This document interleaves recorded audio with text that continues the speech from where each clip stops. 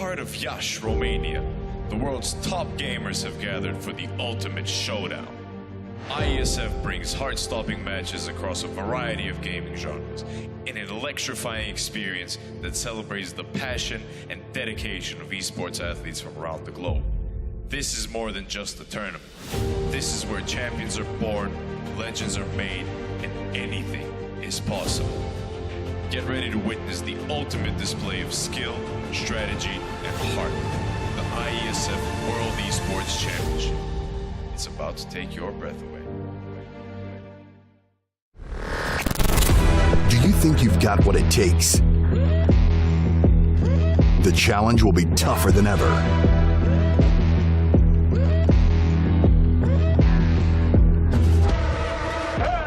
In 2023, International Esports has a new home. Over 100 nations fighting for the championship in a celebration of everything that makes esports great. Who will rise up to the challenge? Who will be the world champion?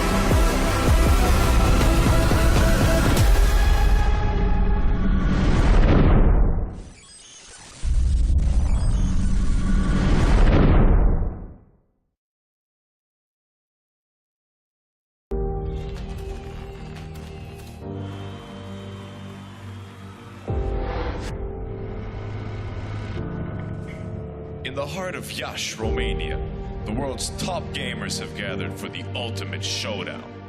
IESF brings heart-stopping matches across a variety of gaming genres in an electrifying experience that celebrates the passion and dedication of esports athletes from around the globe. This is more than just a tournament. This is where champions are born, legends are made, and anything is possible. Get ready to witness the ultimate display of skill, strategy, and heart. The IESF World Esports Championship. It's about to take your breath away. Do you think you've got what it takes? The challenge will be tougher than ever.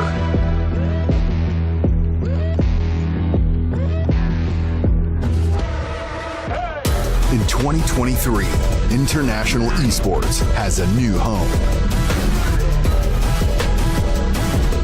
Over 100 nations fighting for the championship in a celebration of everything that makes esports great. Who will rise up to the challenge? Who will be the world champion?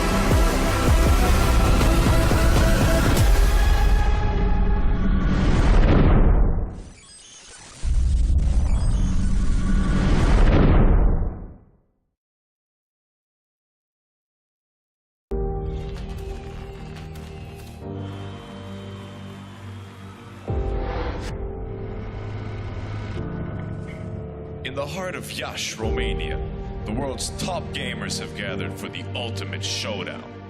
IESF brings heart-stopping matches across a variety of gaming genres in an electrifying experience that celebrates the passion and dedication of esports athletes from around the globe. This is more than just a tournament. This is where champions are born, legends are made, and anything is possible. Get ready to witness the ultimate display of skill, strategy, and heart. The IESF World Esports Championship. It's about to take your breath away. Do you think you've got what it takes? The challenge will be tougher than ever.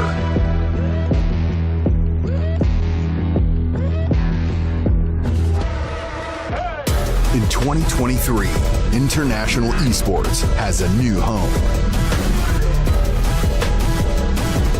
Over 100 nations fighting for the championship in a celebration of everything that makes esports great.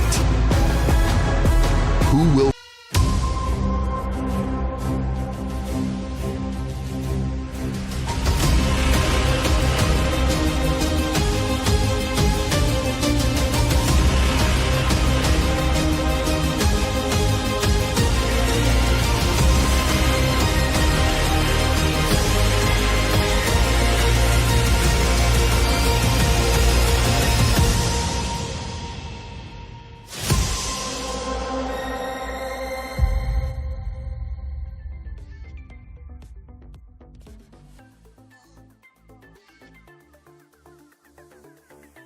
Welcome one and all here to the IESF Qualifiers, the Asia Regional Qualifiers, as we're trying to determine which 8 teams we send all the way into Dubai to compete there, and of course who winds up in Yashi to find themselves crowned as the IESF champion. My name is Sneh. I'm going to be joined by Otomo for the second day this morning. Good sir, how are you feeling? What did you learn from yesterday's games, and what are you looking forward to for today's experience?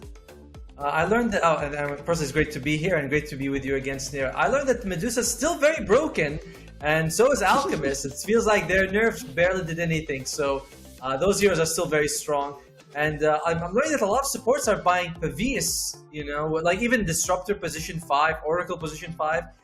It shows how much value that item has. So I found it very interesting to see Pavis being so highly valued. I mean, I thought it was a great item to begin with, but like to see, you know, Crystal Maiden, Oracle, Disruptor getting it is something that tells you like, well, maybe the item is a little bit overtuned. Yep. I think one of the great ways to be able to look at how good Pavis can be is I was taking a just quick look at yesterday's games, and every single team that won, Otomo, had greater amounts of damage reduction than the team that ended up losing. So, and a lot of them had Pavises, a lot of Crimson Guards, a lot of Pipes. We had one Eternal Shroud being purchased yesterday. But anything that you can do to try and mitigate damage from the enemy team, how Mage Slayers also can prove very effective in that regard. So I kind of think like Pavis, I'm with you that that's going to be the one item. Of all the items I've just mentioned, it's the one that makes the most sense for a support to buy. You might not always have a good shot for a Lotus Orb in a game, but Pavis is always very, very good. So makes a lot of sense to me why we've been seeing more and more supports picking that item up. And it's like, it's got very useful stats. Like mana for supports, because mana regeneration is one of the best stats you can have as a support, so that you can stay on the field. Usually, you know, if you have high mana regeneration and tranquil boots, you can stay on the field forever. A decent amount of health. Armor you can get early because you can just take that and go into the laning phase. 2 armor. You are going to be trading hits, so 2 armor does reduce that by like what, 12%, something like that. It's very helpful to have. So it makes sense that, you know, you start off with a ring of protection, get a fluffy hat, and upgrade it later on. So I'm liking Pavis. And you're worried about damage mitigation. Even I did the SA DPC. EG was heavy on damage mitigation and healing as well, because when you are mitigating damage, 1 point of health is a lot more than just 1 point of health. Yeah, absolutely. So one thing that I find very intriguing that you're mentioning about, you know, all these items being bought by supports. If you look at the cost of Pavis, Otomo, it's 1,400 gold exactly, right? Normally, at the phase of the game that you buy Pavis, that's normally when you would be buying an Aghanim Shard in the prior patch as a support. Yes. Now, you don't have to have that worry. You go take down that Tormentor, so that makes Pavis even more valuable, because that's where the gold goes now. You're not just buffing up yourself, but you're making sure that the team overall stays alive. So I'm pretty sure throughout the course of today's games, we're going to end up seeing these two items, this particular item picked up quite a lot.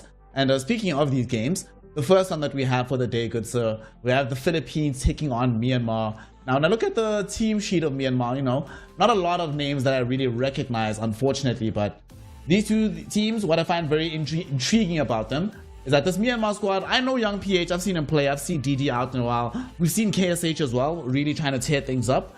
But what's frustrating for them, Otomo, is that, you know, with Myanmar, it's who do we know? On the side of the Philippines is who don't we know? Right. So that makes it a lot more difficult for Myanmar, because they are playing some very well-established names in the Dota 2 landscape.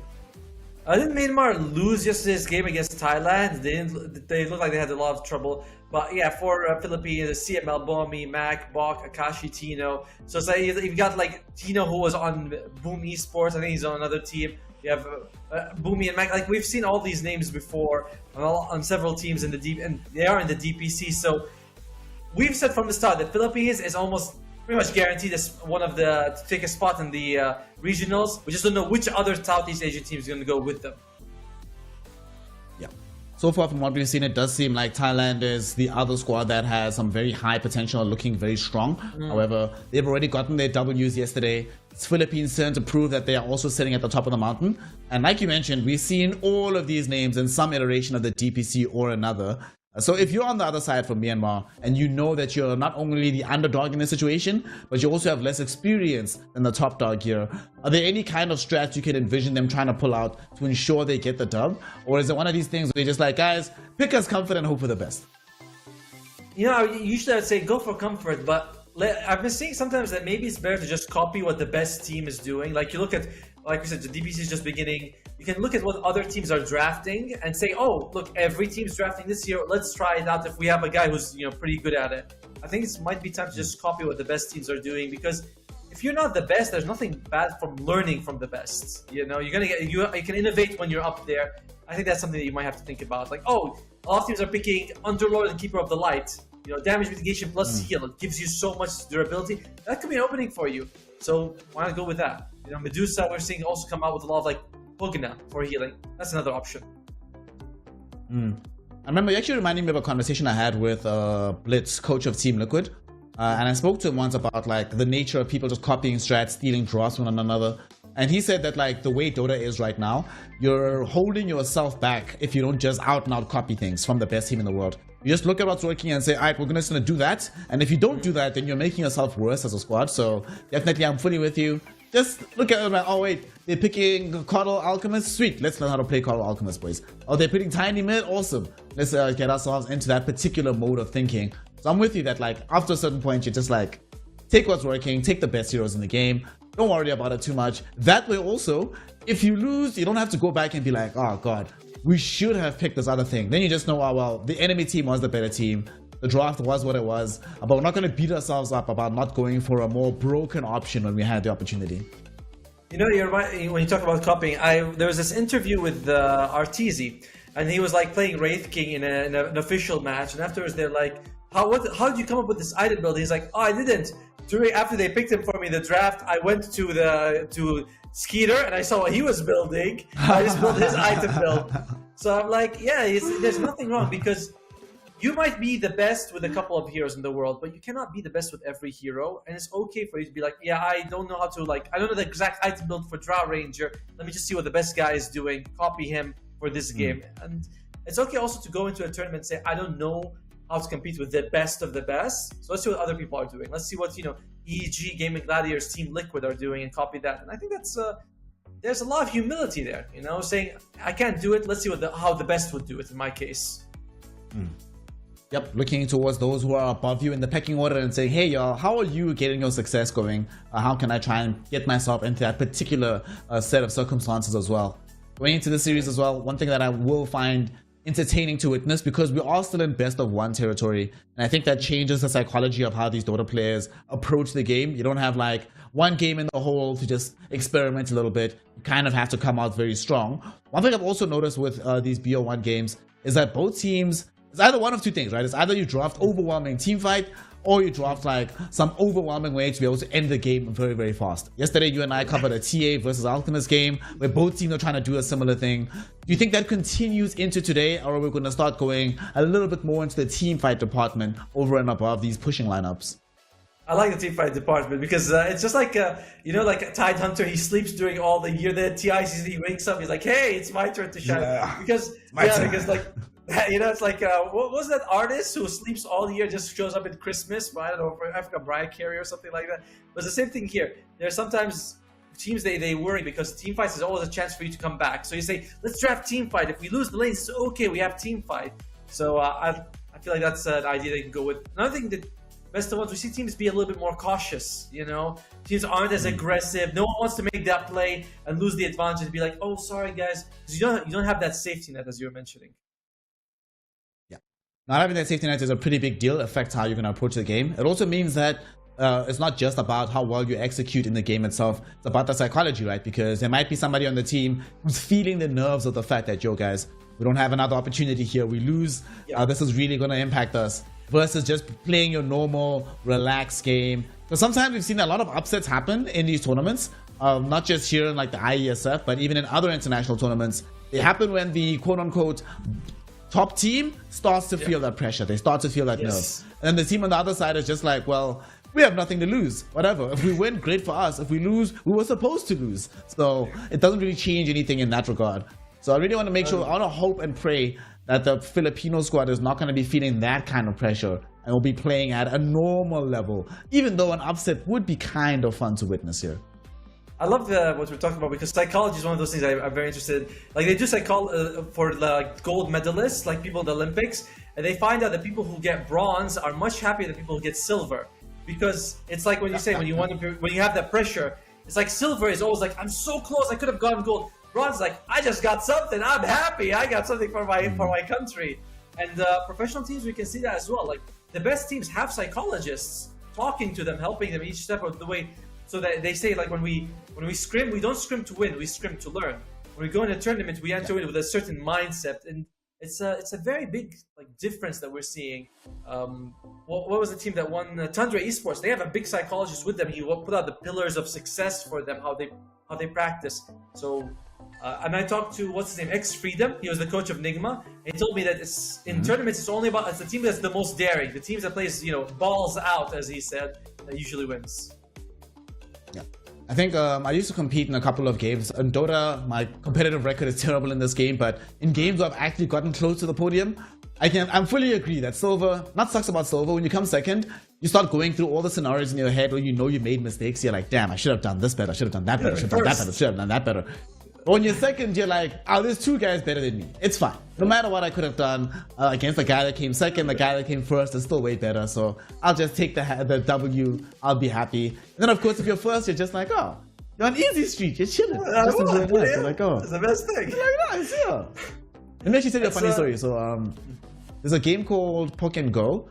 And when Pokken Go released, right, we had a tournament locally. And so I'm at the tournament. I was actually doing both. I was casting the tournament and I was playing in the tournament. And I got third place, right? But I was very upset about getting third place because I lost in the upper bracket final and I lost in the lower bracket final, right? Get knocked out completely. Yeah. And then afterwards, I played, and the prize for the tournament, by the way, winning place was some money, but they also gave you a Nintendo Switch, right? Nice. With the game and a couple of other games as well. So obviously I lose. I'm not very happy about this. And then I played the guy who won, right? And he was like, oh, let's just do some sets, bro. Let's go first to 10.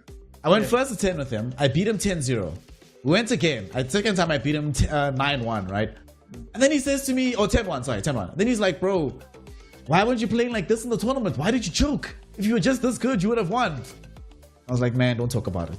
Yeah. But that's the difference between a person who wins the medal and someone who comes third. It's like, how do you handle that kind of pressure, right? Because not everybody is capable of absorbing that pressure and just letting it wash off your back. Because the moment you start like thinking about that pressure, you're done, you're washed. You might as well give the medal to somebody else. Especially when you've tasted defeat in those situations, like when you we don't know you're winning 20 minutes and then you lose a big team fight. From that moment, the big team, you've been winning for 20 minutes, but you lose a big team fight. So a lot of people do like, that's it's over, we lost, and it's like because you've been in that situation where that turning point happens. So yeah, pressure, experience, expectation. It's all very interesting stuff, and gamers were very affected by it because when we look at different teams, a lot of people are like, this team is better than this team. Like, the margin of victory is like 0.1% that this team is better. It's just that when they come to the crunch time, one team is steady and one team's all over the place emotionally, and that's why they lose. Yeah. That's enough for psychologist snare. Come on, man. We're here to talk about Dota. Exactly, and we are about to have a draft in Dota 2 between the two sides here of the Philippines and Myanmar. Philippines are playing on Radiant side with second pick, and then Myanmar, they have the Dire side with first pick. Very intriguingly, they chose to play on the Dire side for Myanmar, and Philippines, obviously, they chose second pick. What intrigues me is that Philippines could have gone for first pick on Radiant side, and that's what we've been seeing lately. Just has an uber amount of dominance. Yes. So I really want to see what strategy Philippines has, especially for that latter end of the draft, the 18 and 24, to justify going for second pick, given how strong first pick Radiant has been in this meta right now. And if we want to go into the draft, you can see that Myanmar, what do? They ban all the heroes we're talking about, which is Keeper of the Light, who again comes out with this overwhelming AoE heal. It's very powerful, so no wonder they want to get rid of it because yeah, if you're like, so we talk about sustained lineups, but heal is so good in sustained lineups because I mentioned 1 point of health is like 2 or 3 points of health when you have a shield on top of it. So it's fine. It makes sense that they would try to get rid of it. And then after that, we see the more classic, Medusa and Alchemist bands coming out. Medusa has to be banned in every single game. Yes. I do think there are some strats that could deal with it, but for the most part, I don't want to see that hero unless you are prepared to first phase Pango. We'll have a conversation about it later, but I kind of have a feeling that Pango is the solution right now to these Dusa drafts. However, once we start getting into these drafts and seeing these heroes, we'll have a clear idea of what these teams want to do. Everybody at home are going to see it pop up on screen in a moment. Obviously, we have the cheat sheet since we get to see the game directly. And this is another hero, the one that's been first picked right now by Myanmar. Oracle, right? I think this hero is very good right now. But I'm still not completely convinced it's a first phase hero, unless you're Team Liquid. If you're Insania, fine, first pick this hero. But in all occasions, what's your read currently on where this Oracle fits into the meta? I think he's being figured out because Fate's Edict was really heavily buffed. It no longer disables your allies or gives magic resistance to enemies. So it's a much better spell now. And I think people are still trying to figure out. His shard is also really good. It's an AoE heal. Yeah, it's it also good, yeah. improves healing. It's a very strong. I remember it was an Aghanim Scepter. I was saying this is a good Aghanim Scepter, but now you can get it for free from a Tormentor because this hero does not farm. Like he's one of the worst farming supports, so it does make sense that he's able to like.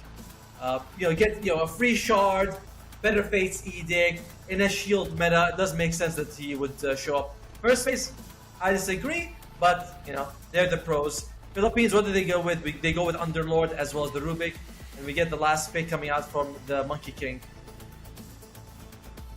I like this MK. Good in the lane versus the Underlord. They could shift it to support or mid later if they really want to. They don't want to play it in the safe lane. It's a hero that, as Rubik, there's not that many great spells that you get out of him. You get what? Boundless Strike? That's pretty much it. Wukong's Command is trash. Primal Spring is okay, but still not like the be-all, end-all as a Rubik. I like this. It also means that they have... Exactly, yeah. It also means they can start setting up a teamfight if they want to, right? You were talking about them going in that direction. Now you already have one amazing teamfight spell in the form of the Wukong's Command. So you can try and finish that more later in the draft to make sure you have an advantage into a team that should be better than you.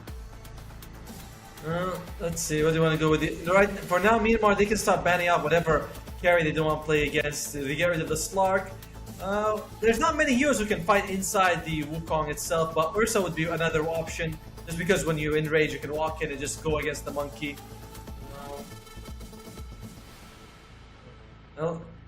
And as for Philippines, they showcased that their offlaner as well as their position 4.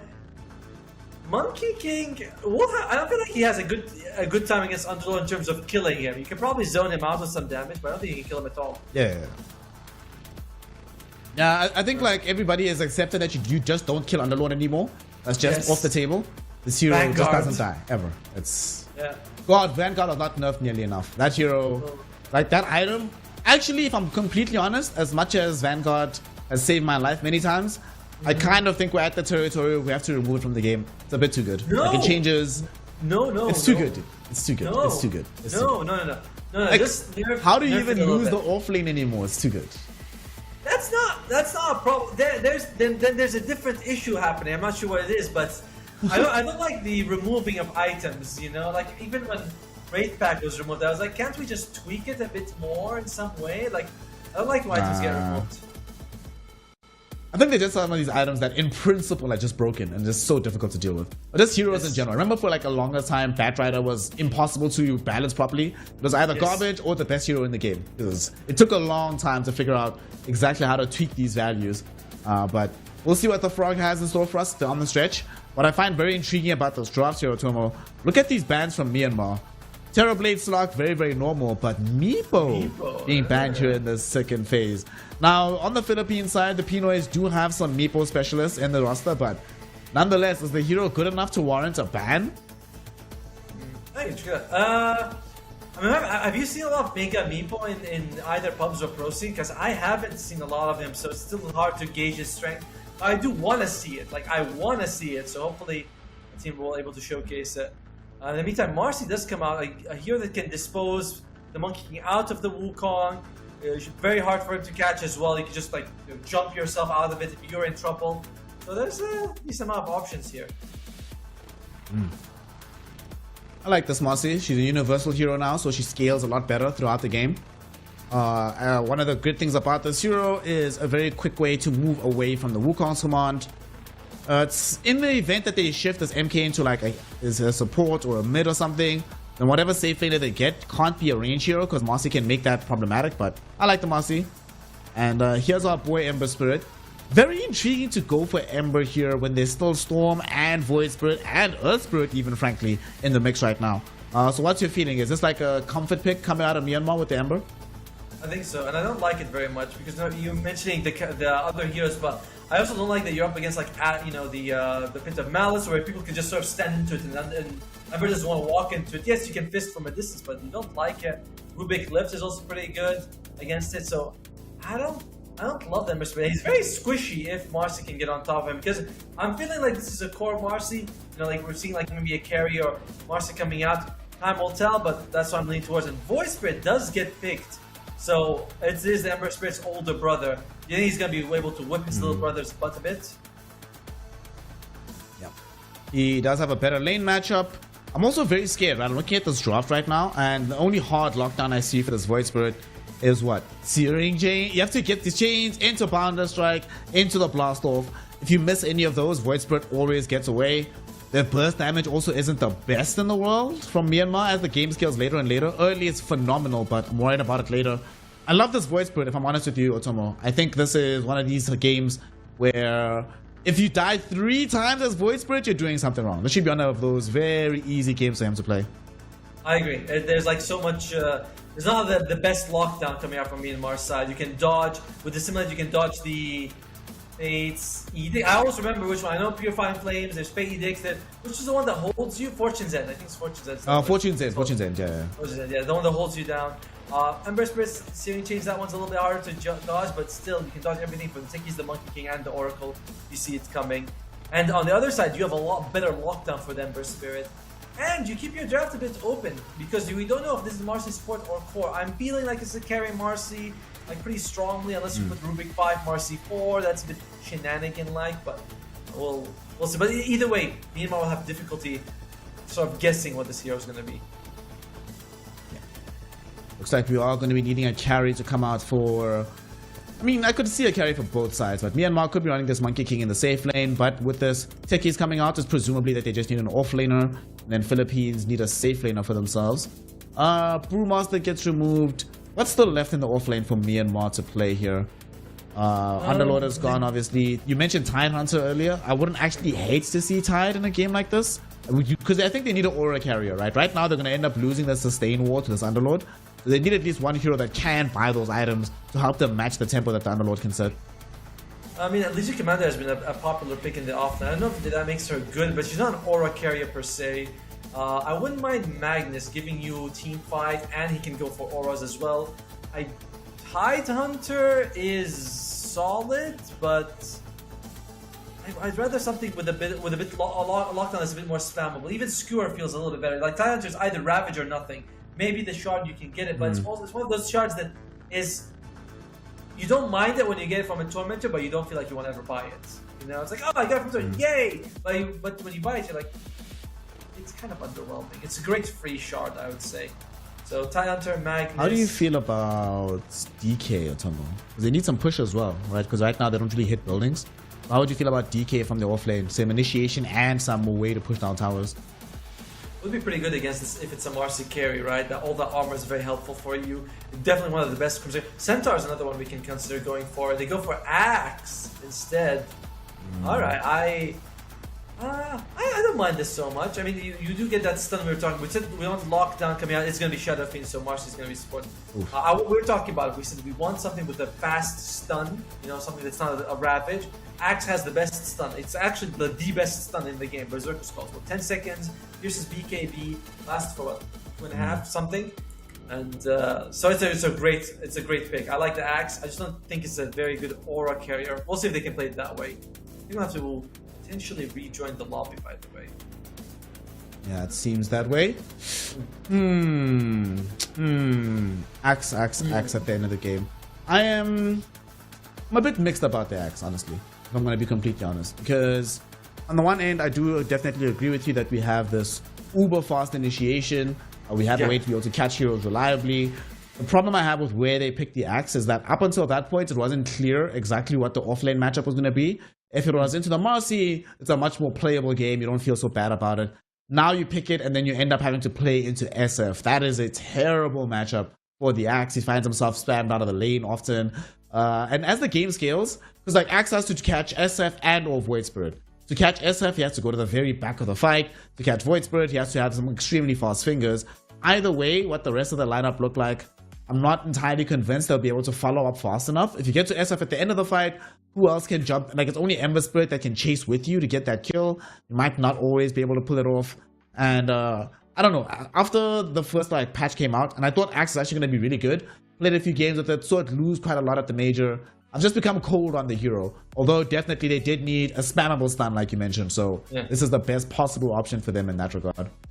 Yeah, I like Axe, man, just because he gives me memories of when I used to play with my brother Dota 1 back in my days, 20 years ago, when we would play Witch Doctor and Axe, and he'd use Battle Hunger and I'd use Maledict, and by level, when you're both level 3, enemies just die, because there's so much damage over time. It was a lot of fun. So I have a soft spot for Axe because he reminds me of my brother. Anyway, but yeah, that's sweet. He's a solid hero in this situation. I agree with you, though. I don't like the matchup with the Shadow Fiend. And to be fair, no matter what, I think Philippines is going to come out ahead just because they're a better team. But Myanmar has an interesting draft. Wukong into Berserker's Call could work really well for them. And we'll see what Ember Spirit can do. Catching Void Spirit seems tough, though. That's the one thing where I'm like, really tough for you to catch the Void Spirit. Yeah. Catching this Void Spirit is not easy whatsoever. I'm also just worried about the laning phase. Because like to catch Void Spirit, you ideally want to have a fast enough Blink Dagger coming out of the Axe, right? Given that I anticipate this lane going quite poorly for him, he's going to wind up in a situation where the Blink Dagger gets delayed, it takes longer for that to come out.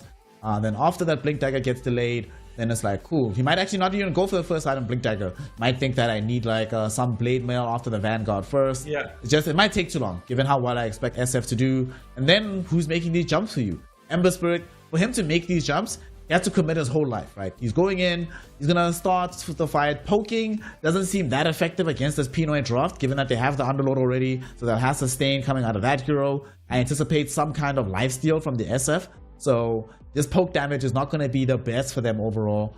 I am worried, although there is one really bright spot about their draft, right? Having this Monkey King with Oracle, not only do you have several ways to ensure that the Monkey King can always get off the full Jingu combo, Fortunes in into a couple of Jingu hits, ensures that you're going to get the full 4.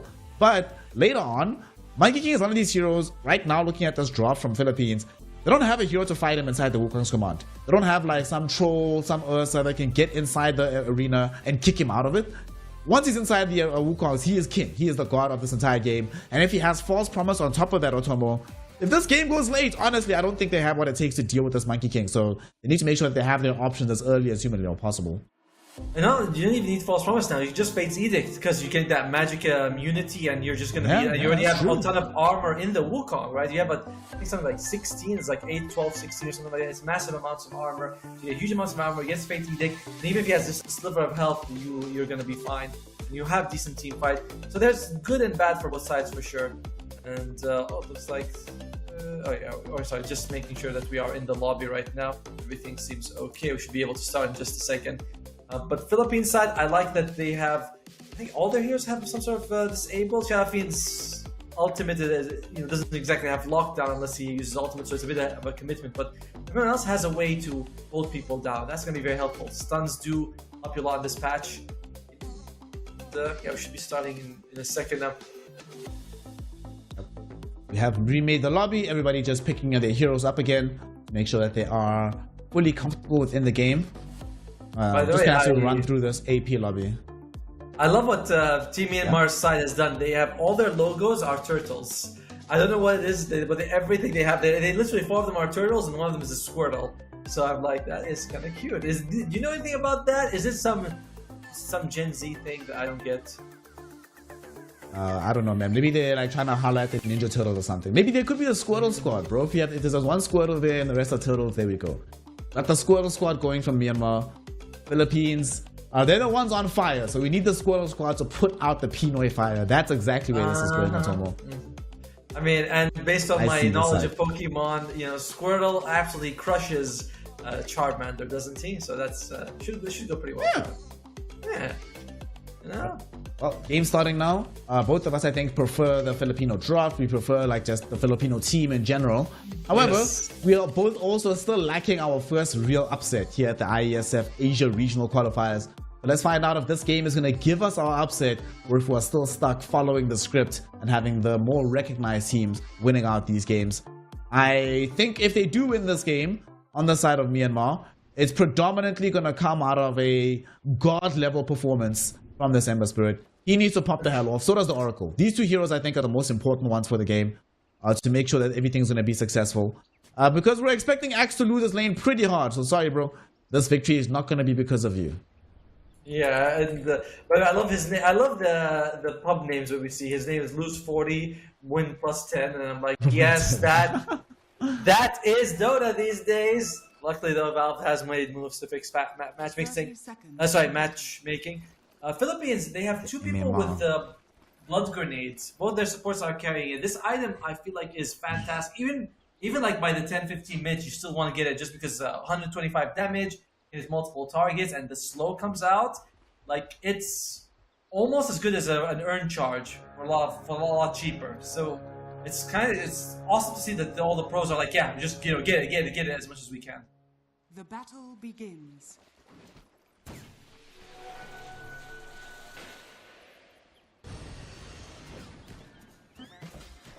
Nice early nothing happening in this game. Just a small little skirmish. I don't think anybody should die from this.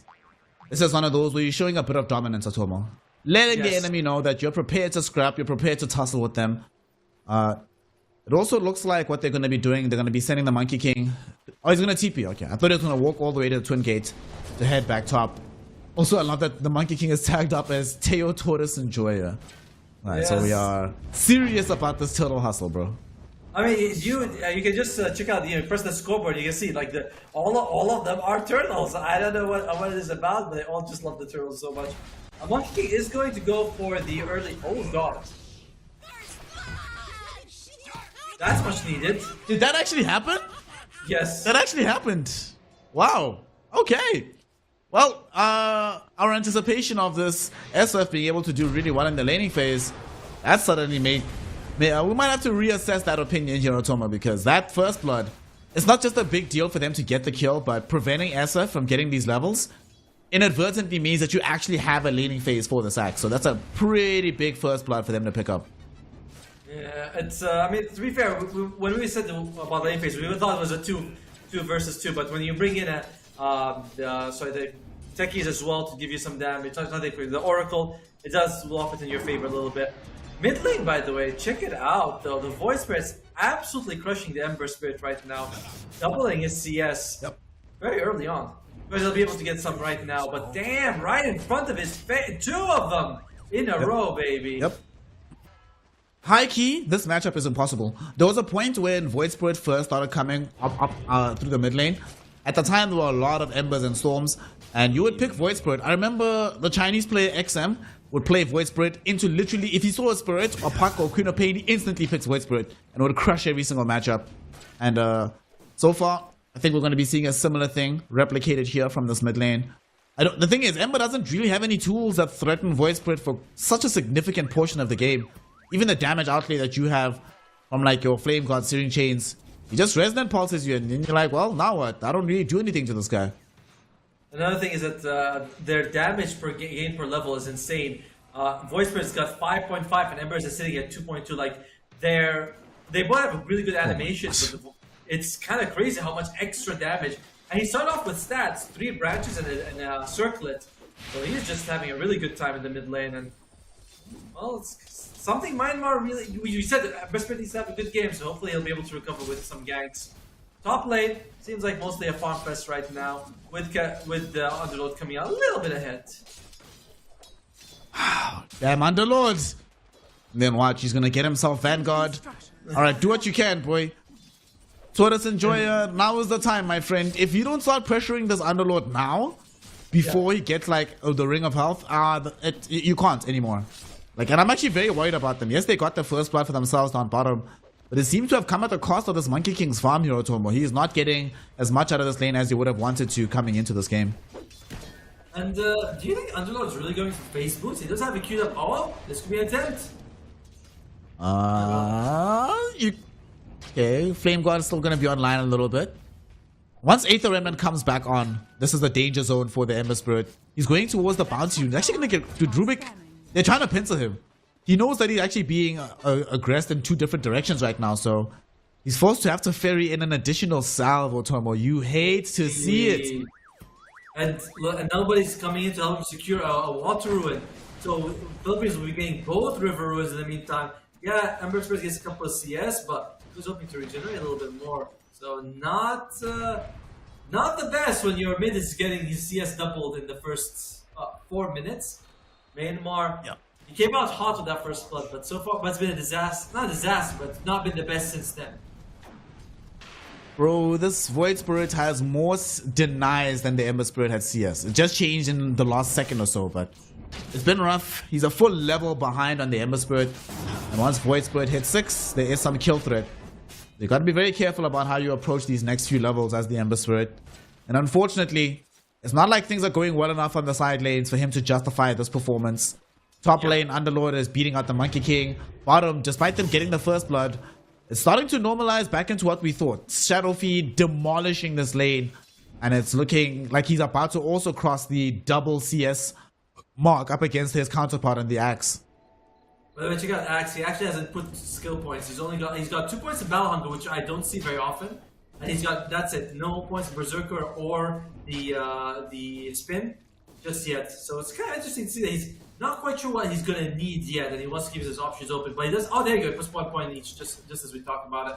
But 2 points of Battle Hunger is unusual. The damage does ramp up significantly, but against Shadowfeed, you're not going to be able to give the damage there for too long. Yeah. That's the issue, right? Normally you go 2 points Battle Hunger when you're really struggling to approach the lane and you say to yourself, you know what, let me try and get CS using Battle Hunger. Unfortunately, you're playing up against one of the best deniers in the game, so you don't even get anything out of it. And mid lane, indeed, the Marcy is sitting nearby, hoping to spring a trap onto the Ember Spirit. Rubik is here as well, so they're going to try go in on all 3 directions before he hits level 6. And here comes the full jump. They should have this. I don't even know why the supports are here. Mac doesn't need you. He's got this all by his lonesome. Triggers the level 6, assassinates the Ember Spirit, and makes life so much easier. Although now they know on the side of Myanmar that SF was alone, but unfortunately for them, he's not alone for long. They do get the kill though, so he stuck around too long, trying to bring down the techies, and eventually the Goblin does die. But a pretty big pickup to lose the SF. Unfortunately, it does come at the cost of the mid Ember Spirit. Oh, look at that, we get a replay of what happened because we actually were looking bottom at the same time. And yeah, it doesn't really, I feel like you killing him just gives him free refill because he's already suffering, you know, like he actually could come back and CS a little bit before he was sitting there with low health, not able to do too much.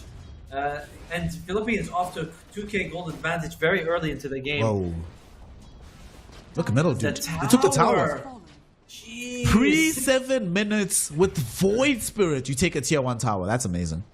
They do, yeah, they were able at least to get the underworld. But yeah, haven't you heard of the Great Tower Destroyer Void Spirit? He can do it in 6 minutes apparently. Average times, man. Void Spirit pushing towers, you know. Oh, dude, another problem. Both Wisdom Runes going to the Philippines side. Massive issue for them as well. Oh, no. Both of their sports are level 5. The enemy sports are level 4. Barely 4, by the way. Yep. Speaking of supports, we're about to lose one on the top side of the map as we have lost the life of Axe down bottom. We're losing the Monkey King as well as he gets taken down. His Oracle is being kept at bay by Sprema, who's in between the tier 1 and the tier 2 tower, walking this Oracle like a dog right now. He just can't do anything. And he's about to end up losing his life. And that's 3 heroes dead all across the map. This is the understatement of the year, Otomo. This is not good. Oh yeah, very naughty. CML on the Marcy is closer to level 6 than the Axe is. By a lot. Oh, mid lane!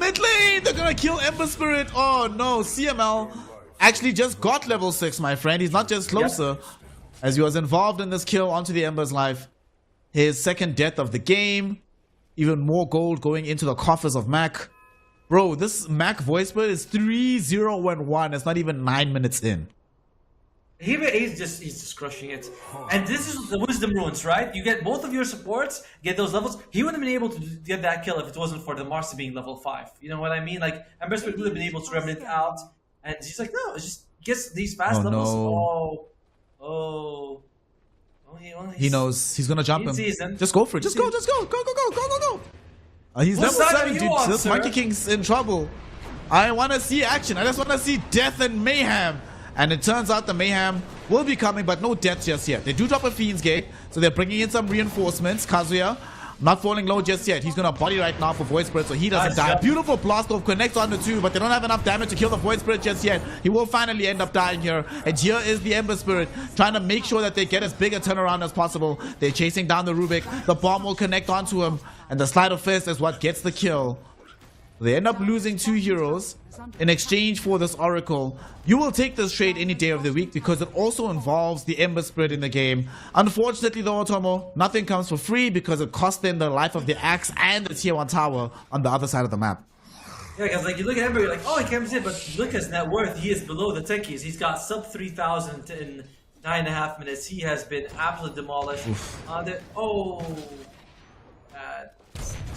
A hair out of place. A little bit unfortunate for them. Honestly, like Myanmar, they're kind of having problems in every lane. Mid they lost the tower. Bottom lane they lost the tower. Just now they got a decent kill top, but that's about it. All right, Ember Spirit trying to find someone, but nope, no one there. Fist can't find anyone. Decides it's time to go back, and Pavis is going to be the first item on the Marcy. Excellent choice for this game. You look at the situation and you're like, well, firstly, we're about to see real life maybe die middle. Ember Spirit in some danger. We'll be able to remnant away though. The fact though that he had an Oracle behind him and still came that close to death should be very concerning about the rest of this game. Like you say, the Pavis coming soon right now for CML. So we're going to have some damage block, and given how this game is going, they don't have that much damage to outlay on the Myanmar side. So anything that gets reduced makes such a huge difference. And on top of that, look at Underlord building that Crimson Guard, my friend. And if he goes Crimson Pipe, they literally have no damage anymore. I have a mechanics question for you because it's something I'm not quite sure about. But if you have a shield, does lifesteal still lifesteal? Like if you Pavis someone and Monkey King, you know, hits them with a Jingu on, does it actually lifesteal? Because you're technically not hitting their life.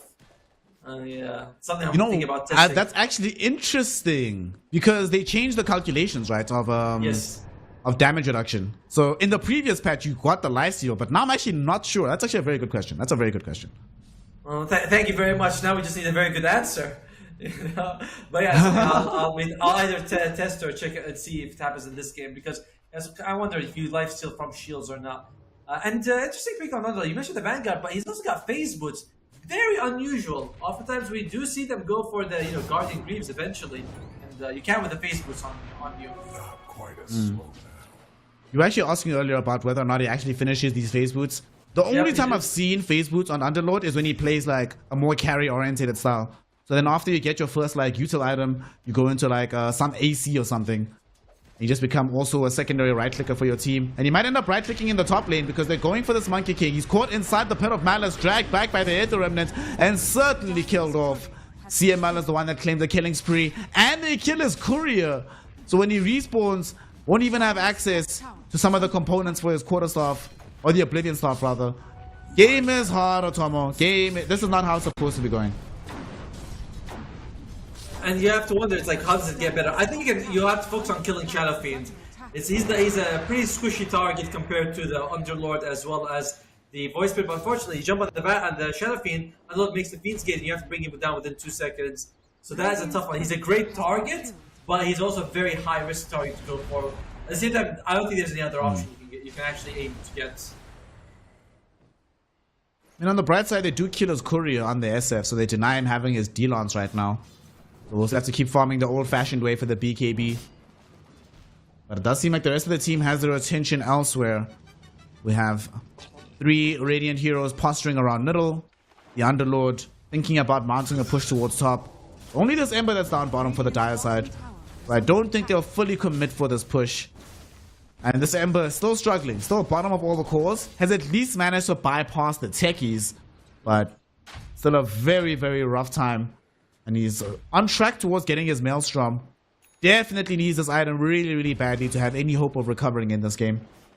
Axe gets the Blink Dagger though. That gives you an opening, right? And now you have a form of initiation that isn't just, Sleight of Fist change. You have another way for people to jump in. So it could be something. Oh dear. Oh no, Ember. He's in a bit of a rough place, but he's fine. Gets out. He has reinforcements coming in. I think he's baiting. He's baiting. They really want Axe to reveal this Blink Dagger right here. But it seems like Akashi has a good idea that this bait is incoming.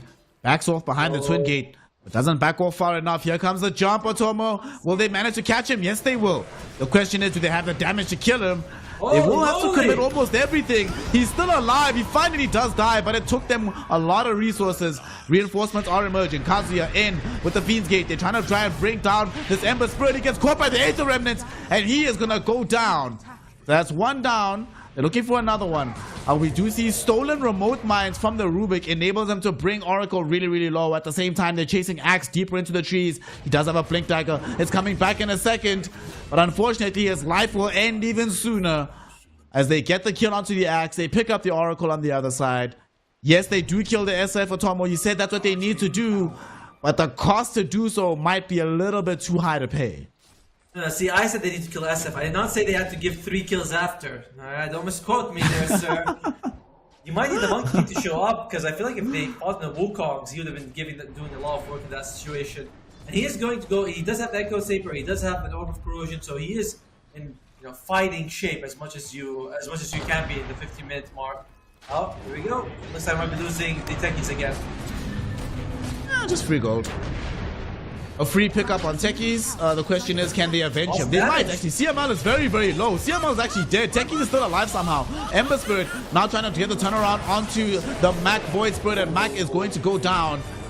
Will they be able to give further chase onto Rubik? Rubik steering chains back up, and they do catch him in position. Boundless Strike won't come out just yet, but they don't even need it unless they need to confirm the kill, which they will do right now and get themselves 3.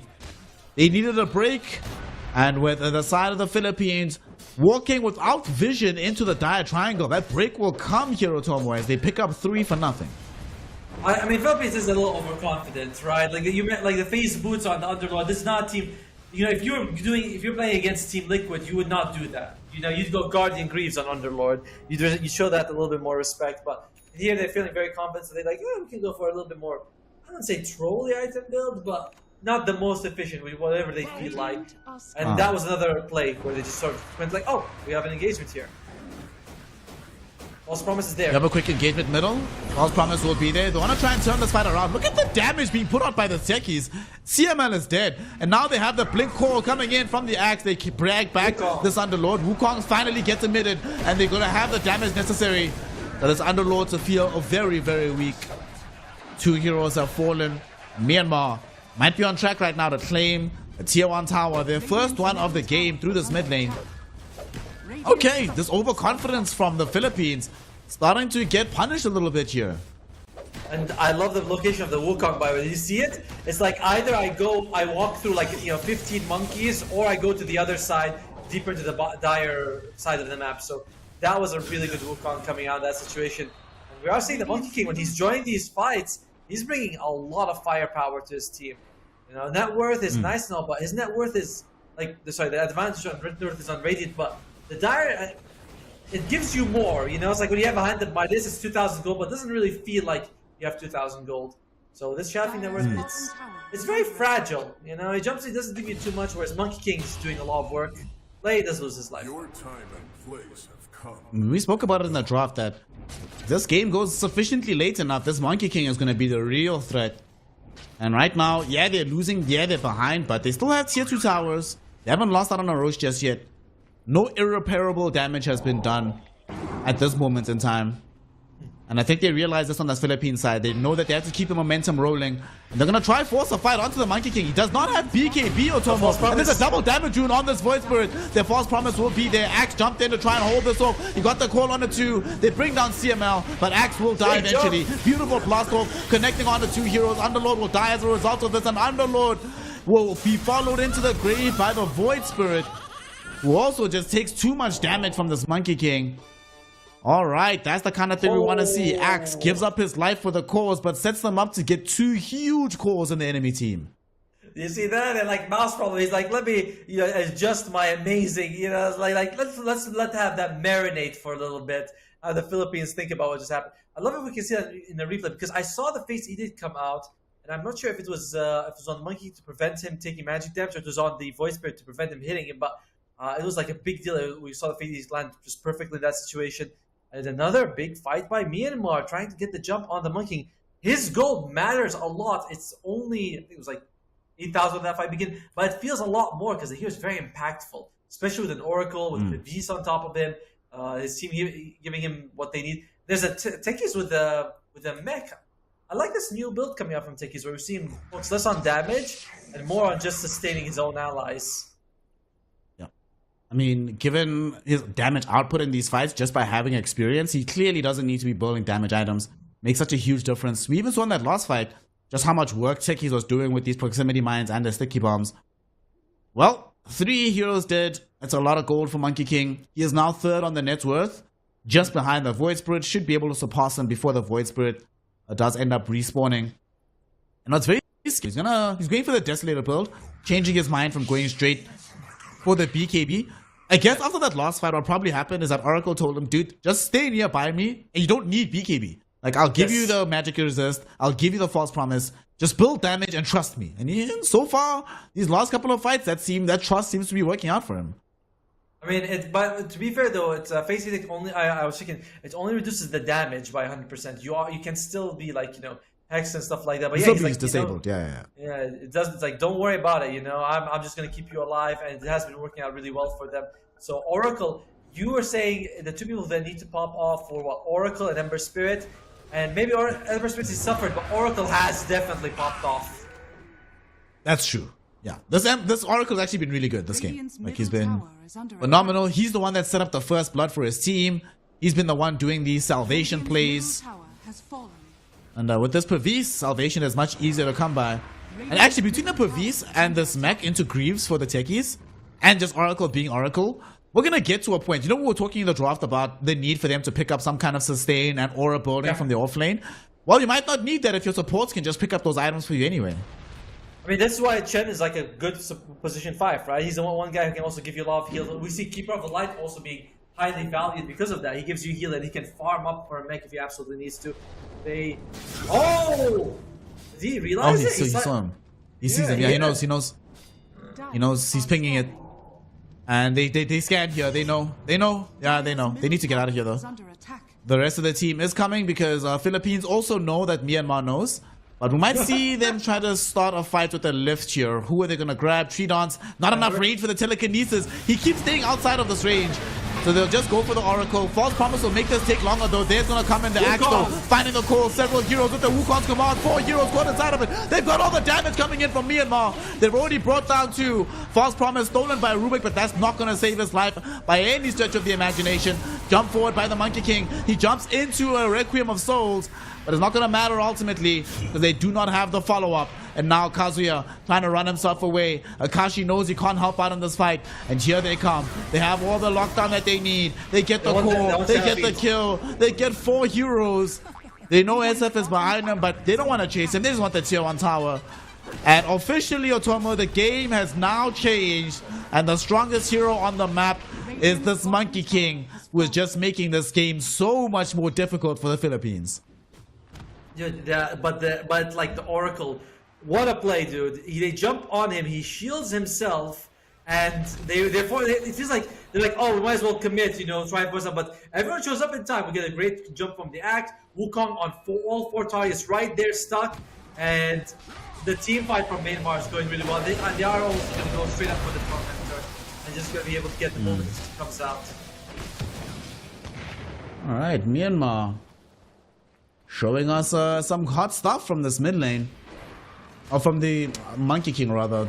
And the Oracle. Oracle is really impressing me, I must say. Like, Zorain is really impressing me. I'm very impressed. Like, heads up. There's a reason why he has the Squirtle. Everyone else is a tortoise. Otomo, he's the actual leader of the Squirtle squad. Yes. Yeah, and sir, it's pronounced Zorain, sir. Oh, my bad. Say his name properly. He's earned it. You know. But yeah, he does get the shot, by the way. So we talked about like the sustain being Raid of Destiny is really good. You put this with the mech on top, you get so much value. And right now, I'm looking at Philippines. I'm thinking you guys are really in the back foot. You guys are struggling. Your lineup doesn't scale as well late game, and you didn't go for the aura items. No.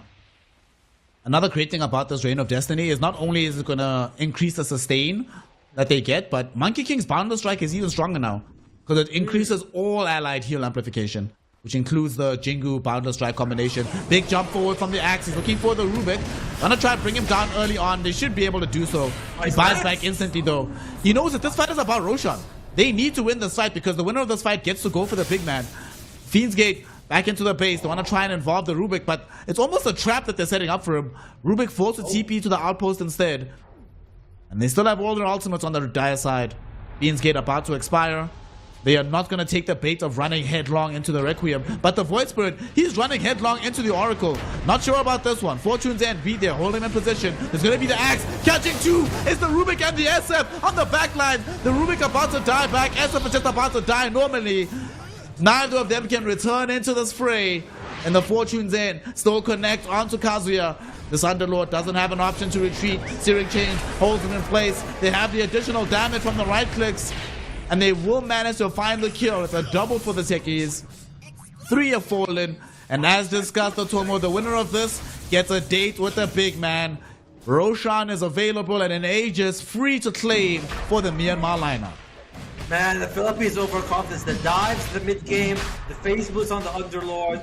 Everything's coming like, you know, you're all reaping what you sow. And Myanmar, they are very happy with the situation in the game right now. Check out the supports, how much gold they have. They're coming out with Glimmer, Caves, Meg, Weaves, Abyses. Like, when they jump on the Oracle, he is no easy target to bring down. You know, 1400 health with 2 shields on top. Void Spirit was eating him for lunch, and now he's like, I can't even kill him. Oof. Well, there is a big Aegis given away right now. Monkey King, Immortal, top of the net worth, Deso, Oblivion Staff. I'm gonna turn this back into an Echo Saber after finishing off the BKB. What a wise decision from him to go straight for the Deso first before coming back for the Echo BKB. Well, now a ton of armor corruption on the Monkey King.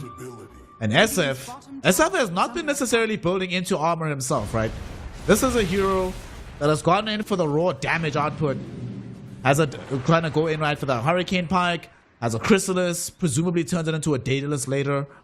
But that means there's no AC on the team. And there's just no way to deal with all this armor corruption coming out of the Monkey King. And the damage outlay is becoming a little bit ridiculous now as well.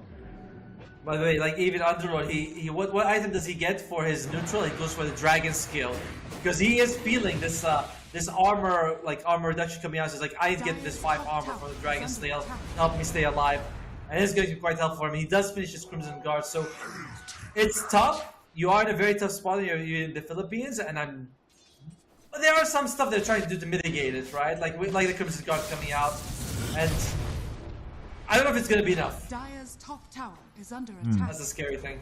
Dire's top tower has fallen. They have Crimson Pipe, but we are finally getting to a point as well where Ember Spirit's allowed to play Dota. So not only is he playing Dota, Tom. Sorry, he's going for Phylactery. Okay.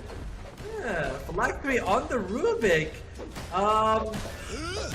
Okay, that's an interesting choice. I've seen this before, but I've only seen it in games where Rubik has, with the spells he can steal, a lot more spammable than these ones. So I suppose if you steal like Slide of Fist, that's pretty good. But that's the only spell, right? So you're pretty much buying this for Fade Bolt. I don't know if this is the game for Phylactery, even though there are games where I do think it's pretty good on Rubik. I mean, doesn't it also apply to when you spell steal and lift? Like all of them will do the extra damage. Yeah, they will. Yeah. But I prefer it when you have like when you steal spells that also have absurd damage output. Like you steal some like Dragon Slay from Lina, and then you have Phylactery. That's like that sounds insane to me. Well, might only have one more fight left in this game. And so how do you hold your Otomo? I mean, you have Underlords, right? Like this guy's got a lot of advantages, and one of them is that he's a pretty good person that you know, Firestorm a lane. He's gonna be that's decent enough to usually clear it out. And you do have the sidekick with the Shadow Fiend. So if Shadow Fiend can just stay alive a little bit, you got the Soul Crest as well. He can output the damage. I don't think Philippines' damage output is too bad. Like they can't shred people. It's just they have to survive that initial burst. They have to make sure they don't get caught. Maybe a Marcy can jump in, dispose someone back in. That could be a problem for you. But you also have to worry about the Aegis. Still 2 minutes left. You can't take a fight with the Aegis around. Top tower has fallen. You know, another aspect of what you're talking about now with the sidekick plus SF is that the Reign of Destiny from Oracle also makes sidekick less effective because it reduces heal on the enemy team. Yes. So they get less value out of having this, which is a pretty big deal, honestly. Given that SF as well, his survivability has primarily been coming from sidekick and this Master of Madness. The physical damage output from Monkey King means BKB doesn't protect you. So this Reign of Destiny is actually pulling double duty in the midst of these team fights. Radiant's top tower. Just say, it doesn't say how much the heal amplification for enemies are. Just as heal amplification is 20%. I assume it's 20% us bonus, 20% them minus. But it doesn't Them actually... reduction, yeah. Yeah, it doesn't actually say that's where the direction is, but I imagine that is how it works. And Myanmar, Radiant are you scanning. know, I don't know if you want to go high ground just yet. You could consider like taking the next set of Tormentors, the Wisdom Runes coming out 28 minutes. Like you aren't in a rush.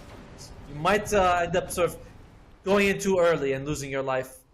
Wisdom Rune would be the play. In Philippines, they're like, no, we'll just make sure we steal there, like we get ours.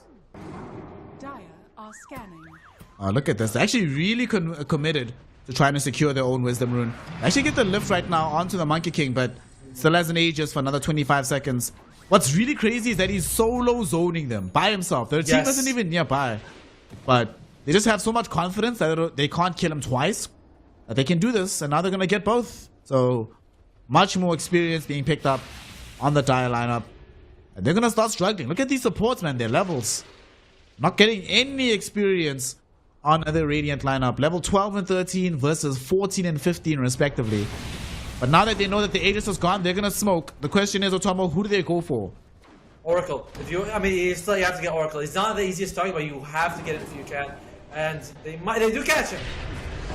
They catch him at first. Forced off will be there to save him for now. Axe jumps in to try and create some space. But Void Spirit, he's the one caught in all alone, stunned up. They really want to try and bring Mac down, and they will be able to do so.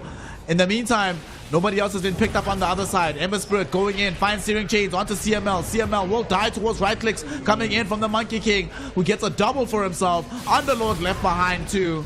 And he is going to die to the bombs of the techies. As 3 heroes taken away. And Otoma, we spoke about how if this game goes late, they don't have a chance on the Philippines. The game might not be late, but we have late game levels of farm on this Monkey King. And it's starting to feel impossible for the Radiant lineup. And Champion is just like, sorry guys, I'm gonna go. I must say, I did not feel like we saw anything from the Champion this game. Like he was just, farming off by himself the entire game. So a little unfortunate. They were able to catch the Oracle, but they caught them sort of like at the very edge. It's almost like the Oracle was baiting them in a way. So in the end, it just went another unfortunate fight for coming out from. Sorry, I just muted my mic by accident. Myanmar. This is the upset we were looking for, I gotta say. They were lost the laning stage. They had a bad matchup, Axe versus Stage Champion, but they brought it all back in. They return into this game. They lost the lanes pretty hard. You're saying the SF didn't really do too much. Well, his influence in the lanes was definitely felt. Axe was hating life for some time, but as the game went on, this Oracle leveled up. This Monkey King performances. But honestly, let's be 100% Otomo. Let's keep it a buck. The real MVP for this game, if Myanmar end up winning, is simply the overconfidence from the Filipino lineup. Yes. Several mishap dives. Where the game for me really turned was when they went into the dire triangle. No vision. Like Voicebird even triggered mines on the way. So they knew that a fight was coming. And they still just went for it. Because they're like, oh, we're just that much stronger than them. And that's the first time Voicebird died. And since then he's been unable to stop dying in these fights. I forgot which I'm friends with the coach of Tigers, which is one of the teams that went to won the minors a few years ago. And he said against weak teams, respect them, and against strong teams, disrespect them. You want to play aggressive against these stronger teams and make sure that you try to get them off their game. But against a strong team, like a weaker team, don't dive too much. Don't try to make these big plays and work on your highlight reel. Like these are still amazing players. Just because they're a little bit not as good as the Philippines side, let's be frank, doesn't mean that you should just say, oh yeah, I'll dive on 5 of them by myself. Because like, no, they're gonna kill you. Maybe you rank 20 and they rank 90. That's a bit of a gap, but they're still ranked 9. They're still amazing players. And Myanmar, they proved their worth. They the dive, like you said, it is the Philippines that overplayed them. Well, we now have a situation where they can go for the next Tormentor. Who doesn't have an Aghanim shot? So they have one available on the Oracle, of course. Techies needs one. Ember Spirit already has one, so it gets to an Axe. I mean, Axe's one is not bad. There's no attack speed items in the team. They don't have like a Beastmaster, but it's still pretty decent. Yeah, because before it was actually kind of better, right? Like if you want to apply it very fast. Now he has to jump in and attack people a bunch of times. It's not amazing. Okay. Now, it's okay. For me, the big thing about it is if you have blade mail and then you dive a target and then you hit them, they're getting the damage back against you, but then you're not taking as much damage from them. That's the only good thing I like about this shot, where I'm like, oh, this is very good. I mean, the thing is, reducing enemy damage is great. It's just that it takes so long to activate it. I have to hit them 4 times, whereas before you jump and you spin 3 times, like in succession. You know, where you hit like that's just not happening right now. And this is going to be second Roche as well, going to Myanmar side. Philippines will have to put, well, they have to pull a hat rabbit out of a hat, and then the hat out of the rabbit. And sorry, the game audio is quite loud for my end. So they need to pull a rabbit out of the hat. Inside the rabbit, there's a cat. Inside the rabbit, inside the cat, there's another rabbit. And inside that rabbit, there's another hat. Well, those are the scale of miracles needed here, and they're gonna try and get them jumping onto Monkey King, but this is not the best target to start the fight on. He has an Aegis, he has an Oracle behind him. There's no way to get this kill. Although they still want to, they really want this fight, Otomo. They have a double damage on Shadow Fiend. He has a newly picked up Silver Edge, the Hurricane Pike BKB. Dire's courier has been killed. They have Yeah, vision but in the they've air, been they have that scouted. clipboard. Nice. Okay, It's look not at this the now. vision They're smoking around. advantage. Axe is coming. Axe is looking for the jump. Between himself and the Void Spirit, this can get really problematic, but it looks like they realize the danger they're in on the Philippines, and they mass CP out. They're back safe inside the base, and nobody's gonna die from that. Yeah, I mean, I like what they're trying to go for. The DD Ruin, you had the vision on the cliff, but they felt like, okay, it's spot out, they're not going to come off of this trap. Now, Myanmar, they also say, why do we need to do anything? We just need to hit buildings. They don't run away. Buildings aren't cowards. And they're like, yeah, just go for it. It's going to take a little bit of time with the Firestorm spam, but you'll still be able to go out and get a couple of hits every few seconds. See what they've got here. Firestorm spam. There's the axe jump onto the SF, but SF gets pushed away a little bit. Rubik with the salvation. They keep him alive for now with the Pavis as well. Tier 3 tower falling fairly low. They drop a Rain of Destiny, heal everybody up. But that was False Promise committed, so they'll need to wait until that's back online before they mount another push.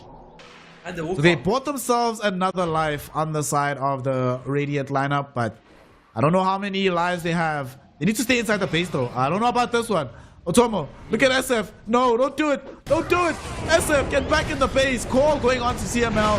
CML will die. SF finds a Requiem on the 3 with a bit of Malice on the 2 as well. They brought down the axe and they're trying to fight against this Monkey King. There's no Wukongs, but he still has just so much damage. He's being kept alive for now. Finally will lose his first life. That did use the BKBs though. Axe needs to try to find a way back in the game, but it doesn't have BKB. Ember Spirit now jumping onto CML, killing him off. No BKB on the Shadow Feed. He dies to the Ember Spirit as well. And now Ember looking towards his counterpart. They bring down the Void Spirit. Huge boundless strike hit, takes out the supports. That's a triple kill for the Ember. Some kills for the Monkey King. Buybacks required from the Radiant lineup. But that's 2 of them, so if they die here, the game might just end. The Abyssal Blade hit goes on to the SF. There's going to be the core coming in from the Axe to try and hold the SF in position. But SF fairly strong right now. Axe almost dies. Needs to get bailed out of trouble at the very last minute by the Oracle. Zorain yet again showing his value for his luster. And they keep the Shadow Fiend alive. They keep the Axe alive. Somehow, the second round of this fight doesn't lose anybody, but nonetheless, what an action-packed affair it's been in these last 40 seconds. I have to agree with Philippines for going for that fight. You see Wukong is down.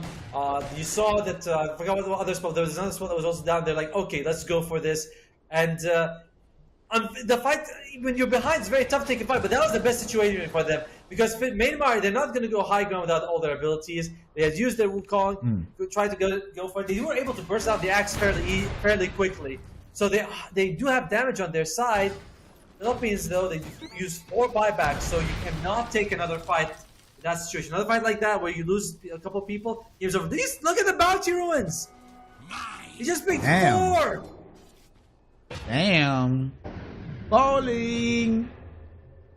That's nice. That's cool. That is nice. That's 2,000 gold and total, by the way. It's not insignificant, actually. That's all.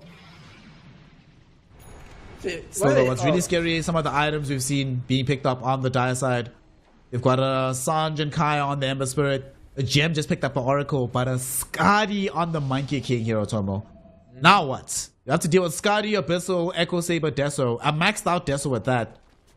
What's the plan here, especially considering they were not too far away from the next tier of neutral items as well?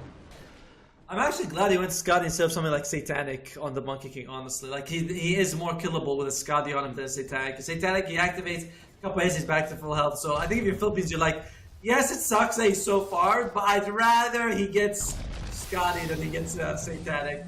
And Philippines are going to have to find some way to get those tier 4 items and farm them fast. Because you do not want the enemy team to have it, and you have none. They only got one so far on their side. That's a pretty good one, though.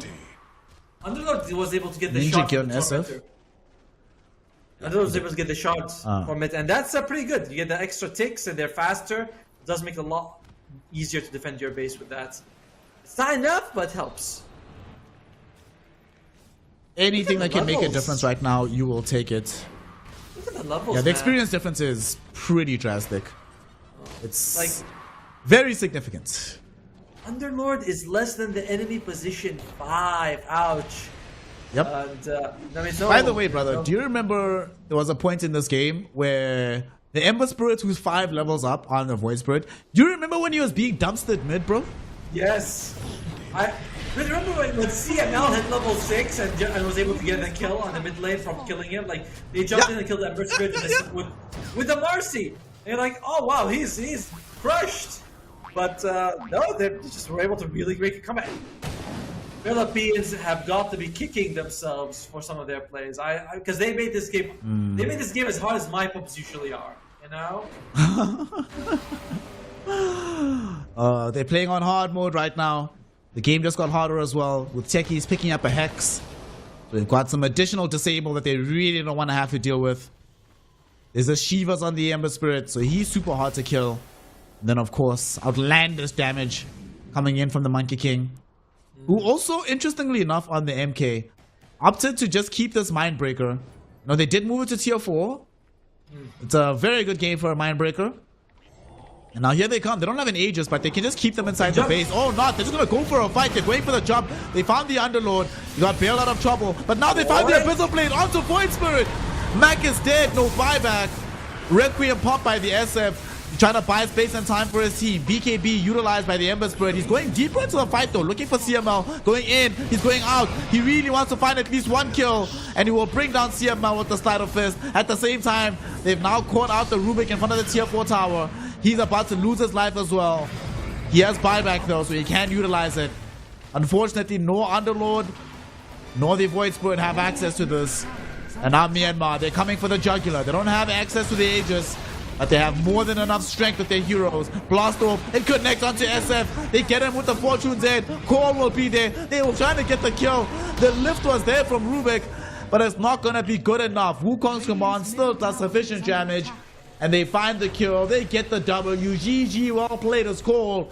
Myanmar have gotten the victory. They've given us the upset, and they've kept their hopes alive here at the Asia Regional Qualifiers. Much deserved, man. Like, they played it so well, and they took advantage of the misplays that the Philippines went. Going for that phase boost, remember we were saying, it's not gonna happen. He goes for it. They didn't have a Greaves. I know that seems like a small thing, but it's like when the enemy has Greaves and you don't, you're playing at a disadvantage. You know, they have sustain. Why wouldn't you go for the same thing? And in that last fight, though, they jump on the Underlord, they throw all the shields, and then they're like, oh, man, like, let's just ignore him. Why would we go for the tanky guy? We have a Void Spirit option instead. And I didn't feel like Akashi on the Shaft being, 25 minutes till we saw him join a fight. When we saw the Monkey King, he was like, he had like Orb of Corrosion, Echo Saber, he's like, go, go, go. And that was a big turning point for them. So, a great play coming out with the Oracle as well, a couple of those situations. But there was item suggestions, item choice I didn't like, gameplay choices where they just, you talked about the dive into the triangle. But after that, there was also another dive when they went into like 3 people in the mid lane, they just lost everyone. It was like a couple of, it was a couple of them. And like Shafin, he's like, no, I don't want to play. I don't play with you guys anymore. So overall, like Myanmar played amazing, took advantage of the openings that the Philippines gave them, but they gave them way bigger openings than they would have given if this was any other team. I think definitely they got themselves overconfident. You and I were talking about the psychology of being in this kind of matchup. What does Myanmar have to think about? We spoke about how they have to think about playing in a way that makes their opponents uncomfortable. But Philippines apparently got a little bit too comfortable early on, went for some bombastic plays that did not pay off. This Void Spirit ends the game 7-7-3 versus his counterpart Middle, who is 9-3 and 24. There was a point in this game where it was this Void Spirit who was 3-0-1 and Ember Spirit was 0-3-0, right? He loses his tower pre-9 minutes in the mid lane, getting dominated everywhere, but unfortunately, they just couldn't keep the good trains rolling. I think for me, the big thing is what you mentioned about Akashi. The fact that we didn't feel his presence in two ways. Firstly, we do not get his ability to fight until much later. Like you mentioned, like 25, 27 minutes in the game is the first time he fully shows up. But to make matters even worse, if you look at their draft, Otomo, who does building damage on the side of the Philippines except for the Shadow Fiend? They needed him to be the one that's winning these fights with them and then transitioning into hitting down these towers, especially on the high ground. He only dealt 1,000 building damage at the end of the game. To give perspective, relative to his counterpart, the Monkey King did 21,000 damage. So we just see the huge difference, the huge delta in their impact on this game. Yes, there were a couple of decent Requiems into like a Pit of Malice combination, but the only really good one we saw was after Myanmar was kind of overextended, having already committed 2 or 3 of their ultimates in the midst of the fight, and where they could have backed off and come back later. That was more of a mistake from Myanmar rather than a great play from the Philippines. And sadly, Myanmar took advantage of the fact that Philippines very clearly did not take them that seriously, and they ended up paying the price on the Filipino side. I mean, they started from the start. Myanmar was very serious. Like, they got first blood on Kashi, and they made sure that, okay, like, we're suffering this way. Axe, go get your Blink Dagger. Emerson tried to recover. Monkey King join us. Like, it's very clear that they're playing with this with this intention to win and not let it slip through their fingers. Philippines, they were playing for fun. I know. That's what it felt like. They're just like, oh yeah, Mac is just, he's doing these crazy things. Balk is going for phase boost. It still gets on my head that he went for that. And so like a casual item, you could see on Myanmar, they're like, okay, I'm going to get Crimson God, you're going to get Pavis, he's going to get a Greaves. Like, it's very coordinated. There's no item that's wasted. On the other side, I just didn't see the value of a lot of what they were doing. They end up paying the price. Another thing is that CML, you really need Shadow Fiend there to take advantage of your sidekick. It's like Voice Spirit, it's nice, but you want Shadow Fiend there. You mentioned you win a fight, you want him to push, you want to be able to shrink the map, push them back in their side, take more of the farm, but that didn't happen either. So congratulations to Myanmar though. Much deserved, really well played. It was a joy to watch them, and especially the Oracle, man. Oracle, like, excellent. Yeah. Chef's kiss performance coming in from the Oracle here of Myanmar. Chef's kiss in general from the side of Myanmar to take down the Pinoy squad, which all of us coming into these qualifiers probably anticipated taking one of the 2 slots from Southeast Asia. Now that they have fallen here, we've got to give Myanmar their props, give them their due, and say congratulations for this dub. We still don't have those slots filled just yet, and we still don't have full confirmation of who is going to be going all the way into Dubai to further compete to try and get into Yashi in Romania. For now though, we are still going to be having a couple of more games within Southeast Asia, so we're going to be taking a very small break, and when we return, some more Southeast Asian Dota action with my boy Otomo, with some IESF Dota, and with witnessing these national teams competing against each other for the IESF crown.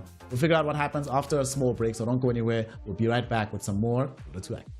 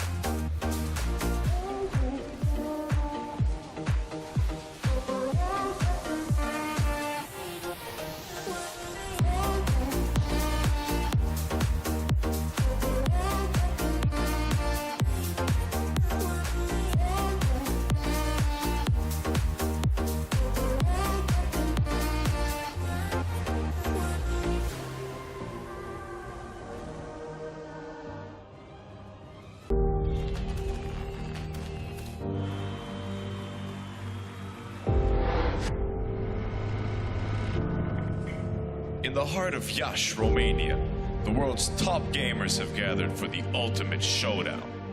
IESF brings heart-stopping matches across a variety of gaming genres in an electrifying experience that celebrates the passion and dedication of esports athletes from around the globe.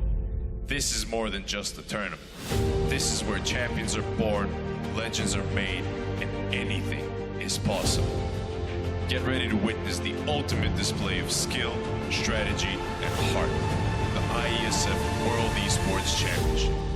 It's about to take your breath away. Do you think you've got what it takes? The challenge will be tougher than ever.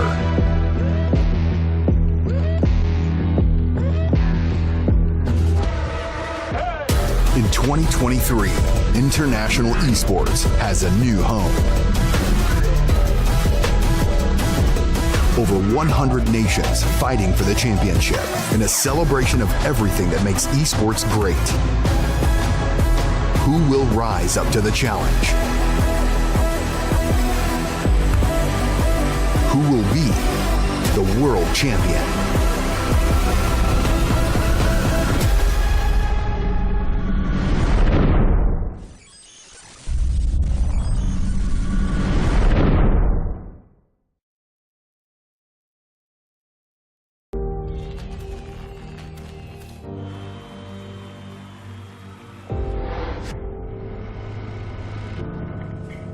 In the heart of Iași, Romania, the world's top gamers have gathered for the ultimate showdown.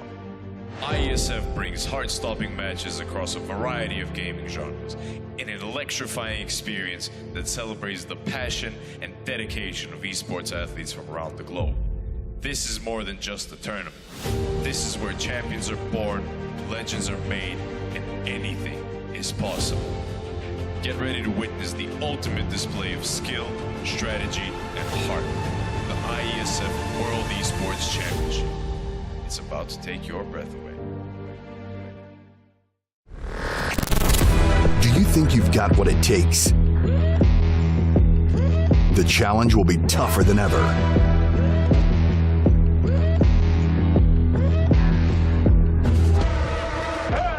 In 2023, International Esports has a new home. Over 100 nations fighting for the championship in a celebration of everything that makes esports great. Who will rise up to the challenge? Who will be the world champion?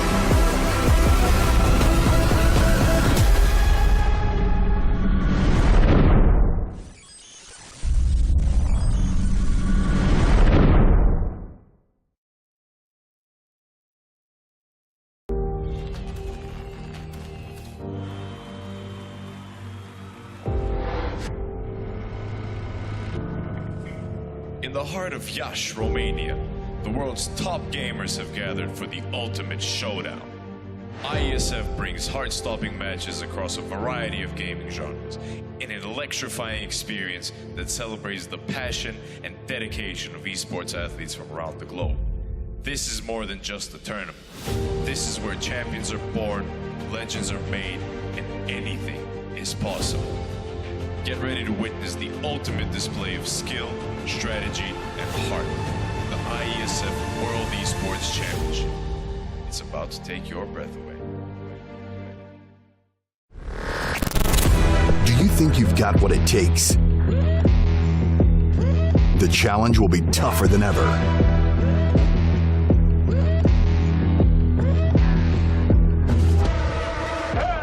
In 2023, International Esports has a new home.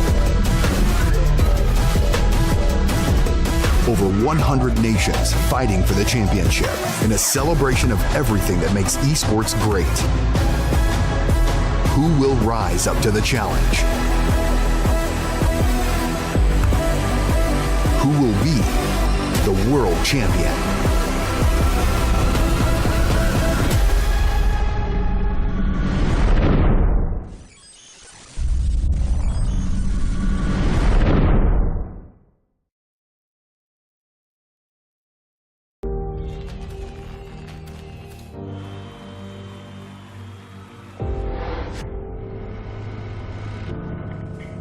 In the heart of Iași, Romania, the world's top gamers have gathered for the ultimate showdown.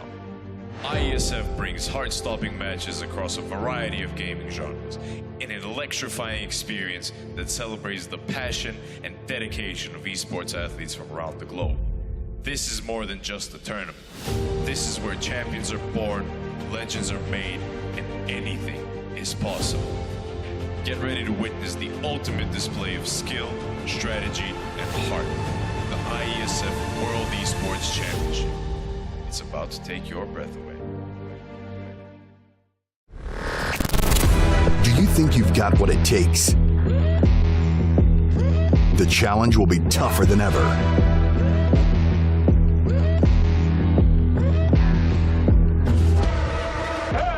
In 2023, International Esports has a new home. Over 100 nations fighting for the championship in a celebration of everything that makes esports great. Who will rise up to the challenge? Who will be the world champion?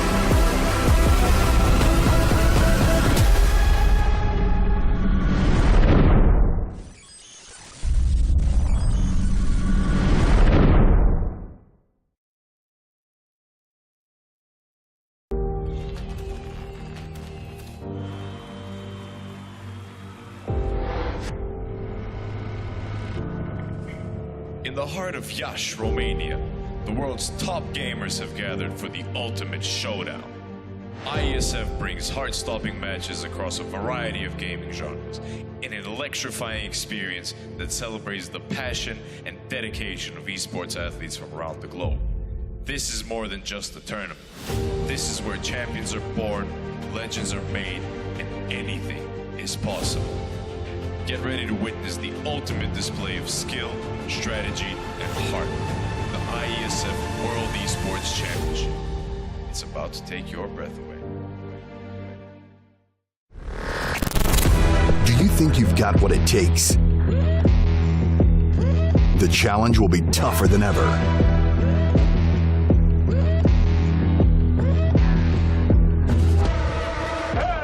In 2023, International Esports has a new home.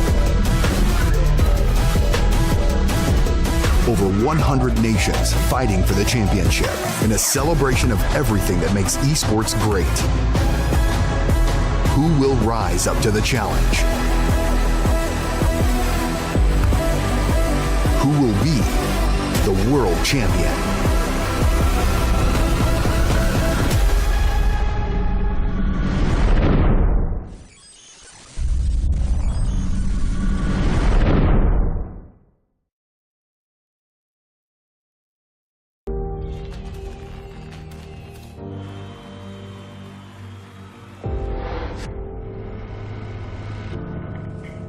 In the heart of Iași, Romania, the world's top gamers have gathered for the ultimate showdown.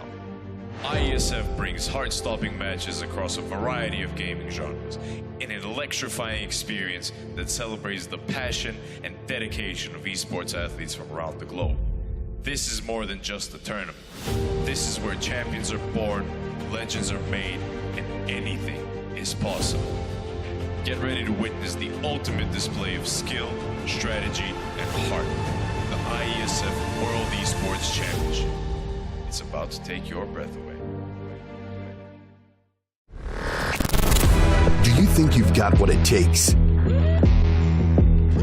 The challenge will be tougher than ever.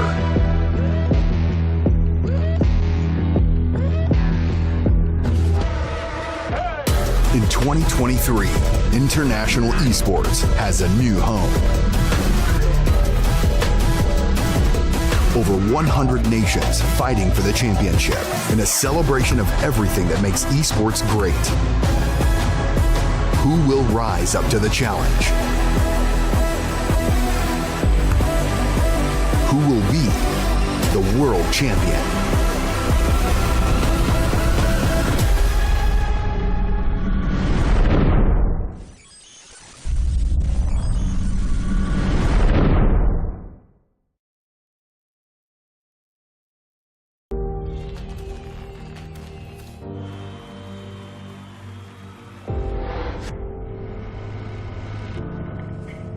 In the heart of Iași, Romania, the world's top gamers have gathered for the ultimate showdown.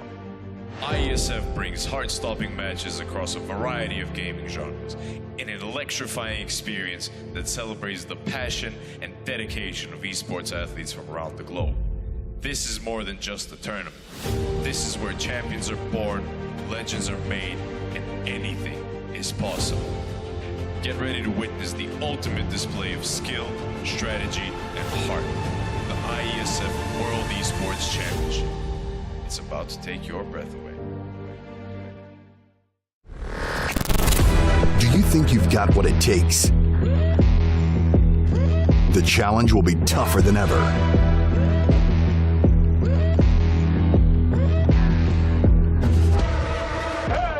In 2023, International Esports has a new home. Over 100 nations fighting for the championship in a celebration of everything that makes esports great. Who will rise up to the challenge? Who will be the world champion?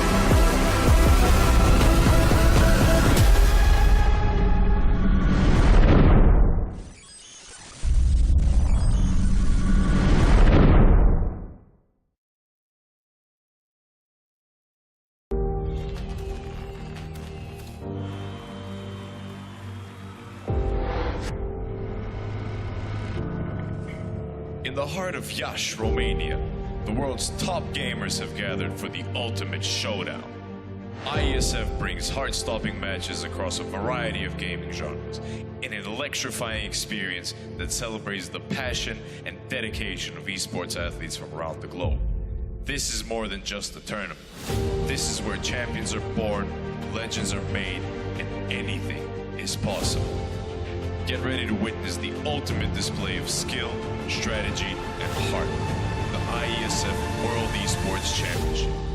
It's about to take your breath away. Do you think you've got what it takes? The challenge will be tougher than ever.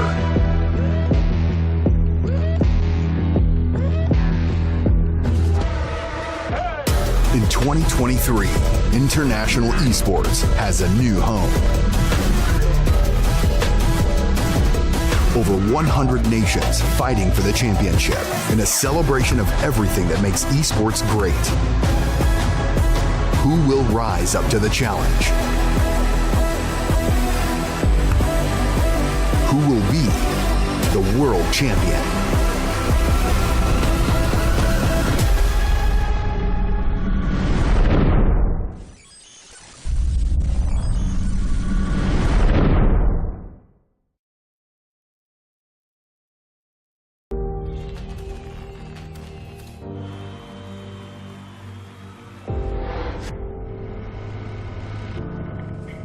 In the heart of Iași, Romania, the world's top gamers have gathered for the ultimate showdown. IESF brings heart-stopping matches across a variety of gaming genres in an electrifying experience that celebrates the passion and dedication of esports athletes from around the globe. This is more than just a tournament. This is where champions are born, legends are made, and anything is possible. Get ready to witness the ultimate display of skill, strategy, and heart. The IESF World Esports Championship. It's about to take your breath away. Do you think you've got what it takes? The challenge will be tougher than ever.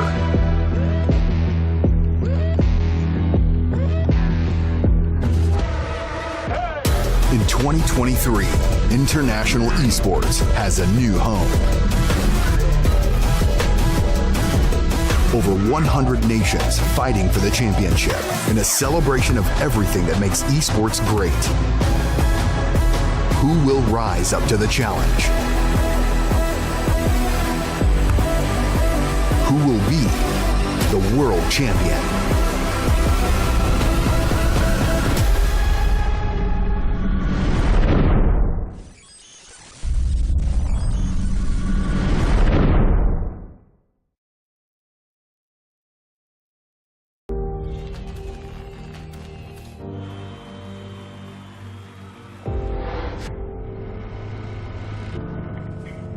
In the heart of Iași, Romania, the world's top gamers have gathered for the ultimate showdown. IESF brings heart-stopping matches across a variety of gaming genres.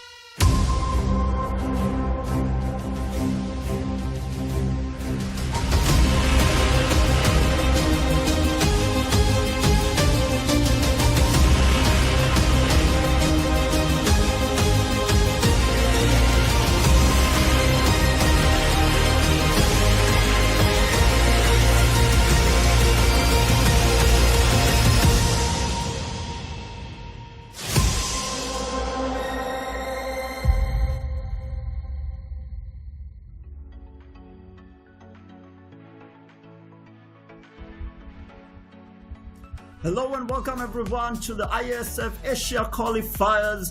We have the Southeast Asian Dota 2 matches just starting up, and joining me for the cast is going to be none other than the brains behind the cast, Oromo. Hi man, I'm so glad to be casting with you again. We have an exciting matchup. It's Pakistan versus India. That's a long-standing rivalry between the two teams. When it comes to Dota, it has been happening for years.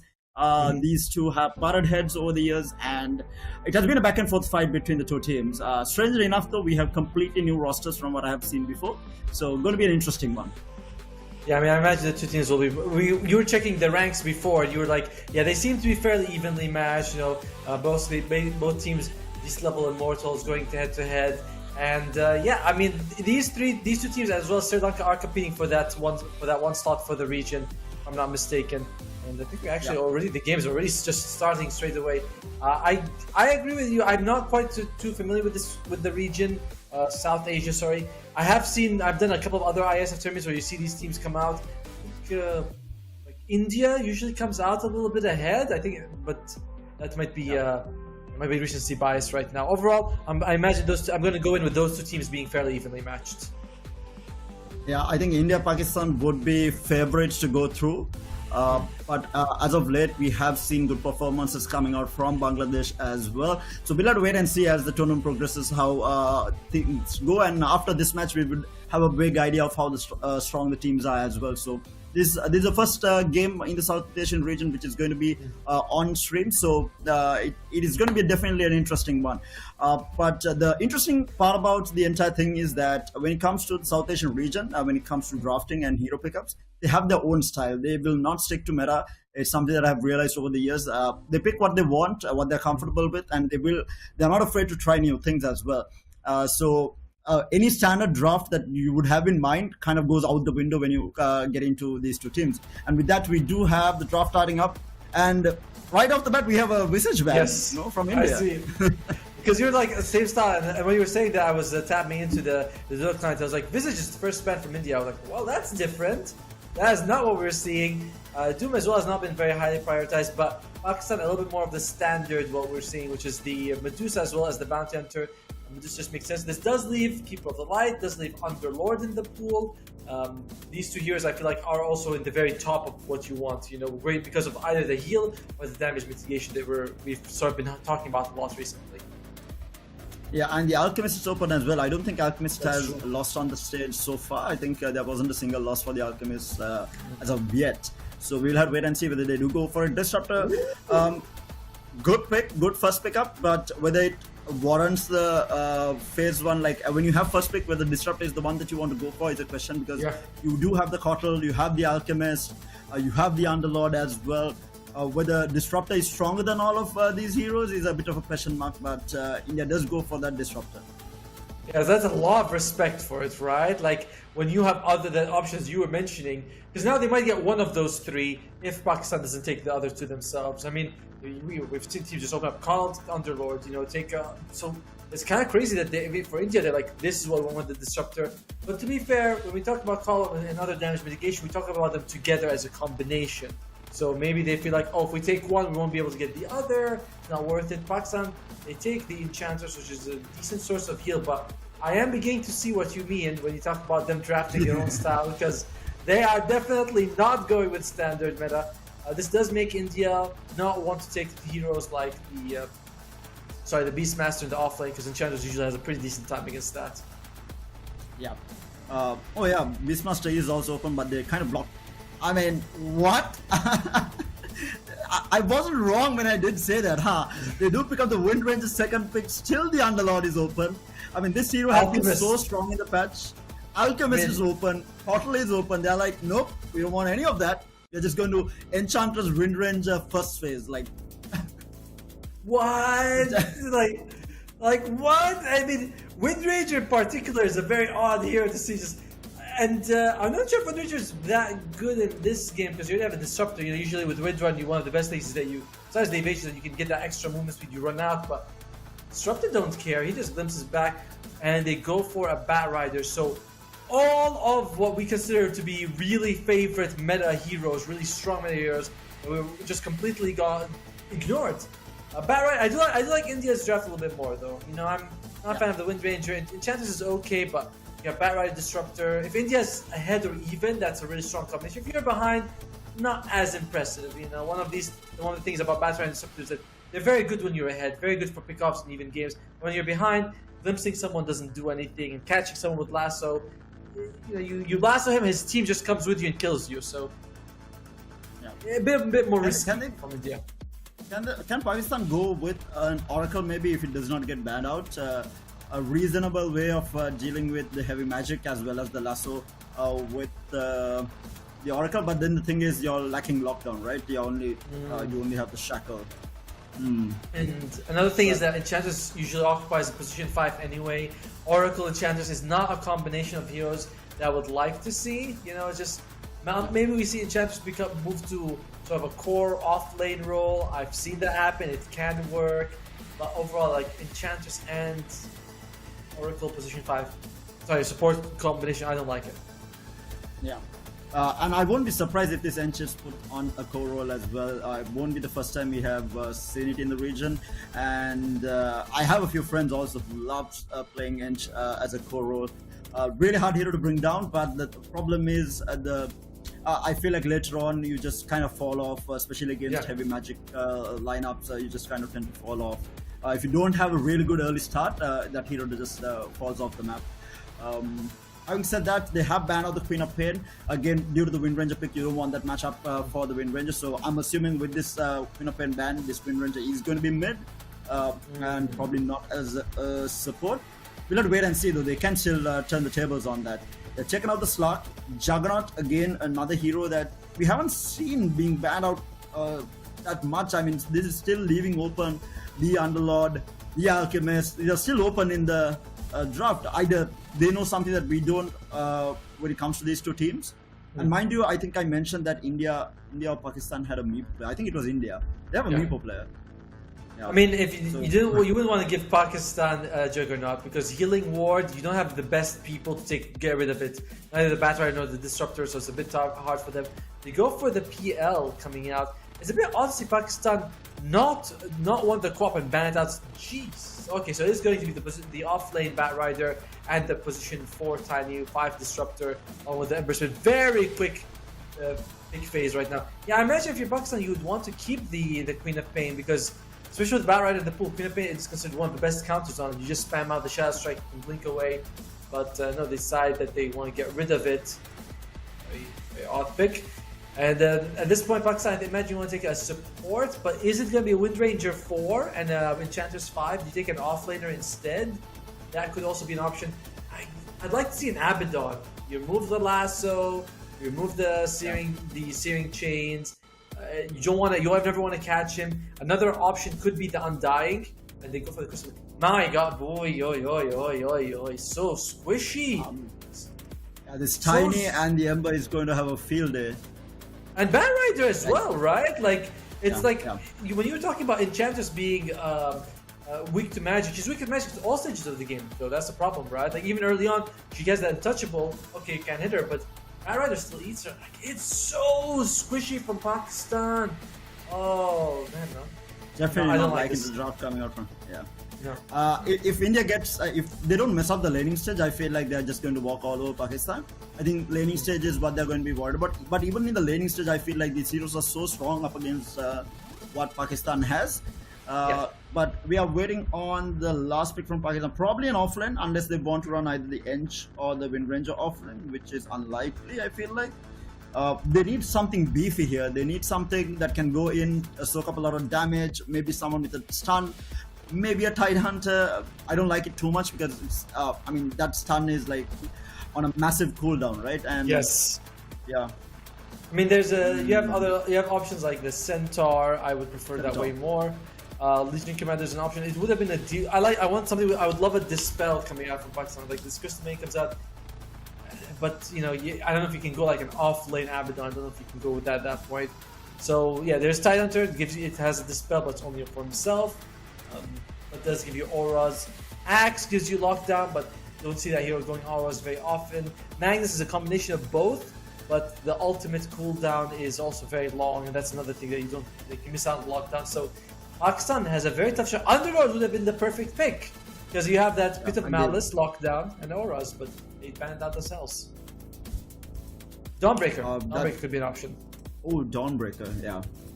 Gives you that early fight as well, a little bit of heal with that ultimate to come through, a bit of a disruption during team fights. I think Dawnbreaker might be an option for Pakistan, but I don't know whether these guys played, and we haven't seen Dawnbreaker too much when it comes to the patch, because there have been better offlaners, like the Underlord, which they have banned out themselves. To be fair though, India, they are looking for their carry, right? Unless they want, definitely looking for their carry here. Whereas Pakistan, I'm not entirely sure what they can go for as their offlane here. Abaddon, the only problem with the Abaddon is they're still lacking lockdown. This Ember is going to be quite happy if they do pick up Abaddon. They're not going to have enough lockdown to keep this Ember in check. Yeah. I don't think it almost doesn't matter what India picks. I feel like whatever they pick, these four are good enough. You know what I mean? Like these four so heavily counter the other four that it's good enough. Yeah, Phantom Lancer, I'll say, is the one problem. Like you know, later on he'll become a bit of an issue. But if you can glimpse into Static Storm, you're going to be good. You have good amount of damage to clip early on. It's not the worst thing in the world. But the other three are just food. They are just like easy to bring down for the India draft right now. Also, what Pakistan wants to go for. They have the last ban here, and offlane they ban out the Sven. Okay, I'm okay with that. You know, a hero I would actually like India to pick, but wouldn't fit with the Alchemist. Oh my god. When have you ever seen the Alch being last picked? Okay, when was the last time you saw an Alch last pick? Timbersaw. India versus Pakistan 2023. That's what you saw. Like, okay, I like the Timbersaw pick. I'll say I like the Timbersaw. It gives you some of that frontline meat, some burst damage. Can go Guardian Greaves, like aura items if he wants. Gives the chase also and works really well up against the Alchemist also. So yeah, it's a solid hero, but I still overwhelmingly I'm like in India's favor. I'm like 80-90% believe that India's gonna take it. Please don't bet based on my predictions. I know some people watch and they're like, the caster said like don't bet your family members on it. You know, like one grandmother on India, but I'm on India. What about you? What do you think? Yeah, for sure, man. I looking just taking purely the draft. I think it's all India, but like I said, upsets happen in this region quite a bit. Yes. So I don't know. Maybe Pakistan pulls something out of the hat here. Can be a rabbit, can be a cat, like you said before. So can be a lot of things. I heard that, by the way. Yeah. But yeah, can be a lot of things. Maybe they pull something out of that hat that you were talking about, but we'll have to wait and see. But right now, it is all in India's favor in terms of the draft. And we should be able to get into the game. What can Pakistan do, in your opinion, to try and we know that they have lost the draft here, but what can they do to kind of mitigate the fact that they have lost the draft here? What can they do in the laning stage? If you can give Timbersaw as well as the Wind Ranger a good time, I think you can actually snowball. Like you can't snowball with these 2 years. The problem is that even if you snowball, you're up against an Alchemist. Like it's such a hard thing. You have to do so much in this game to win because your late game is not as good as the other team's late game. You know, Timbersaw falls off, Wind Ranger falls off. PL is incredible, but you know he takes time to get there, and early on he can be killed. Whereas the other side, it's Alchemist. He scales amazingly. Disruptor scales amazingly as well because the Agam Scepter. And Burst Spirit is pretty solid, at least compared to Wind Ranger. And you look at the supports, Crystal Main Enchantress, so easy to bring down. You have to snowball, and then you have to shut down the Alchemist. It's a lot of boxes to tick. Pakistan really drafted themselves into a corner, and look at them. Even their internet provider doesn't have any hope for them. Just pull the plug from the start. There's no chance. And can you imagine? It's like you guys. I'm not letting you Oh, play by with the that way, draft. Chambersaw is mid, by the way. Okay, that's fine. I think he's gonna have a decent time against the Ember Spirit if he goes mid. I don't think it matters too much. Like, as long maybe they want to get him levels so he can roam around the map and make space. The problem is that getting kills is not the easiest. Even Disruptor can glimpse you back.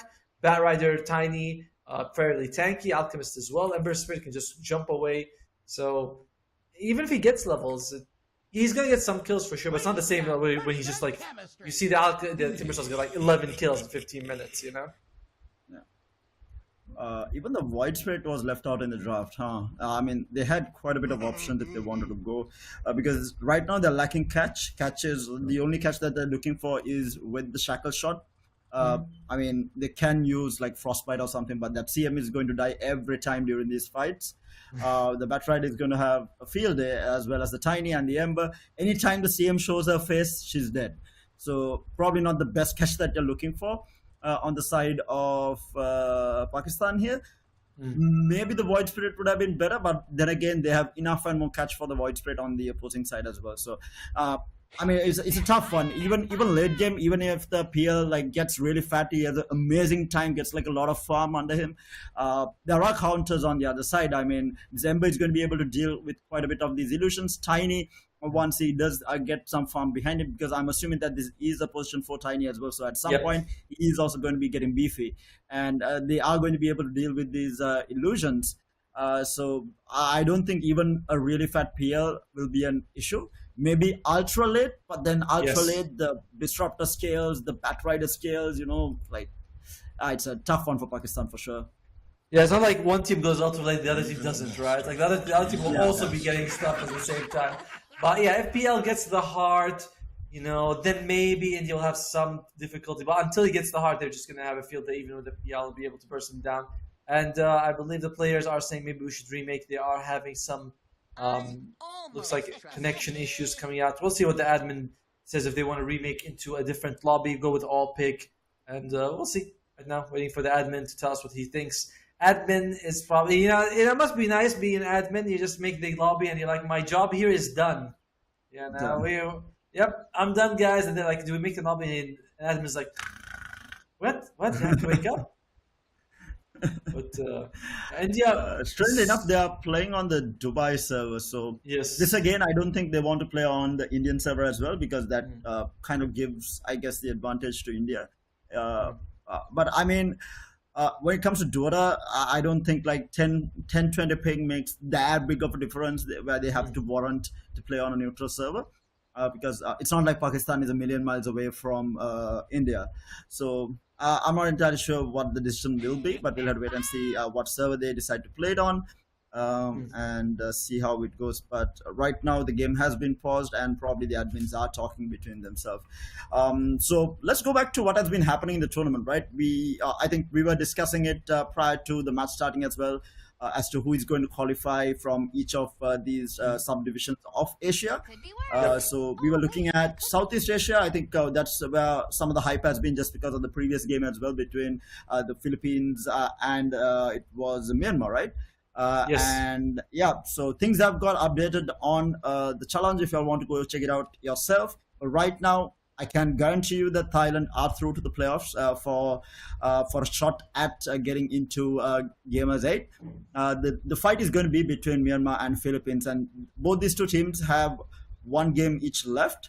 And so does Thailand, but oh wait, actually Thailand also has another game, so they can lose the next game, and we might have a 3-way tie also. Yeah, things can happen. Yeah, a lot of things have to happen for that. I'm just sad that Malaysia decides to quit. I was like, Malaysia, my country, we're gonna go, and then they're like, no, we're gonna forfeit the term. Like, why?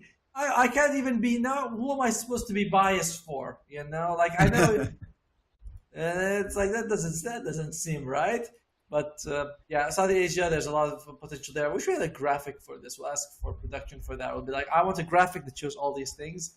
And it's India, Pakistan, Bangladesh, and Sri Lanka from this region, correct? Nepal as well. Nepal is also, my bad. And we're kind of banking on, and what there's only one invite here, yes? Yes, one invite. What do you think, Pakistan or India? Tough one, but right now, just off this draft, I feel like it's India. We'll wait and see. Though, like I said, Bangladesh and Nepal, they do sometimes, pull something out of the hat, and it is not entirely, off. That it's not like there isn't any possibility that one of these teams can qualify. But looking at the region, I feel like India does have the best chance to go through. But we'll have to wait and see. And from when we were watching the draft also, you realize that a lot of things are quite different in how they play Dota in the region. They have their own style of playing Dota, and they do try out new things. And these teams do play a lot together as well, so they have a fair idea of what the strong heroes on the other side is. And also on the counter side of that as well is that I don't see all these teams practicing a lot together as well. So that is also there. Like I know some of the teams who play together a lot, and then there are certain teams that don't play together a lot. And especially when it comes to the national stage, you won't have all 5 players in the same team other than when it comes to the nationals. So it's a bit of a tough one, and it's up in the air, and anything can happen, especially in this region. So we'll have to wait and see. I think the first couple of games will give us an idea of where the group is going to. I think this particular game, especially, I think will give us an idea of who the stronger teams are in the group. But right now, India does look the stronger team, at least on paper. We'll have to wait and see how this game goes. Just out of the drafting itself, I think just India just has the upper hand overall. It's a tough one. And for me, I have a couple of players of Pakistan on my mute list. So that means I'm definitely on India's side right now, because I was looking, and I'm like, wait, this guy have a mute on him. Oh, no. We'll see who it is. And I like what you're saying about the points about where some of these teams may not know each other, because some regions, they do have teams like in the DPC that's made of one, like South America, the South America, we have a pure Peruvian team or pure Brazilian team competing there. So for them to go to ISF, it's like, well, it's the same team we're playing with all the time. It's no difference. China as well. China, a lot of the teams are just all Chinese, maybe a couple of Malaysians as well. But you look at Europe, there's no 5 Swedish team or 5 Finnish team or 5 British team. Every team is very multicultural, and they might suffer in that. Southeast Asia also has a lot of that. Besides, Philippines, where they tend to stick together, there's no one or 5 Malaysian team. In the DPC, it's all a mixture of nationalities. All right. So we do have the lobby being rehosted in a bit, and we will be able to get back into the game. And hopefully it won't take too much time, and we will be able to witness that particular draft being played. I mean, I'm interested to see how that works out. Because Pakistan, off the bat, they have their backs up against the wall, but let's see how they come back, whether they come back swinging or whether they will just be pushed into a corner, and whether India will run all over them. We'll have to wait and see. But yeah, going back to what you were saying, it is very true, and I think each of these countries do have their own way of selecting who the national team is going to be as well. I don't know what the countries are like, how the countries' internal like the regulations or how the sporting thing works there. But for example, I know how Sri Lanka works since I'm from here. They have their own esports council, which will select the national players after a tournament, where they put them into a pool and decide who the top 5 players who are going to represent the country. So I don't know how all of these countries do decide who the 5 players are who are going to be representing the country. So from each country, it will differ, and process might be different. So it kind of does break up the synergy you might have, and then you have to come together and then start practicing with each other to try and put up a fight at IESF. But I mean, some people pull through, some people don't, and like you said, the South American teams do have that upper hand, where they have a full Brazilian roster or a full Peruvian roster. So we'll have to wait and see how that all comes together in this particular scenario. But looking at I believe the lobby. I'm just checking. The lobby's up. They're all saying, "Where is terror? Where is terror?" And actually, the game just started, by the way. So if you haven't joined, just started. I swear, I'm not joking with you. Started there. It's fine. We're actually watching it through this anyway. And for me, I like to look at the items, but for you, it's okay. This is fine. You're the analyst, you're the brains, right? So you need to have a better view of that. I'm just the guy who keeps shouting, so it's fine. No, it's brains and beauty, all right? That's how it always works. I'll happily take brains on this one. India, between the two teams, yeah, I do think that India's just draft looks so much better. Hard to bring down. They've got a decent amount of stuns. There's a decent amount of stuns from Pakistan as well, but shackle shot's very hard to land. And apart from that, you got what? Frostbite? I was saying decent, now I realize like that's not much. On the other side, you got Avalanche, Searing Chains, Lasso, Glimpse, Alchemist. It's just so much better. India, tankier, hard to bring down. Good tower damage as well with the Alchemist. I mean, it's not amazing, but once he gets to farm, he is able to bring down towers. Even Tiny, you just pick up a tree and you bash a tower down. You look at the other side, Timbersaw maybe with the shards can bring buildings, but it's not nearly good enough. So all in on India. All in on India. Bet your grandmother. You know? My only concern for Pakistan is like I like this Timbersaw pick because we would have that aura carrier, but now since the Timbersaw is going mid, does he really want to build into a Crimson Pipe? Exactly. Is going to be the question. No, that's. I mean, I imagine you want to go for like the Kaya and get some damage going because you want to be able to bring people down. But to be fair, though, on the other side, Batrider is not a typical aura carrier either. You know, like this hero, when he's picked in the off lane, you know, boots of travel, drums. He might consider getting like. Sometimes you see Witchblades, Blink Daggers, things like that. It's not really a Greaves builder. True. But this is but different. then again, do they really need it as well? Because the side of India is quite tanky, and in terms of magic output, magic and physical output both on the side of Pakistan, it's not a lot, right? PL is not going to be doing anything early on, and the only thing that they have to worry early game is probably like Focus Fire, Power Shot, Timbersaw, and Timbersaw's majority of his damage is pure, and then you have the Crystal Maiden who is going to die. He'll get like 1 or 2 spells off in the fight and he's going to die immediately during the fight. So whether the auras are actually necessary even for India is going to be the question, because Tiny, I mean Ember is really hard to catch. Alk is so super tanky as soon as he pops his chemical rage. So their cores are not going to be too worried about any of the damage that is going to be coming out from Pakistan, at least during the early stages. Yeah, I don't see how it's going to go that well for Pakistan. But we've been surprised before. We thought Myanmar had no real chance against Philippines, and they came out ahead. And it looks like they are swapping. So they do put the Timbersaw on the off lane and the Wind Ranger mid, which I'm glad to see. You know, like that's what I want to see. I do not want to see the Timbersaw go mid. I think it works fine, but all his damage is pure, so you can't actually even get rid of that Flame Guard. Meanwhile, look who's going bottom. They want to make sure they get the matchup of the Batrider versus the Timbersaw. And Timbersaw starts off with a magic one, so he's very well prepared for this matchup. They see this coming. They're like, yeah, we're okay with it. Dire's courier has been killed. That's a good swap. But the strange part is like when you go into these lanes, like it's not like you can swap out lanes like you used to, because you don't have to utilize your TPs. You have the portals to go through, the twin gates, which are going to come in handy. So it's not like you can TP out and dodge matchups. Like if you commit to a matchup, it's just it. Like otherwise, it will just be a back and forth twin portal battle. I mean, twin gate battle that is going to be happening between the two teams, which is not going to accomplish anything at all. Right now, Ember having a really good start to the laning stage, almost double the CS of this Wind Ranger.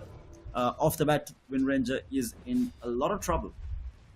By the way, I love that your point about the twin gates, because that's something I've never thought about. But yeah, in the previous patch, we see the musical chairs, right? The Viper goes top, and he's up against like an Ursa, and then Ursa's like, okay, I'll go bottom, and Viper follows him, and then Ursa teleports back, and then Viper teleports with him.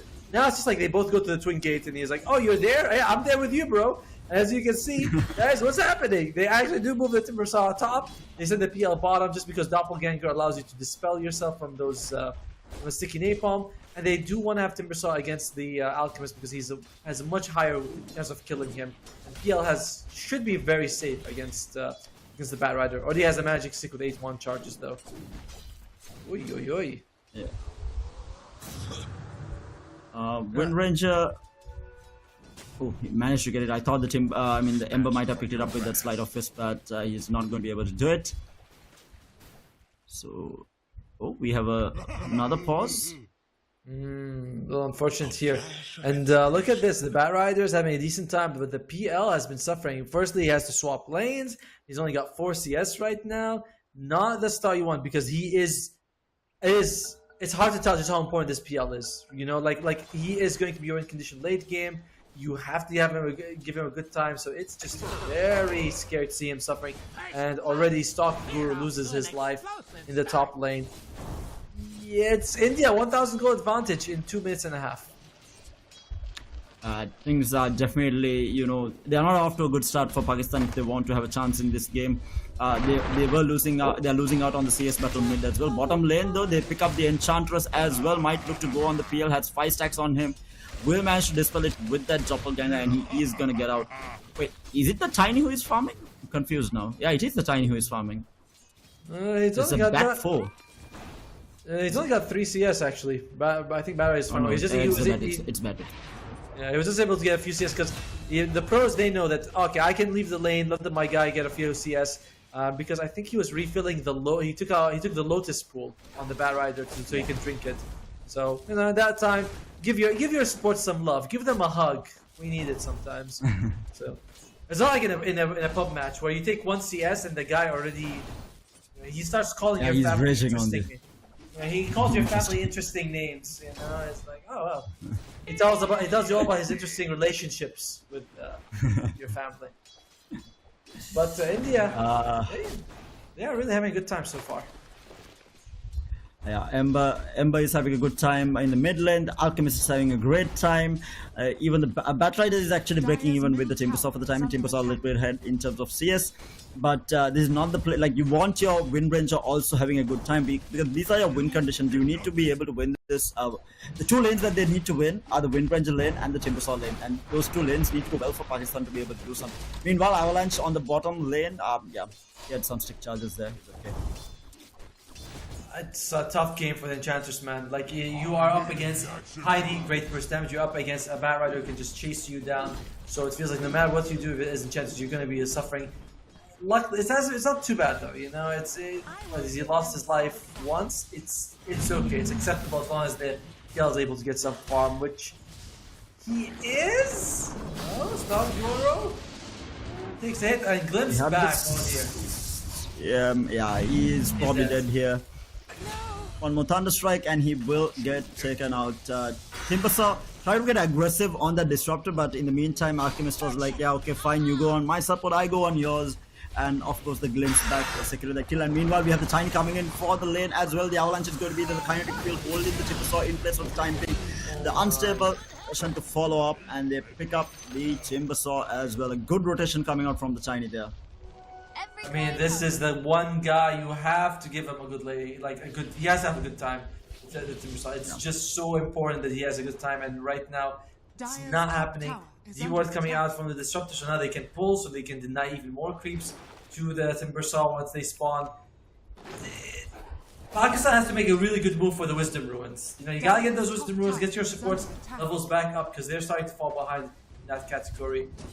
I mean, all the supports are level 3, so it's not that the biggest deal, although Disruptor is 4.25, so if he gets a couple Wisdom Ruins, he has that 6, suddenly you start threatening, basically everyone, even especially the PL. Stacks, there's nothing you can do.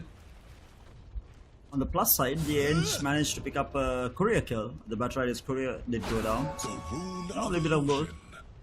Small wins. Small wins. Check out what Batrider is going for. He's actually going for a Vanguard.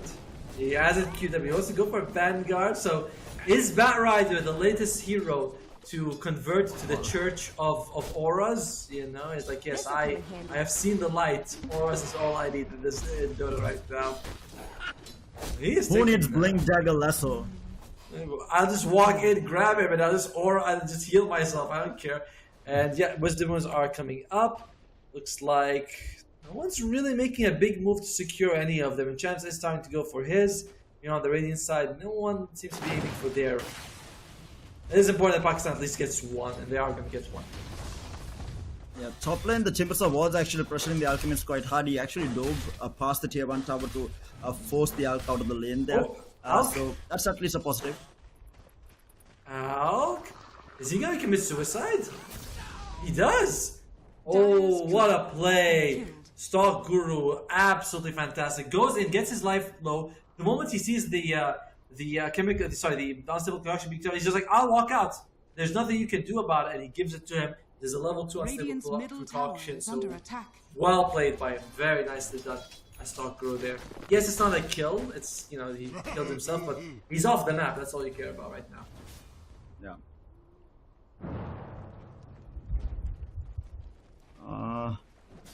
They do pick up a couple of. I mean, they did trade out the bounty. The wisdom runes as well. So at least Team Pakistan does get that input of experience that they desperately need.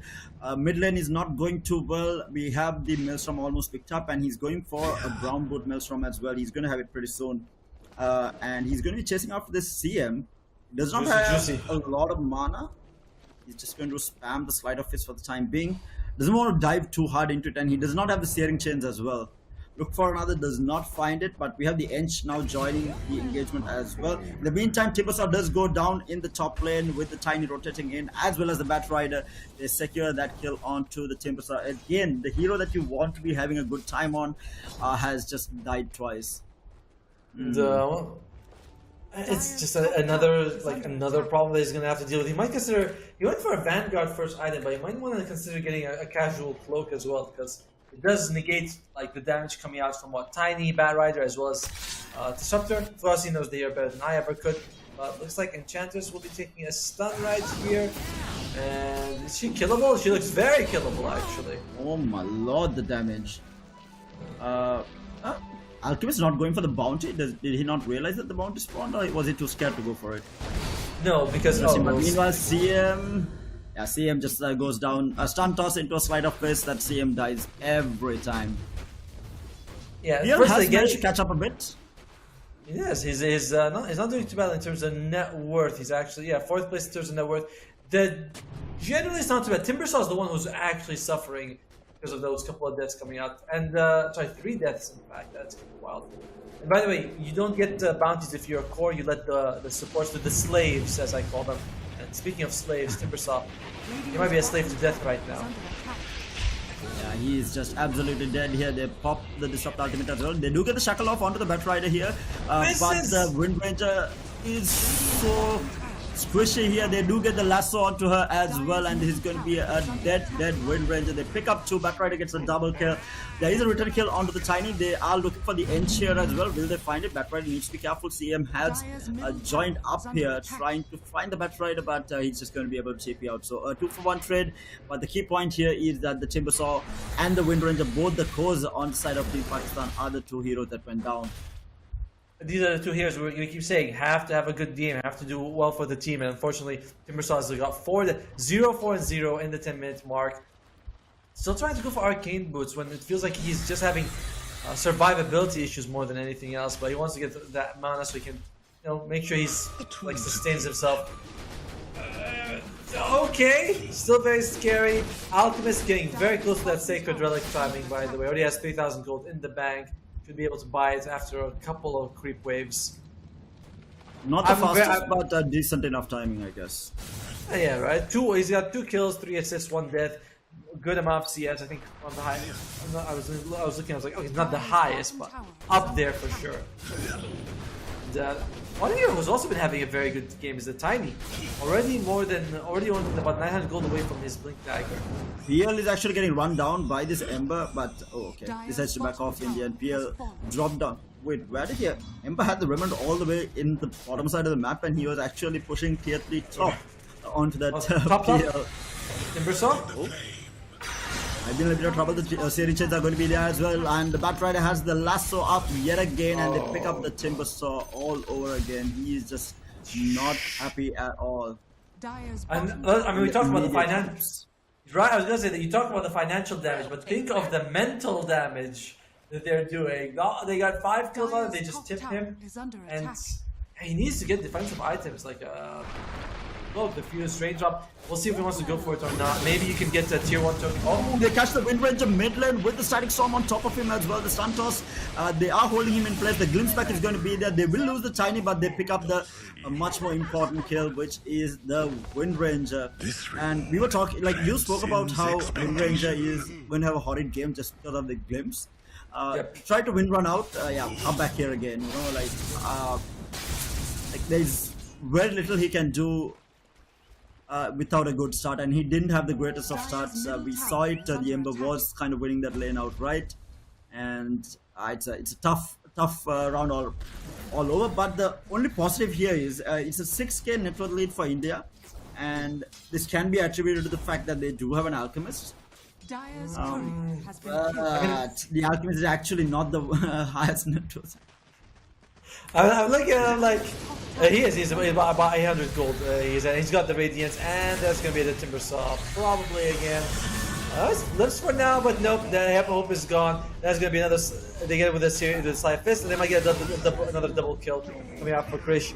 And my God, we talked about the squishiness. We talked about how important it is. They shut down the timber saw. More emotional damage coming out here. Is this the one? Is this the most emotional damage, or is it the one where a girl tells you she sees you as your brother? I don't know, but both of them very painful. It did, and this is probably not as big of a stomp as I saw yesterday while I was casting with kids, but pretty close right now. And the PL is going to get static stormed up, and the PL goes down. And they tip him even before he hits the ground.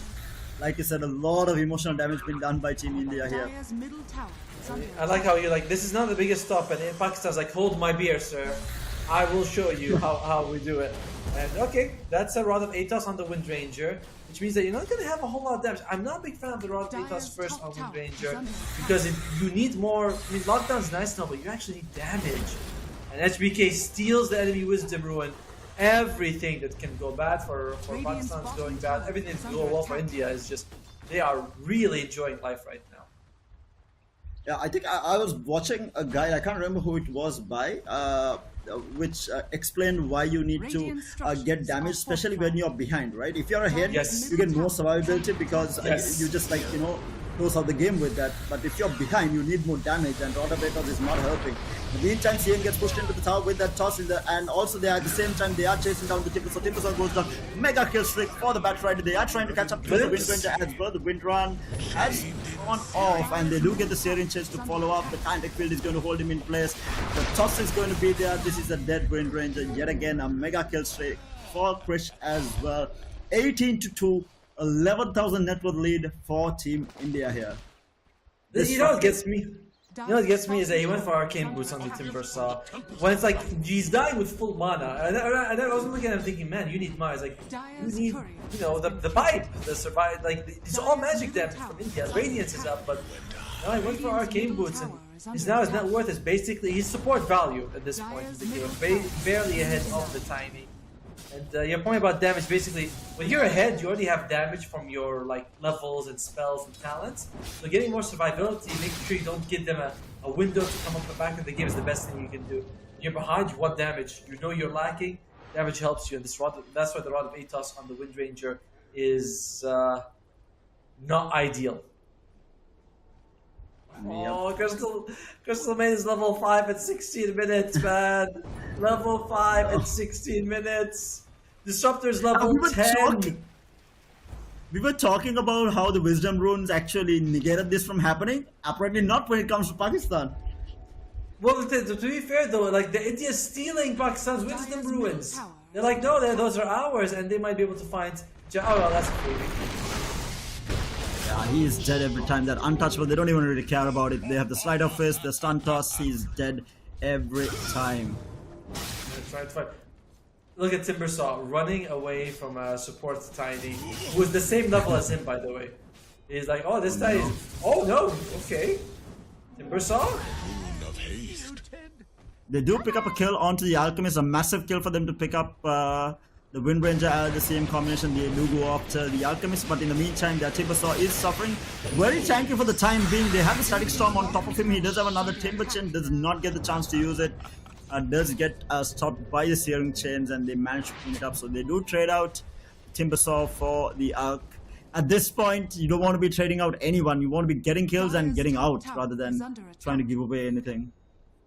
I mean, Pakistan will be happy with it though. It's like Timbersaw, as we mentioned, is basically a support at this point, but Alchemist is a huge target. So India definitely, it's like, oh yeah, we got Timbersaw, but I don't know if Timbersaw is even a factor. Losing your Alchemist though, pretty big deal. PL wasn't going for, he went for Diffusal first, going for Manta Style. I imagine it's going to be the what's it called? Sorry, I can forget the Agate Scepter, but he went for a different time. Oh, you have engagement here. Very tanky. Yeah, the CM with Very, the very ultimate tanky. does get quite a bit of the freezing field off, and the Batrider taking a lot of damage will find that kill. Kill. That is the Ench picking it up, and so the Disruptor goes down as well. Pakistan hitting back strong here. Ember stuck in the middle of everyone, but the Alchemist jumps in with the unstable concussion, picks up the Wind Ranger, and now they are going to be able to run down the Ench as well as the CM. They do leave the CM alone, so they are looking for the Ench. Ench juking around the trees by the side of this will catch him up. Timbersaw wants to join the fight. Massive damage onto the Ember, but he does have the Remnant out, and they will back off. Good God, the damage. It's still, I mean, I'd say another victory for Pakistan, trading 2 for true. You are able to get a core as well. You're trading, so yeah, it's another nice fight for Pakistan. Alchemist, when he showed up, they were like, okay, no more fighting. But until then, it was pretty solid. Timbersaw proving he does have damage. He is going to go for Eternal Shroud, by the way. He does queue it up. You're like, okay, I do need this item. Will help you. I mean, it actually solves your mana issues. You know, that's the nice thing about it. It does help your mana issues a lot. So. Okay, not too bad. Pakistan, signs of life, but still very, very far behind overall. And I don't think PL is going to go for the Phantom or the Spirit Lance build because he did not take the talent level 10. He went for the extra. Fighting up against the Ember. Ember losing quite a bit of mana. PL backing off for the time being, and the Ember is going to. Oh wait, I thought he was tipping out, but he does use the Remnant back. In the meantime, the CM and the Wind Ranger are a duo hunting on the bottom side of the map for this Alchemist. They are trying to get lucky again. If they do find the Alchemist, they are able to bring him up. But in the meantime, we have the Batrider lasso onto the Ench. Ench falling down low, tank enough to survive for the time being, but the Thunderstrike is going to be there, and the Batrider is going to be able to walk him down. They did lose the PL in the meantime as well. A lovely static storm, but they get pushed out by... Oh no. They do get pushed out, and the CM gets a really good freezing field off onto the Ember Spirit. Ember Spirit losing out on the mana. The Timbersaw looking to chase them down. They don't have a lot of mana on the Ember Spirit. Does have one Remnant. He's still trying to chase. The CM wants to join back in. Does get kind of filled up. Starts two as well. A lovely two-man avalanche coming out. They will lose the Timbersaw as well as the CM in the end. A dragged out fight, and the Tiny with a really nice play. They're tossing the CM back, making sure that he does get that two-man avalanche off as well. Right, it's the nicest thing when you toss an enemy to another enemy because you know they're going to land for a good spot for your avalanche. And look at what they're doing in India. Glimmer Cape coming out on the Disruptor, recognizing like, yeah, we still want to make sure that these guys aren't going to be able to get those kills on us. But we do see the Alchemist that's bottom lane again, and oh, the fight continues though. India, they are hungry for blood. They're looking for the Wind Ranger here. Wind Ranger surviving for the time being, but the Glimpse back is going to be there, the kind of kill. He's going to hold him in place. He pops the Wind Run, trying to survive, but it's so much of magical damage. But the Timbersaw wants to join the fight. The Batrider will get taken out. They will pick up the Wind Ranger in turn. The Timbersaw quite tanky for the time being. There isn't a lot of damage. The toss back onto the CM. CM still surviving though. This is a tough one. He's going to use his neutral item. What's it called? I keep forgetting. But in the meantime, we have the Timbersaw being glimpsed back in and gets taken out. They did find the Batrider, they did find the Alchemist, but they do lose the Wind Ranger as well as the Timbersaw in return. I mean, I want to say you'll take it if you're Pakistan, but that was definitely not the engagement you wanted. Wind Ranger, Timbersaw, so they had to have a good game. They're not. Timbersaw is a support. I imagine that somebody Disruptor might be ahead of him in terms of but he's got the Philosopher's Stone. So he is getting all that good. Look at it. They're just like, yeah, here, take 3 creeps. Why not? Enjoy them. Oh, he's gonna miss that one out. Oh, he missed out the flag bearer. That's like 100 gold. That's a big Sag right there. Yeah. Oh, the Wisdom Room's out. No one seems to be walking towards it. I do see the Timbersaw going towards it. Maybe not. No, he's not. Alright, no one's going towards the Wisdom Rooms by the looks of it. I mean, technically, Team India does not really need it at this point, but for sure Pakistan needs it. It's been ignored completely. You always want to take the Wisdom Rune, right? Like, it's like even whether you're ahead or behind, if it's near you, just take it. Pakistan, they're smoking up, but I don't think they have even. They're putting some vision in that area. Right, they do catch out the Batrider, but Ench just dies to the Tiny. Plus the Ember, but they do pick up the Batrider. In the meantime, there is an unstable conversion onto the Wind Ranger. Timbersaw wants to get involved. PL is going to be joining the fight as well, but they have we spoke about catch, and they really don't have any sort of catch for these heroes. Radiant's middle tower is Yeah, under the best way when you play without catch, the best thing you can do is threaten enemy buildings, right? Because they're gonna come and fight you there, but you're way too far behind Pakistan to do that, so you have to get pickoffs, but that's extra hard to do. When your best catch is when you get a mud golem on your side and he throws a rock. You're like, that is not ideal, to say the least. And those wisdom runes, nobody cares. HBK, is he gonna go and steal it? He might actually. Smoked up, making the path. Oh, okay. Don't tell me he gets it. That would be just unfair. I mean, you would not expect it to still be there, right? Even if you're going Yes. for it. Oh, DL needs to be careful. Off the glimmer cap, he is going to back off. They are pushing into this triangle. There is an Ench. Okay, this is a dead Ench yet again. The Dagon coming up from the Chinese as well. The unstable concussion. He still survives. The glimpse back is going to be there, so it is going to be a dead Ench in the end. I mean, it is whatever right now. Ench is barely doing anything at all in this game so far. They got tiny. Why not, man? Like he's earned the jumps in. Does his combo? They got gives him these, and they do take the wisdom ruin on the Radiant side. Unfortunately, yeah, that's I didn't think it would see they gone tiny. And they get maybe just gonna go for a Tormentor as well. So a couple of resources Pakistan would have really liked no longer on the menu for them. By the way, you don't. Yeah, Dyer's sorry. I was gonna say you definitely don't want Tiny to get the shard.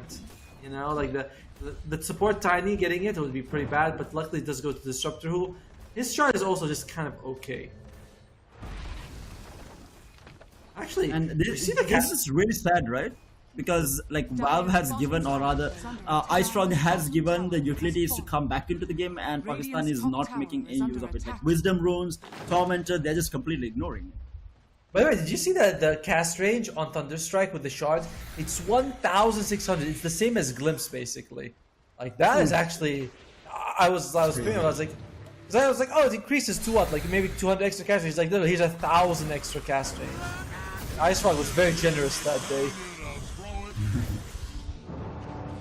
They are trying to chase the Timbersaw down here. We have the Ronin forward. The Syrian Chips are going to hold the Timbersaw in place. The Batrider trying to close the gap here.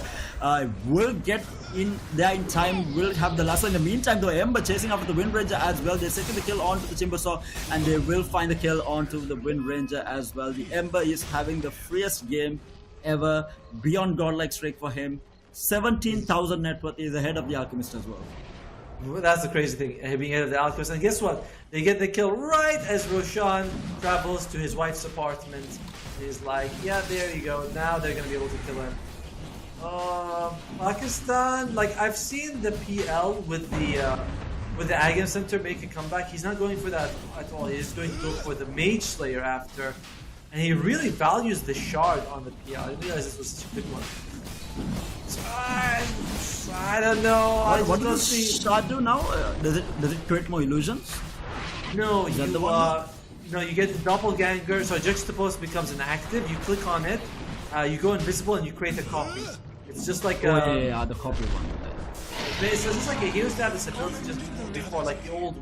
He had the old Windwalk, and yeah, just because this is by the way, this is a Dota 1 ability. This ability is 20 years old. Dyer's middle Ice tower Fog brings is it under back. Oh, yeah. I was wondering where have I seen this, and yeah, it's Dota 1 for sure. I want the old Dota 1, what do you call, Lifestealer, and the Razor from Dota 1. Oh If you yeah. remember the skills. Do you remember the one that is it the lifesteal with the 3 aura with the 3 passive abilities and 20-second magic and the ultimate immunity? use. Yes. 20-second magic immunity, man. What the hell was that?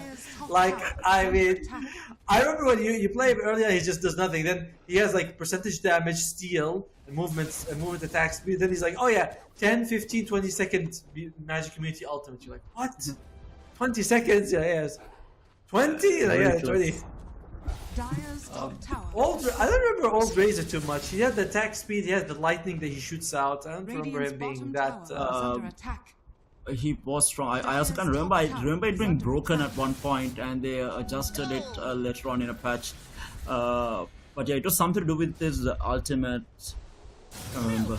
But I think they have it. Yeah. His ultimate was a passive that shot lightning. Basically, Yeah. The active now was a passive before, but it was just meh. You know, I remember it didn't do that much damage or hit that often, so felt like a very lackluster ult most of the time. All right, Pakistan, they are setting up for a fight. Oh, they're going for it, but the Shepherd doesn't flash. And they have the lasso to counter. The Tiny was ready for it. The Ember was ready for it. And the Ember out of nowhere picks it up as well. The CM, does he get out? Yeah, he does. Excuse me, sir, that's fake news. I don't like when people give out fake news. CM did make it out. But who might not make that is the Timbersaw taking a beating. And he is going to be losing life. What is his score? He is 0, 12, and 0. He has not been involved in a kill or an assist. It's not like, Wow. yeah, it's 0, 12, 0. Wow. That's And I don't think Bloodbath continues. I haven't seen that in a long time. And Janice also loses her life, and overall, just this Pakistan draft is so hard to play. Oh look, a Wisdom Ruin. What's the experience advantage between the two teams? Actually, it is it's pretty good. They have 34% more experience on the Radiant side. That is wild. Yeah, I mean, not picking up these Wisdom Runes and as well as the Tormentor, these are tools that is given is under attack. by the Frogman for these teams to come back, and they haven't utilized any of it. I thought when it came back, like my first idea was that it gives that comeback mechanism where you get a little bit of XP, a little bit of gold, and 1,400 free in terms of a shard. And majority of the supports have like decent shard. It's not like horrible. Meanwhile, the Batrider jumps in onto the Wind Ranger, gets shackled up, and that is going to be a stun toss into the Dagon. They will find that kill. The Timbersaw is going to get caught up inside the Static Storm, but manages to get out. But the Gun's back into the Static Storm, so he is going to be in. Tiny has lost his life. The Glimmer Cape on the Disruptor will keep himself alive. BKB popped on. The Alchemist will go to work on the Enchantress, using the stun on the CM, making sure that they will find the skill onto the CM as well. Raising kill popped. And that's a dieback. And it's like, what was PL supposed to do? But when PL did 300 damage in the entire fight through 2 Spirit Lances, and that's it. Like, there's nothing that PL can do because his item build is. Like, you need a heart to be able to even stand next to this Alchemist, this Sleight of Fist. So he's just absolutely struggling from the start till now. This game has been just the India show, you know. Pakistan picked this weird draft, and India is punishing for them. Oh, the last one was on Illusion. Okay, you know now what? You know, it's cool. It's like India wastes an ultimate, and Pakistan's like, well, we can't do anything about it, can we? You know, I was like, oh. He has picked up the Octarines as well on the Batrider, so he's going to have the lasso for all of these fights, pretty much. It's already just 10 seconds away from having it again. Mind you, India has been more interested in picking up the enemy Wisdom Runes than picking up their own. I don't think they have gone there at all. Man, they've actually got 3 on their side, not 1, not 2. They have 3 Wisdom Ruins on their side. Like what? And by the way, apparently Wisdom Ruins now scale. Like that means that before, when it pops up, it gives you 280, doesn't increase. Now it apparently scales. I'm gonna have to make sure about this, but so this is going to be something like 6,000 experience if you take it, and they're already like 40,000. They already have a 40% experience advantage, 41%.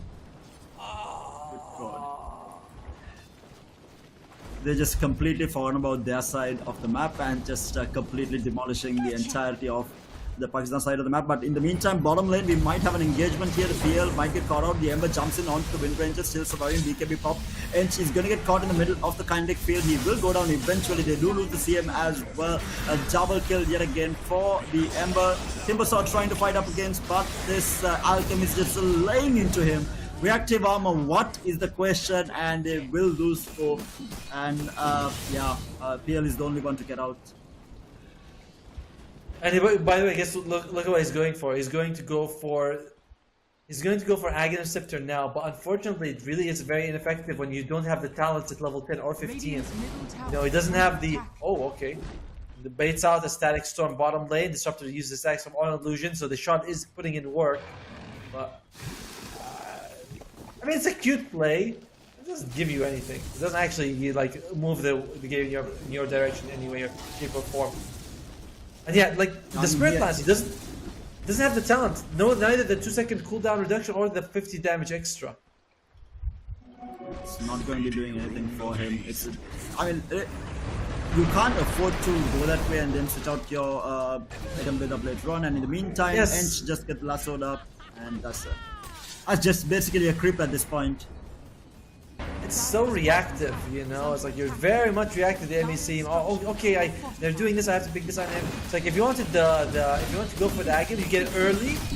You know, you diffusal into it, and that's fine. You can actually join your team and do a lot of damage with it. But this at this point of the game, getting for the Agam Scepter without the talents feels very unwise. And it looks like this Maze is going to be losing her life in that situation. Also unwise.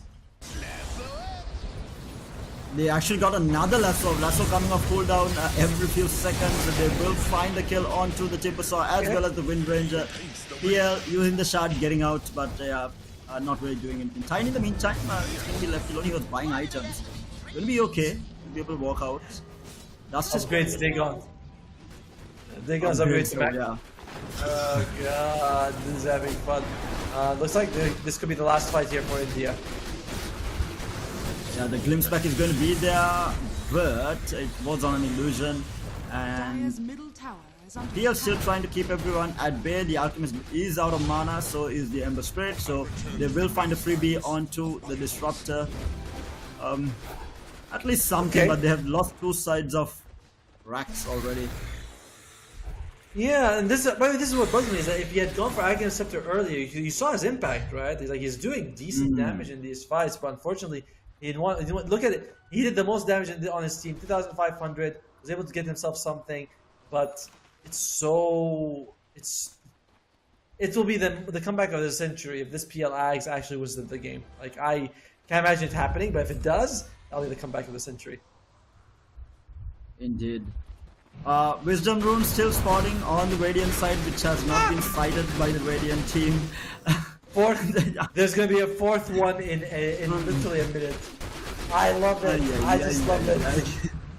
If Pakistan can ever go and get it, they can legitimately cut down the net worth, the experience advance by half just by getting it. Good God, that's the longest I've seen. But in the meantime, we have another engagement in the middle here. We have the Timbersaw getting lassoed up. He will get taken out. They are chasing after the Enchantress as well. The Unstable Concussion will stop the teleport out, and we have a disconnect in the middle of all of that. Doesn't really matter at this point. Yeah, even without the Ember Spirit at this point, I think they just win. Yeah, I like how he says sorry. He's like, "Sorry guys, didn't mean to pause." It's like, I know we're killing you every few seconds, and now we have to pause and extend it even longer. It's like, no, don't worry, you're doing your job. But if they can just get Enchantress or the Crystal Maiden to go for that, I mean, Crystal Maiden could go for it. Honestly, she could take the Twin Gate and teleport there.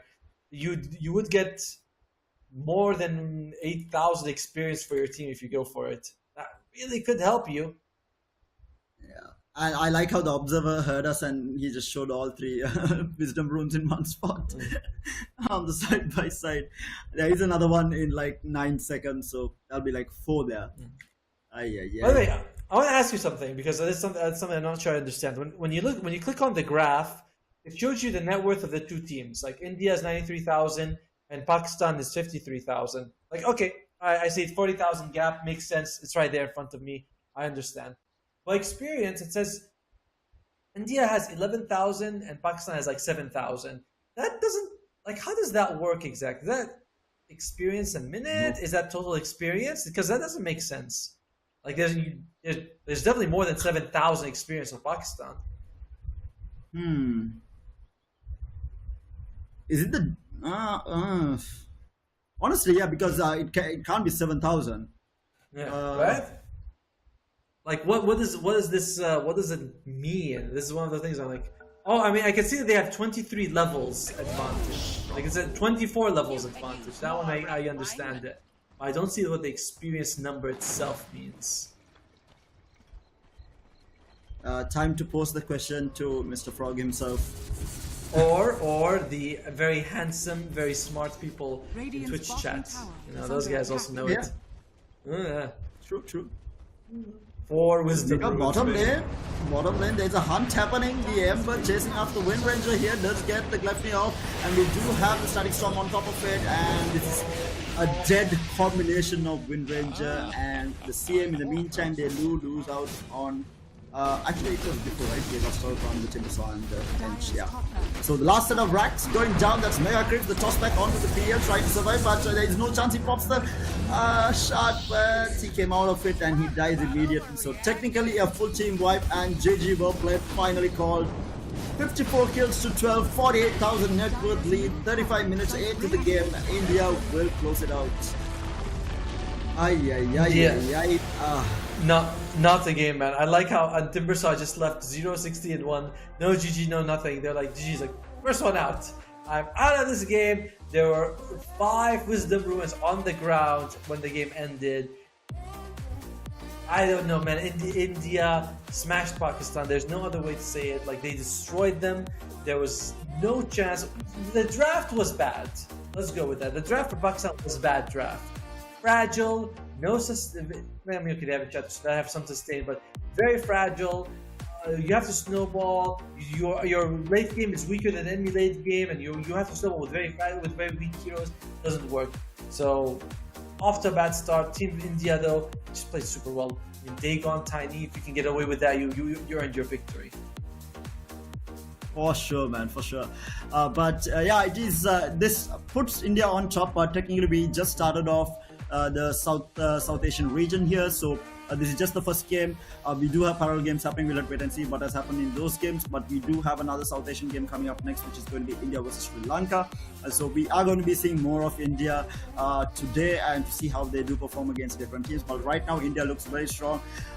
Drafting wise, yes, they did win the draft, but the way that they drafted, again, very unorthodox. I mean, we haven't seen an Alchemist going through the draft that late, where you can, fifth pick it in a drafting stage. That has not happened. So we'll have to wait and see how it all works out. Whether a team will come forth and destroy India is going to be the question. We'll have to wait and see. But to Pakistan, I think I don't think necessarily it was a skill matchup. It was just complete outdraft, right? India, even if Pakistan did have the talent to back it up, they just did not have the draft to pull that off. And we will have the stats on screen as well. I mean, the thing is, there is a bit of a gap between the two teams. Yes, they're immortals, but India, they have rank 70 on their mid, to rank like 500 on their carry. So it's pretty up there in terms of immortal. You look at Pakistan sides, like 1,500, 2,000, 3,000. There's like they are skilled players, no doubt about it. But there is a skill gap. There's a massive drafting gap. Itemization was all over the place from Pakistan. We talked about like Timbersaw. Why is he rushing arcane boots? It's all magic damage. He needs a cloak. He doesn't want a cloak. A PL gets Aghanim Scepter, gets it very late and doesn't take the talent. We saw the early round of ATOS when you have damage issues. It's just so many things not going well for Pakistan. They're very much outmatched, and these are things that you can improve on by yourself. You know what I mean? Like if you have a bad item build, it doesn't matter whether you're up against a good team or a bad team. It's still a bad item build. So that's one of those things where they have to go back and be like, okay, there are some mistakes I'm making that are fundamental mistakes that I should be making no matter who I'm up against. Indeed, it was. I mean, it is not the end. I mean, it is a learning curve for everyone. I think every loss teaches you something, and I think Pakistan can take away a lot from it in terms of drafting as well as how they itemize in the game. Not necessarily their mechanical skills. Obviously, these players are immortal, so it's not like you need to teach them mechanical skills in the game all over again. We know that these players are capable. It's just that they need to work on the fundamentals like drafting and itemization on their heroes.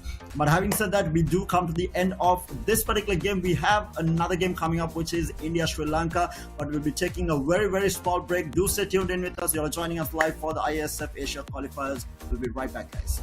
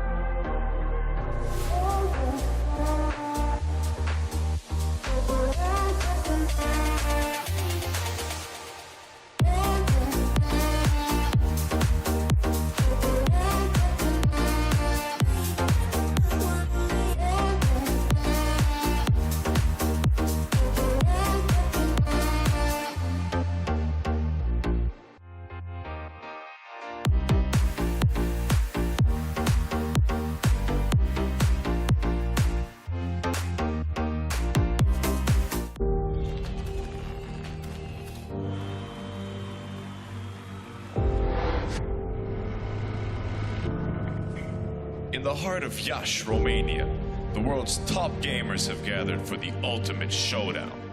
IESF brings heart-stopping matches across a variety.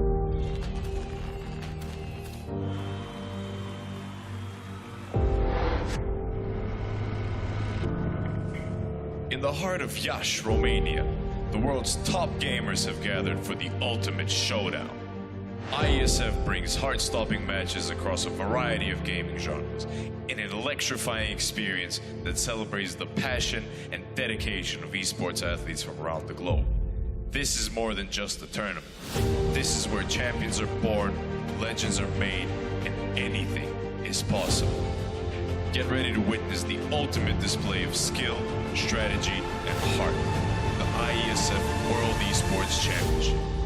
It's about to take your breath away. Do you think you've got what it takes? The challenge will be tougher than ever.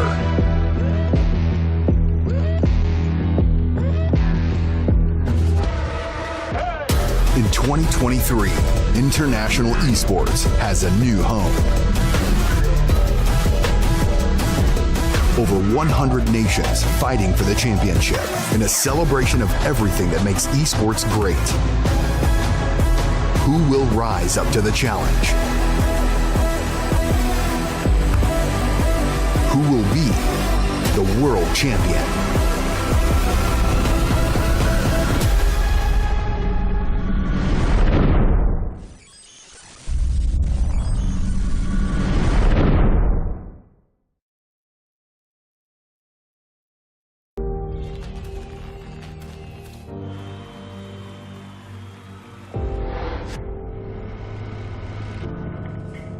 In the heart of Iași, Romania, the world's top gamers have gathered for the ultimate showdown. IESF brings heart-stopping matches across a variety of gaming genres in an electrifying experience that celebrates the passion and dedication of esports athletes from around the globe. This is more than just a tournament. This is where champions are born, legends are made, and anything is possible. Get ready to witness the ultimate display of skill, strategy, and heart. The IESF World Esports Championship. It's about to take your breath away. Do you think you've got what it takes? The challenge will be tougher than ever.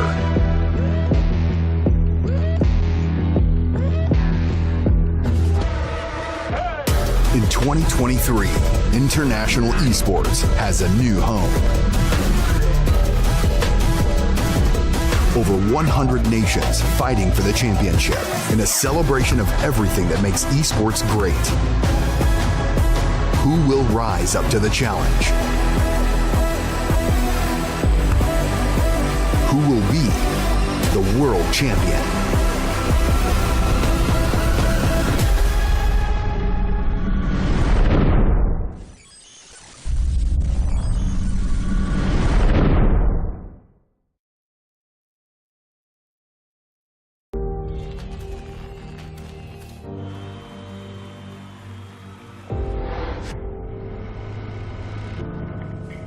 In the heart of Iași, Romania, the world's top gamers have gathered for the ultimate showdown. IESF brings heart-stopping matches across a variety of gaming genres in an electrifying experience that celebrates the passion and dedication of esports athletes from around the globe. This is more than just a tournament. This is where champions are born, legends are made, and anything is possible. Get ready to witness the ultimate display of skill, strategy, and heart. The IESF World Esports Championship. It's about to take your breath away. Do you think you've got what it takes? The challenge will be tougher than ever.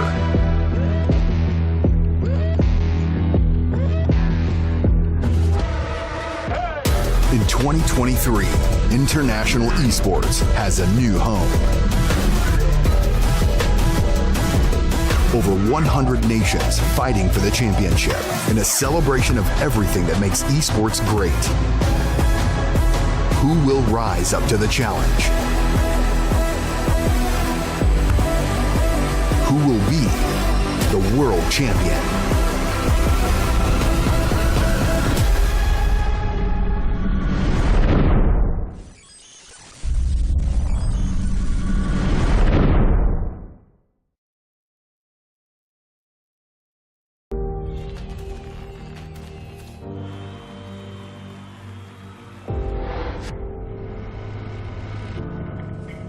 In the heart of Iași, Romania, the world's top gamers have gathered for the ultimate showdown. IESF brings heart-stopping matches across a variety of gaming genres in an electrifying experience that celebrates the passion and dedication of esports athletes from around the globe. This is more than just a tournament. This is where champions are born, legends are made, and anything is possible. Get ready to witness the ultimate display of skill, strategy, and heart. The IESF World Esports Championship. It's about to take your breath away. Do you think you've got what it takes? The challenge will be tougher than ever.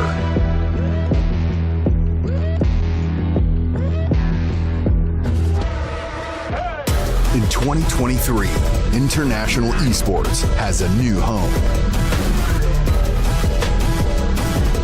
Over 100 nations fighting for the championship in a celebration of everything that makes esports great. Who will rise up to the challenge? Who will be the world champion?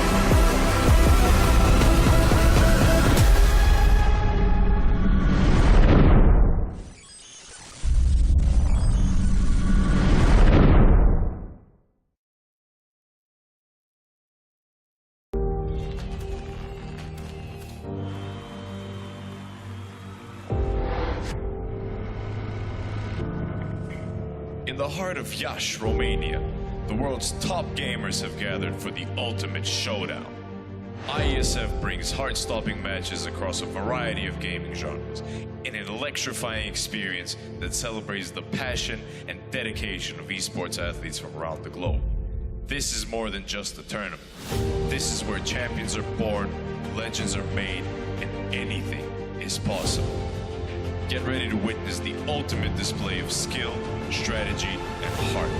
The IESF World Esports Championship. It's about to take your breath away. Do you think you've got what it takes? The challenge will be tougher than ever.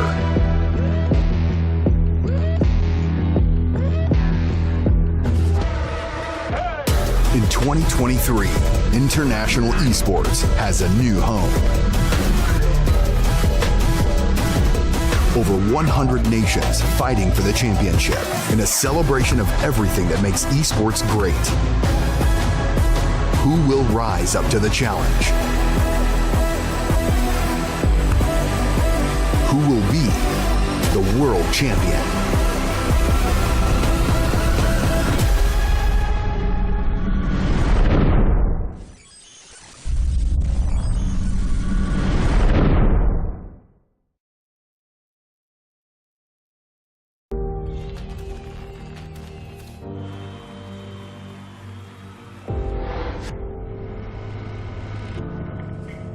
In the heart of Iași, Romania, the world's top gamers have gathered for the ultimate showdown. IESF brings heart-stopping matches across a variety of gaming genres in an electrifying experience that celebrates the passion and dedication of esports athletes from around the globe. This is more than just a tournament. This is where champions are born, legends are made, and anything is possible. Get ready to witness the ultimate display of skill, strategy, and heart. The IESF World Esports Championship. It's about to take your breath away. Do you think you've got what it takes? The challenge will be tougher than ever.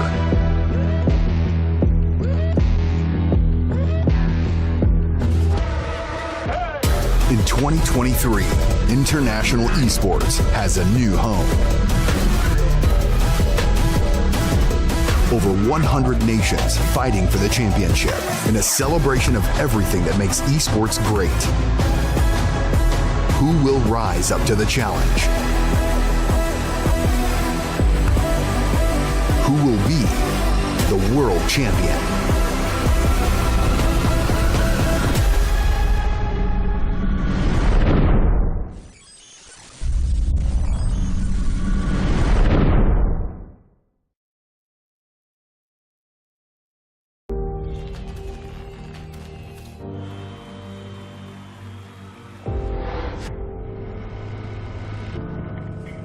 In the heart of Iași, Romania, the world's top gamers have gathered for the ultimate showdown. IESF brings heart-stopping matches across a variety of gaming genres in an electrifying experience that celebrates the passion and dedication of esports athletes from around the globe.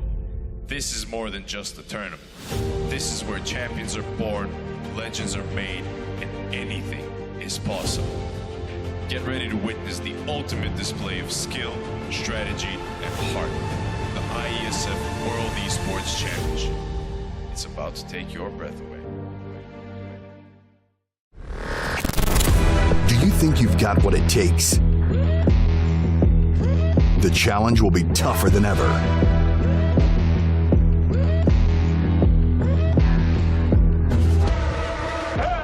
In 2023, International Esports has a new home. Over 100 nations fighting for the championship in a celebration of everything that makes esports great. Who will rise up to the challenge? Who will be the world champion?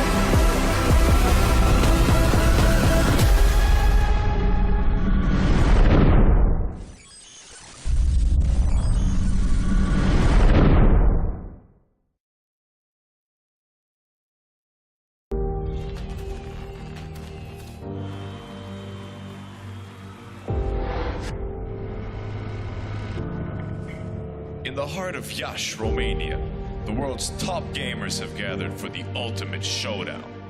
IESF brings heart-stopping matches across a variety of gaming genres in an electrifying experience that celebrates the passion and dedication of esports athletes from around the globe. This is more than just a tournament. This is where champions are born, legends are made, and anything is possible. Get ready to witness the ultimate display of skill, strategy, and heart. The IESF World Esports Championship. It's about to take your breath away.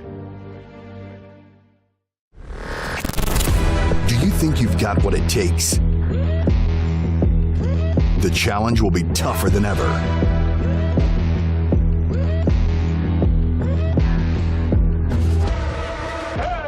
In 2023, International Esports has a new home. Over 100 nations fighting for the championship in a celebration of everything that makes esports great. Who will rise up to the challenge? Who will be the world champion?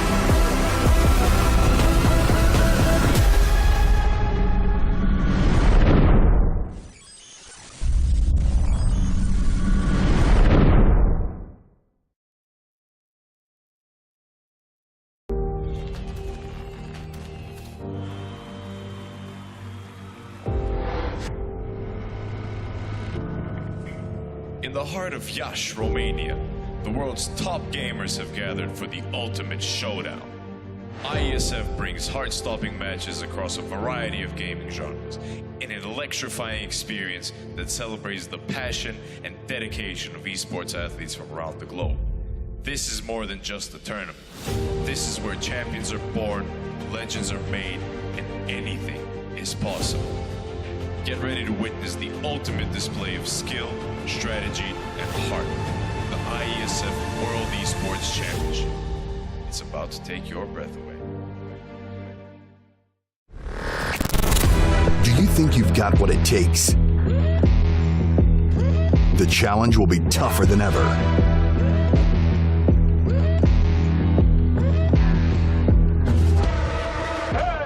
In 2023, international esports has a new home. Over 100 nations.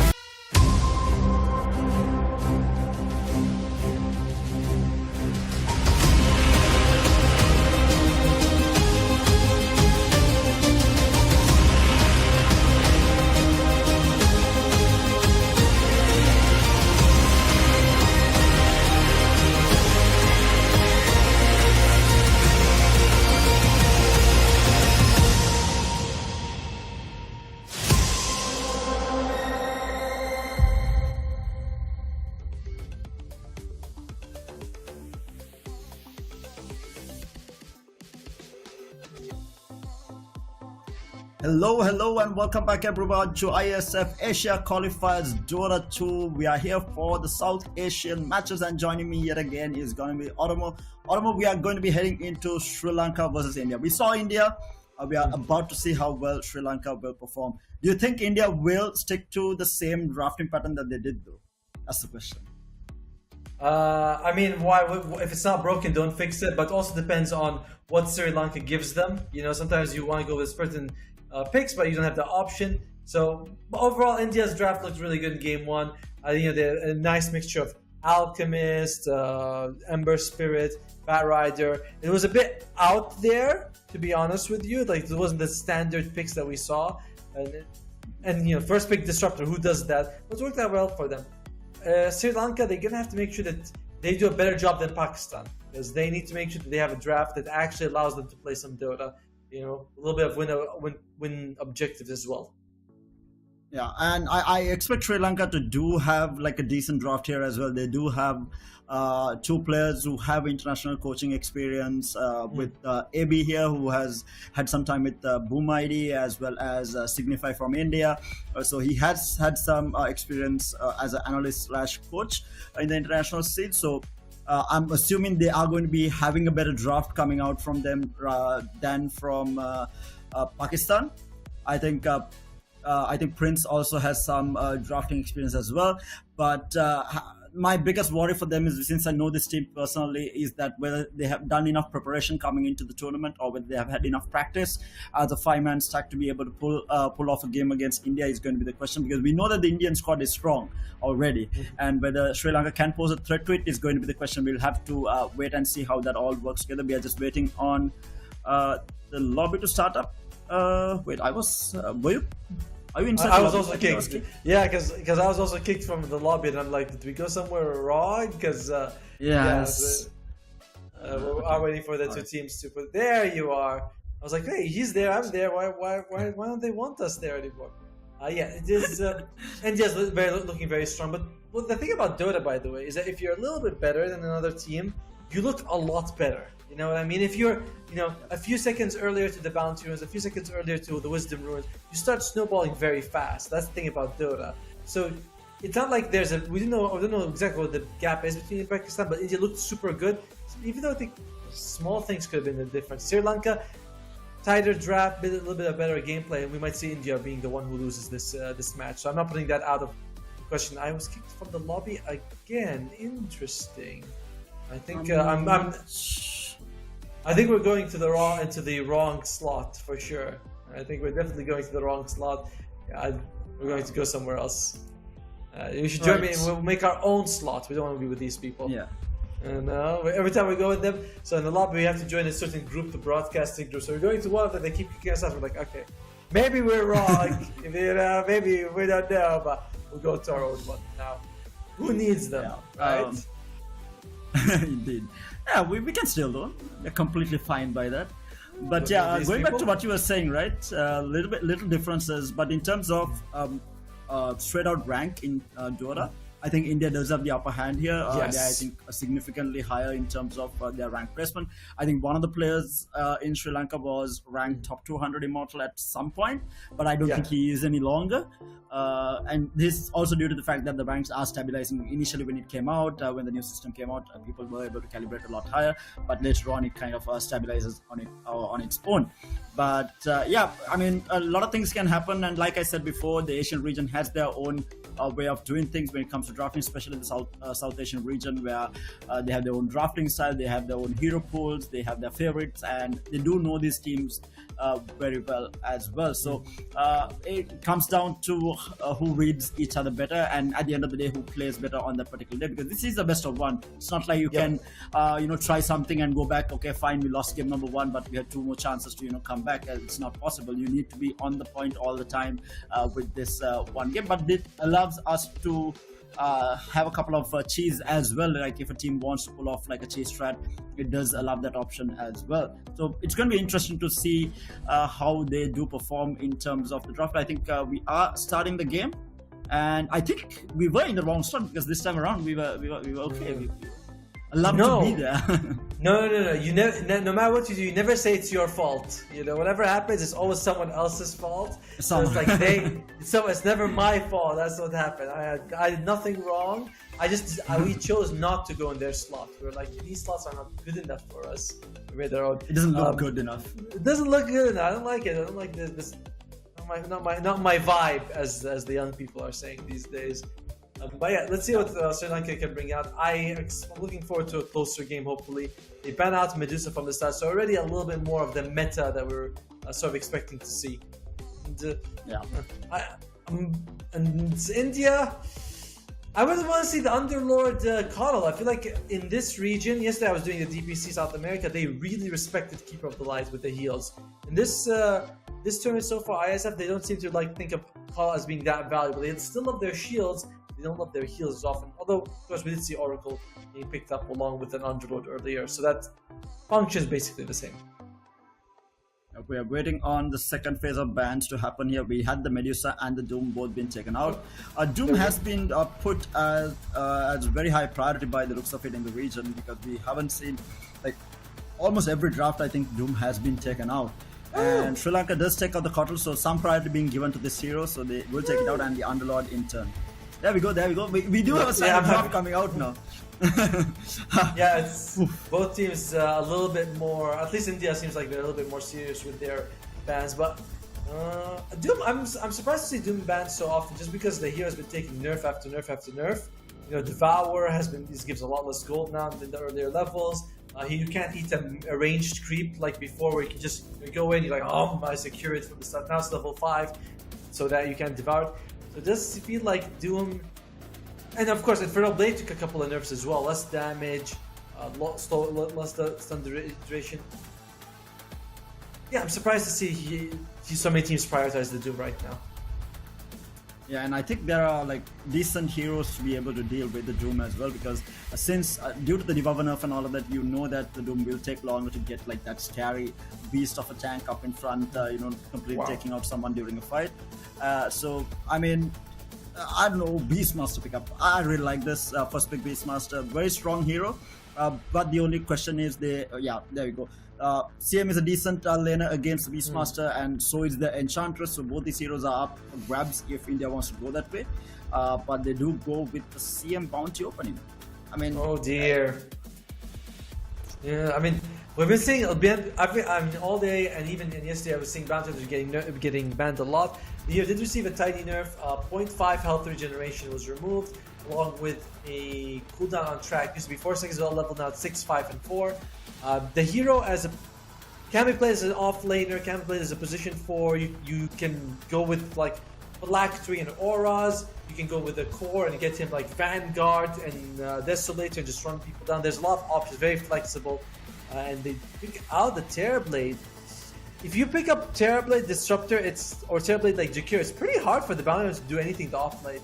Especially as a support, you want to go in, you want to go in, you get that little bit of extra gold with the hit, and then you just take a dual breath, meta, a reflection. You're like, holy, you lose like 80% of your health and you still like 12 gold. So that is the problem with the Bounty Hunter. His lane can be very iffy. Yeah, and from what I've seen from the team from Sri Lanka, they do have like a mean Terrorblade player as well. I think it is Vegeta who plays carry for them, and he does play a really good Terrorblade. I mean, I like the pick. They are favoring this pick on the side, so they are sticking to what they're comfortable with in terms of drafting. And also, this hero is strong in the patch. It's not like they pick a hero out of nowhere who is not relevant in the patch. This is a strong hero in the patch, and like you said, he does pose threat to the bounty hunter if this bounty hunter is an offlane bounty hunter as well. But yeah, we are waiting. So they do take out the Chen as well as the techies on either side. I really like the techies. I would love to see a techies and cast a game with techies in it. I mean, you got the chance, game 1 of the day, and Whoa. I'm really happy. I mean, I'm really happy that this hero has been brought back. Right, it used to be a cheese pick, but it's no longer a cheese pick. It's a meta pick right now. I mean, this hero is so relevant in the meta, which is absolutely amazing because he has not been relevant forever. Like, I don't think he has been relevant ever. Until this patch came around. So this is the first time that Techies has received some love in the patch, and it's absolutely amazing to see. I don't know, man. I mean, you know, when Techies has been the annoying bomb planner for like 15 years, you're like, okay, I know the rework is good and stuff like that. I'm glad Techies has changed. I'll go with that. Or look at the bans coming out here. They get rid of the Techies ban is interesting for me for one reason. It means that that Sri Lanka thinks India could be picking an offlane bounty hunter. Because if you get rid of Techies, bounty hunter is probably going to be the position 3. You want to pick another position 4. Techies would be a good combo for that. And they do get rid of the Slark as well. Might want to make sure that you give this Beastmaster some sort of laning phase. Because Slark CM is brutal, you know? To be fair, even if you take something like a Chaos Knight or an Ursa, you're probably going to suffer. It comes down to a good position 4 to protect this this Beastmaster. Quite sure what you'd want. Something with a stun. Sometimes I think maybe Veno with the slows might be okay. At least it's better than like at least Slark is a your move and Veno becomes viable in that situation. Yeah. You also like Kips. You like your Venomancers. I hate anyone who picks Venomancer. Even if it's on my team, I'm like, do not pick Venomancer, man. Like, if the enemy team, I hate it. Yikes. But Kips is like, Kips loves the Venom. I mean, didn't she work with Cuckoo at some point? You know, you can see why. Actually, to be honest, no, I don't. Hey, Venomancer got banned. There you go. Thank God for that. Like, I swear we talk about something. Sometimes you talk about like you feel like it's a random hero, but somehow the pros are thinking the same. But yeah, I would imagine that Venomancer would be pretty solid just because he gives you a bunch of slows. Makes it hard for like the Ursa to follow the Beastmaster. And there's no real hero that does the same thing. Axe comes out, so it is going to be the position for Bounty Hunter, as I was kind of hoping. I think the hero is good enough as a 4, especially with the phylactery build, although you don't want to rush it. And Axe comes out. Axe, really good against a Terrorblade if you can get next to him. Terrorblade doesn't have a whole lot of health, a couple of spins. But since the rework, I don't know, I don't like the new spin. You know, the counter helix. It feels like it was a lot better before. Now it's like you never get attack speed on this guy. If a lot of people are hitting you, it doesn't matter. You know, you can just be Hex and you just don't do anything. So, I'm not a fan. Undying comes out. Undying Terrorblade versus a Bounty Hunter Axe. Ouch. Might just be Undying Beastmaster as well. Could be. But yeah, they do have. It is really good right now. I like the Terrorblade for sure, and this Axe is not going to have the greatest of time because Terrorblade is not going to care too much, right? It's not like he's suffering in terms of base damage where he can't last it, and he is going to be able to get the majority of these last hits in the lane. Has a decent armor. He's not going to care at all about this Bounty Hunter with the Undying up in front, you know. Just beefing things up. So it's a strong lane coming out from Sri Lanka so far. And a Blood Grenade, Tombstone, and Dust. And so this Bounty will be moving. And they do take the position. Okay, I like the Earthshaker pick a lot. I wanted the hero that can just sort of like, if aggression happens, he's like, go away. You know, like just like push you away. I don't know. There's a term for it. I think it's called peel. When you can just move an enemy away from something. You can just peel them away from it. And I like the Veno as a pick for that. But without that, you have the Earthshaker. 4 melee though. 3 of them strength. It does make you think that Timbersaw pretty good. You know, there's not a whole lot. There's a decent amount of control, but not a whole lot of it. Maybe Huskar is also an option. But yeah, Timbersaw feels really good. And Terror, come back here, don't leave. Sorry. Yeah, I definitely agree. I think definitely a decent lineup coming up from Sri Lanka. Monkey King good, but Terrorblade does not really care about this Monkey King, right? Unless the Monkey King actually closes up the distance. Even with that, you have ways of forcing this monkeying off his own Wukong's command. You have a lot to be put into this. You have fissures, you have echo slams, you have the undying tomb. Yeah, right now I do like the Sri Lanka draft a lot better than what is coming out from India, and they are quite squishy as well, right? Like the CM Bounty Hunter, unless like since the Bounty Hunter is being played as 4, he's not the tankiest of support, right? Since he's not going to be building into that Vanguard. So I don't know. But he is a great hero to get auras with, and he has a level 15 talent, the 25% less damage that also really adds up. So he's more durable than he seems. You know what I mean? He also starts out with pretty good armor. I feel like if you're Sri Lanka, you need a range core that gives you value, like maybe an OD, honest to God, because you already have the puck is removed, pop is removed, OD pure damage could be pretty good. Helps you. Maybe is able to disable the axe if he jumps in. Could be a good save for you. I want something ranged. I want a ranged mid. Zeus, I wouldn't mind even if that works. So since you did mention OD, you're right on the dot here, because the mid player for Sri Lanka loves his OD, right? So I really hope they do actually pick up the OD. They absolutely love his OD. Was very destructive, but they go with the Pug now. Okay. I like the Decrepify. It allows you to walk out of Wukongs very easily. The sustain is pretty good, so that if someone is fighting a situation, you know, maybe Axe jumps in, just heal them. And one thing that Bounty Hunter, that I feel like the change of the stun going to his what you call his Shadow Walk is not as good as it sounds. Because before you could track 2-3 people, you throw out a shuriken, you stop all their channeling. You know, like you ever see someone like they're TPing far away, shuriken, and you have them like, and just bounces, and okay, the TP is cancelled. Now you have to run up to them. It's a change. It's not a buff or nerf. Zeus does get picked for the other side though, and Zeus is a great counter to the Terrorblade, despite the nerfs that Zeus is. I feel like he's in a very bad spot, but he does give you a huge amount of burst magic damage, solid against the Terrorblade. Overall, I mean, I think India's a better team. You mean my grandmother? You know, where am I gonna be? Yeah. I think I'd put her on. I like Sri Lanka's draft a bit more. They have no way of dealing with Tombstone. Have you noticed? Like, yeah, Monkey King can hit it and stuff. Like, anyone can hit it, but they don't have like great Tombstone like a Mirada, like a Snapfire. So I'm gonna go with Sri Lanka. I think Sri Lanka's draft is better. I don't know if they're the better team, but go all in Sri Lanka. All right, I have to be biased. I'm in home country. I need to go with Sri Lanka here, so I'm going to stick with them. And to be fair, I do think they do have the better draft here. I'm not a huge fan of the Pugna pick, but it is decent. It's not that it's bad. I would have preferred his signature hero. The OD would have been good, especially to save the Terrorblade from a call in the event that he does get caught, and does like really good outright damage as well, like pure damage. Also, and can keep the Monkey King in check during these fights as well. Like OD probably might have been better, but who am I to question these things? We'll have to wait and see how it all works out. But we are going to be getting into the game shortly. Right now, Otomo and I both say that it is Sri Lanka's game to lose, because they do have the better draft. But India has proven to be a really strong force to be reckoned with just after that previous game against Pakistan. So we'll have to wait and see.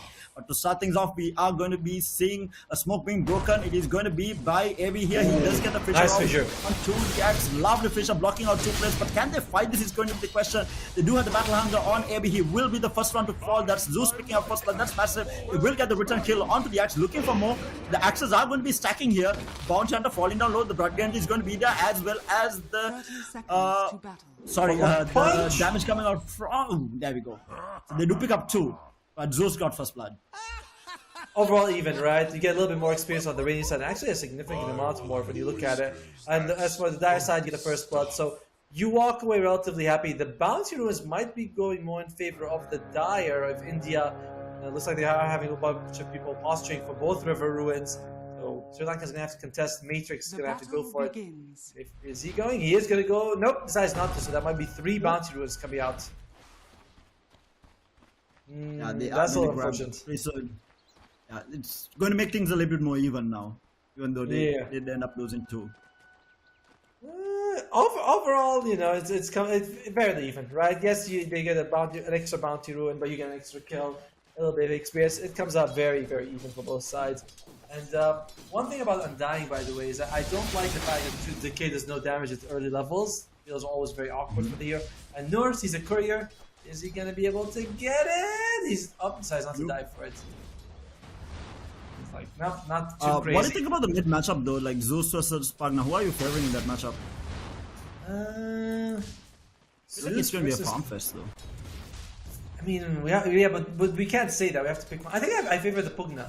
Zeus spams his spells a little bit more, so you get more magic wand charges from him, and you're not as reliant. Like I think I favor the Pugna just a little bit more. I'm no Quinn though. I'm no Quinn. He would know this match and be like, well, I'll tell you exactly how it's going to work out, and then this minute's going to be Pugna favorite, this minute's going to be a Zeus favorite. We are already seeing this Undying just being a thorn in the side of this Axe, just zoning him out completely. He's already down to like quarter HP, and he's doing it alone, right? Just decryptify and just right-clicking the hell out of the Axe out of the lane, and yeah, it's having a tough time. The top lane is where I'm concerned. Beastmaster, he's okay for the time being, but as the CM gets a couple of levels, just with the soul rip. Gets it with the soul rip. Axe is right there. And by the way, these early kills are really affecting them. And Bounty, he took Shadowlock level 1, but that means you're not going to be able to do much harass with Janada. Janada, we talked about the gold steal a lot, but gives you 60 damage extra at level 1. It's only 9-second cooldown, so he's actually not able to help the Axe much. You know, they are going to try to do something against the Terrorblade. The blood grenade. And he's going to be there, the blood grenade. The spins are working. Bujitsu trying to run away on this Terrorblade, but the final spin will catch up. So Axe is going to be very happy. He died twice, but did manage to get the kill on the Terrorblade. Big deal, big deal. And unfortunately for him, we saw Undying sort of leave him at that point. If he was there, he could have thrown out a soul rip with a substantial heal.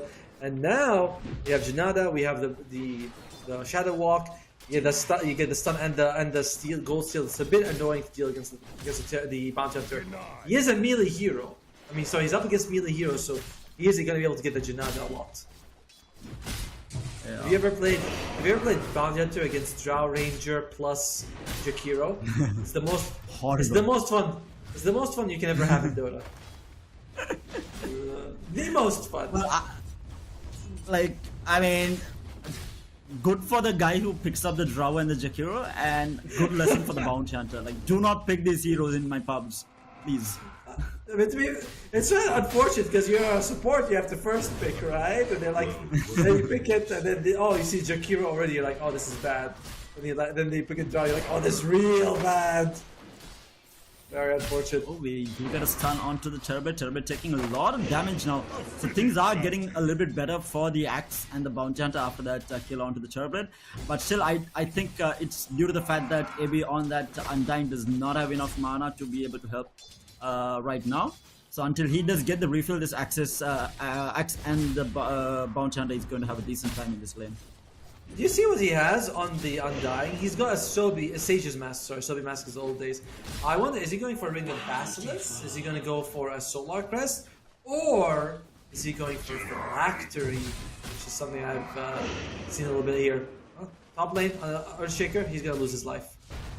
Yeah, 100% dead here. So Zeus picks up another kill and will pick up the Water Rune as well. And the Bounty Hunter looking to deny. Oh, no, he did get the Water Rune over the partner. So that's a massive win for the Dire team, which is India, but they do end up losing the Axe. So Bounty Hunter leaving the Axe alone. Did manage to grab the Water Rune, but ended up sacrificing the offlane for that.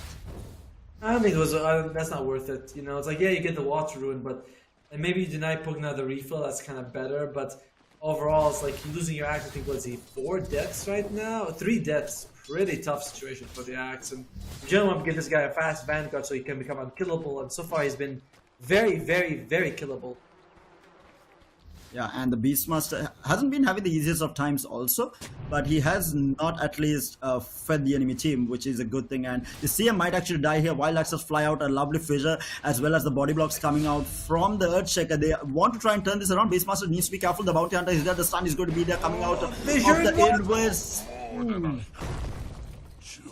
The fissure did not come off cooldown in time. A good rotation from the Bounty Hunter to secure that.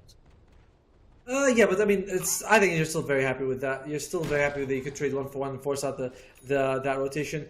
And in the meantime, Axe forced to sort of go behind enemy lines, try to get some CS that way. And Undying, dude, does Max Soul Rebuild? I'm telling you, I see this with Phylactery. People just go Max Soul Rebuild. It's an exact cooldown, so you always have it. 6 seconds each. I don't know if I love it, but it would certainly be very interesting to see top lane. Top lane Earthshaker in trouble. He will go down here for sure. Oh, let's get the fissure off, but a couple of more right clicks. Still surviving. Bounty Hunter goes on in with will grab that kill. So yeah, Team Sri Lanka losing a couple of heroes here and there. And yes, the Axe was cut in the lane, but the Turbid doesn't care too much, right? Because he can tank up the wave. He has decent armor. He has. Oh. He tries to lose his life. He's been trying to farm the neutrals, goes for the double damage rune, gets it to deny the Zeus, but Zeus was able to just jump on top of him and throws out all this damage. And right now, Sri Lanka, they're losing in terms of rotations, you know? It's like, yeah, you're dealing with the Axe. Axe actually, might lose his life here. Oh! A little bit of trouble. Did you see that? He Does throws out the have soul. 6 charges. Yeah, you see, he throws out the soul rip without any zombies, and in the meantime, Panda's going to lose his life again. That was a bit of a mistake by the Undying. If you throw out the tombstone, you get a couple of zombies, you can soul it, then it can actually do something for you. Yeah, they do get a return kill onto the Bounty Hunter, but the bigger kill was obviously the Pugna on the mid lane going down, and it was the Zeus who picked it up as well. Oh! CM. Wisdom Ruin! Trying to come. Earthshaker does manage to stop him from getting it. Valiant effort, but ends up giving the Shaker 2 kills. He's going to be getting very, very close to his Arcane Boots. Maybe he goes for Brown Boots, Dagger, even, I don't know. I mean, do you see the value that teams are putting on these on the Wisdom Ruin? Like, CM, she didn't have to do that, but she could actually walk away. But she's like, okay, 6 seconds, might be in response, no one's there, goes for it, and like sees that they're still there, decides I'm gonna commit for it. Does almost get in the end. Oi oi oi! When that level 3 Jinnah does take so much gold, might actually kill him. Yeah, I think it is possible. He is surviving a little bit. Does have the raindrops to That's stop it, next it, one? but he is. Oh, look at him. Oh! He gives it to the Axe. Taunting. Middle tower. I was wondering why the Bounty was not attacking for a second, then I saw the Axe rotating in, and I thought, did you see it? I was like, oh, did you see that? You see the Axe? Like, oh! What a bro. What a bro move. You know? and this Axe needs all the help that he can get after the laning stage that he has, but he has recovered reasonably well. He has picked up his Vanguard, and now the Turbid cannot really like stay in the lane. The Axe can run at you. Meanwhile, top lane we have the Beastmaster getting gone on a lovely boundless onto 2 heroes, and the Fisher misses completely. In the meantime, there is a kill onto the Terrorblade as well on the bottom lane with the Zeus ultimate. Thunder God's Wrath securing it with the Bounty Hunter, making sure. CME is going to come back. They are trying to go on the Earthshaker. They are trying to jump on him. A good premature stun, but it's not going to be enough. And the Pugna is going to get gone on as well. The channeling is going to get cancelled. The Thunder Strike coming out from, the Thunderbolt coming out from the Zeus, cancelling it. And now India is ramping up. And like you said, I think they're just so much better. What? Why are they going 1 by 1? No. What? That is weird to see. Like, I mean, he's already saw 2 of his friends dying, but now, guess what? That kill gives Bounty Hunter track, and now we're really gonna see the snowball start to go crazy. They're like, Sri Lanka, they were doing pretty well, but this chain feeding that was happening in the top lane is gonna cost them. And I haven't seen the value of this Pugna so far. Like, he's got some CS to his name, you know, God bless him, but I don't really think that that's actually been giving them anything in value. Yeah, to be fair, I did not like this pick to begin with, and it hasn't really paid off for them either. Yes, the Zeus is not going to be able to do much during the fight, but that's not what they're playing for, right? Because they're playing for these pickoffs with the Bounty Hunter, Under God's Wrath. They just want this instant burst. Zeus doesn't care about sustaining in the fight. As long as he gets off with a couple of his kills, he's going to be okay in the fight. In the meantime, there is a Fisher. The Axe is going to be in trouble. They will find the Bounty Hunter here. The Metamorphosis popped on the sideline. The Dust is going to get popped. So they do find both the kills. I don't think they have the catch for the Zeus here. He's going to be able to walk away. 2 kills, very much needed. Just a 4k lead towards India, so Sri Lanka is still not too far behind even after feeding a couple of kills on the top lane. And the Bounty Hunter is going for that first item Pavis, just so that all this physical damage was a little bit less of a problem. Although, Sri Lanka early game, you look at it, there's not much physical damage, right? It's like Soul Rip, Roar, Pugna, Earthshaker's all magic, so like I like the Pavis, but I do think it's an item that's going to help them more later on. At the moment, it's not going to give you a whole lot of value. And Matrix rushing in for the pipe. Oh my god, this Turbo might be in a little bit of trouble, but the lovely Fisher there, Earthshaker dividing things up here, but Undying might pay for it with his life. The call is going to be there. Will take the Undying out. I did not think that Kalimblade would kill him, but apparently he was low enough. So that's another bit of armor going in favor of the Axe. Even mid lane hasn't been pressured that hard, unfortunately. One of the reasons you do pick a Pugna is that you can actually just take those towers, you spam the Nether Blast. Fortunately for him, Krish has done an amazing job keeping the building's life. He rotates very shortly, he comes back to the lane, get the kill him. Oh dear, oh no. Yes, the freezing field is going to be there, but they played it right on the edge. They will pick up that kill, and that's another track goal. And this is the two supports going around and killing off the Terrorblade. You don't want to see happening. Radiant's Oh man, 600 gold just for killing, like, thanks to the track. And well played, by the way. He times the stun so that it lands as like the last icicle fall, so there's no chance for him to sunder it off. Nor, what can you find here? Decides not to do anything crazy.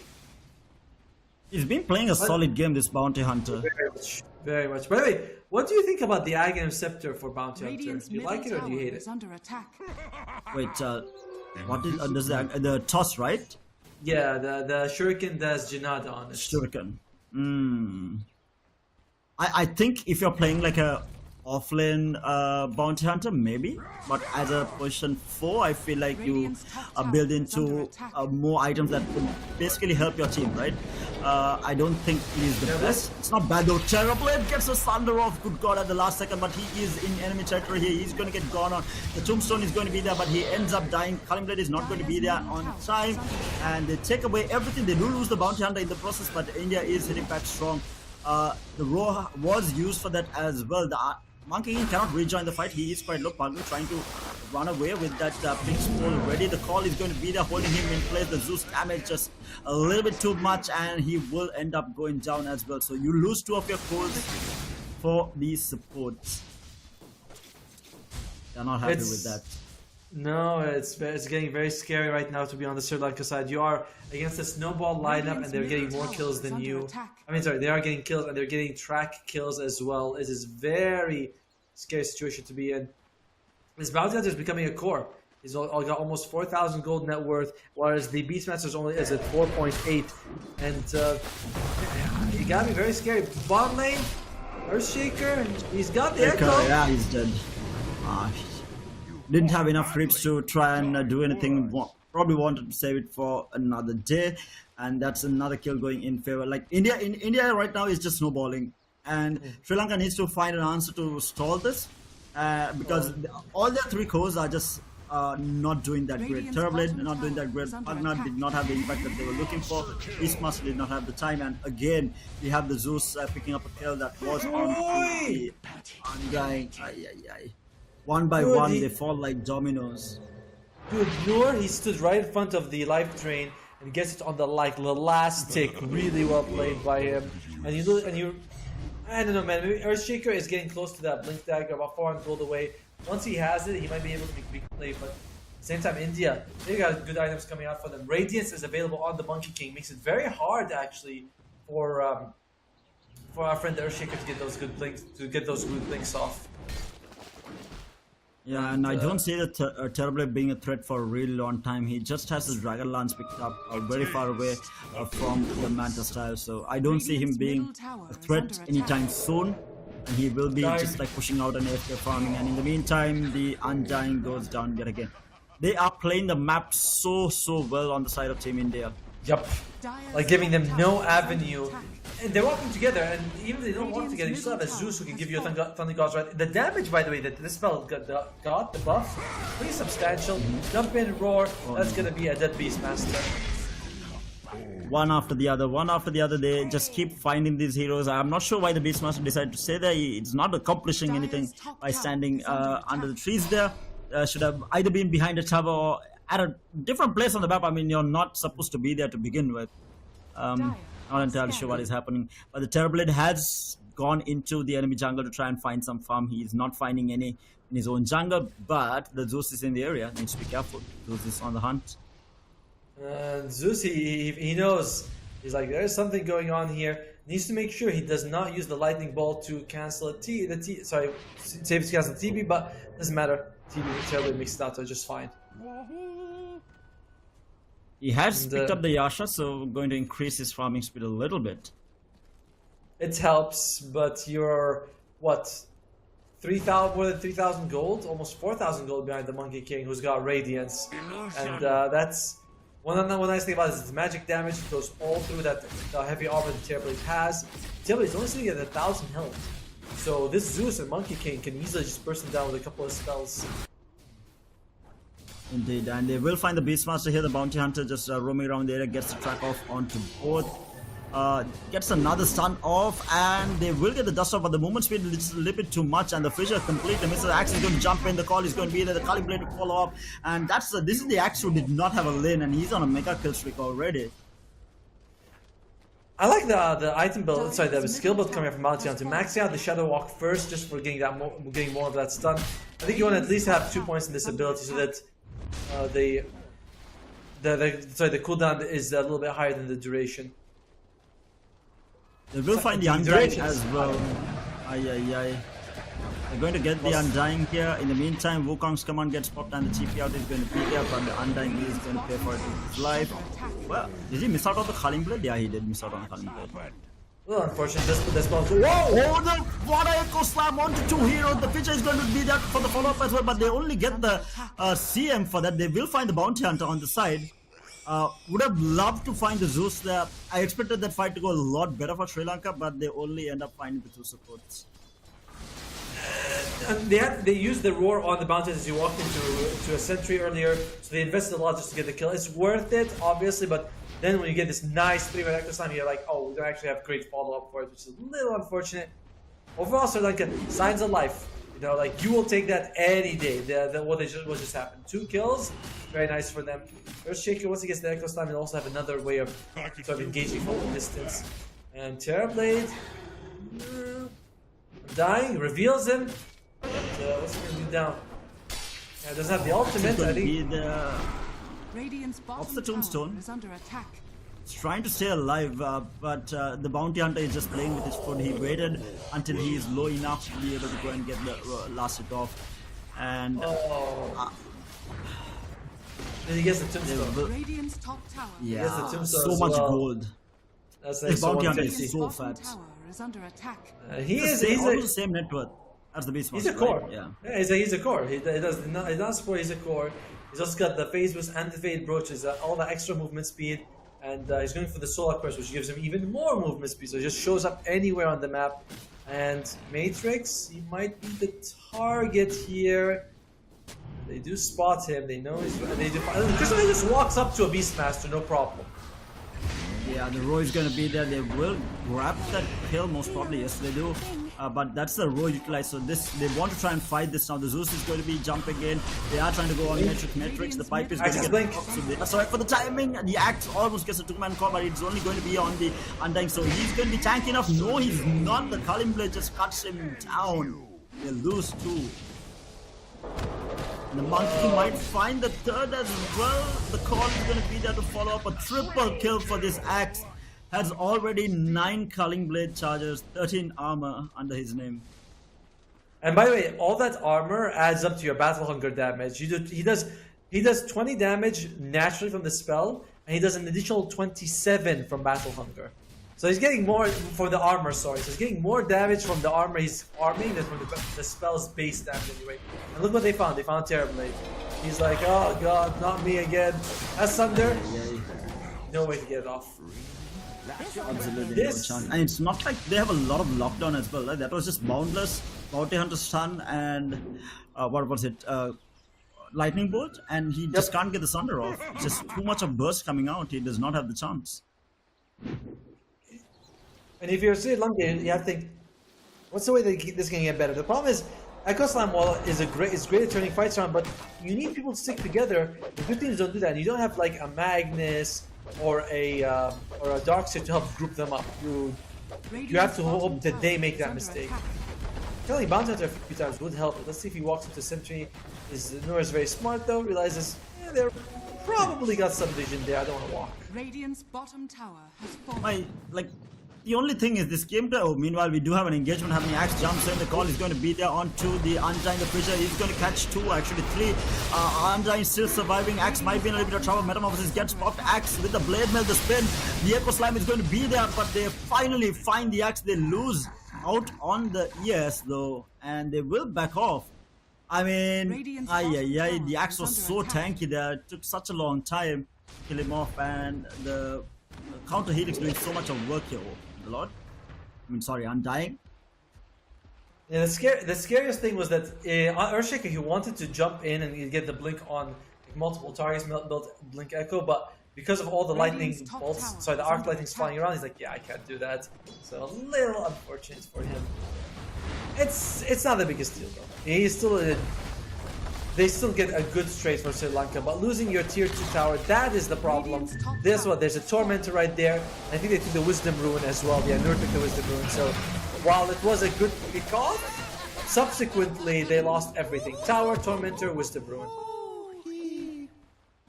Tough situation. Look at the net worth just ramping up. The Bounty Hunter is actually getting close to the Terrorblade's net worth. He's just 100 gold away from this, 100, 300 gold away from Terrorblade's net worth. That's saying something. That's your position 1 carry, and your position 4 is the same net worth. Like, yikes. Looks like you're gonna go for anything here. I still haven't seen much impact from this. Oh dear. God, that's your Undyne dying so fast, and the Earthshaker came in as well.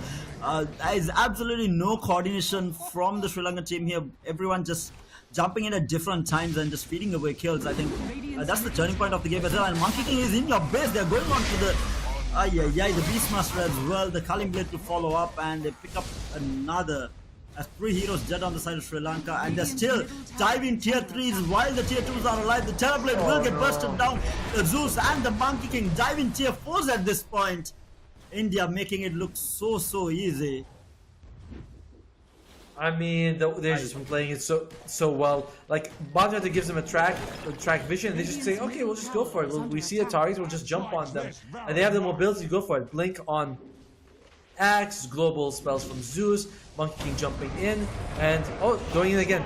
But looks like they won't be able to catch anyone this time at least. They are so far ahead right now, they don't really even care. Like, they're diving.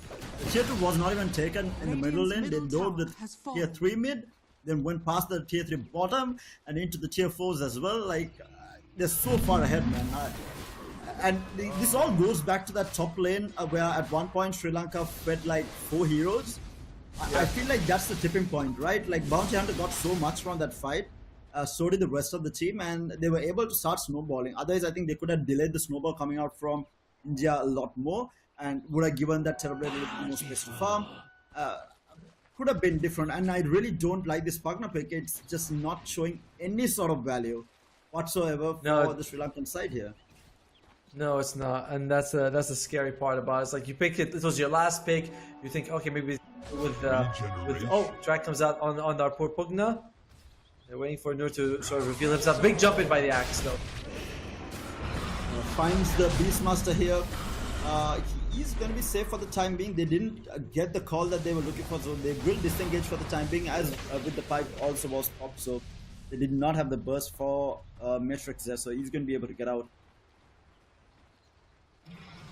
But by the way, I've seen this before, but very rarely. The graph says that India has a 100% chance to win. It's not like, it's like sometimes Gaben is a nice guy. He's like, no, bro, 1% for the enemy side. I'll give them 1%. Here's like, no, 100% for India's gonna take it. Sri Lanka has no chance. Even Gaben's like, and there's a heart coming out on Bounty Hunter. He's like, you know what, guys? I feel like I'm dying. My lord. Here's an interesting question for you. Do you see the talent that Bounty Hunter has? The level 15 minus 25% damage taken in Shadow Walk. And I'm wondering if with the shard you can cast Shadow Walk on allies. Does that mean you can give it to allies and they did 25% less damage as well? I don't think so, right? I think it is. Oh no, but it's on the skill. It's not on your. Probably, right? Might actually be pretty interesting. I think it should work that way. And that might makes the talent and the shard value much higher. Because 25 damage reduction is massive. Like, it does sound like it's a big deal. Bottom lane, Axe might jump on the Beastmaster. He does, gets him. I don't think he has enough damage to actually kill him. Roshan has fallen to the dark. Yeah, he's going to try and chase him out. But having said that, though, those Battle Hunger stacks are working out, and we have Pentagon's Wrath and the Caliblade to follow up. Matrix goes down, and he's up to 11 charges now on that Culling Blade. An extra, 16 armor. Wild to see. And in the meantime, they also, they got Roshan during the out time. So it's not like, oh, we lost our Beastmaster against something else. Like, no, we lost our Beastmaster and Roshan. Yeah, 26 minutes. I mean, I need to agree with Gabon here. I don't think there is any way that they can come back into this. I think Team India needs to feed 5 heroes in the fountain at this point for them to come back. Whoa, excuse me, aren't you a patriot? Do you not believe in your own country? I mean, Radiant's bottom tower Malaysia forfeited the tournament, and I'm still hoping we make it to the playoffs. We have the Monkey King jumping in behind the J3 tower, trying to get the Wukongs off, was not able to, but Matrix will end up going down the call. He's going to take him back here. The Caliber missiles with the partner keeping the Beastmaster alive. They are fighting up. The Undying does buy back into the fight, but they have already lost the tier 3 tower and get nothing in return for it. Monkey back up on the trees, will try to go up, gets the jump, but the 2-man boundless strike into the Wukong's tower. So much of damage. They will lose the Charbet as well as the Undying, and that's a buyback on the Undying as well. He's going to be gone for some time, and that's going to be a set of racks claimed. Monkey jumping back again. This man has absolutely no fear. The Fissure will block, but there is a call to follow up onto the Beastmaster. He is going to get healed up by the Pugna, keeping him alive, but Matrix taking so much of damage, he will end up going down. Godlike streak for India here. India looks so dominant right now, and GG is gonna get called finally by Sri Lanka, and India finally takes a second game in the group stage. What a performance from this team. We thought that they lost the draft, but it did not matter. Yeah, I mean, it just like India's on fire today. In game 1 against Pakistan, they also destroyed them. In the game 2, this draft, we're like, okay, it's a little bit more even. India, I like the Sri Lanka draft more, but India just played it so well. The Monkey King jumping in, you have the vision provided by the Bounty Hunter, and they started off okay on Sri Lanka. The first few minutes, like, oh, it's not so bad, it looks decent, but India on a whole other level. They were just played good, like they destroyed it. It's like 100% chance to win. You just don't see that on the graphs very often. So it's a little sad to see Sri Lanka actually lose that match. I was hoping for something a bit closer. And I'm looking at, Sri Lanka has better players than Pakistan, but this was even quicker game against India. That just shows you the efficiency that these guys are playing with. Yeah, and it goes to show, it's not. I didn't think they'd won the draft, but they played around with what they had so well. Like the movements coming out from the Bounty Hunter, the rotations were on point from India, so they played to their strength. They knew that they had to snowball early, hence why they picked up that Zeus as well. They wanted to ramp up their killing potential very much earlier, and they did that perfectly. We had the Bounty Hunter going in with finding these pickoffs, making sure it happened. Yes, Sri Lanka did make so many mistakes where they at one point they were just feeding out heroes in the top lane. They were very uncoordinated near the top tier 1 tower, but regardless of that happening, I still think India played such a good game throughout the entire match. I mean, their rotations were on point, their item choices, this Bounty Hunter making so many plays across the map, made sure that the Axe was able to come back into the game. He had a very rough laning stage, and overall I think the Zeus played a really good game. 11-0 on that Zeus, did not die once. Pugna did not do anything. I mean, barely did anything in that entire game. I feel like he didn't do any damage at all. I'm just trying to take a look at the damage output from the Pugna. He has done 19,000. He had the highest damage for the team. I think majority of this damage came out from the Nether Ward more than anything else. I don't think it came out from anything else. Half of it is Nether Ward, because I was Really?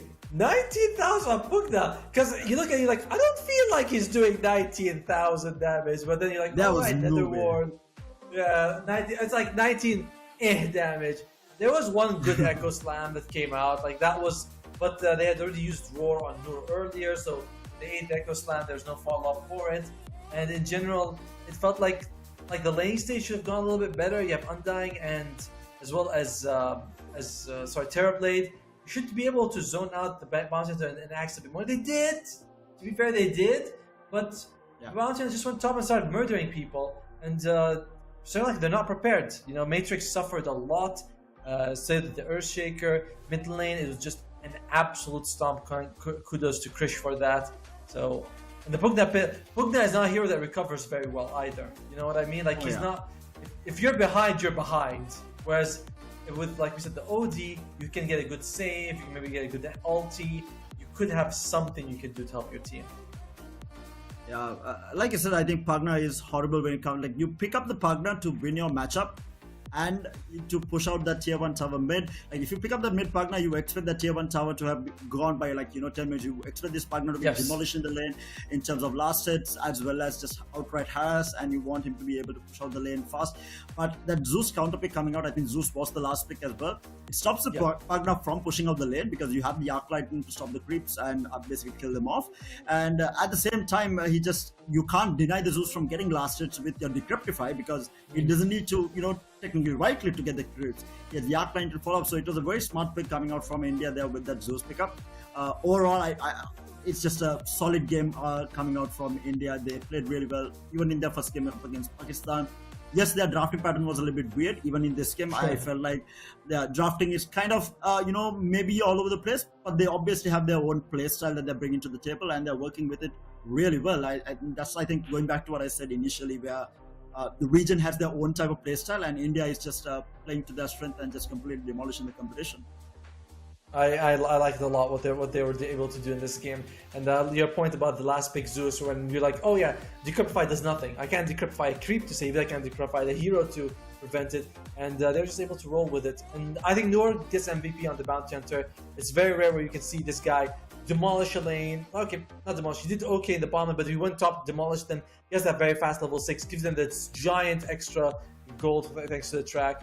But that's it for me and you today, right? I believe this is our last game. You're also going off, and we're gonna have Snare and Kips coming in for the best of 3 final series of the day. For now, me and Ter, tired, man. Let's go play some Dota. Let's go queue up. I'll take Bounty Hunter. You take Axe, and let's go lose a pub. For sure, man. But yeah, like almost said, it is the last series, but do stay tuned in because the next series that Snare and Kips are going to be doing is the West Asia playoffs. I'm not entirely sure whether the teams are decided. It should be decided, but yeah, Snare and Kips will take out through that. So do stay tuned in for that. But from us, it is going to be it for the day. I think Oromo is going to be joining you tomorrow. I will be joining you guys day after. But yeah, until then, it's going to be it for us. See you guys next time. Do stay tuned in though for the next series. See you guys.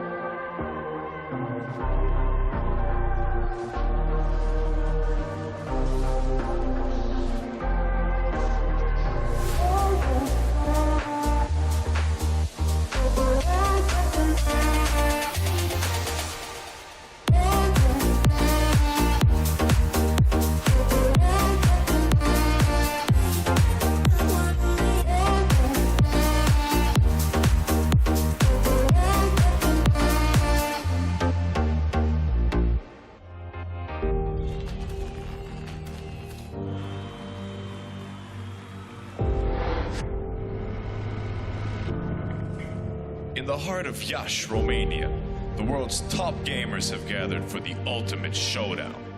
IESF brings heart-stopping matches across a variety of gaming genres in an electrifying experience that celebrates the passion and dedication of esports athletes from around the globe.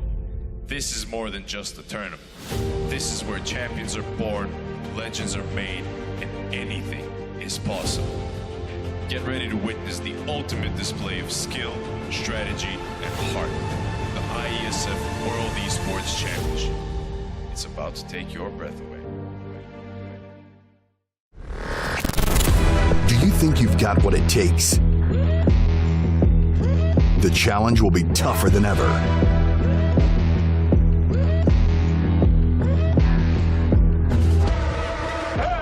In 2023, International Esports has a new home. Over 100 nations fighting for the championship in a celebration of everything that makes esports great. Who will rise up to the challenge? Who will be the world champion?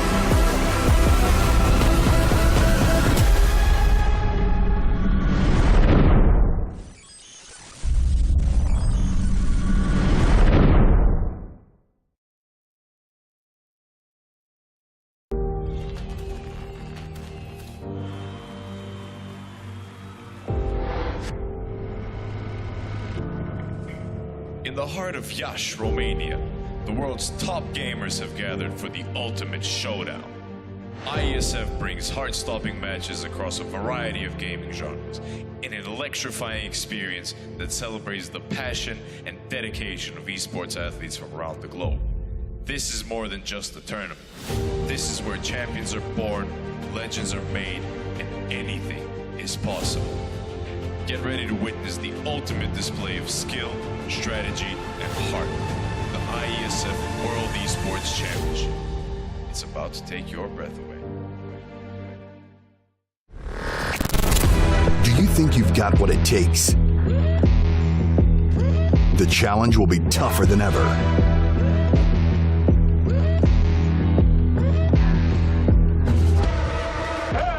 In 2023, International Esports has a new home. Over 100 nations fighting for the championship in a celebration of everything that makes esports great. Who will rise up to the challenge? Who will be the world champion?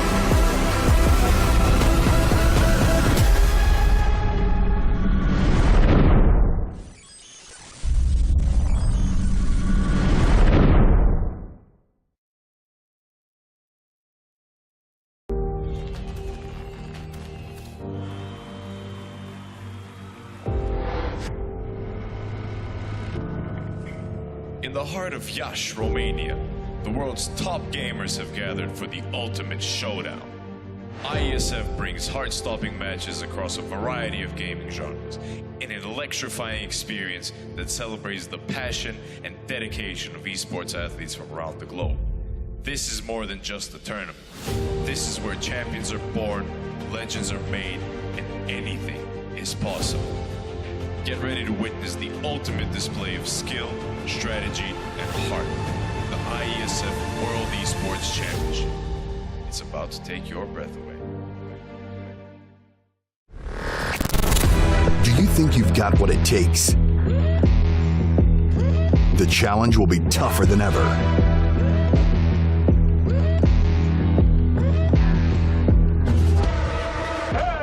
In 2023, International Esports has a new home. Over 100 nations fighting for the championship in a celebration of everything that makes esports great. Who will rise up to the challenge? Who will be the world champion?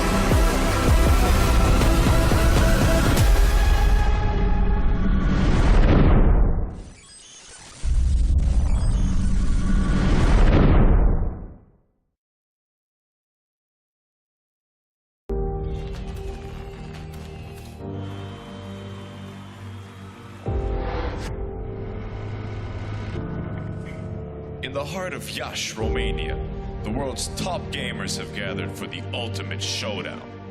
IESF brings heart-stopping matches across a variety of gaming genres in an electrifying experience that celebrates the passion and dedication of esports athletes from around the globe. This is more than just a tournament. This is where champions are born, legends are made, and anything is possible.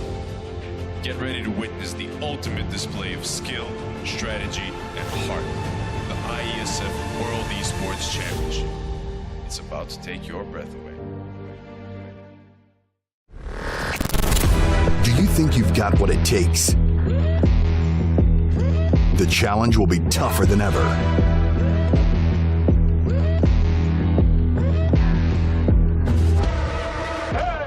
In 2023, International Esports has a new home. Over 100 nations fighting for the championship in a celebration of everything that makes esports great. Who will rise up to the challenge? Who will be the world champion?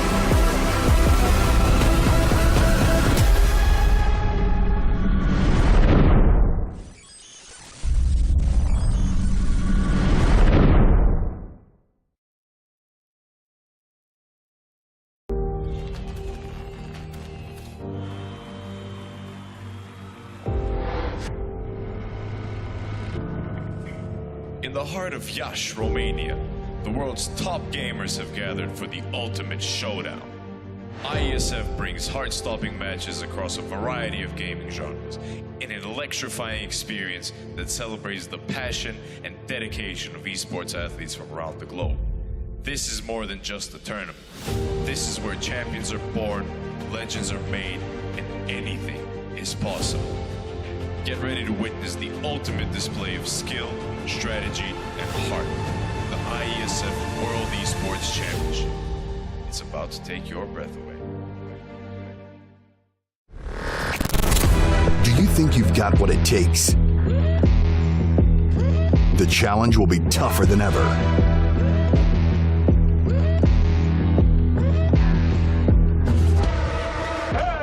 In 2023, International Esports has a new home.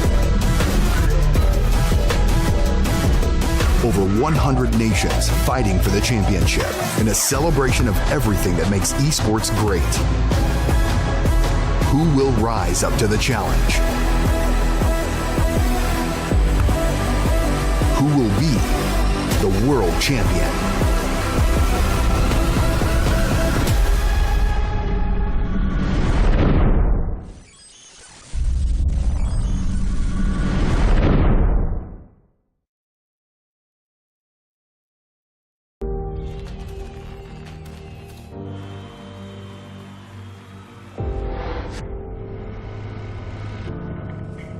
In the heart of Iași, Romania, the world's top gamers have gathered for the ultimate showdown.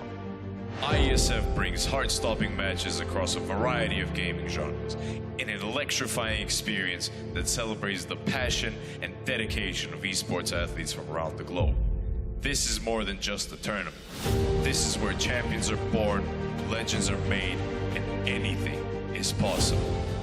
Get ready to witness the ultimate display of skill, strategy, and heart. The IESF World Esports Championship. It's about to take your breath away. Do you think you've got what it takes? The challenge will be tougher than ever.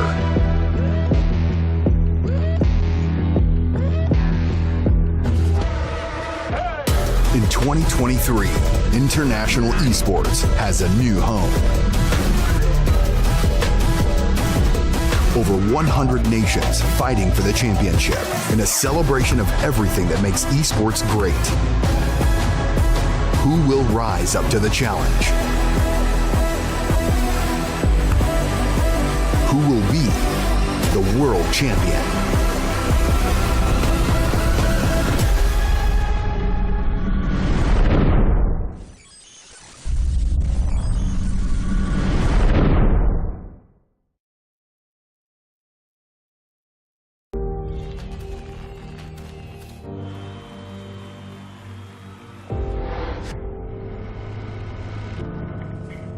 In the heart of Iași, Romania, the world's top gamers have gathered for the ultimate showdown.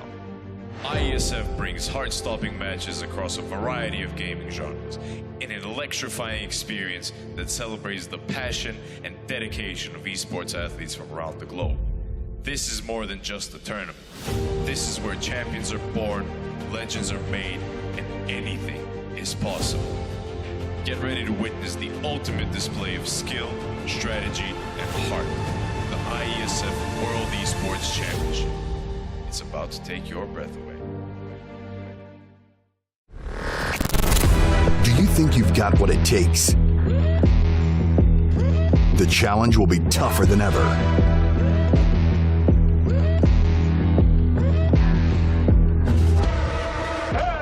In 2023, International Esports has a new home. Over 100 nations fighting for the championship in a celebration of everything that makes esports great. Who will rise up to the challenge? Who will be the world champion?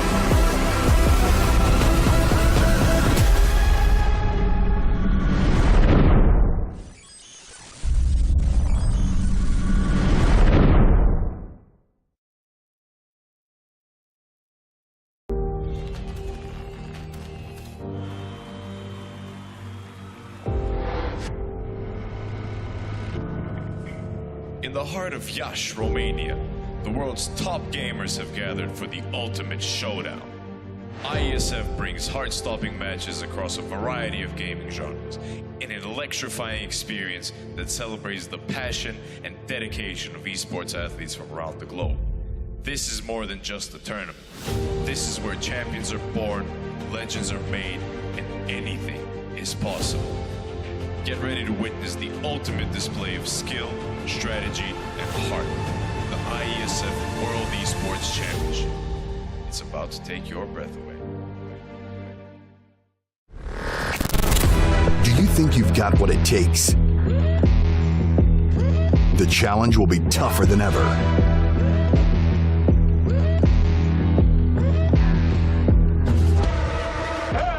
In 2023, International Esports has a new home. Over 100 nations fighting for the championship in a celebration of everything that makes esports great. Who will rise up to the challenge? Who will be the world champion?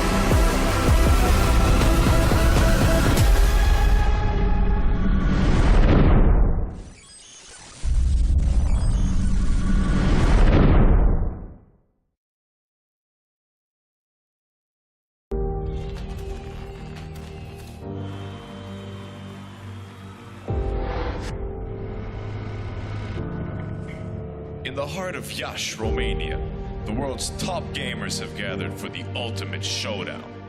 IESF brings heart-stopping matches across a variety of gaming genres in an electrifying experience that celebrates the passion and dedication of esports athletes from around the globe.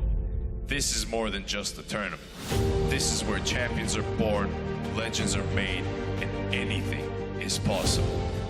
Get ready to witness the ultimate display of skill, strategy, and heart. The IESF World Esports Championship. It's about to take your breath away. Do you think you've got what it takes? The challenge will be tougher than ever.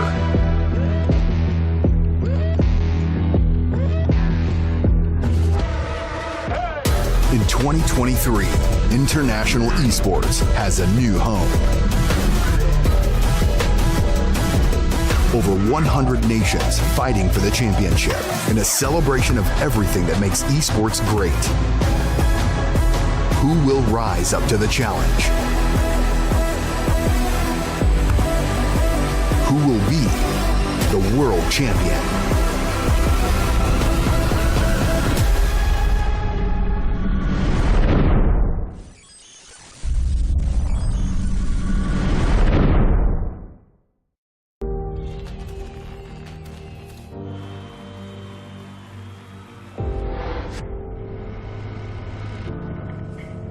In the heart of Iași, Romania, the world's top gamers have gathered for the ultimate showdown. IESF brings heart-stopping matches across a variety of gaming genres in an electrifying experience that celebrates the passion and dedication of esports athletes from around the globe. This is more than just a tournament. This is where champions are born, legends are made, and anything is possible. Get ready to witness the ultimate display of skill, strategy, and heart. The IESF World Esports Championship. It's about to take your breath away. Do you think you've got what it takes? The challenge will be tougher than ever.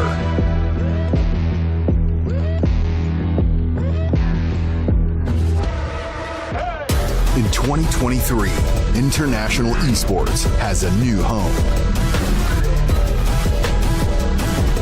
Over 100 nations fighting for the championship in a celebration of everything that makes esports great. Who will rise up to the challenge? Who will be the world champion?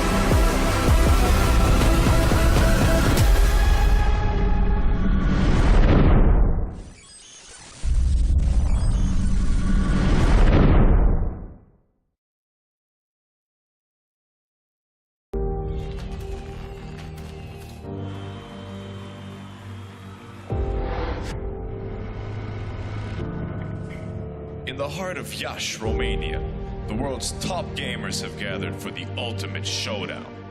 IESF brings heart-stopping matches across a variety of gaming genres in an electrifying experience that celebrates the passion and dedication of esports athletes from around the globe. This is more than just a tournament. This is where champions are born, legends are made, and anything is possible. Get ready to witness the ultimate display of skill, strategy, and heart. The IESF World Esports Championship. It's about to take your breath away. Do you think you've got what it takes? The challenge will be tougher than ever.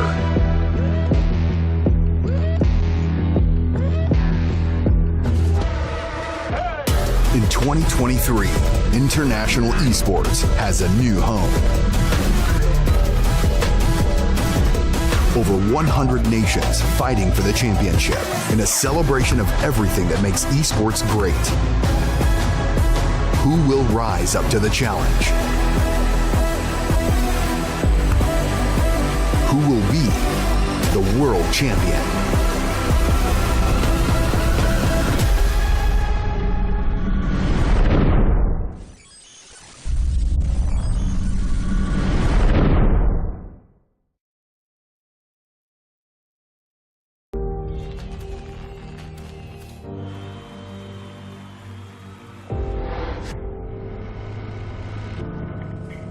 In the heart of Iași, Romania, the world's top gamers have gathered for the ultimate showdown. IESF brings heart-stopping matches across a variety of gaming genres in an electrifying experience that celebrates the passion and dedication of esports athletes from around the globe. This is more than just a tournament. This is where champions are born, legends are made, and anything is possible. Get ready to witness the ultimate display of skill, strategy, and heart. The IESF World Esports Championship. It's about to take your breath away. Do you think you've got what it takes? The challenge will be tougher than ever.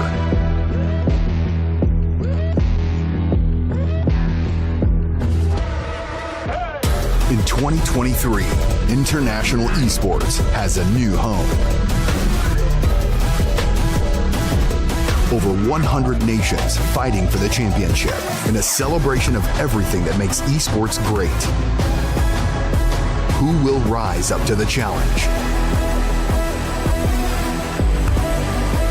Who will be the world champion?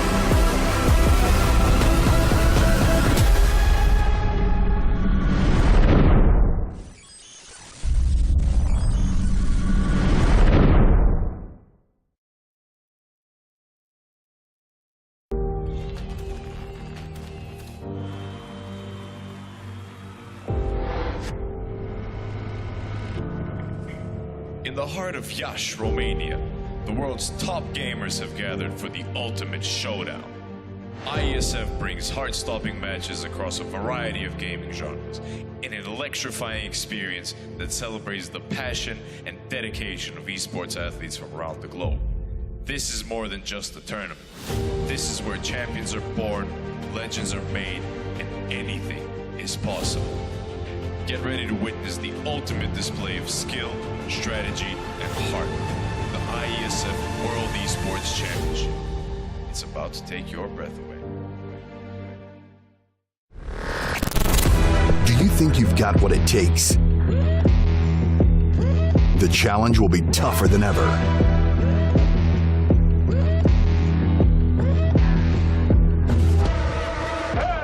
In 2023, International Esports has a new home. Over 100 nations fighting for the championship in a celebration of everything that makes esports great. Who will rise up to the challenge? Who will be the world champion?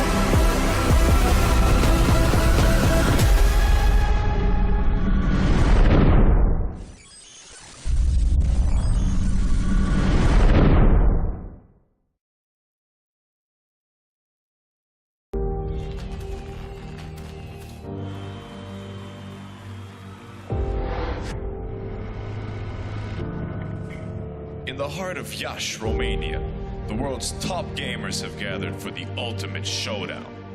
IESF brings heart-stopping matches across a variety of gaming genres in an electrifying experience that celebrates the passion and dedication of esports athletes from around the globe. This is more than just a tournament. This is where champions are born, legends are made, and anything is possible. Get ready to witness the ultimate display of skill, strategy, and heart. The IESF World Esports Championship. It's about to take your breath away. Do you think you've got what it takes? The challenge will be tougher than ever.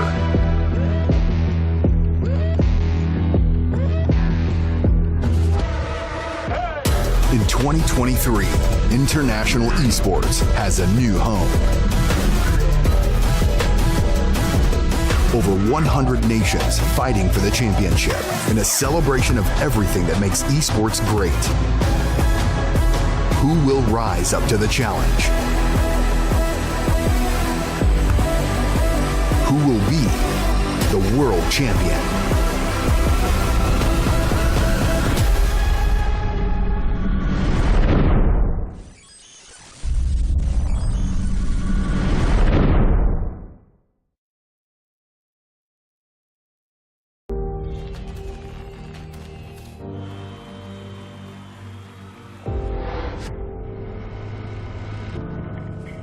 In the heart of Iași, Romania, the world's top gamers have gathered for the ultimate showdown.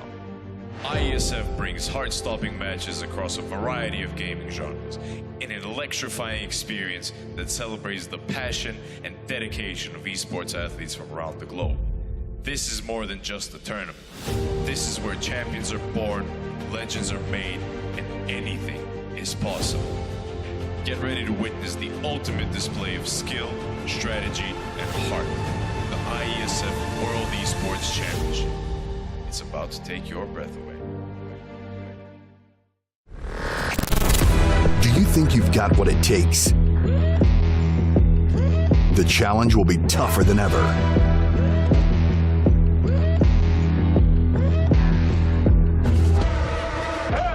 In 2023, International Esports has a new home. Over 100 nations fighting for the championship in a celebration of everything that makes esports great. Who will rise up to the challenge? Who will be the world champion?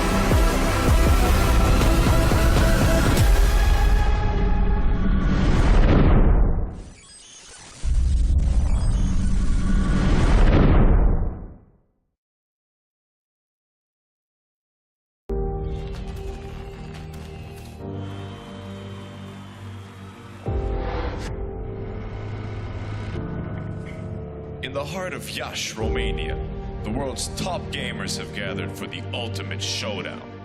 IESF brings heart-stopping matches across a variety of gaming genres in an electrifying experience that celebrates the passion and dedication of esports athletes from around the globe. This is more than just a tournament. This is where champions are born, legends are made, and anything is possible. Get ready to witness the ultimate display of skill, strategy, and heart. The IESF World Esports Championship. It's about to take your breath away. Do you think you've got what it takes? The challenge will be tougher than ever.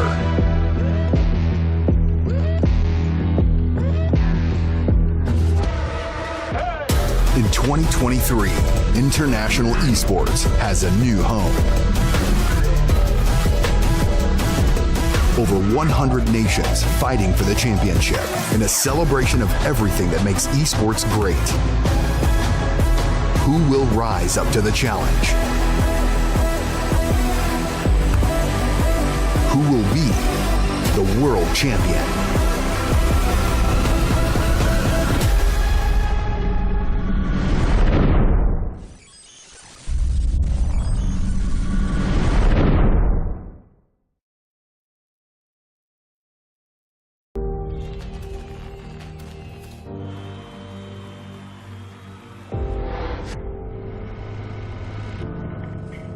In the heart of Iași, Romania, the world's top gamers have gathered for the ultimate showdown. IESF brings heart-stopping matches across a variety of gaming genres in an electrifying experience that celebrates the passion and dedication of esports athletes from around the globe. This is more than just a tournament. This is where champions are born, legends are made, and anything is possible. Get ready to witness the ultimate display of skill, strategy, and heart. The IESF World Esports Championship. It's about to take your breath away. Do you think you've got what it takes? The challenge will be tougher than ever.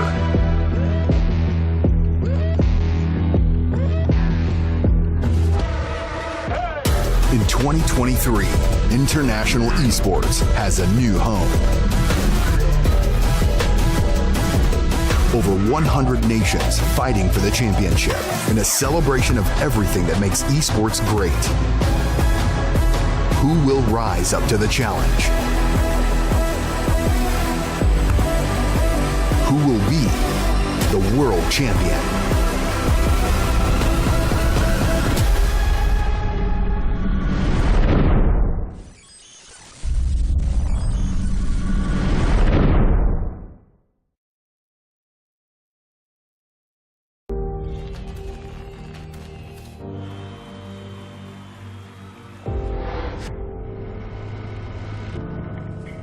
In the heart of Iași, Romania, the world's top gamers have gathered for the ultimate showdown.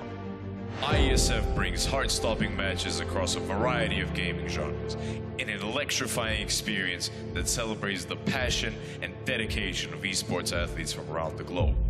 This is more than just a tournament. This is where champions are born, legends are made, and anything is possible. Get ready to witness the ultimate display of skill, strategy, and heart. The IESF World Esports Championship. It's about to take your breath away. Do you think you've got what it takes? The challenge will be tougher than ever.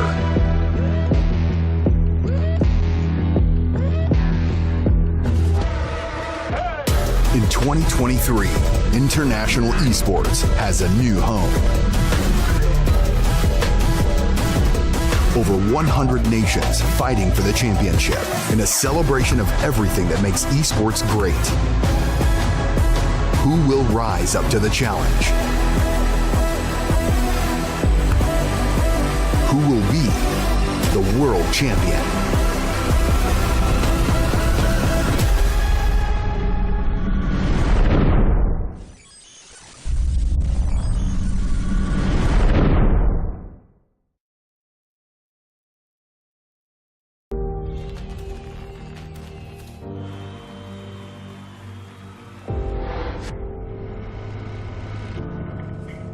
In the heart of Iași, Romania, the world's top gamers have gathered for the ultimate showdown.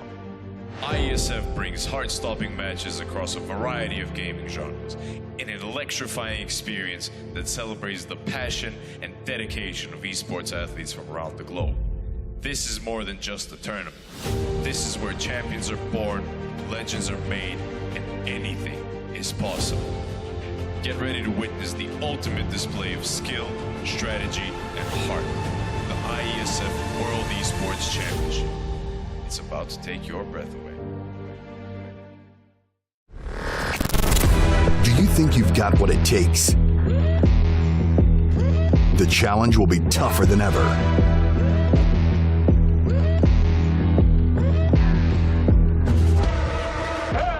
In 2023, International Esports has a new home. Over 100 nations fighting for the championship in a celebration of everything that makes esports great. Who will rise up to the challenge? Who will be the world champion?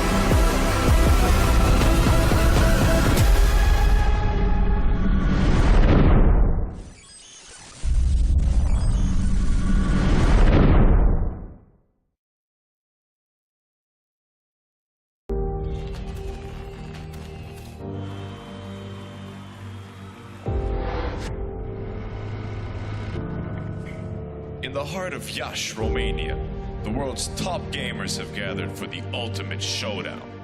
IESF brings heart-stopping matches across a variety of gaming genres in an electrifying experience that celebrates the passion and dedication of esports athletes from around the globe. This is more than just a tournament. This is where champions are born, legends are made, and anything is possible.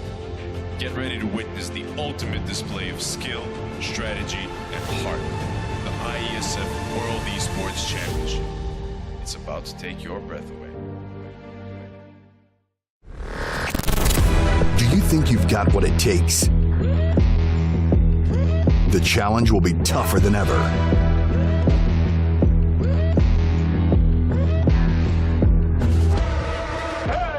In 2023, International Esports has a new home. Over 100 nations fighting for the championship in a celebration of everything that makes esports great. Who will rise up to the challenge? Who will be the world champion?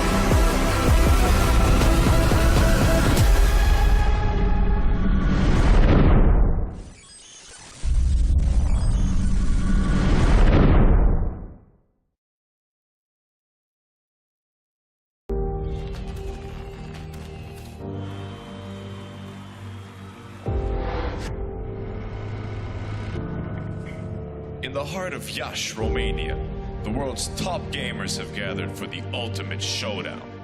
IESF brings heart-stopping matches across a variety of gaming genres in an electrifying experience that celebrates the passion and dedication of esports athletes from around the globe. This is more than just a tournament. This is where champions are born, legends are made, and anything is possible. Get ready to witness the ultimate display of skill, strategy, and heart. The IESF World Esports Championship. It's about to take your breath away. Do you think you've got what it takes? The challenge will be tougher than ever.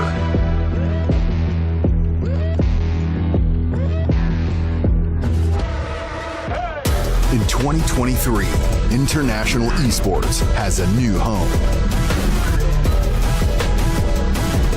Over 100 nations fighting for the championship in a celebration of everything that makes esports great. Who will rise up to the challenge?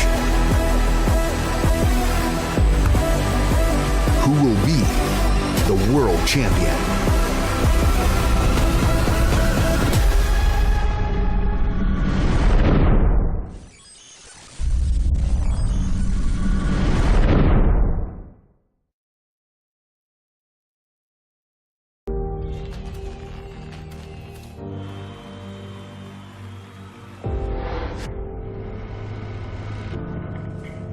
the heart of Iași, Romania, the world's top gamers have gathered for the ultimate showdown.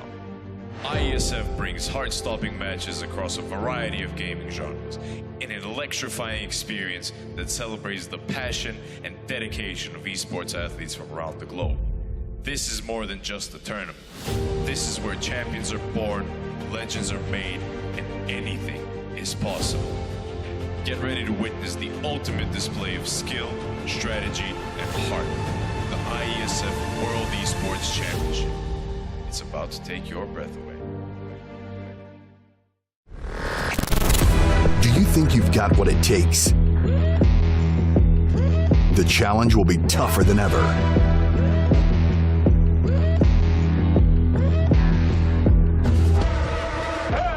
In 2023, International Esports has a new home. Over 100 nations fighting for the championship in a celebration of everything that makes esports great. Who will rise up to the challenge? Who will be the world champion?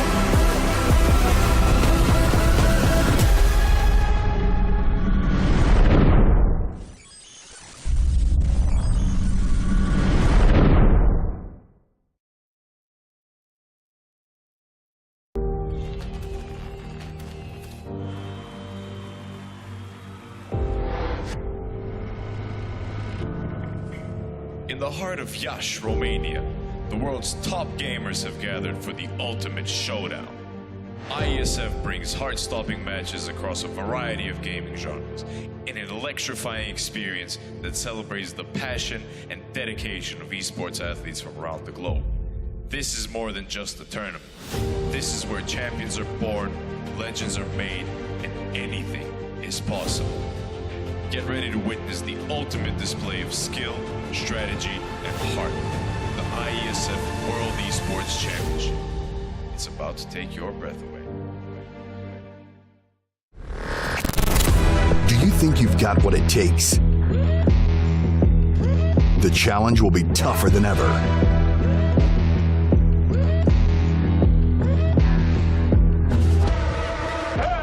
In 2023, International Esports has a new home. Over 100 nations fighting for the championship in a celebration of everything that makes esports great. Who will rise up to the challenge? Who will be the world champion?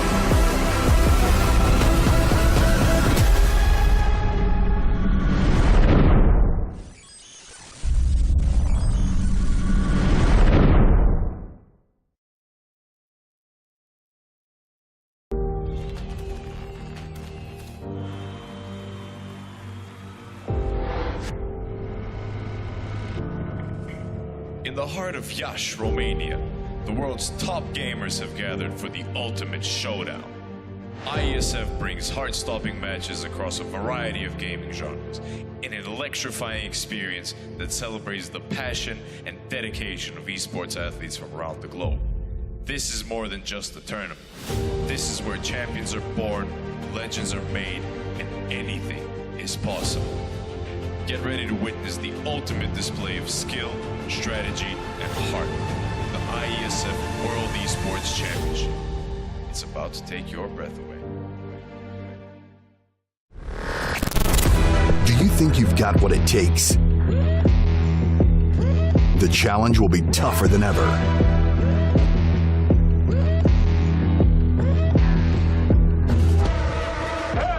In 2023, International Esports has a new home.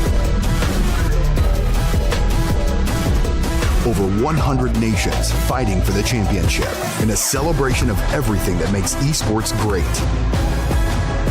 Who will rise up to the challenge? Who will be the world champion?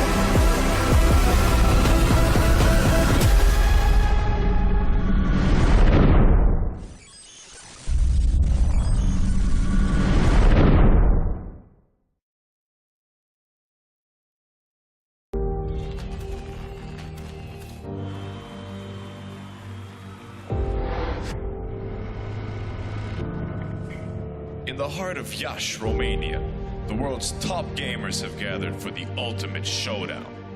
IESF brings heart-stopping matches across a variety of gaming genres in an electrifying experience that celebrates the passion and dedication of esports athletes from around the globe. This is more than just a tournament. This is where champions are born, legends are made, and anything is possible. Get ready to witness the ultimate display of skill, strategy, and heart. The IESF World Esports Championship. It's about to take your breath away. Do you think you've got what it takes? The challenge will be tougher than ever.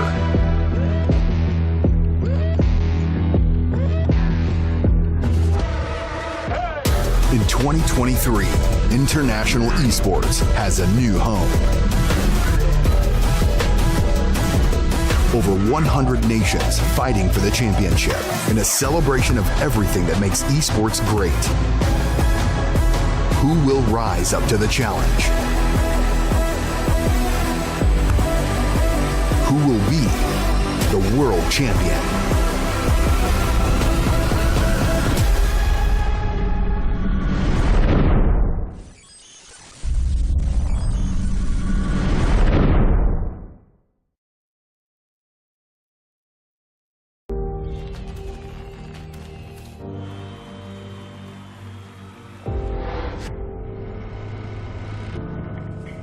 In the heart of Iași, Romania, the world's top gamers have gathered for the ultimate showdown.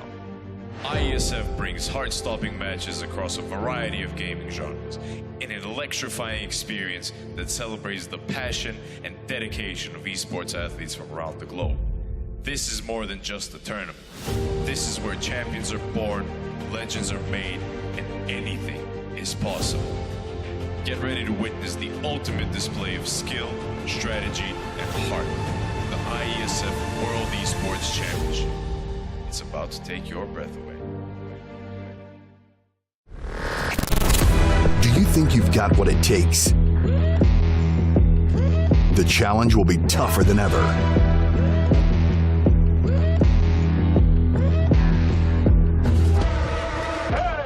In 2023, International Esports has a new home. Over 100 nations fighting for the championship in a celebration of everything that makes esports great. Who will rise up to the challenge? Who will be the world champion?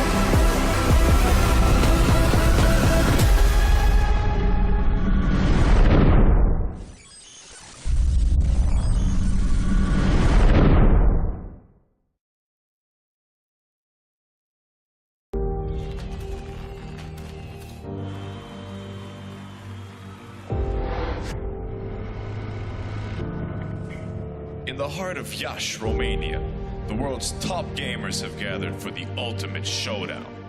IESF brings heart-stopping matches across a variety of gaming genres in an electrifying experience that celebrates the passion and dedication of esports athletes from around the globe. This is more than just a tournament. This is where champions are born, legends are made, and anything is possible. Get ready to witness the ultimate display of skill, strategy, and heart. The IESF World Esports Championship. It's about to take your breath away. Do you think you've got what it takes? The challenge will be tougher than ever.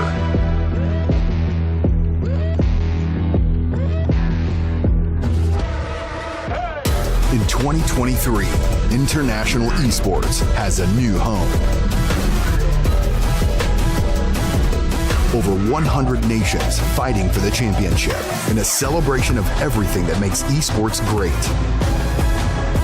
Who will rise up to the challenge? Who will be the world champion?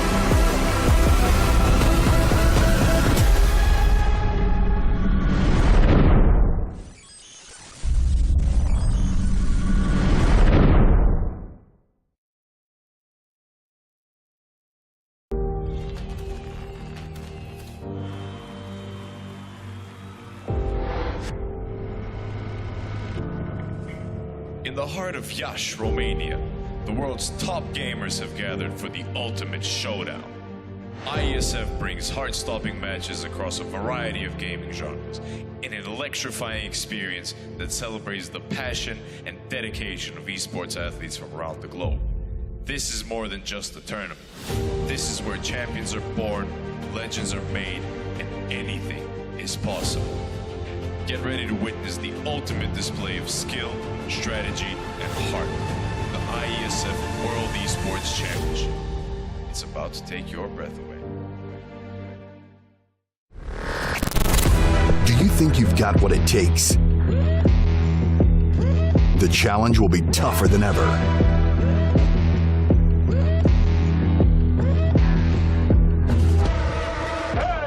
In 2023, International Esports has a new home. Over 100 nations fighting for the championship in a celebration of everything that makes esports great. Who will rise up to the challenge? Who will be the world champion?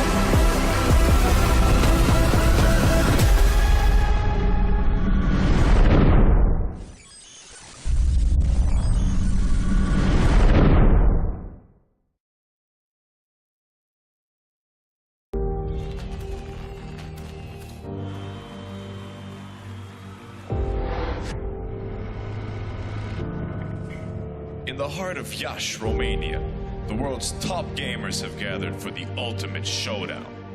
IESF brings heart-stopping matches across a variety of gaming genres in an electrifying experience that celebrates the passion and dedication of esports athletes from around the globe.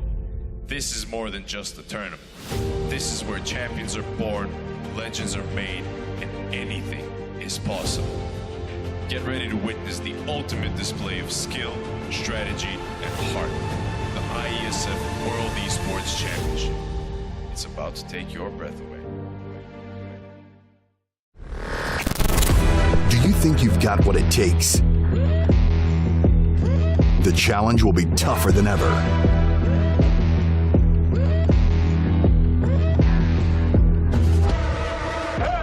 In 2023, International Esports has a new home.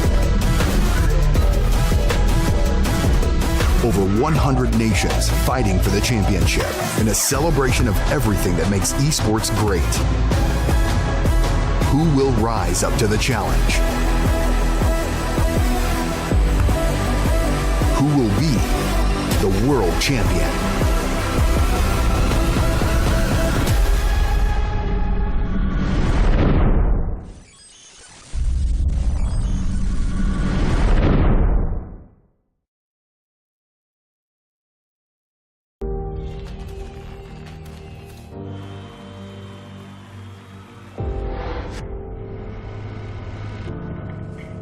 In the heart of Iași, Romania, the world's top gamers have gathered for the ultimate showdown. IESF brings heart-stopping matches across a variety of gaming genres in an electrifying experience that celebrates the passion and dedication of esports athletes from around the globe. This is more than just a tournament. This is where champions are born, legends are made, and anything is possible. Get ready to witness the ultimate display of skill, strategy, and heart. The IESF World Esports Championship. It's about to take your breath away. Do you think you've got what it takes? The challenge will be tougher than ever.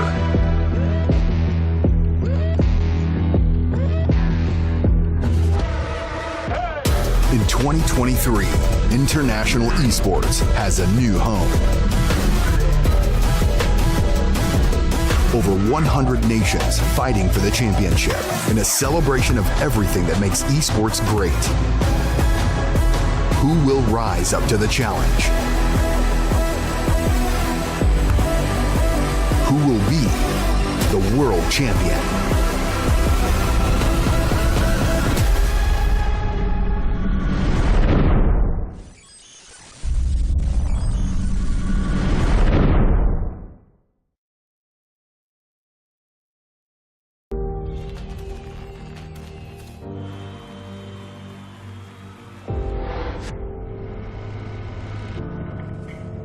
the heart of Iași, Romania, the world's top gamers have gathered for the ultimate showdown.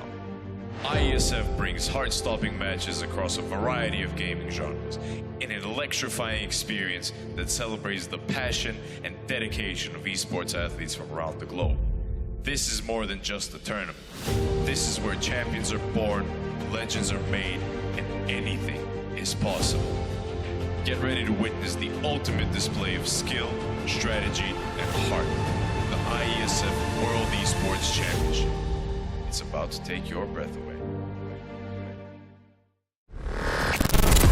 Do you think you've got what it takes? The challenge will be tougher than ever.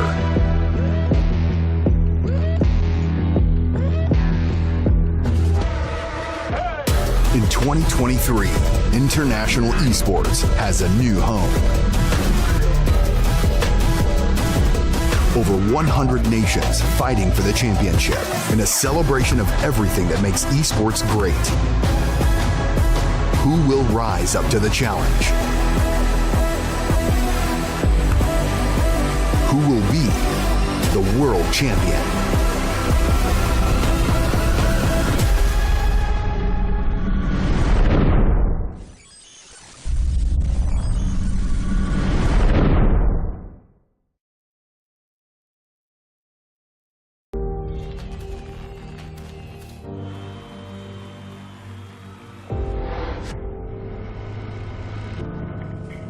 In the heart of Iași, Romania, the world's top gamers have gathered for the ultimate showdown. IESF brings heart-stopping matches across a variety of gaming genres in an electrifying experience that celebrates the passion and dedication of esports athletes from around the globe. This is more than just a tournament. This is where champions are born, legends are made, and anything is possible.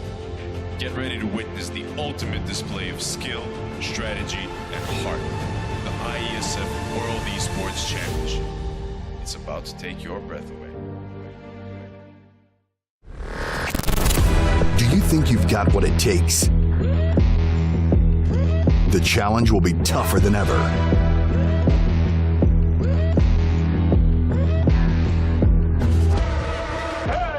In 2023, International Esports has a new home. Over 100 nations fighting for the championship in a celebration of everything that makes esports great. Who will rise up to the challenge? Who will be the world champion?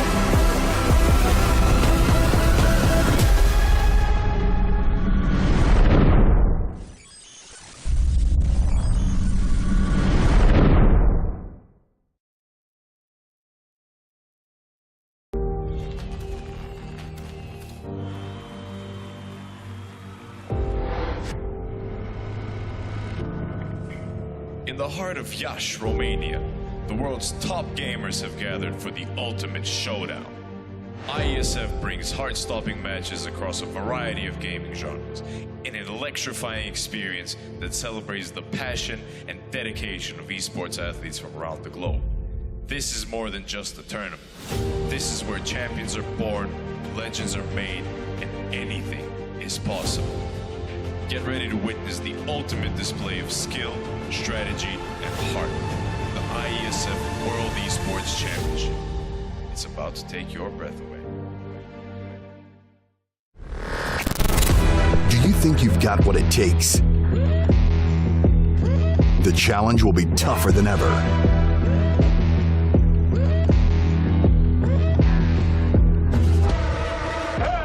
In 2023, International Esports has a new home.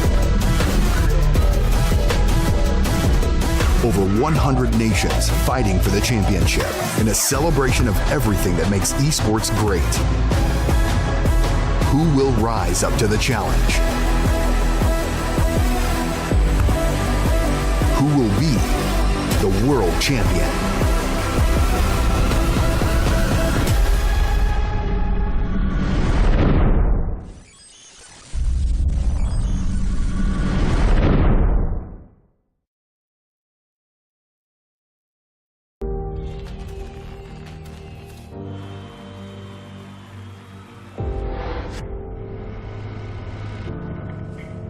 the heart of Iași, Romania, the world's top gamers have gathered for the ultimate showdown. IESF brings heart-stopping matches across a variety of gaming genres in an electrifying experience that celebrates the passion and dedication of esports athletes from around the globe. This is more than just a tournament. This is where champions are born, legends are made, and anything is possible. Get ready to witness the ultimate display of skill, strategy, and heart. The IESF World Esports Championship. It's about to take your breath away. Do you think you've got what it takes? The challenge will be tougher than ever.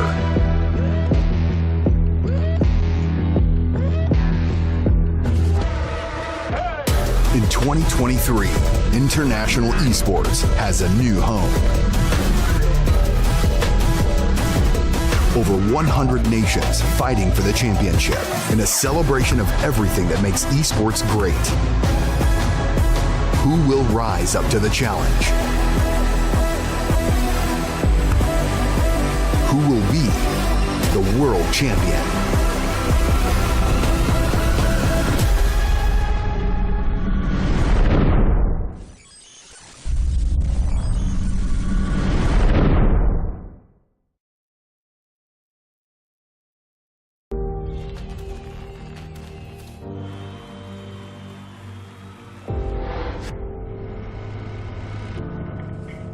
In the heart of Iași, Romania, the world's top gamers have gathered for the ultimate showdown. IESF brings heart-stopping matches across a variety of gaming genres in an electrifying experience that celebrates the passion and dedication of esports athletes from around the globe. This is more than just a tournament. This is where champions are born, legends are made, and anything is possible. Get ready to witness the ultimate display of skill, strategy, and heart. The IESF World Esports Championship. It's about to take your breath away. Do you think you've got what it takes? The challenge will be tougher than ever.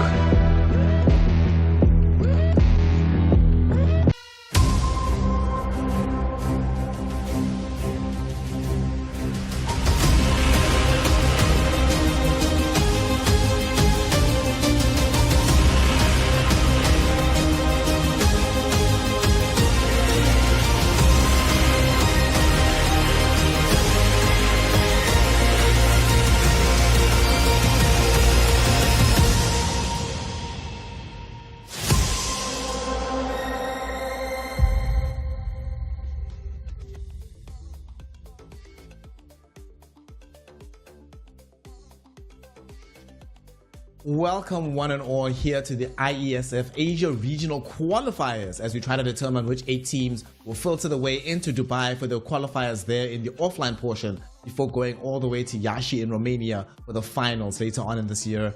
My name is Sneh and I'm joined by the legendary Kips herself. Homegirl, what's up? What's going on? Been some fun Dota. What's been your takeaway from this last couple of days of Dota 2 action internationally as it were? Internationally, well, Universal Heroes are busted. There may be a little match going on right now where a Winter Wyvern just absolutely schooled a world-class player on a less track, which is not something you see regularly. So yeah, I'm looking forward to seeing who can pull out the most Universal Heroes and whether or not it's a good indication of the win. Like I'm just gonna be counting here. Universal Heroes, that is the way to go apparently, and I fully agree. There's a reason why in 733C a lot of these Universal Heroes find themselves getting heavily nerfed in the earlier portion of the game. Of course, the game that we have before us today is going to be Syria taking on Jordan coming in from West Asia. Once we have one of these teams winning out, it is a full best of 3, so now we have some proper marbles to play for. This is not just a game that's academic. Only one team from this region gets to go into the next portion of the tournament. This is the decider for it. Given what we've seen, you know, if Jordan had Miracle, this would be a much closer, like, it wouldn't even be close. But given everything that's been happening so far, you know, Kips, let's get it out of the way. You are backing close. Jordan anyway, right? You've got, yeah? What you got for Yes, us? of course I am backing Jordan, right? Well, yeah, Aframouche, former player of mine, Ayla, current player of mine. I know these guys. And I also casted this very matchup yesterday with Terror, and we were both like, all right, if this is going to be like, you know, this is going to be the closest match of the day. And it was, because even though we have a couple of well-known names over on the Jordan side, this side over here on Syria has actually proven that they are no slouches, and they were on the verge of coming back into that previous matchup. Special shout out here going to Dragon Soul, coming back from a pretty horrible situation in the mid lane. And they have really surprised me with their tenacity and the way that they play the map. So yeah, Jordan does not actually have a walkover sides here, unless of course they show up way bigger than yesterday.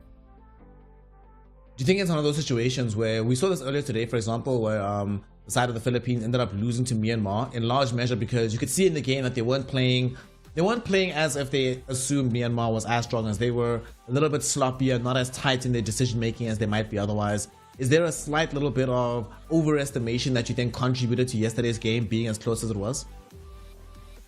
Yeah, definitely. A couple of pickoffs, especially on the point where the game actually turned back into, I don't want to say into serious favor, but where they got like actually properly their shot back. There were a couple of pickoffs where I was just like, come on man, you can just hold hands here and they won't find your Wind Ranger alone on the top lane. They won't find your Beastmaster alone in their jungle. You're losing several minutes here because you're not really expecting them to strike back yet. And they really had to pull out all stops in order to actually come back from that. And very wicked, Aegis snatch from Ayla was all in order to game back on track for Jordan. So that was a little too close, and I imagine they're going to be a lot more disciplined today. It probably does help them that they actually had that game yesterday. Imagine if they came into it today completely fresh and then still had that same perspective, and then the game is difficult. In the best of three scenario, we're not sure they'd be able to recover. But, you know, they've gotten the best of one out the way. Now it's a straightforward game. You have more time to strategize, more time to try and account for surprises. And this might be where the surprise factor from the side of Syria maybe wears off. Once the coin toss finishes, though, let's see. Priority is going towards Syria. What do you think is strongest right now? If you're as a coach at the moment, do you prioritize having first pick, or do you prefer playing on the Radiant side right now, getting that free clarity buff as you were talking about yesterday? Yeah, absolutely Radiant. There are picks right now for them to all be in the first couple of bans, so that means that you're always going to get at least 3, even just 2 heroes that you consider imba, and you're going to get a double pick reaction to whatever imba flavor of, just say, weak your opponent is going to come up with. So that right now there is no real issues with just favoring Radiant. Okay. I fully agree with you that Radiant, honestly, when I just saw the changes in the patch, I was like, yeah, Radiant feels good right now. And there's a conversation that I remember at Lima with somebody about how once Radiant and Dire get normalized, they believe that first pick would actually become stronger overall. And that seems to have been meted out of late. But we get to figure all this out in the draft kips as we are about to get underway. Team Syria have themselves the Dire, or the Radiant side, they have themselves access to the first pick on Radiant side, which I was talking to Atomo about this yesterday. At the Berlin Major, this was able to amass a 68% win rate, having Radiant first pick. So a dangerous position to be in as Jordan. Let's see how they respond here.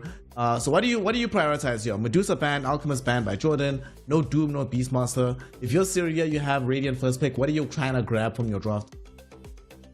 You might just want to block pick to Rubik again like they did yesterday. Aframouche is synonymous with Rubik. He is phenomenal at it, and Syria did make that exact same block pick yesterday as well.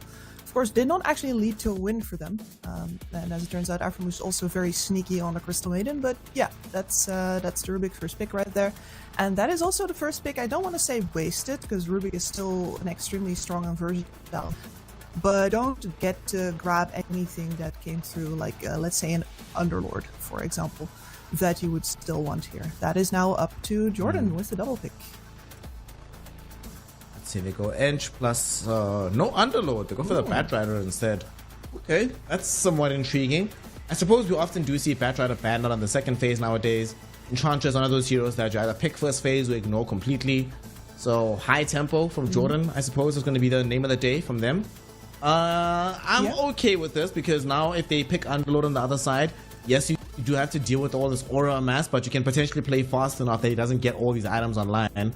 How do you feel about this particular opener from Inch, Batrider, and what's your response if you're on the side of Syria? I do think that the Ench pick is a little interesting because you'd really rather take Chen. Like, I think Chen's still absolutely busted. But, you know, sometimes it's down to player preference, and if this is the offline combo that Jordan is going to be fielding with Ayla plus Aframouche on these two heroes, then the laning strength and the amount of damage coming in from range is absolutely huge. The Omni Knight is a good response, taking off all of the slows, etc., purging all of the debuffs, but that doesn't exactly mean that you're going to be safe in the game just yet. You forced a reaction, you forced the last of the Batrider on yourself though, which is always very strong. I'm still not sure what to make of Omni Knights in general.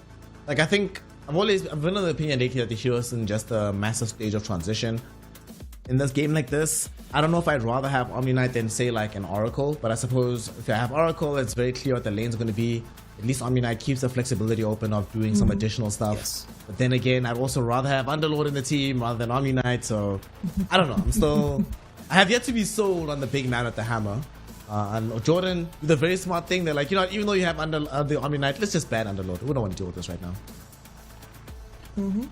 Yeah, I mean, you can also still run this Omni Knight core if you're of the sneaky kind, and Team Syria is of the sneaky kind. Yesterday they first picked a Medusa in a draft only to bait and switch it out and play because it got counterpicked with it, and then they actually ran the Medusa support with a phylactery and everything, and they prevented the anti-mage with a Monkey King instead. So that was yeah, Team Syria would like to do the old bait and switch here, so I don't want to make any conclusions about where it is going just yet. I don't trust these people, and I like that about them. You don't trust them. You know that they're trying to plan something sneaky. Gotta be ready. Yes, I admire the sneaky. I aspire to the sneaky. The sneak. Well, we still have a lot of time for some sneakiness to still emerge from this draft. So far, it's already a little bit snaky with the Zombie Knight. Primal Beast getting banned. That's also another hero that I haven't actually seen that much of in this particular patch. It's always interesting. Dota players, professionals especially, only enjoy playing heroes that are busted. The moment something doesn't, even if you don't perceive it as busted, it could actually be busted in actuality. But if you don't perceive it as busted, you're like, meh, don't even bother playing this. This is trash. Even though I kind of feel there was some pretty significant buffs for our boy Primal Beast, but pretty much nobody's playing him. So I kind of think this is probably a warranted ban on the side of Jordan. Yeah, so much of the meta is social. It's not the meta game for nothing. It's not in the game. It's more of a vision of what's good than and it doesn't completely overlap with actually good. But the meta always shits, of course. Let's see here. Slock taken out by Jordan. Oracle removed by the side of Team Syria. So for Jordan, if they're gonna keep going with this idea of additional tempo with the Enchantress and the Batrider, presumably we still have a support here. We'll get something else to help us fight on the 18. What feels good here? I kind of feel like they would want a little bit of a body. Undying would have been so nice. Undying and Clockwork were actually really good bans, I think, from Syria. So which direction are we going? Are we going additional heal with a bot like a Warlock or something? Or are we going some additional frontline or a body to put inside the fight? Some ET or whatever? I think they already have the damage healing support, so now you go for the support, and they anticipate definitely some melee action here. Also, I'd say that that this is a reaction to whatever the Omni Knight is going to combo with, right? It's going to not buy BKB, it's going to jump in, it's going to be something. Ursa is a classic, or PA, you know, these burst damage heroes, where if you get the Lich Frost Shield up, you're going to be very happy about having him on board. So this is mostly anticipation, and the Lich doesn't really have to do anything else in this game, because the Enchantress is going to take care of all of the damage, all of the running around, denying the Wisdom runes, you know, jaunting all of her creeps back and forth through the portals and what have you. I hope Aframush has a spreadsheet for this thing, because he has a lot of things to tick off on his list. Lots to deal with, lots to take care of, and be like, oh well, let's just try to make sure that this game is actually playable for us. One thing I love about this Lich, doesn't give them the direct sustain, but between Lich and Enchantress, there's a lot of ways to keep heroes alive. Oh wait, actually, mechanics question, Kips. If you have, let's say, Pervis or Frost Shield or any kind of damage mitigation on you, since they changed the calculation of when the damage reduction is applied on top of you, does the opponent who attacks you with lifesteal, do they get the full value of their lifesteal still like they did in the previous patch? Or is it now reduced to take advantage of the fact that reductions are applied at the beginning of the new calculations?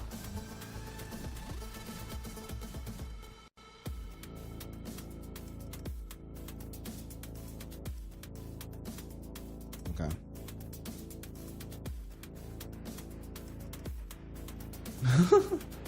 To go do some additional research, some extra work. All right. So you mentioned earlier that there was a steal of the Crystal Maiden that Jordan did yesterday, but this time around it actually gets taken up by the side of Team Syria as the support roles are already filled by Jordan. Old school combination, Crystal Maiden Juggernaut in the laning phase. So Frostbite into spin, lots and lots of magic damage, good times. And given that now this is going to be an Omni Knight core, I suppose you never want this hero running out of mana, so the CM does help in that regard. However, what this does mean here, Kips, is their team fight is pretty much non-existent. They have Freezing Field, and that's pretty much it, honestly.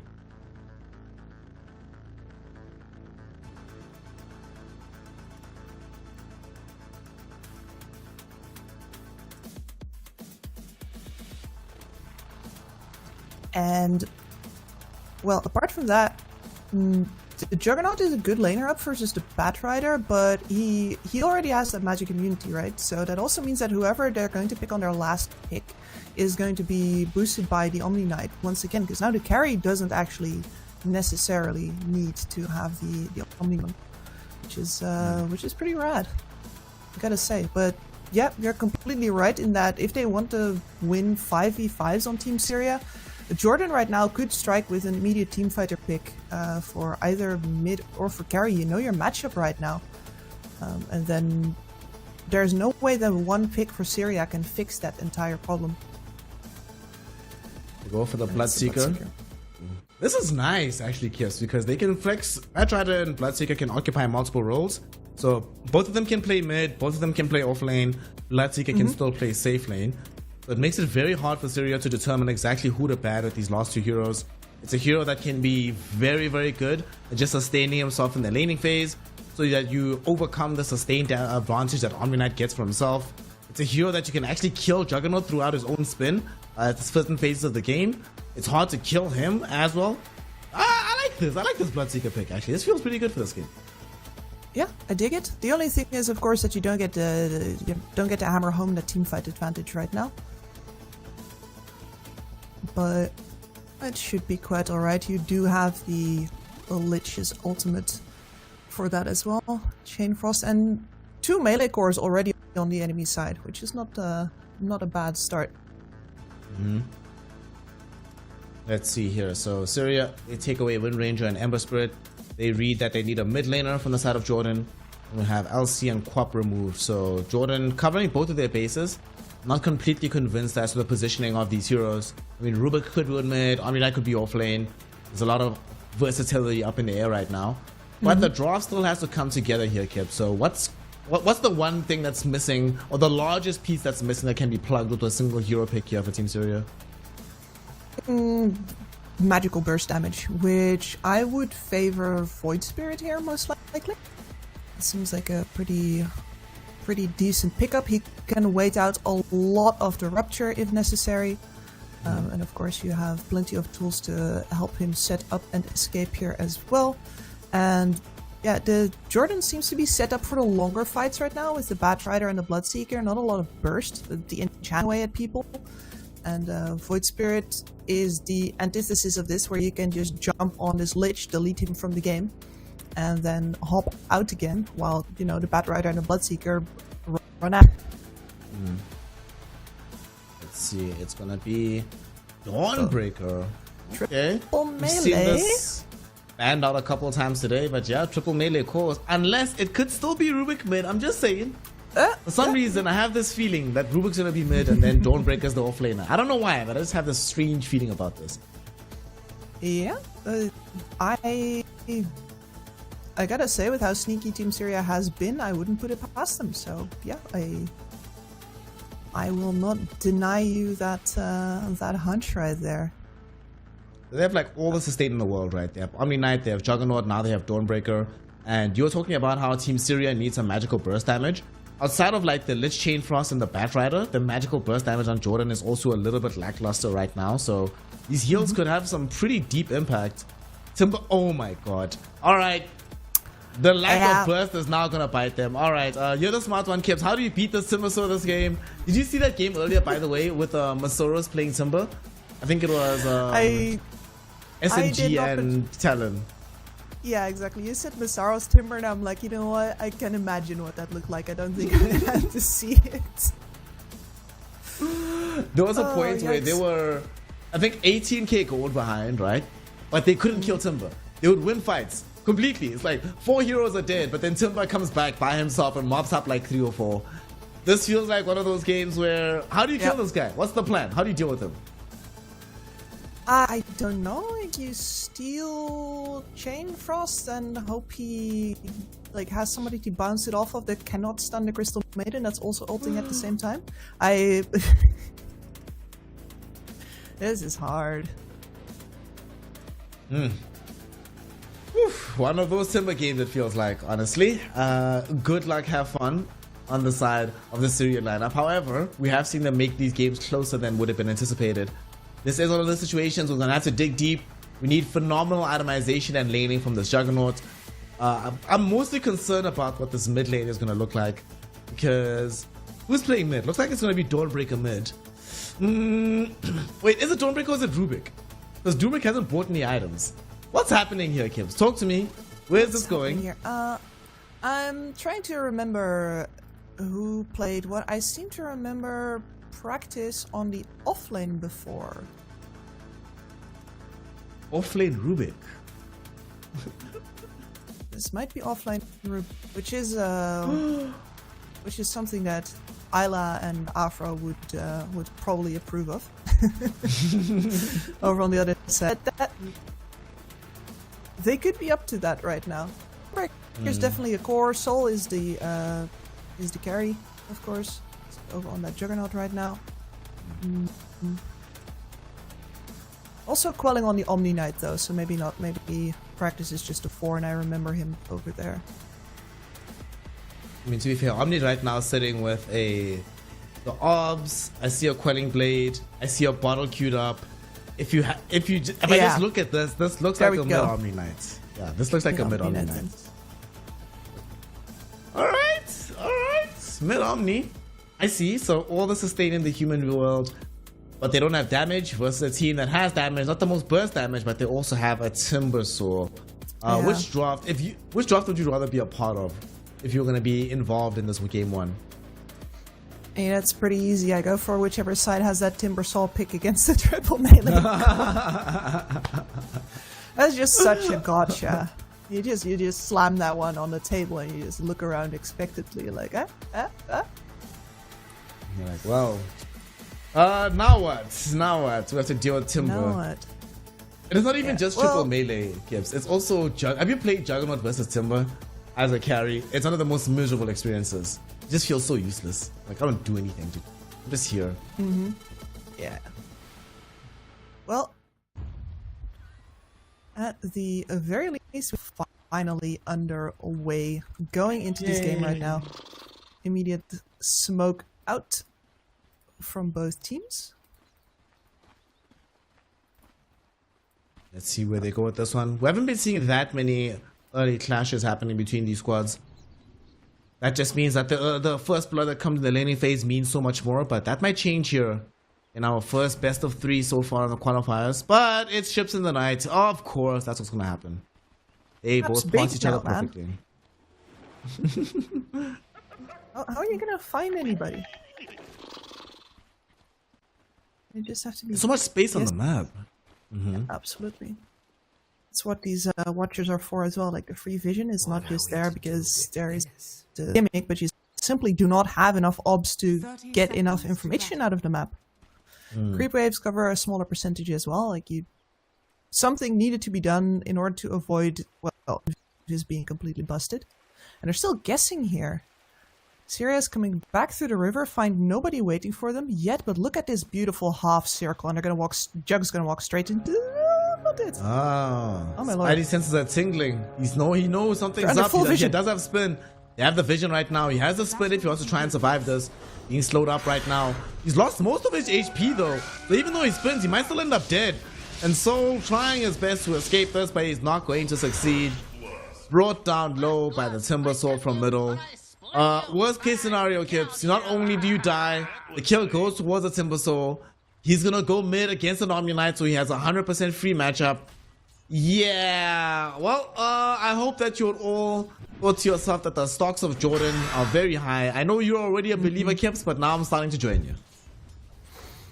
Yeah, I think they just gave you a decent reason. Like that discipline right there for staying in the corner is such an Afro trick, man. He's just telling everybody to hold. I know they're gonna come walking right back through my ward. Like there's so much shit just on the top side, and he's completely wrong. Nobody's coming.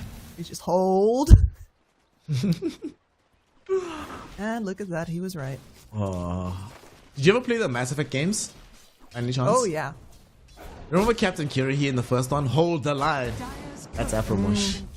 Hold the line. Down bottom, Soul might just end up dying again, unfortunately. Afromush is there, putting out some damage. Afromush does die, but they guarantee that Ila is able to secure the kill onto this Juggernaut. It's one thing to go down as the first blood Kips, it's quite another to go down yet again. On the bright side though, Scorp does manage to pick up 2 kills, but Batrider did buy out before dying, so it's not even that big of a loss for him. Yep, and this is classic Island Afro offline. They are going to trade really hard on kills. Anytime they can get a kill, they're going to go in. And their goal is to lane as oppressively as possible. Isla does not act that much about his own net worth. As long as in these first couple of levels, they oppress the enemy hard enough that they'll just literally count back. But I recognize the amount of damage that keeps on getting poured into them.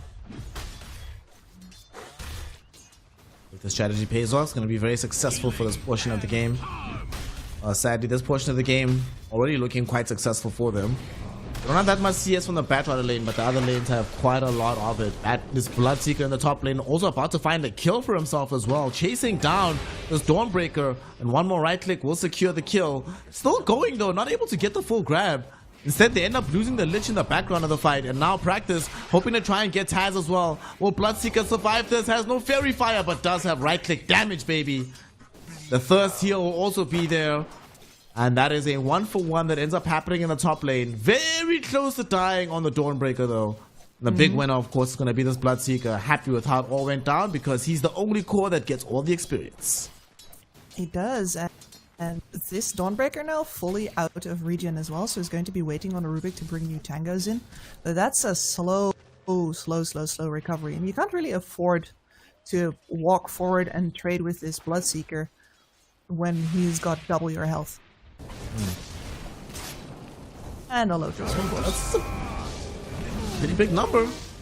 Oh boy, Afromush does end up taking a tumble down bottom, but might have set up for them to bring down this Juggernaut again. No, this can't happen, but Ila's Firefly does run out. It is only, at this point in time at the very least, level 1, so not enough damage to be able to get these kills. Still though, that came very close, or level 2, sorry. It came very close to that being a kill on the Jug. They'll just be happy to get something back from the laning phase.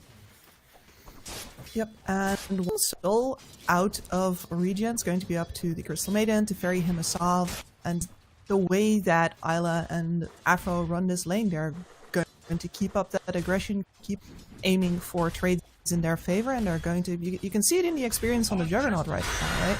He's going to hit level 3, Isla already has level 4, and they're going immediately for the Crystal Maiden again. She is food.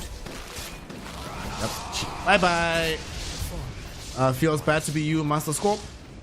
And of course, Juggernaut doesn't want to keep this pursuit going. This is starting to get problematic because look at this level advantage. Soul just cracked level 4 off the back of that kill and some of these creeps. Isla's 4.5 right now, so you're going to get to level 6 well before the Juggernaut does his own. that makes them so much more vulnerable in the laning phase. Feels rough here, Kips. What's the plan? How do they recover from this situation to at least Not get some sure, kills in 'cause the on opposite top lane- direction? It means 1-for-1 in the top lane so far. At the very least, Kagami got Nagato. But as with what happened earlier, as soon as he gets a kill, he has to back off immediately. Can't actually stay toe-to-toe up against a Bloodseeker at the moment. Especially not because this Bloodseeker's also still holding on to the Lotus in his pocket. And they both have equal stick charges. So yeah, instead Rubik's gonna help out this Omni Knight, who is doing very well in this mid lane, by the way. I did not expect him holding up this well, especially not on level. He's actually slightly out-leveling opponent right now. I think he did the right thing by going for the 3 points purifier. Just like out-heal this guy. You're like, whatever. He gets super strong later. And also it's taking advantage of the fact that generally mid-timber swords do not go for the early timber chain. So you only have to really worry about whirling death. If you play well enough around it, you should be fine. But doing a good job. Farming up, enjoying life. Unfortunately though, no trees. Sorry? yeah. I was gonna say, unfortunately, when you're playing this Omni, even though the lane is going well, you don't have the opportunity to try and translate a lane decency into like helping the side lanes, right? Like you're playing Omni Knight, where you can't do anything big elsewhere on the map. Exactly, you're an enabler, so all these levels that you have need to be translated into enabling somebody else, and right now, I don't think there's anybody to enable. Maybe the Dawnbreaker if they get this kill here. Both of the supports are up top, but no. Mage gets out. Should be fine. Actually, there's mid lane, they're gonna get a kill onto Omni Knight. Afromush taking advantage of the fact that both supports were top, they come middle. They're like, wait a second, Omni Knight has no options. He hammers the purities away, but he still ends up dying. And this is a pretty huge deal. As the Siege Dragon is coming in, we're gonna try and apply some pressure onto the tier 1 tower. Even bring Nagato in here to refill the bottle and give some additional frost shield when needed. And that also secured the Arcane Rune for the Timbersaw, so he now has, with the extra bottle up, a decent amount of health left, and that's a nice amount of damage onto the middle tower for a lineup that has, may I say, all tower siege potential. I would disagree. I don't think that they have Jackal Tower Siege potential. I think the whole game has Jackal Tower Siege potential. Yes, indeed. You are correct. Right now, you see Practice just dying inside the jungle. Trying to do the right thing and stack up some camps, but they're going to deny him from doing so. Afromush will pay for this with his life. Between Trip 2 and Kagami, they get some additional gold out of this. But nonetheless, the job is accomplished. Slow down the Radiant lineup and make sure that the acceleration is still good. Every moment they move away from being able to contest middle, it's that much additional chip damage onto the tier 1 tower. Like, this Timber won't take it quickly, but we'll take it eventually. Now they're coming in to try and kill him though. They brought in the Dawnbreaker with the Solar Guardian, and eventually Timbersaur's life will be forfeit. It was 3 heroes that got the kill. 4 heroes though made the rotation. Now, Kips, in the grand scheme of things, is that worth it? Bottom lane, they're going on to Soul right now. They do have the access to the levels on Ela, but he didn't level up the lasso, so not going to be able to grab this Juggernaut. He will have to flap his wings away to stay away from both Soul and Scope. Soul trying to chase him, but doesn't have level 6 of his own, so no Omni Slash to try and threaten the Batrider with. Exactly, and Isla has a Vanguard. Of course he's going to be diving towers. Feeling great right now. That said, this is a little bit too much after Rubik coming in and now the Enchantress. And is actually still alive. Are you kidding me? Afro? Okay, eventually does die to the blast coming in from the Crystal Maiden, but it did take quite a while. Practice should also end up tumbling for this one, as Taz made a rotation. Be able to bring down this Rubik. And they're going for more, actually. They get the vision out onto this Crystal Maiden. Frost Blast will be there onto her. And Little Doggo is gonna die, granting the double kill towards Taz. Erstwhile, in this mid lane, got this Timbersaw away before he ended up falling. But okay, this is lots of movement across this map. People are just trying to fight each other right now, but we're really seeing the issue with this building damage. Literally nobody has been able to mount, outside of that one push we saw middle. All of these buildings are really healthy, Kips. Yeah, I mean, it's still early. Like, don't get me wrong here. There is no power siege in this game, but it's also still sub 10 minutes. We don't really see towers fall that often before 10 minutes go. pretty dang wrong for that to happen. The weirder thing that the Wisdom Rune over on the Radiant side is still up. Of course, I died earlier while I was trying to go for it, and will die again right now. But Is it losing his life? They're trying to go for more actually with this Batrider. They might have damage to bring down this Rubik, and they do have enough to do it. Lasso connecting onto the Omni Knight as well. Omni though is still alive for now. Kagami also losing out on his HP. They get themselves a quick kill onto the Omni Knight. Kagami lucky enough to escape for now. Selly Hammer is online, so he should be okay. Unfortunately, I don't think the Crystal Maiden will be that lucky. As she goes down, granting a triple kill towards this Timber Sword from the mid lane. Just getting stronger and stronger and stronger. I mean, he's 4-1-1 10 minutes into this game, Kips. This is a very concerning for a triple melee lineup to have to deal with. it is, yeah, and you could see there how well anticipated that Lich pick was as well. Like it plays into the melee physical damage lineup just like this Timbersaw does, where you see Isla turn immediately as soon as he gets the Frost Shield. It's like, hi, you threw your entire combo, now you need right clicks to finish me off. That means that between the Vanguard and the Frost Shield, I am unkillable, and I'm gonna turn this one around on you. I still can't believe we live in a world where we're seeing Vanguard Batriders as a commonality. Nerf Vanguard even more, please. Item is too good. And it's all about being able to disassemble, right? The problem is that you break several other critical paths that maybe you did not want to nerf that hard if you remove that right now. Dyer's top tower is So under attack. that one's going to be taking a little bit of time to properly fix, find out what a fair way of actually nerfing. In that time, we will be seeing the Batriders cruising along. Tower is under attack. Yay. Batrider doing his thing. Well, Batrider might need to be deployed as backup here because Taz is the one that's forward facing, but very wisely decides to back off. I think somebody let him know that, yo bro, we don't see anybody, you're alone all the way down bottom.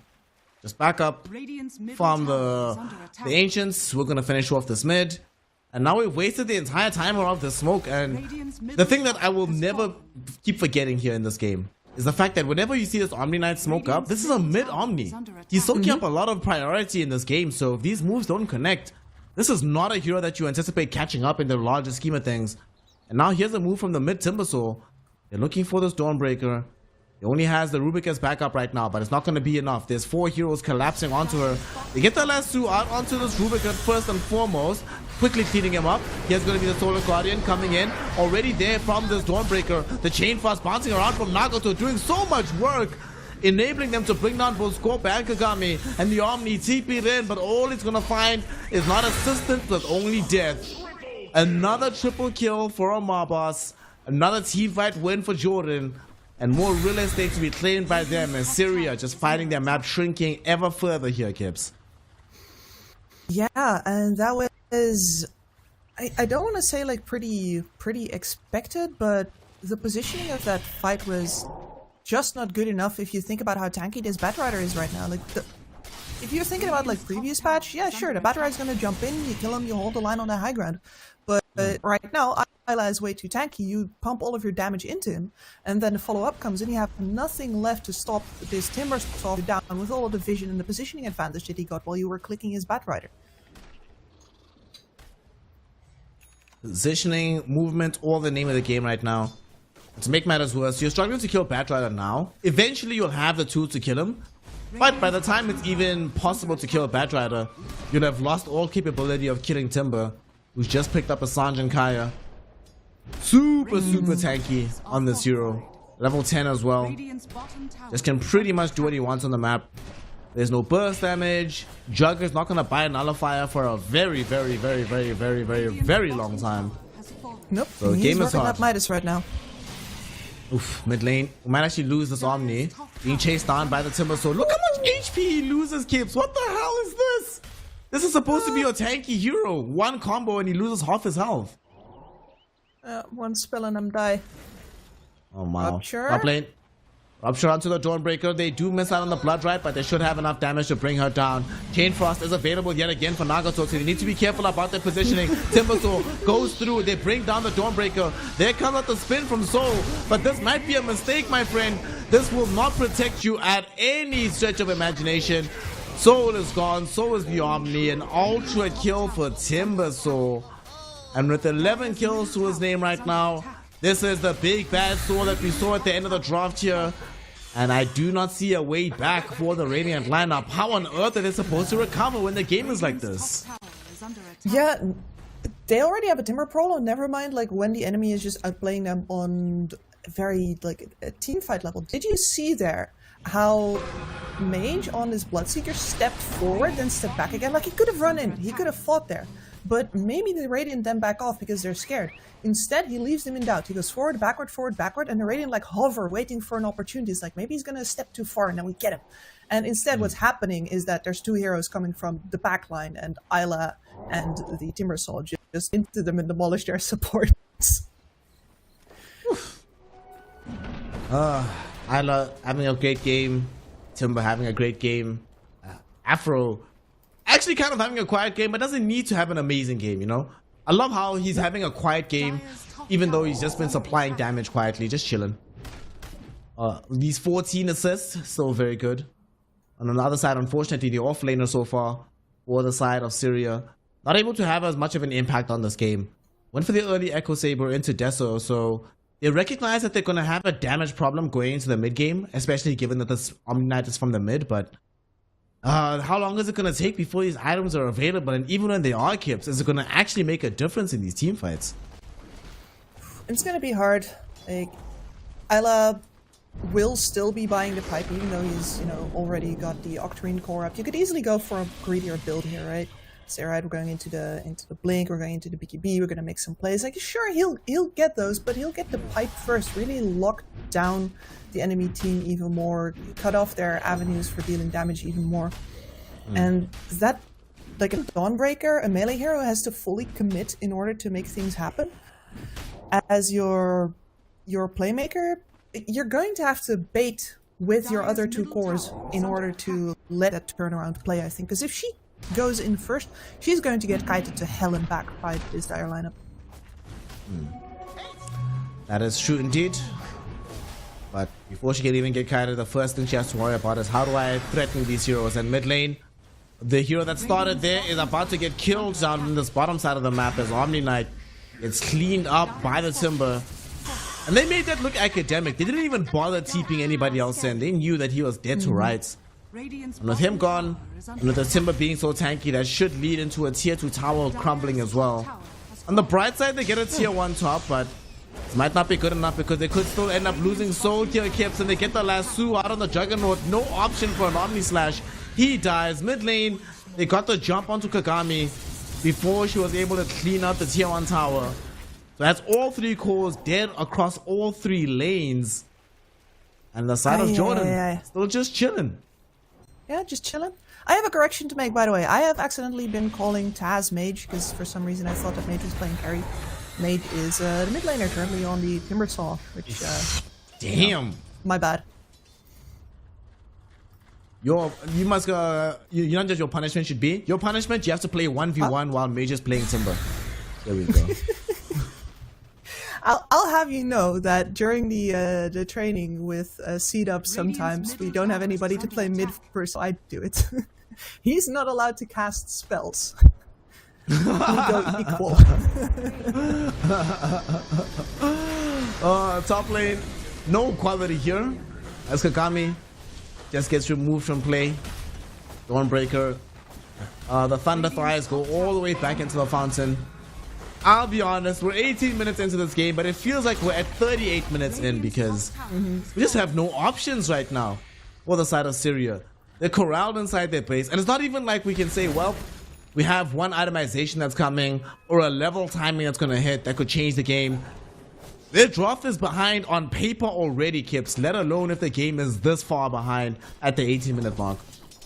Exactly. They have a lack of playmakers right now, and playmakers are not just, you know, a risk that you take, like, oh man, if this guy doesn't get off the ground, we don't have a game. But they're also an option back into the game. For where you're behind, you always still have, like, a move to make, a bait to play where you can, you know, hang somebody else out to dry, like, yoo-hoo, come get me, and then your playmakers with that. But right now, they don't even have anybody to really play this on any opportunities that you might gain. It's just very, it's a very painful game to play, especially if you're a support, by the way. Well, the supports on the Jordan side are not sad whatsoever. Nagato sitting with the Pavis. Obviously, in tandem with the Frost Shield means whoever he decides to keep alive will just simply not die in the midst of that fight. Aframush playing into the core Enchantress, has D-Lance, picked up a Grove Bow as a neutral item, and is slowly but surely going to start building additional damage items. So they can just play very cavalierly around the map. It feels like they're playing without risk, honestly, at this stage. Like the fact that this Bloodseeker, he's farming bottom alone, but that doesn't feel scary at all. This feels like a perfectly fine situation for him. Yep. And he is quite far ahead of even that not right now. But also, yeah, with the amount of map control that you have, there's going to be supports always off the map. You have no idea on the Radiant where the supports exactly are. You're going to have to be very careful in going on a free-looking Bloodseeker. As they share the damage here, nobody dies. They were trying to get that kill with the Omni Slash, but like you said, nobody dies. It just bounces off onto the Bloodseeker. Instead, it's going to be the Dawnbreaker that might end up dying. She's very, very low. Yule Scepter will keep the Timbersaw alive, and they will also dodge most of the damage from the freezing field. Look at Aframush go with the impetus shots, killing the opponent mid-hero, and almost bringing down the Crystal Maiden. Mage ends up stealing the double kill though. At the same time, Juggernaut goes into the spin, but he already used the Omni Slash to try and kill the Enchantress. Bloodseeker will end up dying, so Taz feeding a little bit. His team will have to tell him what's up. But nonetheless, they clean up the Rubik who brought him down. That's 4 heroes dead, tier 2 tower to fall, more gold being accrued by this dire lineup. And I don't know what you're supposed to do right now, Kips. Look at this Timber, 14, 1 and 5. Batrider is 2, 2 and 18. And even Aframush is starting to become a major damage engine, dealing almost 3,000 damage in that last fight. Yeah, the things you can do when your offlane Batrider just does his duty and builds that pipe. But really, that had the chance to potentially be the best fight that they were going to get over on Syria. And here now, for example, the pipe aura is here right now. Oh god, their Fight Aura, their Frost Shield, their Pavis, where is the damage supposed to come from? Dawnbreaker trying to chase down this Lich, but she's just going to end up dying, I believe. The Batrider already being able to bring down the Omni Knight, comes back right now to assist with the kill on the Dawnbreaker. Juggernaut trying to spin and survive, he just ends up dead. Scorp, couple of more hits on the impetus, and woof! Look at Aframush. Just throwing these spears from afar like he's Achilles in Troy. Makes it another 4-for, and they're about to make it a full team wipe as there's no escape for the Rubik either.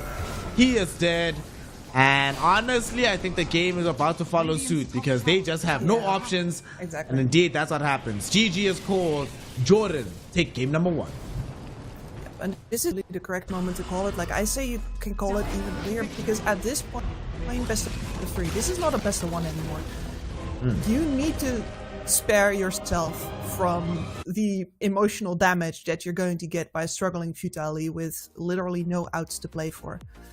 If you have an out, I can see saying, hey, let's stay in, try and see if we can get, I don't know, Desolator on our PA, BKB on our Ursa, you know, that sort of thing. But you don't have a source of burst damage, you don't have a source of punishment for overextension.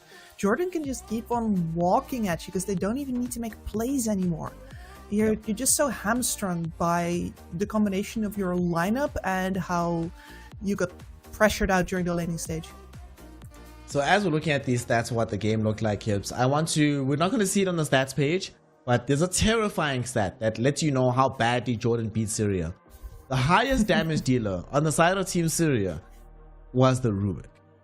And it was a substantial amount, like just slightly above the Omni, but well above the Jug, well above the CM, well above the Dawnbreaker as well. Whenever that's happening, you know that you're in for a very rough time. Jordan, they just control the game from start to finish. And it's so frustrating because you look at the Syria lineup, there's a world where I can envision this lineup working, but it has to be off of incredibly superior laning. I don't think you can take this risk here, Kips. If you're not certain that you're a better laning team than the opponent, I don't think you can take a risk with a drop like this. No, you can't. And at the point where you're facing a Batrider, a Bloodseeker as well, like, they're not falling for your tricks here. They're not going greedy on this and giving you the opportunity to individualize on those lanes. Like the Bat and the Bloodseeker will do just fine in matching your tempo right during the laning stage. And that just spells trouble. The Dawnbreaker last pick, I mean, I already didn't like it when it came out, but really after then the Timbersaw gets slammed on the table.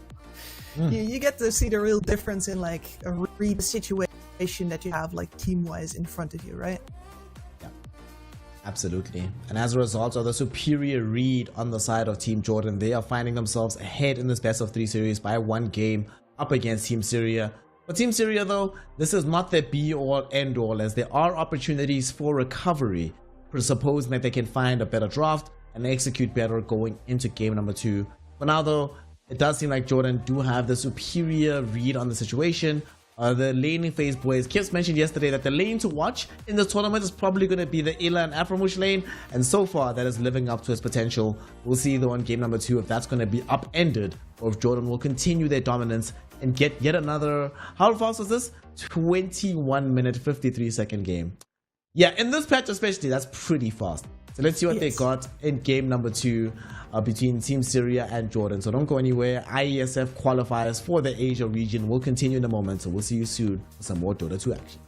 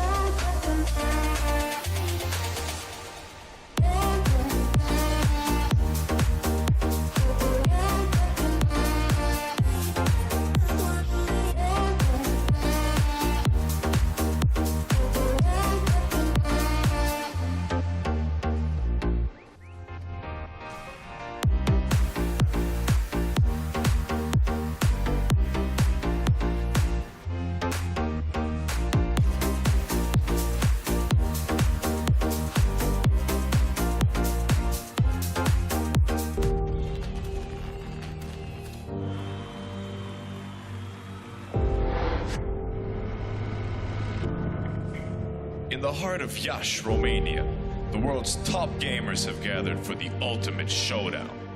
IESF brings heart-stopping matches across a variety of gaming genres in an electrifying experience that celebrates the passion and dedication of esports athletes from around the globe. This is more than just a tournament. This is where champions are born, legends are made, and anything is possible. Get ready to witness the ultimate display of skill, strategy, and heart. The IESF World Esports Championship. It's about to take your breath away. Do you think you've got what it takes? The challenge will be tougher than ever.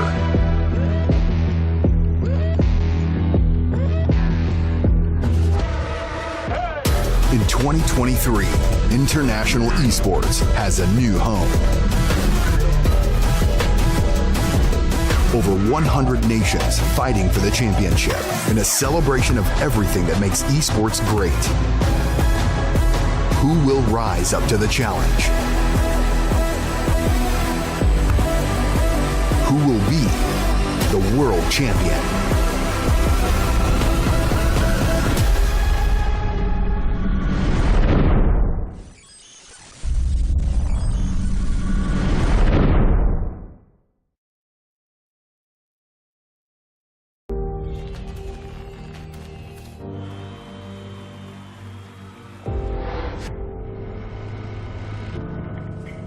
In the heart of Iași, Romania, the world's top gamers have gathered for the ultimate showdown. IESF brings heart-stopping matches across a variety of gaming genres in an electrifying experience that celebrates the passion and dedication of esports athletes from around the globe. This is more than just a tournament. This is where champions are born, legends are made, and anything is possible. Get ready to witness the ultimate display of skill, strategy, and heart. The IESF World Esports Championship. It's about to take your breath away. Do you think you've got what it takes? The challenge will be tougher than ever.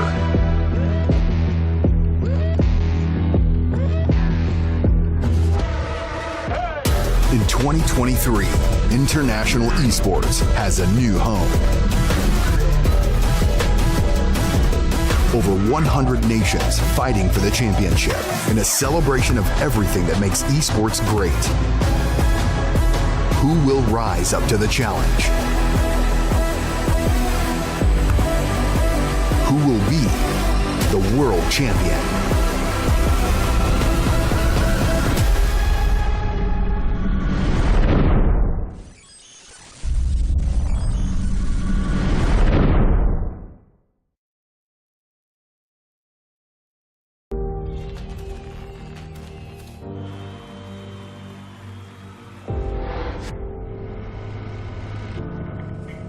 In the heart of Iași, Romania, the world's top gamers have gathered for the ultimate showdown. IESF brings heart-stopping matches across a variety of gaming genres in an electrifying experience that celebrates the passion and dedication of esports athletes from around the globe. This is more than just a tournament. This is where champions are born, legends are made, and anything is possible. Get ready to witness the ultimate display of skill, strategy, and heart. The IESF World Esports Championship. It's about to take your breath away. Do you think you've got what it takes? The challenge will be tougher than ever.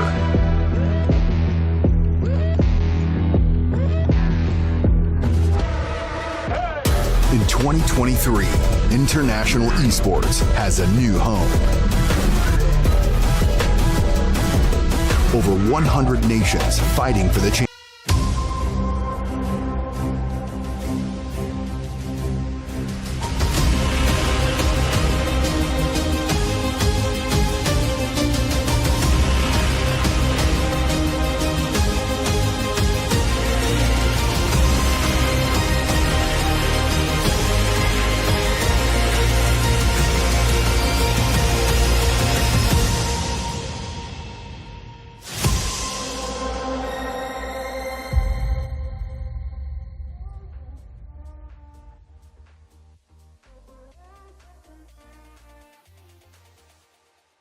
Welcome back one and all here to the IESF Asia Regional Qualifiers to try and determine which 8 teams go on to the qualifiers in Dubai and which 5 teams head on over to Rashi in the finals over in Romania.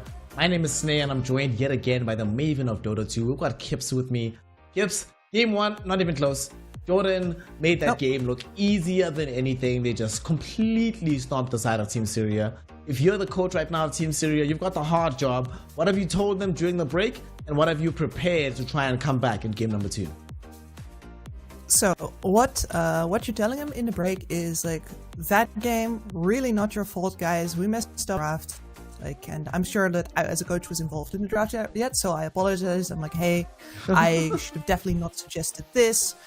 We should have intervened here. That's my bad. I'm sorry I didn't set you up for success. But now we're going to fix the draft, and that means that you're actually going to get to play against these guys. And remember, yesterday when you actually got to play, they only pulled the game out because they... That's true. That's true. And only got the luck came through at the very, very end of that particular draft. So going into another one, you can just like, guys, it is what it is. It's fine. Don't worry about it. The game will be easy. Sadly though, it's still going to be a very difficult game because it's tough, man. It's such a hard game and not made harder by all the raft of changes. You know, at some point you might think, guys, we've got this jump. You go on a hero, then you're like, we have to pop through the Pavis, then we must get through the frost shield, then we have to get through the additional heal they have under that. It's like, okay, this is a bit much. And to make it even more difficult, I was talking to Otomo about this earlier, that for quite a long time, at both the major and even here at the IESF qualifiers, the team that has won, outside of like, I think it was 80% of the games that the team that won had the higher amount of damage reduction stats at the end of the game. So tells us where this meta is trying to direct us towards in terms of having a successful outing in the game. Yeah, and it's wild, isn't it? Because that's kind of Tundra's gameplay, and normally the stuff that a team just won TI with is going to get nerfed into the ground. That's the way that Valve balances this game. They had to nerf OT twice before they stopped winning. But that point, maybe not nerf Tundra twice, because Tundra doesn't even seem to be the stuff anymore right now. That's Gaming Gladiator. But yeah, like, damage reduction is king right now, and whoever hits the items first and gets a damage reduction in is basically unstoppable in these team fights. It does not bode well for Syria here. They're going to have to pull out a better laning stage, and then also not fall for all these sneaky positioning tricks that we've seen from the side of Jordan in how they take these fights. And it started with that first blood, right? They're waiting in that corner, hold the line. Yeah, prepared. Captain Kirahi is there. They're like, let's go, guys. Hold the line, get this kill. It's also very difficult to play against when an enemy team has such a good read on you that they can, in advance, prepare for the movements that you haven't even made yet. And you don't even know exactly what they know about you to be able to counteract what they know about you. Makes the game so much harder. And there were so many situations we saw in game 1 where Jordan just knew exactly where Syria would be. At all times, you're like, right, this is the likeliest play they're going to make. Let's see what they made that play. Awesome. That makes our life so much easier. So I don't know. This just feels really tough to be able to like try and make a counteracting play from just given how good of a read they seem to have on the side of Jordan towards the side of Syria. Yeah, and one of the big difference makers there is in the experience of the captains, right? Because you've shown from the Jordan side, and I got to work with him for like 1 tour, and it was pretty hard because that man really knows what he's talking about, and that's intimidating. You gotta like get over yourself and be like, all right, this guy knows everything. How hard can I squeeze him for all that juice, right? Oh God, I can't open my mouth because I'll feel so dumb. I mean, it's difficult to be like, hey, no, like sometimes you sit down, Aframush. I'm telling you what's up. You're the one that has to listen to me. I'm the coach here. I did that once or twice because he's a very serious guy as well, and sometimes that means that he's pressing down on the team when he should be lifting them up, and then it's like, hey, get out of the way. But you know, it's not weird that he left though, because he was getting tired of carrying our asses. Excuse me. Now we clearly could not keep up with this style. You know, Isla and him have been friends for years. They've been queuing together for years, and they have Isla can tank that problem. And you see the result of that chemistry on your screen, and we'll see that very soon again, hopefully, because we do have a draft coming up right now. Indeed we do. Jordan on the Radiant side with the scary first pick on Radiant side. GG, well played. The better team has first pick Radiant. Let's not even worry about it, Kips. Looks like we're going to have a very fast day at the office to end out this day. So Syria, they have second pick on Dire. They have to pull out something deep, something pretty deep, you know. Those flowers you have on your shirt, I hope you have one ready to just like pick out some petals for them and just like, please guys, you know, for your victory, for your W. So are there any pocket picks they could get here? So for Jordan, given that normally, like you mentioned, they've had their Rubik stolen away from them, do they just go back for the Afra Mosh Rubik, or do they feel confident enough of how they've been playing to just ignore the hero entirely? I think you take the Beastmaster here. Like, Beastmaster, with respect back and the game, in general, like if I know Isla, he's just going to be like, and indeed they do. I mean, this is the Swiss Army knife of Dota 2, right? This hero can do anything. He's great at building auras, but you know, I'm building an Aghanim Scepter on that, and once he's got that, he shows up. He goes in hard for his team, same as we saw with the Vanguard over on the Bat Rider. He's going to attract all of the attention, and then Syria is going to have to try and bring him down. I suggest less melee heroes this time. He heals with that stuff if you're melee. Yeah, I'm also hoping for a lot fewer melee heroes. That was not great to see, personally, but like I said, Beastmaster does come out. You know what's interesting about Crystal Maiden Pudge? We saw this in the previous patch in large measure in response to Broodmother in the opening phase, and often they'd be laid together. It was a decent enough lane, very powerful. Although Pudge, I don't know how you feel about it, right? It doesn't feel like Pudge carries the same, pun intended, weight as a carry hero when put into the safe lane anymore. Kind of does feel like, I don't know where the hero belongs, but I'm not sure it belongs in the one role anymore. It doesn't feel like he justifies the net worth that he drags into himself at this stage of the meta. No. Very useful to drag into here, because it is, I do think, for playing Pudge, a lot about hitting those hooks, and I think I do know where he belongs. It's on position 4, ideally played by Kataomi versus Team Liquid. Something just happened in the DPC. Anyway, but yeah, I do think that Carry Pudge is, he doesn't make use of all the farming space on the map right now. He often supplements with hooking creeps, right? But he can't clear creep waves like a lot of the popular carries right now do, or the others. So you're going to get behind it. That means that you're looking at a very skill shot dependent hero in a meta that's going to like damage reduct and run around on you. It feels, I don't know. I hope this is not a core Pudge. I hope so as well, but I have a bad feeling that this probably is going to end up being a core Pudge. We shall see, however, exactly how this ends up going. But now, let's see what other heroes are we still going to be dealing with. Ember gets banned out by Jordan. They remove their Legion Commander as well. And Ursa and Slok obviously get removed. Sadly, Kips, if I see Ursa and Slok getting banned in a game with a Pudge, it's cool. Yeah, it's really starting to taste like that, huh? This feels like cool Pudge. I apologize. Ain't nothing we can do about the situation. We just have to deal with it.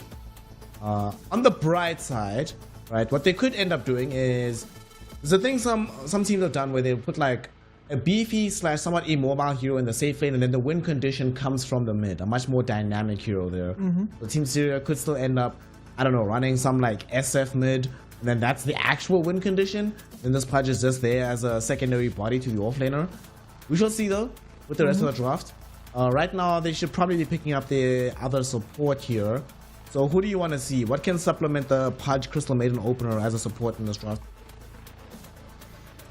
I think once again you've got with your Crystal Maiden, you've got your support, right? And now you take one of the damage dealing supports. So you can go for a Takis here. You could pick up a Rubik here, a Skywrath, an Ench. We've seen all of those heroes squeeze extra out of the map. Morana, very popular right now.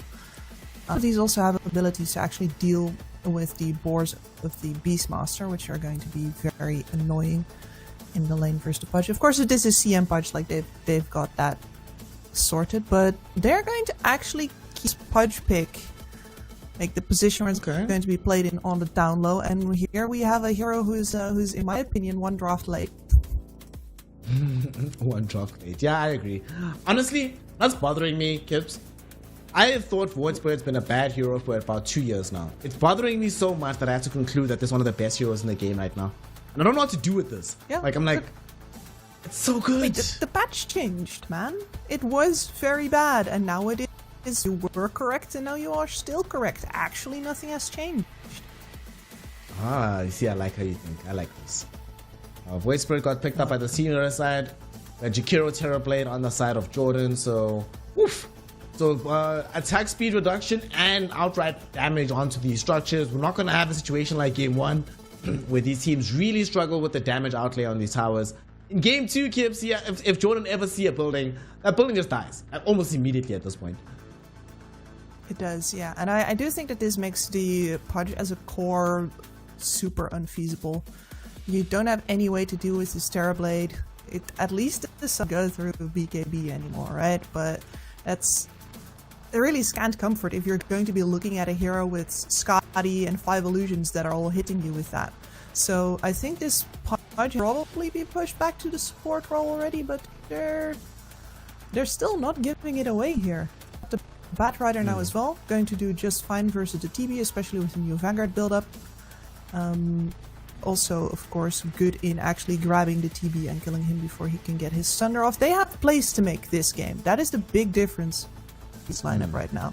They have several playmakers on the board, plus the skill shot from the Pudge, always dangerous. Even if they're holding high ground versus overwhelming force. There's stuff to actually do. There's ways to come back into the game. There's Batrider. In retrospect, I hate the Pudge a bit more now because now they legitimately have 0 physical damage. I was okay with it if they got like a physical damage dealer from somewhere else in the draft, but I think you now have to build this Echo Saber Deso build on the Void Spirit. Otherwise, you literally have no physical damage. So once Terrorblade gets BKB, yeah, game is hard. Game looks complicated. Although on the bright side, I'm looking at Jordan, and unlike in Game 1, I don't see many heroes that can buy Greaves. Nobody can heal. There's not as much sustain for this Terrorblade, so he could reasonably still die in this game, even though it gets harder and harder as time ticks on in Game 2. Yeah, but you'd have to focus him and not Ayla with the Drums of Slum, who's going to be drumming in your face and demanding that you hit him instead, right? Like that it's true. Also going to be down to your shot calling. And yeah, the physical damage is a bit limited right now. They have one more pick here though, and you can see that Jordan still thinks that this is going to be carried Pudge even after all of this. But you could still shove this Pudge to the support position and pick up a Draw Ranger here. You can do that. That's true. Draw would be phenomenal. That would be so good, actually. If they did that, yeah, I'm with you. That I think if they do that, I think they can win the game like almost immediately off the back of that. In a similar fashion as that Timber Sword just made Game 1 impossible to play for the side hero of Syria, they could probably do the same if they get that Draw Ranger. But they need to still pick that hero. It's not a banned out. They took out Queen of Pain and Wind Ranger from Syria. Jordan removed the Puck and the Primal Beast. But for Jordan, what do they need? They need a mid hero, right? With all these heroes being banned, Ember taken, I suppose you just play Storm here. There are too many good stuns though. It's kind of complicated. Maybe you play Dragon Knight. How do you feel about this? You get the DK middle, or you play with this uber high tempo with Beastmaster, Terrorblade, and DK. Push down all these structures, and they don't have that much burst from Syria to deal with you just yet. Yeah, I like that suggestion a lot more. Of course, you do risk the Batrider swapping with the Void Spirit and making your life hell, but that would require Syria to do something pretty gnarly here. I don't think they actually would. So the DK suggestion is good. Yeah, I don't think any of the Spirit heroes are any good here anymore versus so much single target lockdown. Other options, Spangler good? I feel like Spangler is decent. Actually pretty good. Yeah, Pangolo is really good. Yeah, I like Pangolo. Pretty good. Let's see. I think the single target disables through the... Yeah, like the disables through the BKB still make it not feel too great, but like once again there is a bit of a team fight absence over on Syria, and you would be a team fight in a bottle, and they would be spending a lot of lockdown and like efforts on you. while you are running around creating chaos that they would really be wanting to spend on your Terrorblade. So I think it would have a good function in this game. Let's see, they're really taking their time with this one. They go for the Storm Spirit. Alright. So I don't think either of us are massive fans of this one, but it's a spirit in the contemporary meta. There's still reasons why you wanted this. Before this, it didn't really have a team fight starter. So it's a hero that also naturally buys BKB. You don't mind buying Lincoln Sphere. Both of these items are very good in this game. Still makes sense. I'm still okay with it. Yeah, and it's one of those mage specials, isn't it? Like, it's just one of those heroes. So I can see why they feel confident after the previous game in order to pull this out. And one of the things that it does, I mean, I still think Pango would have done it as well, right? But you do insure yourself against a possible gotcha here is a gotcha here is a Zeus pick, both of which are possible. Let's see what they're gonna get for themselves here at the end of the draft. Can you imagine that we get the super stupid attack speed carry Zeus right now, and poor Terror is not the one casting it? So upset. Oh, that would be the funniest thing in the world, though. It would be hilarious if that does end up It would be happening. amazing. I doubt it, though. But it would be wow. I'm just trying to think of how funny would it be, honestly. Okay, pick Zeus, please. Syria, do the right thing. Come on, y'all. Yes. Grab the Zeus. Everything on bring the it line. in. Back against the And wall. it's not Zeus. Just a boring old Monkey It's not King. even Drow. Oh, it's not even Drow. Drow would have still been so good, but I suppose Monkey King will suffice. It'll do. It'll be fine, I guess. The big thing about this hero, though, relative to what else they could have done in this game, if you have Monkey King, it does end up meaning that you need some time, right? You're not going to be able to dominate this lane against the Beastmaster. There are ways to kill you inside Wukong's command. There's ways to drag you outside of your own Wukong's pre-BKB. Not the easiest MK game in the world. However, it does give them some snowball and late game potential, which they didn't have beforehand. So looking at these drafts right now, Kips, what's your read on the situation between Jordan and Team Syria? Are we having a 2-0 for Jordan, or does Team Syria make this a 1-1 affair and drag us to Game 3? I think there's a pretty low chance of Syria doing that, but at least they have the opportunity to do so now. If I had to put money on this match, though, we're just going straight for Jordan again. I don't really see this Terrorblade as having been answered fully. They're going to really have to focus him. They're really going to have to outplay on the shot calling and the positioning over on the side of Syria. And while I've seen them do that yesterday, today it feels like Jordan really just stepped it up and is going to make it that much harder for them to actually get the correct pickoffs. Well, we're gonna see if they have what it takes to make Jordan sweat for it in the second game, or if Jordan will yet again sweep over game number 2 in another 22-minute fashion. Let's get into it. A very important game right now, as here in West Asia we only have the solitary slot for going all the way towards the qualifiers in Dubai. You can't mess this up. You have no opportunities to make mistakes right now. You have to put your best foot forward. Another big complication is that, yet again, Kips, unless this Monkey King pops the hell off, where is their building damage on the side of Syria? How do they bring down these structures? Yeah, you just, fish heroes from behind them and kill those and then wait until they respawn and do it again. Oh, simple. Nice. Okay. Very, very easy. I can see this. Thank you. I recognize no debt. Alright, let's see what we've got here. I have seen that on occasion. Who's laughing now? Yeah. Oh, to correct you here, because they will be qualifying for the LAN portion, the LAN qualifier, I should say, at Gamers8 in Riyadh, not in Dubai. Oh, it's in Riyadh. It's in Riyadh, not Dubai. My bad. It's in Riyadh, yes. My bad. Little hook goes on to Taz. So we're trying to hook back Kagami, and Kagami's going to end up paying for this one. Oh no.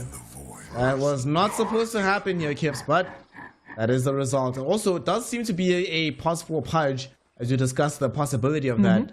And sadly, it doesn't end up getting the salvation on the first blood. So we still have one going very much in favor of the side here of Team Jordan. Yep, and for me, to watch is once again going to be the top side. We do have the Bat Rider going mid, by the way, so they actually did pull that trick off, and we have Kagami over on the sideline, but he just died first thing, and up versus a Jakiro as a melee hero who has physical damage protection instead of magical, that's an ouch. It's pain and suffering, indeed. Not gonna be the easiest time in the world. All you can do is be like, well, I'm glad we got involved in that first blood. Let's just put it that way. Because life does not get any easier as life goes on. Radiant's courier has been killed. So Practice is doing the right thing here by dragging the creep wave out. Ideally, they do not want the lane straight up against this at all. This also means that the Jakiro is now over on the side instead of in a place where he can hurt the Void Spirit. But, of course, Pudge can also not deal with the sheer damage output of a Jakiro who is contesting your side pull, so he lost a lot of HP doing that. Jakiro is a trading monster. Hero. One of these heroes that is a couple of value changes away, honestly, from being the hero to go for in the offlane. And now here we could see a quick kill happening on the Pudge. You see the output of the Jakiro's magic damage early on, making life intolerable for the Pudge in tandem with this physical damage. At the same time, on the other side of the map, we almost lost Ela, but Afromush able to save his life with a back toss on the telekinesis. One more second until we have access to any kind of way to kill him, and they do find him with the frostbite and bring him down. Although, because they had to use 2 spells, Afromush might survive this. I say that though, but Scorp getting over another Nova into the frostbite might find a double kill by bringing down this Rubik. One more right click is all that's needed, but the heals are there. Boundless Strike will end off the kill. Nonetheless though, Syria will take it, as it is finally some results in the laning phase, which they haven't gotten up until this point. And they also got a kill on the mid lane, by the way, with a rotation from that Pudge coming in.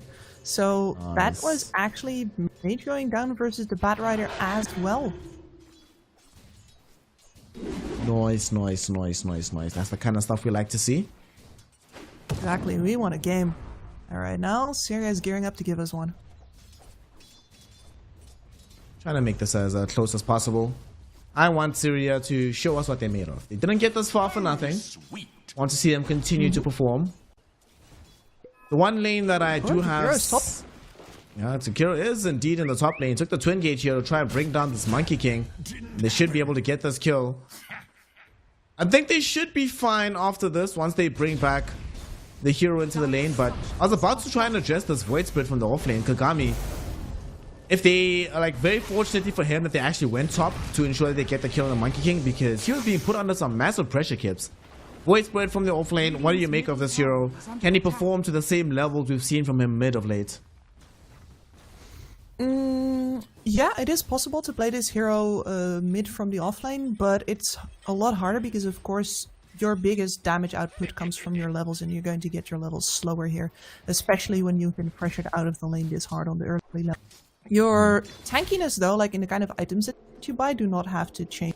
And you are very good at throwing yourself into the middle of fights now as a universal hero, supplying enough damage with your steps and your spells that you can't be ignored, while also... Don't tell me. Did you see that? Oh no, I did see that. I did. Oh no! Gibbs. Oh no. Did he... Wait. That's only Flame Break and Sticky Napalm on CD. That was not even in the fight. What happened? Yeah. So he was, they were aggressing into each other, and then the last tick on damage coming out from Flame Break ended up killing him.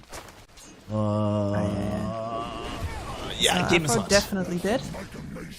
Afro dies in this top lane. Scorp might die for this one as well, as Ela trying to chase him down, but he can't catch up. With Beastmaster will eventually get the kill, but there's Pudge able to clean him up for the double. So in the same fashion, they're like, alright, y'all want to send 3 heroes top? We can do the same thing. They bring up the Pudge, they get the double kill. Not bad for them, you know, still a very hefty amount of gold picked up. And more crucially, this is flesh heap stacks per later on in the game. It is, and they're also, if you're looking at the CS charts right now, actually shutting Isla out of the lane. Their aggressive trade tactics with the Beastmaster Rubik did not work out for them, and they are now officially behind. Behind and struggling. They're gonna try to get this quick kill onto Taz, and they should be able to do so.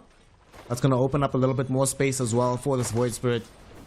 He can, like you've mentioned, play mid from the off lane, but it's very, very hard. His team has to help him out to get there. We're struggling up until this point. That's gonna help him out, but I think they still need to make a maneuver like that once or twice more to ensure he gets his necessary levels. Top lane. Actually gonna fight over those twin gates. Yeah, they're gonna go for practice. Practice is dead. He gets lifted back. He tries to get a hook, but the Boundless Strike doesn't buy him enough time. Ela involved in 4 of the 5 team kills already early on, and they might get Soul as well, who's in an awkward position. Thankfully though for him, he does manage to get the tree dance away and stay alive for now. Yeah, for now, but that tree dance is always going to be a very risky escape up versus a Beastmaster who might just cut your trees out from under you. Yep. It's Beastmaster and it's Jakiro, right? Multiple ways to be trying to deal with those trees. So, gets the Boundless Strike back onto Elo. Speaking of though, as they brought in this mid lane, they are putting in as much pressure as possible onto this Beastmaster. They do succeed in getting the kill. So Beast taken down. And there's Bat Rider, despite the fact that he drew level in the laning phase, the kills that he's been getting in the subsequent time has meant that he is still ahead in net worth over and above the Storm Spirit by quite some margin here, Kips. It's 700 gold in his favor right now. Yeah, and we also have an interesting situation developing on bot right now because Kagami has already hit level 6 while Taz has not. So no sooner he wanted to pick it up. And he knows there's skill threat on him now. Blades really don't like to do this, but he is up in a lane solo versus somebody who can totally kill him. Or you can use the potential if you hit the ice path. All my JJK readers in chat will know this is Sakuna versus Jogo. If it hit, that would have been a kill, but did not hit. Maximum Meteor missed out completely. Well, just go back to farming then. Things will just be chill. There's a Actually, yeah. He's Going to get an edge of Taz here for his escaped teammate earlier. very, very dead. Suppose he doesn't care that much, right? He's like, it's fine. As long as they're not putting this pressure onto Kagami. And Kagami now is like full stick, so you can come back with all the butter left and try to actually make something happen. I would have preferred if he kept the Astral Step until maybe a rotation came from middle, but said rotation did not come. So he might as well just expend the spells for now before the Bat Rider arrives. Yeah, exactly. Because we have arrived in a very interesting situation now where the team that can push the towers did not actually win the laning stage. You can say that they didn't either necessarily because Taz is looking real good here on his Terrorblade, but the Beastmaster quite far down right now, as is the Storm Spirit, and that means that you're most likely not going to get the opportunity to actually push any towers here, and this is one of the ways that your draft gets space and time early on. Oh, Hooked snap! Tower! Hooked from downtown, baby, and even though they don't manage to follow up with the last two, they don't need it because the Storm already expended all of his mana. Beautiful kill to be able to pick up there just as a creep wave is coming in. They might try follow up with the Jakiro kill as well. The hook blocked in by a creep wave, sadly. So Nagato gets to stay alive. No need for Rene Tensei because he's not dead. He's still okay. He's fine. Yeah. That's such a typical Pudge play, isn't it? Like, he was so hyped about that hook earlier that he just tries again, forgetting that he can see the creep wave standing in the way. It will never hit. Oh, I love it. How would you feel about if they change hook so that you can it only hits heroes? That would feel really strong, right? Broken. Illegal. Yeah. Wait, what? How did this happen?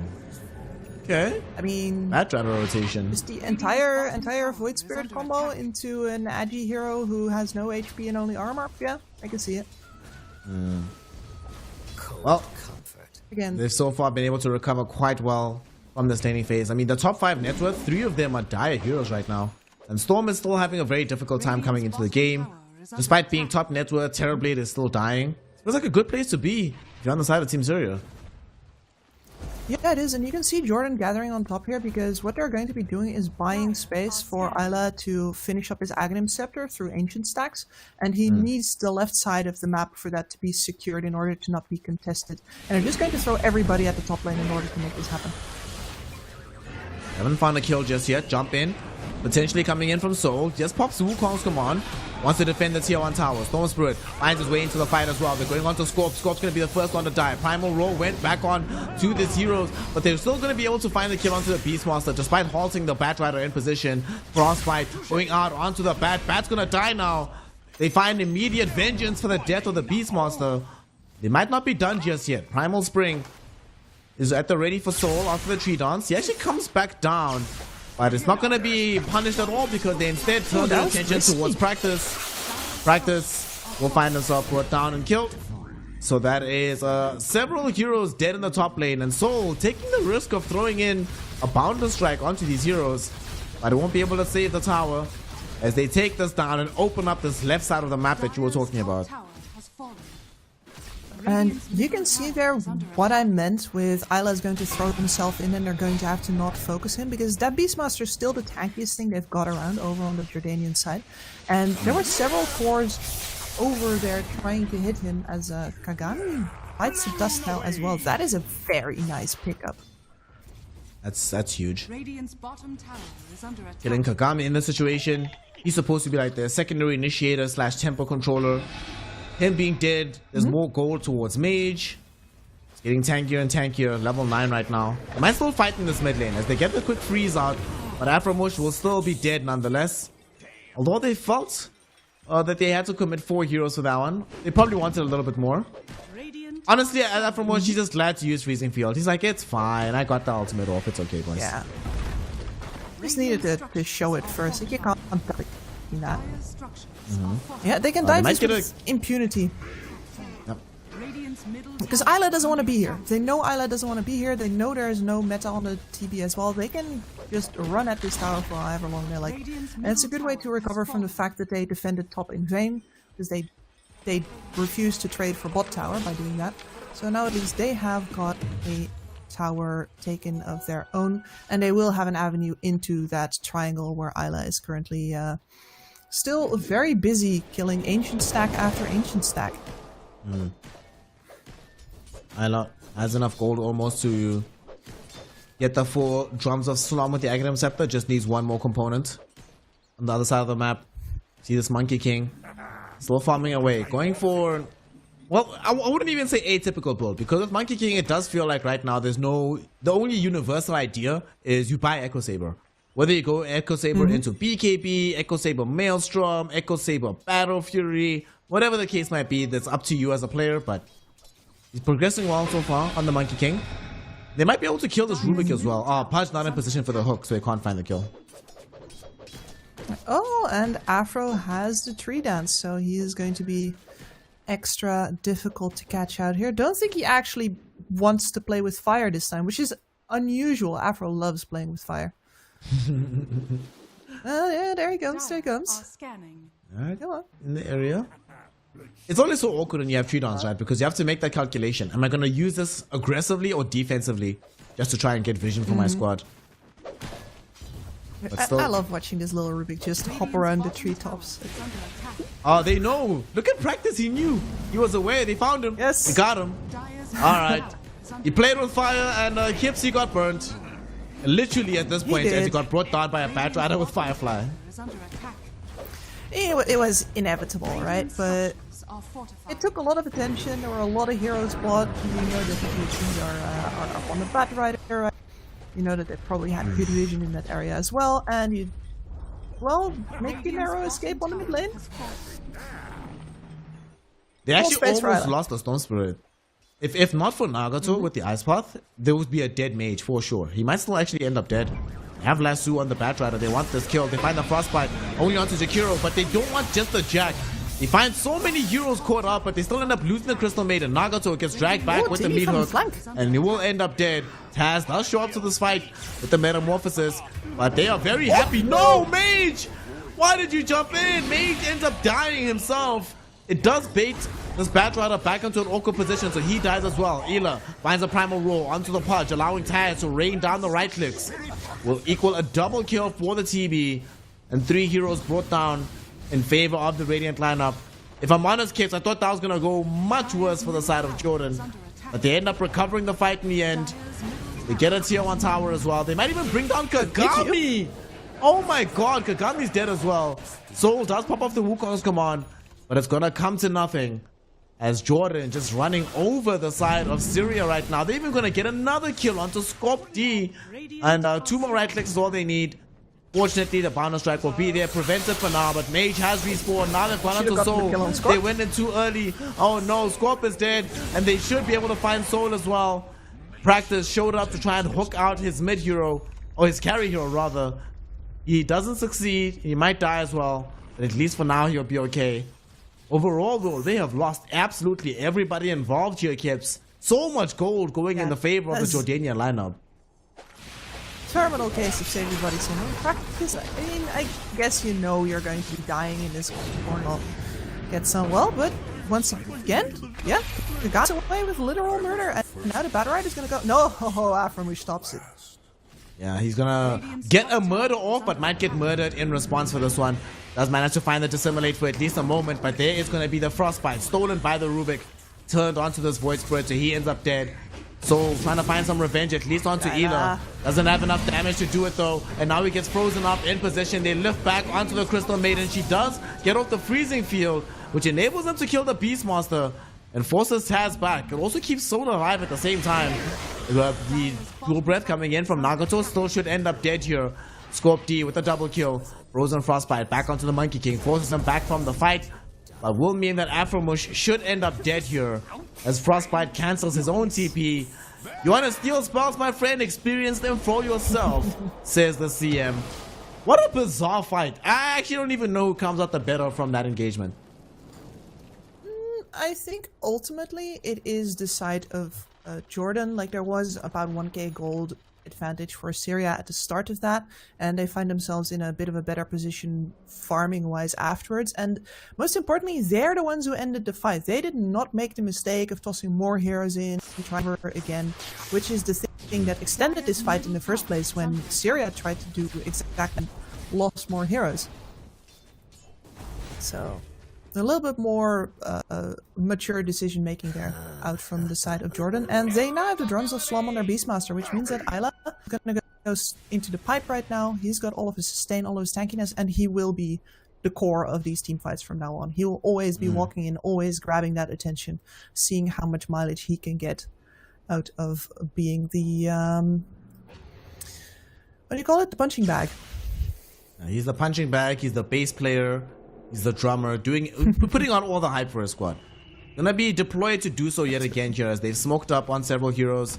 Soul does manage to jump away, but might still get caught. Soul in trouble. The trees get cut down, but not before he jumps down. Wukong's command will come out. He has the bonus armor, so he can't die right now.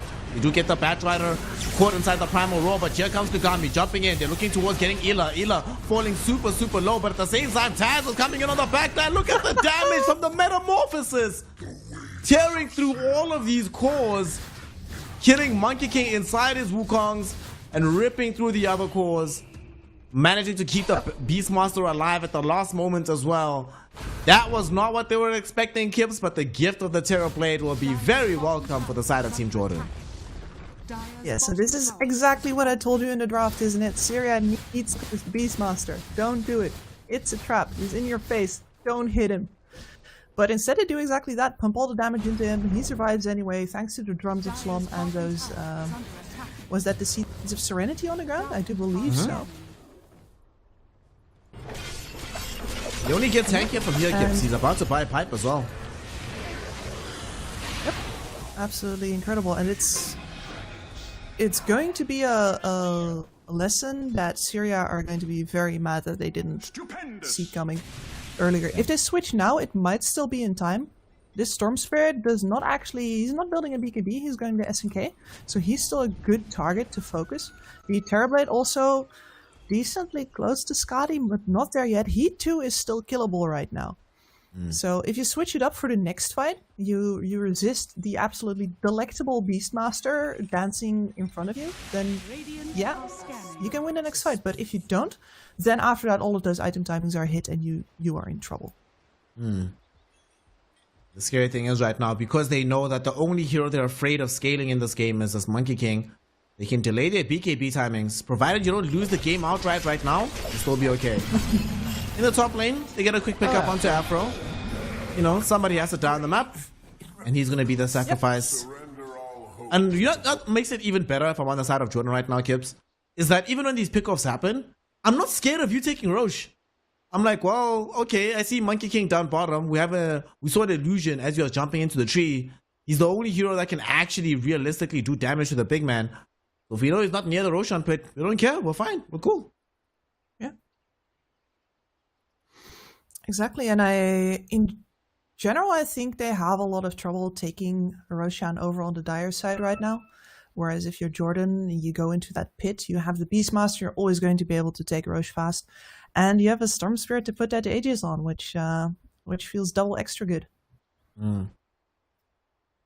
Speaking of Beastmaster though, this is one of those games that we do see he hasn't built up and doesn't plan to at the very least right now. Go for the Helm of the Dominator into Overlord.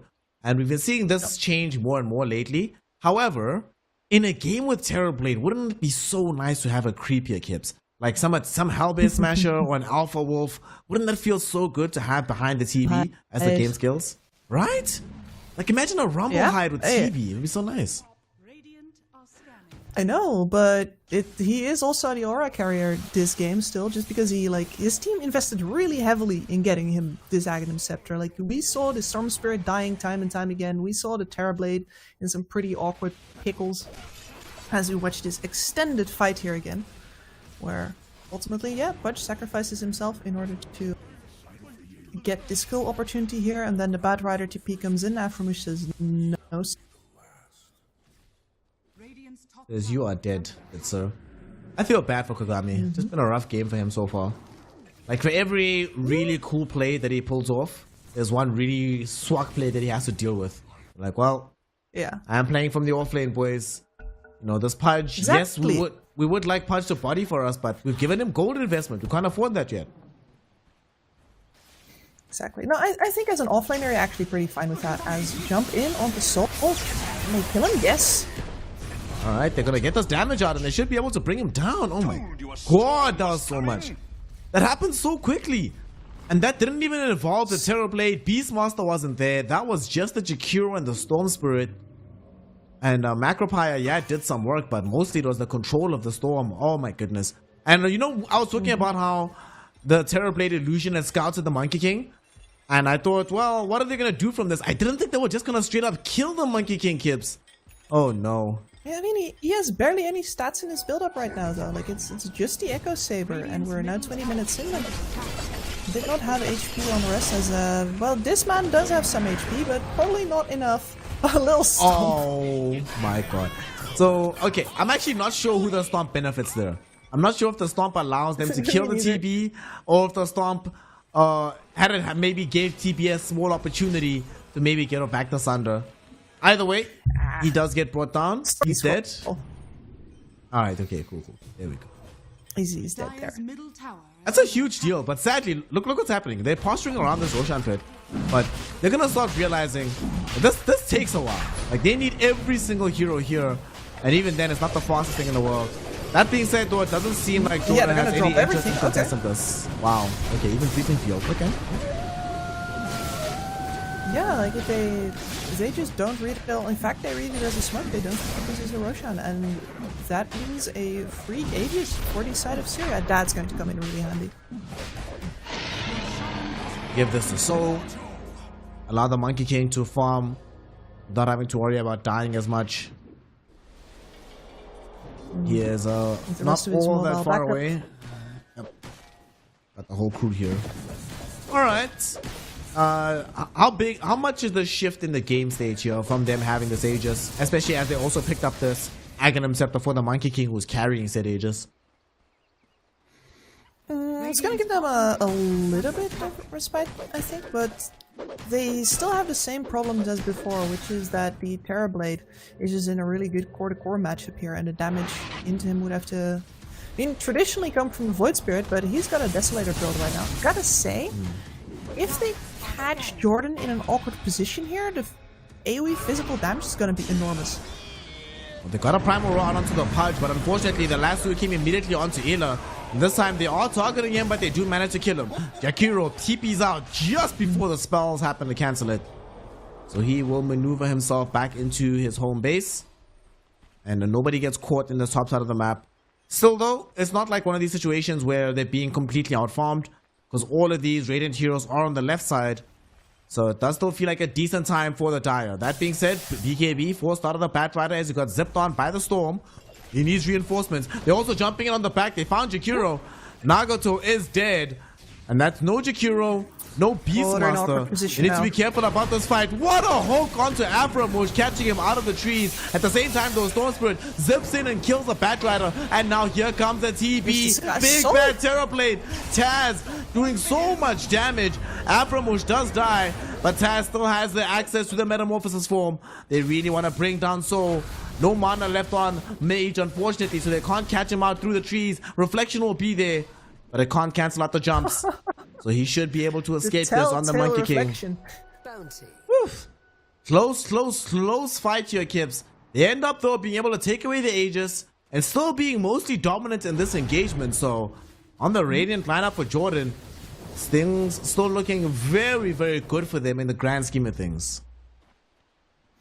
Taz is just too big right now. The amount of damage that this man deals is absolutely enormous, and they can't clear it through any of his snuff. This is before the Beastmaster even picks up Lotus Orb, so without Echo Shot, he's still uber strong. Still having no need to buy BKB. Honestly, if I was him, now that there's a pipe in the game, I would buy Butterfly right now. Who's gonna buy MKB on the enemy team? Like, Monkey King's not gonna do it. There's a last zoo coming out right now onto Beastmaster, but Elon's fine, at least for now. Freezing Field will be committed. They drag him back with the meat hook, and it does require a hefty commitment, but they do get the Beastmaster kill. Regrettably though, they can't necessarily assert themselves elsewhere on the map, even though they found a fairly important kill. Yeah, that was a little out of position from Isla. Sometimes it creeps into you, right? Where you're like, okay, over-position this game so that my team can follow up. But then you remain over-positioned, even when your team is like sitting back in their lawn chairs going like, oh fam, it's a break right now. What are you doing out there? Hanging out, Gibbs. What are you I'm taking a walk. Yeah. I amplify my impact. It happens. But yeah, it's a bit silly. I will say thank you. They're gonna take another walk actually right now. Despite the Beastmaster being dead, they're gonna try and catch the Syrian lineup off guard here. The Jordanians are smoked up. Storm Spirit wants to lead the charge, but no BKB available, so it's very difficult to envision where to go from this particular position. Beast is now back in town, and yeah, like as soon as they have met on Jordan, we saw in the previous engagement how powerful this Terrorblade is. They don't care that the Beastmaster's not here right now. They have meta. They can take whatever they want. You know, bottom tower is under attack. you're at the bakers. They're just like, I want that. Okay. Oh, at the bakery, that's nice. I haven't actually been to the bakery in a while. Oh, you should get some like chocolate croissants, man. Dire's bottom tower is under attack. Sadly, my sweet tooth has been affected lately. Old age has robbed me of it. Feels bad. Don't like sweets as much. Game is hard. Mid lane. They jump in onto a big jump onto Kagami, but look at practice. He has the Aghanim shot, so able to eat up this Void Spirit, keep him alive. Alright. This time around, it's the turn of Team Syria to dangle with an important hero and find an immediate counter angle. Okay, practice with the Blink Aghanim shot. Looks like we have a way to save these heroes, so the jumps are going to be much harder from the side of Jordan. Yeah, and practice himself with 13 fleshy. It's not exactly that easy to bring down either. There's the CM who can buff him up as well, so the targeting is becoming a little iffy for the side of Jordan here as well. Of course, if they have the TB in the center of the fight, they don't have to target. He just A-clicks the ground. Everybody screams and runs. But when they're performing pickoffs like that, yeah, there's really not that much counterplay unless you have a roll for it. I'm still hiding on the... Wishing honestly can't believe... Is he stinky right now? Yeah, he's stinky. Ah, they smell him. Woof! Listen, Ila, listen to your old coach. No! The hook misses. They still have the dismember though. Okay. I was gonna say he needs to listen to Mommy Kips. Take a shower. Go clean up. Go wash your body. If you wash your body, you would have been fine. You would have been okay. But sadly, he's a bit too dirty, not in a good way. Ends up getting brought down in the bottom lane. Beastmaster. You hang out with boars on the regular. Like, I understand. It's like you ever had a dog? Like, go into the shower with a dog, and then the dog comes out clean, and you come out dirty. Dire's top tower Yep. is under attack. Or actually, even better, he's a drummer. Have you ever met a clean drummer? I haven't. But like, but that's why they're so appealing. Radiant's courier has been Yeah, the drummers are wall. pretty sexy. What can we do? Yeah, they are. Maybe not as sexy as basis, but still pretty high up. is under attack. Pretty high up. Pretty high up, yeah. Well, we could do that ranking someday. That's a fun discussion. Radiant's middle tower. That's some content I'd like to see. Top lane. You see, there's going to be a small discussion about how much damage one can do to another. Bad Rider jumped in, but the BKB comes off a little bit late here. They do get down the Wukongs. Taz, no meta to trigger off as he's already popped it early on in the fight. In the meantime, Nagato gets jumped on by Kagami, and Kagami does find that kill. Immediate buyback though from the Jakiro as they zip onto the high ground with the Storm Spirit. They're looking for the Crystal Maiden, and even though you get bonus armor, it's not going to protect you with the Freezing Field. Ripped through by Taz. It's 2 for 1 right now though. They need more. At the same time, they get a nice tree cut onto the Rubik. Rubik gets brought down. Afromush not going to have any further presence in the midst of this fight. Also, did you see that interaction? We'll talk about it in a second. As they miss the hook, looks like the fight might be over. They're thinking about re-engaging as they still have the lasso available. At the same time though, they still also have access to the Sunder from the Terrorblade. They're going on to Jakiro. Nagato. Unfortunately, the weakest part of Pain in this game will end up dead. That's 3 heroes lost on the Radiant lineup. And they might still want to chase for more. Oh no, the hook will connect directly onto Storm Spirit, but the zip away will still come out in time. The question is, will TB be able to escape this? And indeed he does. Hurricane Pike will be there. And he should be A-OK. Very bizarre fight, Kips. Ultimately, though, it does feel like the dire lineup of Syria wins. Also, did you see that interaction? Freezing Field off the tree dance doesn't get cancelled if you cut the tree. What? What? What? Yes, that was really weird. He had that first. Yeah, it was very strange. Yeah. I don't know what that's about. Radiant's bottom Hyla tower is under attack. got all the attention again. It's not with his life this time, and they just have to this engagement on here because they don't actually win the fight without the Radiant's Metamorphosis, I bottom don't think. tower is under attack. And that is exactly why Syria won the previous fight as well. They had the TB in such an auction, right? He has to use his own Dragonlance in order to get soul out of this, and he's separated from the rest of his team in the fight, and they don't get to output all of that Metamorphosis damage at all because he's half health. He's feeling sort of icky about the entire thing. Ends up not being a successful endeavor for him, but ultimately another fight that goes the way of this dire lineup of Team Syria. What's frustrating for them is that Soul is still not in that position of being the be-all end-all in this game. Terrorblade could still very well 1v9 this. That's the complication he has to deal with. Basically, in this contemporary meta, if there's no Slog, no Alchemist, or no Medusa in the game, and no Draw Ranger, Terrorblade is that hero. He's that guy. It's him. Yes. He is the dude. And not to forget that this Storm Spirit just finished up an Aghanim Scepter as well. He bought out for this, I do believe. So we have the circle pull in effect right now. Small little black hole. Oh, and he's collecting some extra lotuses. Yeah, that's a great healing lotus because nobody's really touched these tools in a while. Oh, look at this. They smoked up onto the Twin Gate, and there's a hook there. Bottom tower is But under attack. I think he was just trying to fish for information. Gets away very quickly. We're considering the additional jump, so we'll get off the Wukong's command, get some damage out onto the TB. Dire's top tower. They both know that they don't read. Actually, I'm actually kind of surprised Soul did this. He doesn't have BKB, so he could still be in fortune. They do get the lasso back onto Taz. Taz being dragged into the young Wukong, but now they're turning their attention back towards the Bat Rider. They got Primal Roared up. Bat Rider is going to end up dead. They do kill the Terrorblade. They didn't get off the Sunder, but it's an expensive grab from Kagami as he do end up losing both his mid and the off lane, on the safe lane, or rather.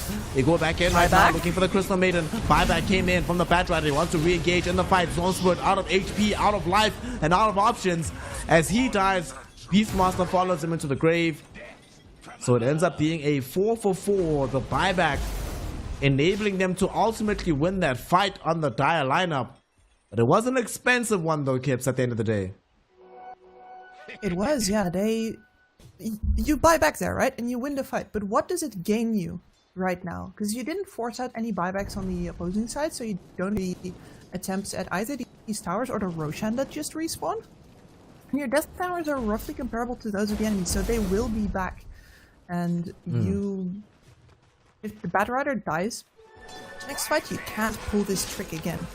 There's a round in that chamber. Also, then they have an additional issue because in that fight, they end up, more or less being able to win that out numerically. But if I look at the damage expression, the numbers, Terrorblade only did 600 damage relative to the Monkey King doing almost 5k.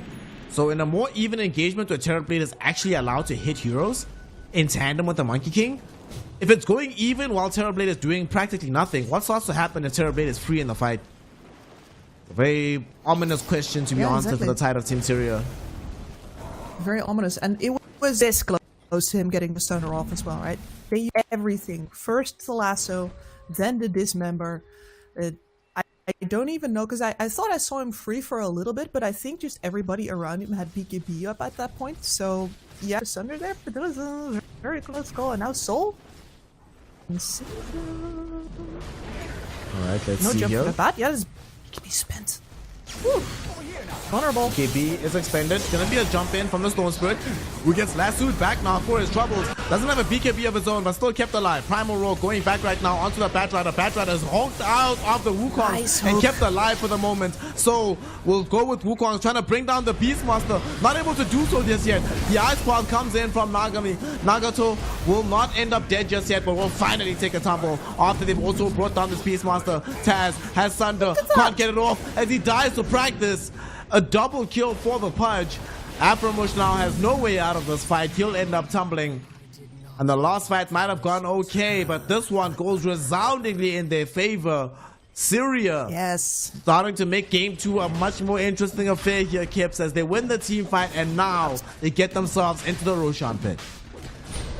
They do, exactly. Like, you win this fight, and that was, you could see the focus fire coming out from Jordan, right? As he was eyes on the Bat Rider prize, but he gets whipped out, and then suddenly they're in a very awkward wedge-shaped position that Syria can just maneuver around in order to pick off their backline, separate them from each other, and these hooks from practice on point.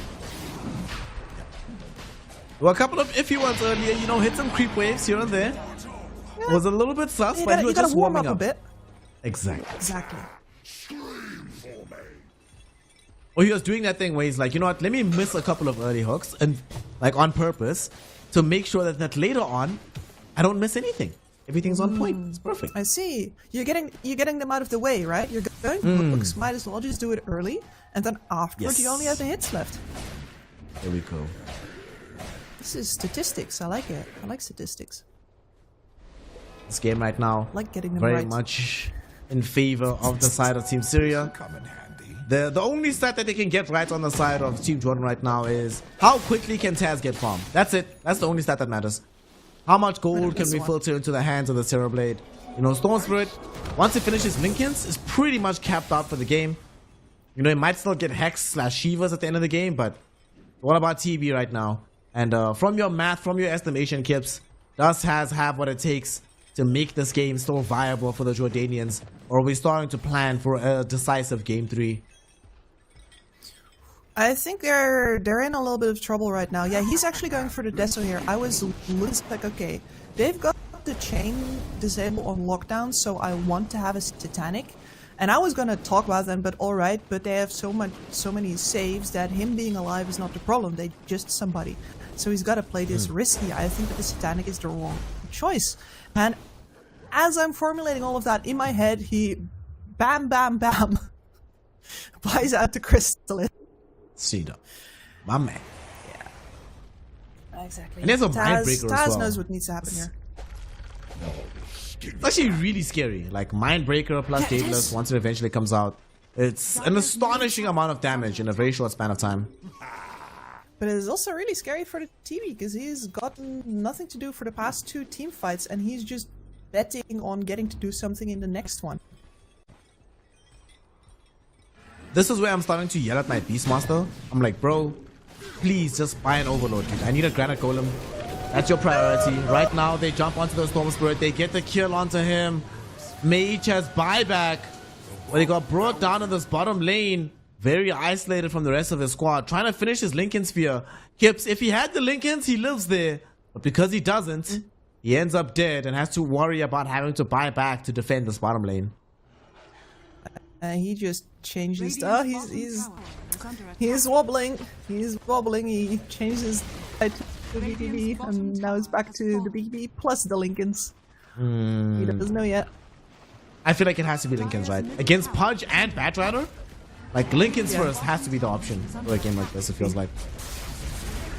Wait, I would just have been yelling at my Beastmaster like, hey, you've had this Lotus Orb, why has it been passive? Ah, that's actually true, bars. That's actually true. We haven't seen a single spell reflected by the Echo Shell. So that is a complication to worry about. Oh no, Beastmaster, speaking of him, he gets himself hooked out. The Lotus Orb will protect him from being dismembered, but it won't keep him alive. Primal Roar did come out onto Soul. Soul, not even dead just yet. They get the lasso back onto the Terror Plate. He dies without buyback hits. They zip out onto the base, but they get the Cheese Orb onto the Void Spirit. So he is still alive. Buyback on Elang. He wants to try and defend the space. Hook back onto the Storm Spirit. He gets brought down with the Dismember, and he is dead with a no buyback. They're killing off the Beastmaster right now as well, and as he dies, that should be that. We're done. It's over. Very shortly, we should be seeing the G's come out because there's no way back into this game number 2 here for the side of Team Jordan. I mean, the Terrorblade just got his buyback now. He was about 20 gold short during the time where it actually could have mattered, and I think they're still going to plan a play around him. But that's without... Radiant's middle tower is under attack. No meta, no storm, no Beastmaster. They hook back the Jakiro out of the fountain. He's dead. That's that buyback at the very least. Throwing back trails of fire everywhere. But it's not going to just sway the side of Team Syria from pushing into these tier 4 towers. On the bright side, Kips, they haven't actually managed to take more than a solitary lane of Rax. And the game is still going. So if they don't end the game now, it's not so bad. I underestimated how absolutely ass their pushes. They still have one more chance here. That could have been Rubik so good. misses with the stolen hook. They're going on to the Ancient, and the Ancient has no more fortification, no more life, and they have no more options. GG, well played is cool. Team Syria take game 2 and take us to a deciding and the first here in these IESF qualifiers, game number 3. Hell yeah. This game for it. This is what we tuned in for. This is what I saw yesterday, where Team Jordan really had to bring it out of victory versus Syria. And here, they get a little comfortable. Like, we were pretty comfortable as well, right? His TB is looking very good. The Beastmaster's hitting, we're moving. And then it starts slipping. As these improbable but ultimately very successful saves off. The chain disables on that Terrorblade. Extremely well saves on the Batrider, on the Monkey. This Pudge did so much work this game, and I guess in the end, Jordan got just a little complacent. They did indeed. I think it's the way the lanes went for them. They were feeling a little bit too hot about it and being like, we can do whatever the hell we want on the map. We don't have to worry too much about our itemization, and they end up paying the cost. Like you mentioned, we saw Practice doing a phenomenal job on this Pudge with the salvation on his saves. We also saw a really good job coming out of both the Void Spirit, but especially the Batrider.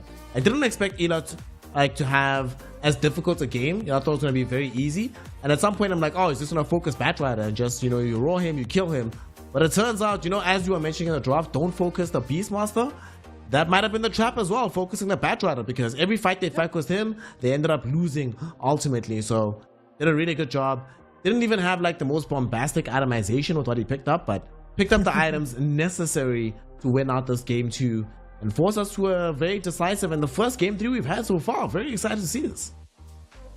Yeah, we do, and Syria did it once again with some trickery in the draft, because we did see a mid Batrider that the Storm Spirit down. We did see offlane Void Spirit threatening that Terrorblade to the point where he couldn't actually solo stand up for his deal more.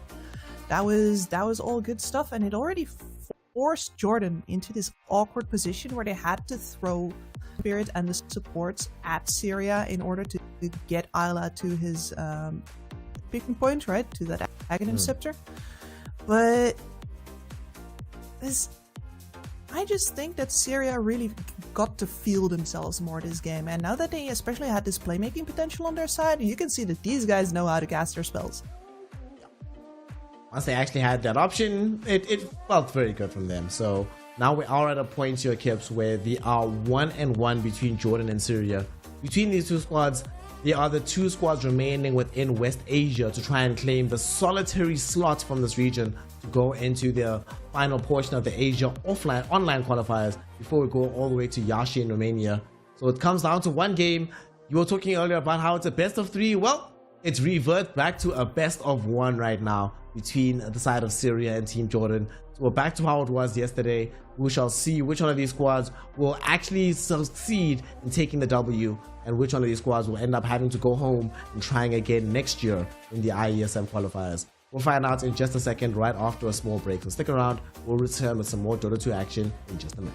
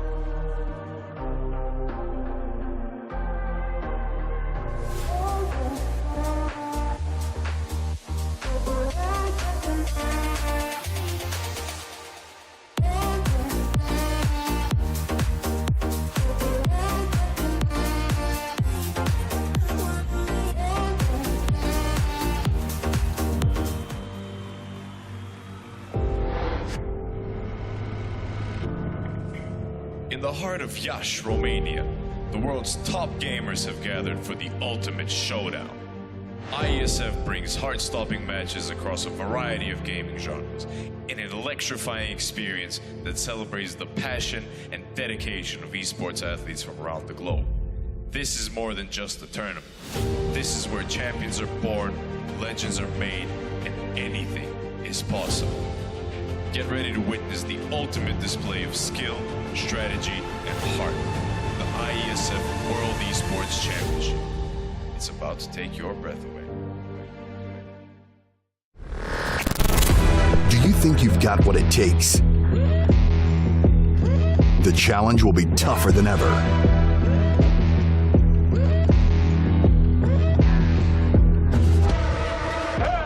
In 2023, International Esports has a new home.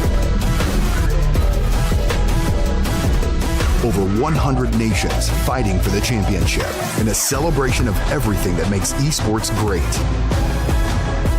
Who will rise up to the challenge?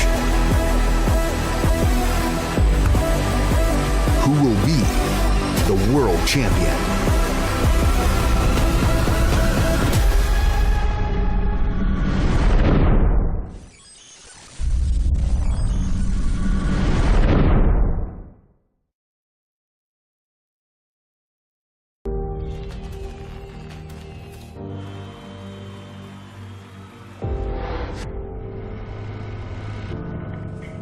In the heart of Iași, Romania, the world's top gamers have gathered for the ultimate showdown.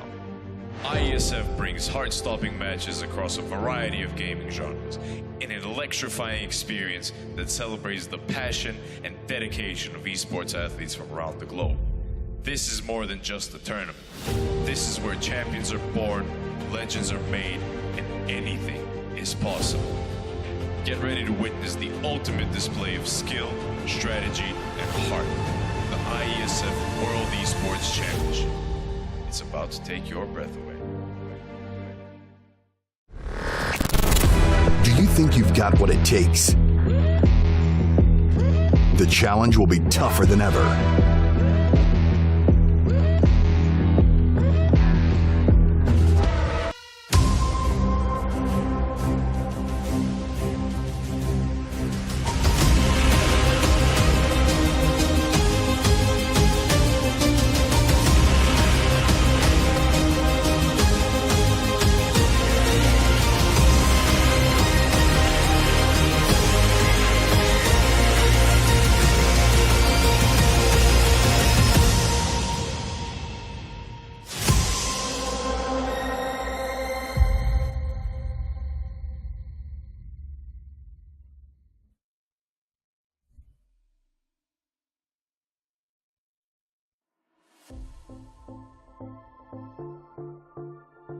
Between Team Syria and Team Jordan, and this one is for all the marbles. Whoever wins this best of 3 with this final game, it's pretty much whittled down to a best of 1, will find themselves competing in Riyadh for the final 5 slots in Rashi, all the way in Romania. My name is Snare, and I'm joined yet again by Kips for this last game. And Kips, we both like Jordan. We think they're the better team. They haven't been performing up to what the expectations should be. And game 2, it's always painful when you see a team win the laning phase and lose a game. So if you're the coach right now on the side of Jordan, what are you telling them to get their heads back in the game and prepare for a very competitive game number 3? I'm just gonna tell you here, Mr. Caster, I don't think they won the laning stage at all. That was barely a wash. Listen, their if you're the underdog team, and you go even, you're winning. It's fine. Okay. I can accept that, Mr. Caster. Fine, you win. Right now, it's really just about bringing the discipline back and specifically holding on to that, that eagerness to do things right, even if your opponent isn't necessarily putting up the resistance that you were expecting. You can't actually let your guard down, and especially you gotta respect your own time and your own training in order to do what's right. Walk the paths in your brain that you know are right. Dig them out a little deeper instead of going off wandering into the forest where you know you're not contributing to anything that you're next time. See it as training if you have to. because you're going to have to keep the discipline one way or another. And if you can't respect your opponent enough to do that, then at least you should respect yourself enough to do that. So basically, adopt the Goku method. Go and train. I like to hear it, right? Yep. We're gonna see whether or not Jordan has been able to find some training in between Game 2 and Game 3 as we are about to get into the draft. They are playing right now on the Radiant side with second pick. Dire first pick goes the way of Team Syria. So that's what's also very intriguing about that game, right? Is that Jordan lost with first pick Radiant. Very hard to do right now to lose with that particular combination. So that's gonna also offset their confidence a little bit and probably make them want to beat Jordan or Syria a little bit harder than they wanted to do otherwise before that loss. Yeah, like you beat the Aframush Isla lane as teams gotta feel really good about yourself right about now. And I think that boosting confidence is also what they kind of needed. They were with their backs against the wall. They got completely rumbled in game 1. And you stepped it up and you gave yourself plays to make, and you did a clever little shuffle with the lanes. And suddenly you are in a position where you could take this series because you've brought yourself alongside this frontrunner. Well, I know how this game is going to go, Kips. Syria have left through the Rubik. Jordan took the bait. They picked Rubik. GG, well played. Rubik, 100% loss rate in the series. So we know that Syria is going through to Riyadh. No, I'm kidding. This Rubik Underlord. Now, you and I were speaking offline about the Rubik Beastmaster and how strong that lane should normally be and how surprising it was that Jordan wasn't able to dominate with it. Underlord feels like he's filling the niche that Beastmaster filled in the prior patch in terms of a hero that physically cannot lose the laning phase. It just can't be done. Losing a lane as a hero, it cannot happen. And having Rubik next to you, not only do you have this massive amount of like lane prowess between the two of them, the damage reduction that they have, Fade Bolt, Atrophy Aura. This is even before Crimson Guards and Pipes start emerging in this game. They're already making it much harder for Team Syria to play out their natural game, given all this damage mitigation from just 2 heroes. Yeah, they are about 1 DK pick away from a Tundra draft here. Just all of the damage reduction in the world. But yeah, you're completely correct. And the fun part about Rubik Underlord is that damage reduction scales really well. And this lineup is very well guarded versus the possibility of any illusion hero drafts as well, so you don't have to worry about that kind of cheese coming out anymore. However, Team Syria just brings up the Monkey King, and I gotta say, whenever they've played Monkey King, Sol looks really good on this hero. He looks really confident, he knows what he's doing, he's not afraid to come join his team and make plays if that's necessary early on. And I do believe that all of the games that he's played Monkey King so far that I've seen, he has won in this tournament, so they have put their ace on the table already. For me, the impressive part about how they play around Sol's Monkey King isn't the fact that they just are able to win their lanes, but the fact that they can win games even when they lose their lanes under difficult pressure. He knows how to recover on this hero. He knows when to join the fights and when to just stray away from these engagements. So very excited to see this. Normally, just 1v1 will do well into Underlord. Obviously, Rubik helps mitigate that in favor of the Jordanian side. But nonetheless, I think Sol should be very happy with this one. And, Freezing Field plus Wukong's Command, it's a lot of team fight. We just saw it happen in game number 2. And it can be very, very effective in favor of Team Syria. Absolutely can. And yet, Monkey King, one of those heroes that can actually at least sustain up against the Underlord, so no problems for him staying in the lane. Because, yeah, that's the other problem with the Underlord, right? It just... Usually you can't afford to keep trading into it and he just bulldozes down your tower eventually. And a Monkey King next to the Slark, for example, and the Bloodseekers on the few heroes that can sustain hard enough in lane to keep that out of the way. So I would very much doubt seeing them switch out of this Monkey King as well, unless Jordan finds some carry matchup that is completely impossible for the MK again. Which, well, he just beat a Terrorblade, so I can see him feeling confident. Yep. Taking out TB always feels good. Alright. Hell yeah. Into the next phase now. Doom, Void Spirit, LC banned out by Syria, removed the Bloodseeker, the Undying, as well as the Venomancer. So for Jordan, probably going to be our first support at this point in time. Most likely the 5 position. What are we getting? Getting Ancient Apparition. I will be honest, Kips. I actually don't believe in this hero. I think it's... No? I believe in it on paper, but I don't believe in it in games, if that makes sense. It's one of these heroes. It's sort of similar to like... Yeah. Let me think of a good analog. But you know what I mean, right? Where it's like, when I look at what the hero does, I look what it provides my game, I'm like, yeah, I love this. And then I play with it, or I have it in my team, and I'm like, this is awful. This sucks. I'm still not sold on this hero, although it is a lot better now, to be fair. In this game, they have what?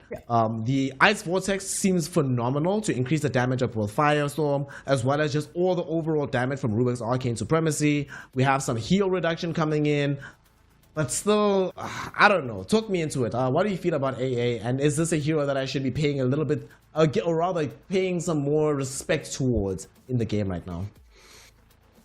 Yes, I think you do actually. And the big difference here is that you're talking about your own experience in pubs where, you know, you might be playing with randoms or you might be playing with friends of yours. But I doubt you're coordinating that well. And Ancient Apparition absolutely thrives on team coordination.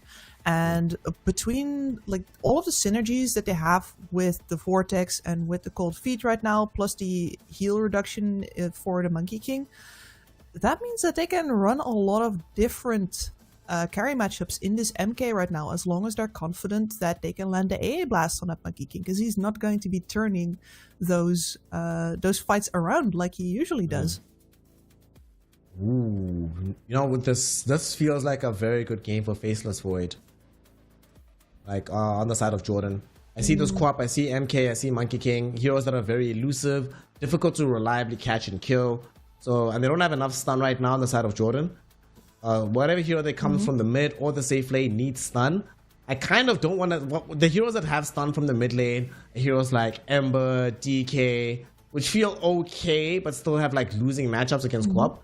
If they just go like Faceless Void, and then you just you tank the earlier portion of the game, but then every chrono guarantees a kill, gives you the coordination you're talking about with the Ice Blast, ensures that you always get the Firestorm out. Afterwards, you have the layover on either the Cold Feet and or the Pit of Malice, and it's just an astonishing amount of like right-click damage later on in the game. Well, you were thinking in the right way, certainly, because there is an ultimate with AoE Lockdown on the field right now, but this one is not a losing matchup for the Queen of Pain. So... Puck back into play. The silence is also very useful in this game versus the support. And I don't really see a good way for Syria to kill this Puck, apart from, you know, maybe an Orchid build-up, or you're going to have this Crystal Maiden lucky enough to be in the right position for the Frostbite, right? But that's, yeah. They don't lock themselves into the Faceless Void here now, and they do have a winning lane matchup, plus they get all of the functions that you just so helpfully described to us. I really like this Puck pick. Yeah, I'm with you. Actually, this is a great Puck pick. Does everything that you need on the game. BKBs are going to be somewhat delayed on the side of Syria, so super effective. I also just love having like multiple ways when you have AA. I guess one of my issues with this hero is that it's difficult to reliably land Ice Blast. Ice Blast is such a good spell. And then in this game, there's multiple ways to make that happen. So I like this. And they go Ember. So is this safe lane, Ember Spirit? And wait, who's going where actually in this situation here, Gibbs? Yeah, that is a real question now all of a sudden, isn't it? Because they just ran a Void Spirit offlane. I think that that's decently viable as long as you don't like get completely traded out of the lane, and they managed that. But now, is this offlane Quap because they're expecting the mid lane versus the Puck to lose? You don't lose it that hard.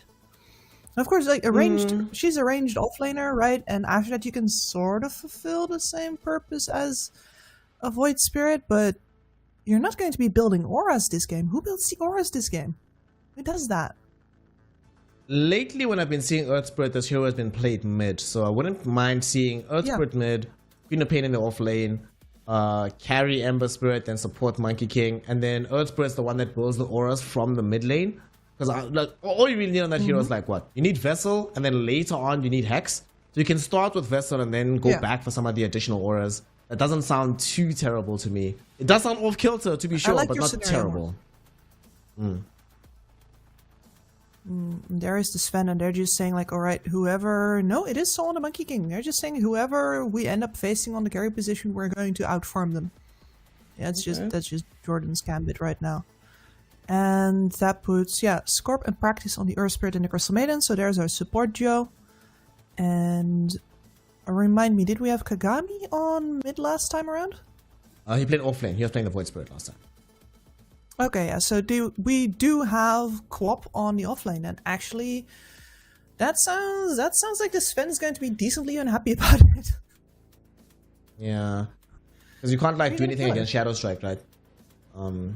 It's interesting though because she's playing from the offlane, she's gonna get less experience than she would be getting from the mid lane, right? Playing as a Queen of Pain. So I don't think you actually mind that much that she goes for the Shadow Strike spam, because yes, she's gonna win the lane against you, but that diminishes her capacity in like the earlier portion of the mid game. I'm still not sure how I feel about this like offlane Quap, but I'm also equally uncertain how I feel about Sven as a primary carry hero right now relative to the rest of his field. Kips, what do you think? Personally, I would want to say I like the team fight of Syria a little bit better, so I'd give them the W here, but it feels hard. Yeah, their team fight is better for sure. For me, everything comes down to the AA execution. Like, the Sven will win the fights versus the Monkey King as long as the Monkey King can't come back with the Jingo Mastery procs. If he can do that, then the Sven, I don't think he'll ever be in a position to burst him hard enough. It's very simple. And that in turn means that the Sven does also need to have a good game. Like, the top lane needs to go well, and you're going to go up versus a Quap. Like, maybe her job is just done if you keep this lane down. So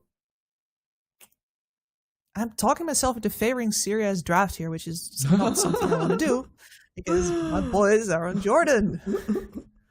You're like, damn, I don't want to do this. Yeah.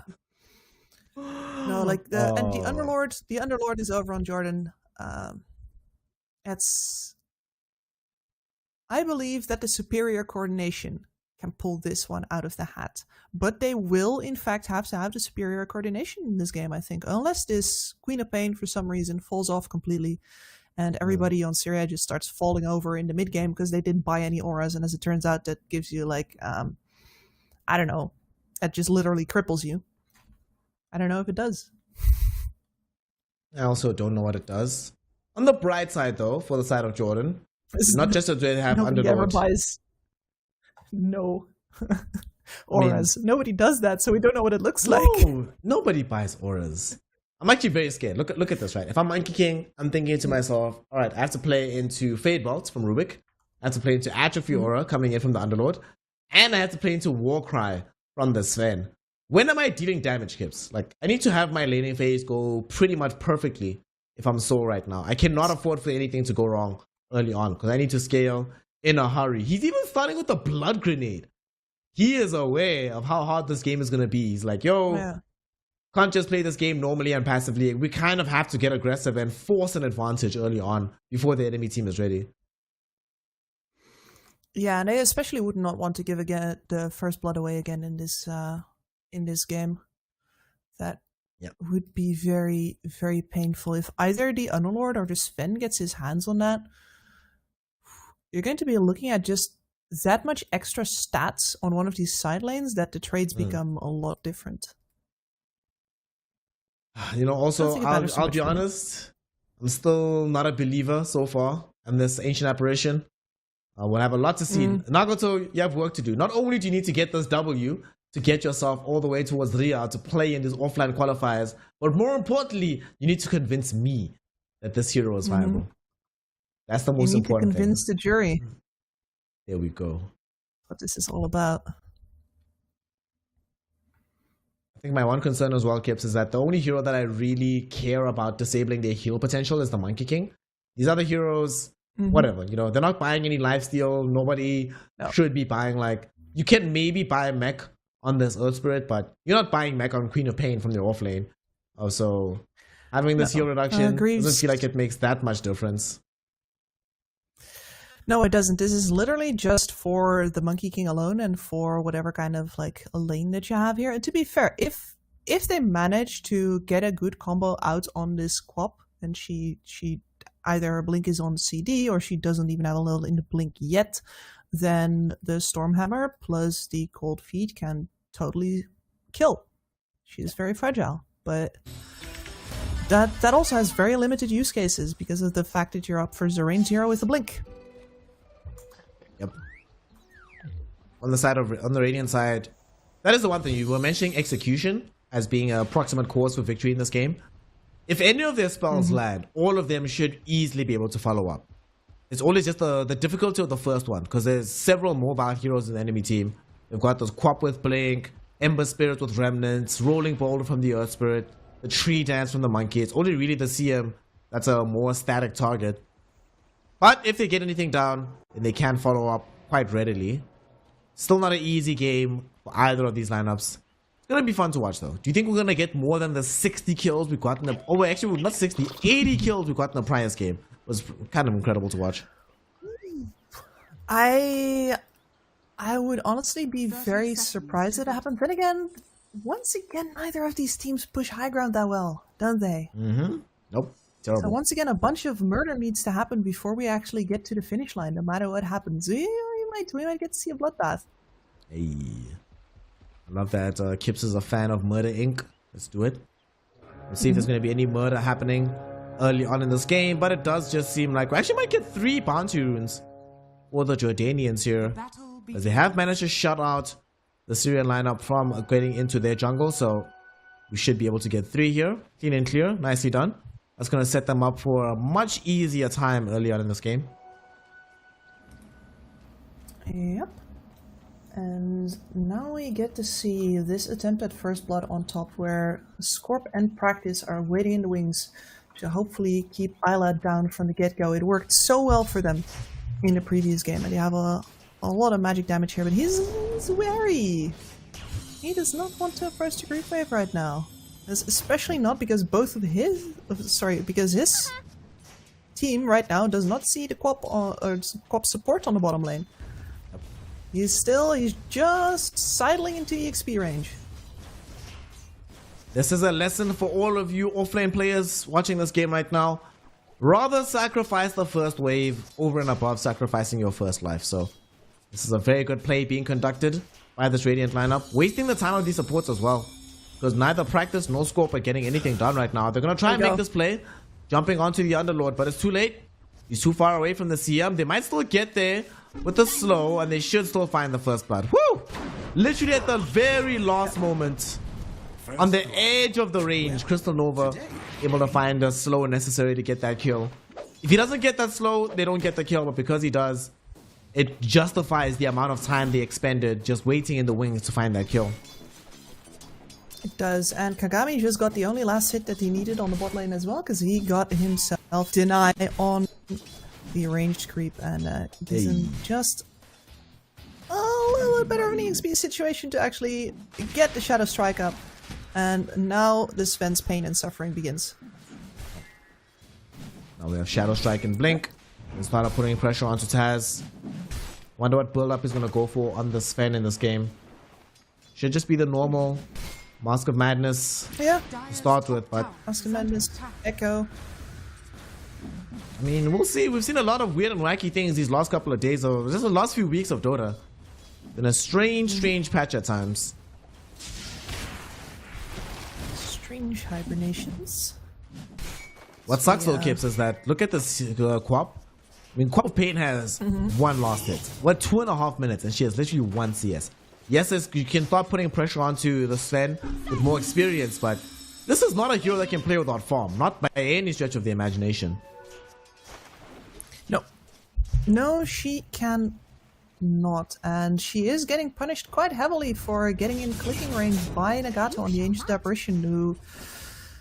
Yeah, the Earth Spirit doesn't really want to drag waves over on the side either, because he would lose too much HP to the AA himself. They're at a bit of a stalemate in the bottom lane. My god, look how much CS the Sven has though. Jesus. It's 15-11 versus the 3-1. Wow. Well, these are the times you think about when you're playing Sven. Somewhere on the planet, Fear has just woken up being like, yes, I sense a good Sven performance. I love to see it. He's so farmed. 19-12 versus 3-1. Are you kidding me? Yeah. are scattered. That's insane. He says, I do not care trading, I only care creeps. Oh my god. He has almost as much as 5 times the denies that the Queen of Pain has in CS in this game right now. And Yeah, Queen and of she's Pain. just been abandoned by her support as well. The Earth Yeah. Spirit's actually like, I get no experience there. I need to go back to the top lane. Where, by the way, this Monkey King is not having a bad time either, but Isla looking a lot better than Kagami on the other side. Is going to get the business end of all of these spells, and there's no Earth Spirit to defend her.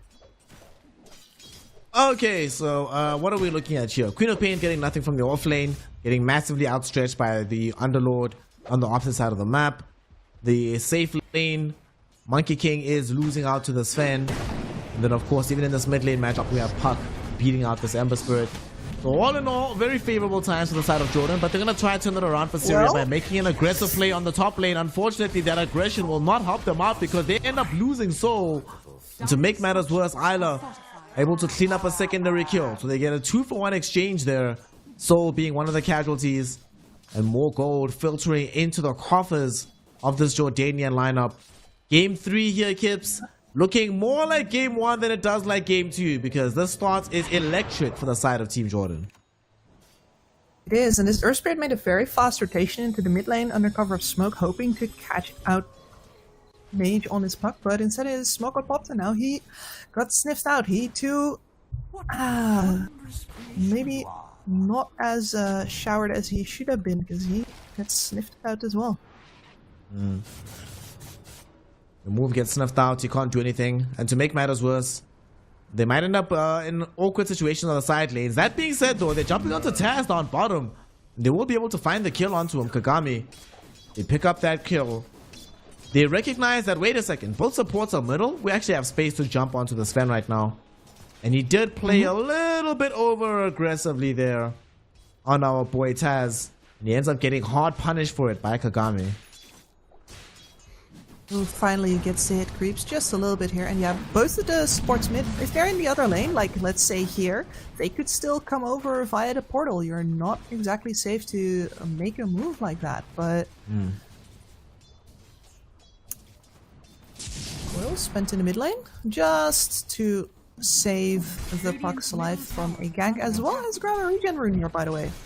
That's really not too bad, though. He'll end up having to pop it and go jungle with it, I think. I will say they've done a very good job on the side of Team Syria to make sure that the Ember Spirit is matched up with this Puck in terms of net worth. Kept it very, very tight here in this mid lane. Well, the side lane's not necessarily going as well for them, especially not Kagami's lane. In the prior game, he was playing Void Spirit, which does have some very much higher counterplay opportunities than this Queen of Pain does. Not only in terms of the spell access that he has available to him, but he's a universal hero, so that changes how his dynamics are in the game. So far though, they still haven't been able to put that much pressure on towers. Where's Scorp? Oh wait, why is Scorp here? Oh, is he gonna steal the rune? Big place. He is.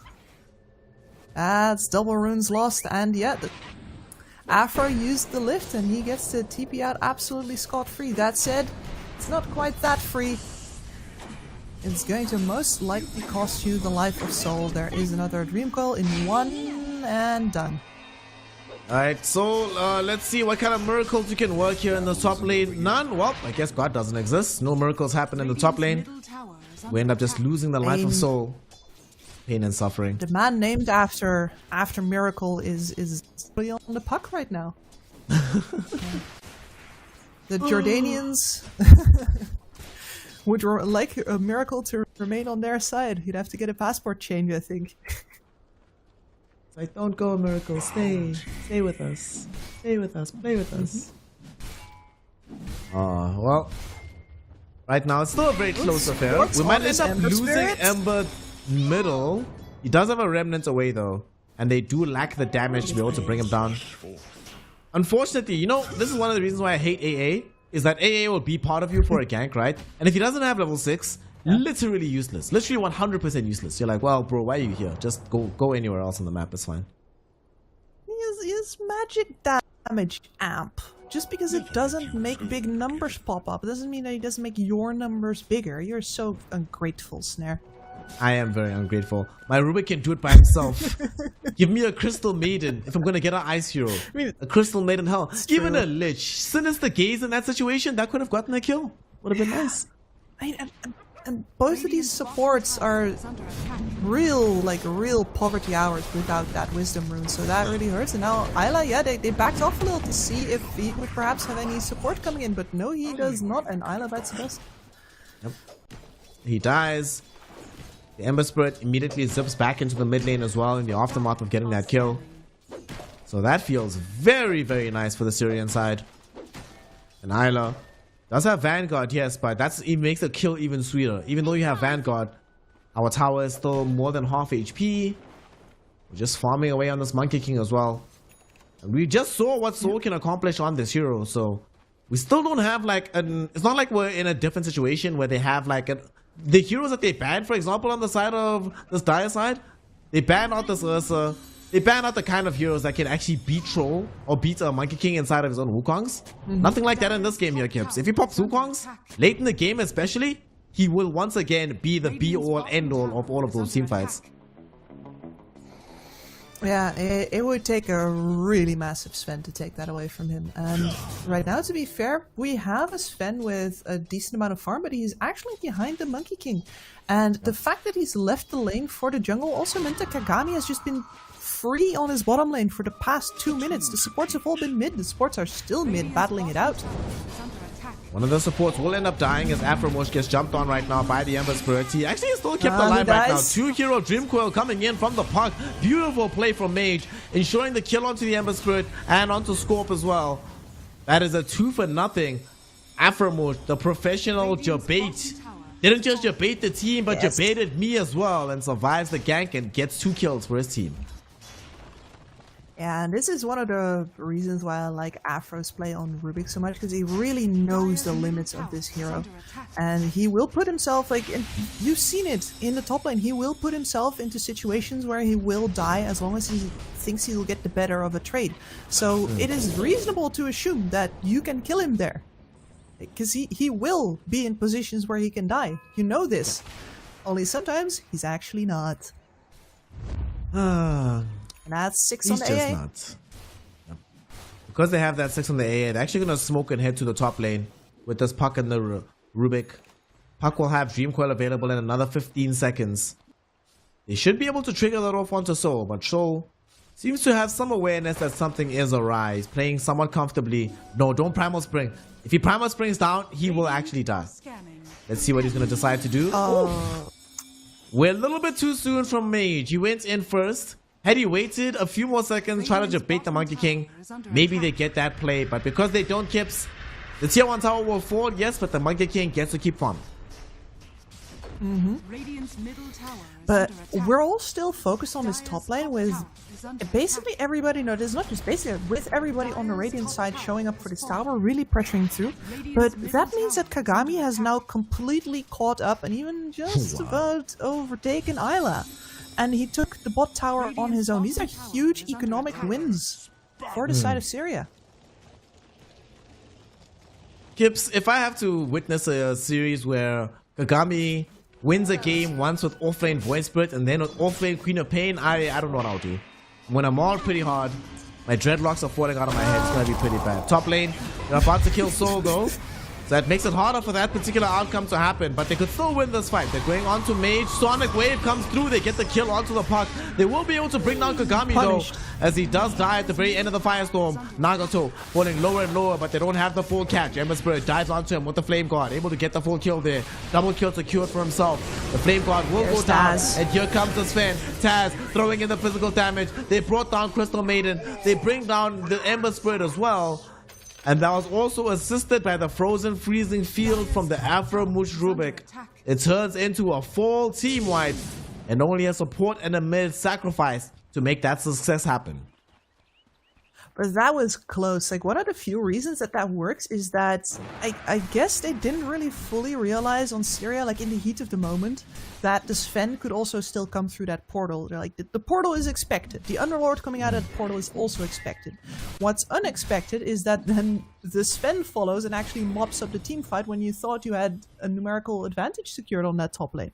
That was big. Dire's top tower is under attack. The funniest thing for me in that fight, though, is looking at the team fight recap. The most damage was done by Aframush's Rubik. Oh, you love to see it. Well, now they have to not only contend with having lost so many heroes. Yeah? You ever seen a post game from an Aframush Skywrath? Oh, yes, I have. Yes, I have. It's something to behold. Yeah, you did. It is. Yep. I mean, it might even still be a loss. It doesn't matter. There was actually a game they lost with Aframush where he still had second highest building hero damage in the entire game. On top lane. Yeah. So here, we didn't get to see the first land of the Ice Blast. Yep. Yeah. And now here, yeah, like, okay, fine. Underlord comes in. That's already not cool because you lose 2 of your cores here, but surely the Ember Spirit can now finish it up, right? Because you have 2 very immobile heroes, and yep, there we go. Taz making his way all the way over, and like, oh, what? So much damage. Why is he here? Shouldn't you be taking Ancients with that God Strength? Well, yeah, not. What they're gonna do is gonna take away Crystal Maiden's life because Taz, yet again, his presence on the map. He's like, oh sweet, I get bonus gold from killing CM. Wonderful. And I'm gonna take the Fiend's Gate as well. So go back to the top side of the map. They wanna go for more. They wanna try find Ember, but Ember does have a remnant away, so he's gonna be able to zip out. Yeah, Taz is fine with that. He's back on the side. What? Oh, the 3-pointer came in from Nagato. We saw Aframush and Mage jumping into the triangle to try and assassinate this Monkey King. They don't kill him, but the 3-point spray coming in from this AA, and to make matters worse, no way, they can't both escape. They both escape as well. No, kids. Oh my god. They lost all for it's nothing. The execution, man. Free kill. I almost feel okay. It's the execution, like, because they're not supposed to get away with that. And to be fair, Jordan are completely ready to not get away with that, right? Which is why sometimes they get lucky and they get away with it anyway. It's they have a very, very aggressive take on risk reward, let's say. So basically, they're all Vanguard players from Mass Effect. Wonderful. 2 heroes caught inside the steering chains right underneath the tier 1 tower, close to it rather. They haven't died just yet. And here comes Taz with the God Strength! What the hell? Holy smokes! He's just breaking everybody apart right now. Ember Spirit's still alive. Silent stop, however. And here comes the secondary Stormhammer. Yeah. One more right click is all they should need. And they do eventually get the kill. Mage forced to commit the Dream Coil for that one. But nonetheless, that's 4 heroes down. Taz showed up with the God Strength and oh my god, showing that he is indeed God in these fights with that damage output, Kips. That was surreal. And yeah, now you really start asking yourself, where's our Vanguard guy that we're supposed to be putting in the front? Well, it's the Queen of Pain, but she's not. She did build Vanguard though. Yeah, and she is going for the Crimson Guard, so I will have to eat my words there a little bit. I did not expect that when I clicked on it. They're jumping on right now, the Rubik Knight, but unfortunately they jumped into a pit of madness, and even without God Strike, they have so much damage. They bring down 2. Ice Blast lands on some of these heroes. They have to get the hell up out of here. Nice Bounder Strike into the Wukong's command. 2 cores caught inside of this. Will they be able to get either of them out to safety? Stormhammer catches onto the Ember Spirit, but they've set up for the kill onto the Sven through the searing chains. So it's a 2 for 2 so far. The Fiend's Gate will allow the Underlord to escape this fray. Nagato might not be as lucky as they have the steering chains. They bring him down, make this a 3 for 2 affair. More importantly, bringing down the also important Sven. Wasn't easy though, and they had to go when all the ultimates were down to make that happen for themselves. Yep. And once again, Team Jordan showing just a little bit of extra restraint by actually cutting off the fight there. They realized that the Wukong's command is in too good of a position, so they Delta split it up. And no extra risks taken from Mage in order to get out. Just sack your supports and be happy that you don't lose all of your cores there. Radiant's middle tower is under attack. Blink Dagger coming soon for this puck, this Monkey King for Soul. Going into the BKB after the Orb of Corrosion and the young Echo Shaber. Opting not to go for the Desolator like he did in the prior game. Given that he's playing into Warcry, could that maybe not be a potential option for him? Or does BKB matter so much for the upcoming fights that you have to rush this right now? I think the BKB matters too much. Your problem is the AA currently. Like if you can... Because you have extra armor as well, right? For the Wukong, so you can probably sit out these fights if the magic damage doesn't completely end you first, and the BKB is the only real way to do that, because, well, your aura builder is building Crimson Guard, which I don't disagree with, by the way. I think that is absolutely the correct choice. I'm just need okay. some BKBs on the rest of them. We have a small smoke up happening at the moment. We'll see where this one goes. Just gonna take the twin gate. Gonna go towards the bottom side of the map, but I don't think a Frey is gonna break out just yet, unless it's a 5v5. Practice will roll forward very aggressively here. Gets thrown back by Afromush. Here comes back a Fiend's Gate in towards him. I don't think this is where you want to be, my friend. Jump in from the Sven. Oh, the Stormhammer catches him, and he gets punished for his aggression. And not only does he get punished, but that death means that they might decide to go all the way to the other side of the map and steal Roshan. Or actually just wait. We're about to have daytime here, Kips. Just wait for the big man. He's going to come to you instead. Yeah. He's going to put on his bowler hat, grab his briefcase, and walk on over. And I really do want him to have like a work outfit for like the Radiant side, and like a sleepy time hat. Oh my and maybe god, that would be the those coolest thing old-fashioned ever. candles or something. Oh my I saw god, a that'd be so suggestion cool. on Reddit for like the briefcase and the bowler hat, but then obviously for the other one he needs the little sleepy hat and the candle. So that's like the third best suggestion I've heard. The third best. Yes, we'll talk about it in a second, because we have a Dream Coil on the 2 with an Ice Blast following up onto Soul. That's the Monkey King, dead to rights. Gone and dusted. 2 heroes as well. Caught inside the Pit of Malice. It's Ember and Queen of Pain, heroes that should never be rooted. They're losing their lives. We did have a freezing field, but Afromush stole the freezing field back and threw it against his opponents. Kagami's about to die right now. They've already cleaned up the Crystal Maiden, and as they're gonna lose this Ember, it looks like a team wipe. Ember barely manages to skirt inside the base, but nonetheless, they found 4. They're gonna take away their Tormentor as well, and the tier 2 tower, and the Wisdom Root. Kips, what have they not taken away from the Syrian lineup? Jordan is ascendant right now in game number 3.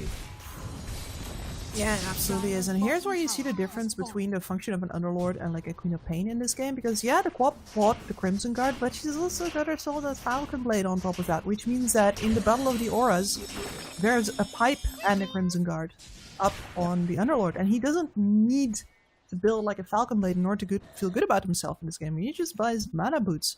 He's a full aura item ahead of you, and you know, the freezing field, I don't even think that Afro's trying to stop it at any point. All he does is steal it, and then he's like, ha, we have more magic damage reduction than you do, and we have 2 freezing fields at the same time. Good luck. I mean, they have magic damage reduction and they have magic amp, right? Coming out of the Arcane Supremacy. Yeah. So their freezing field is legitimately way better than yours.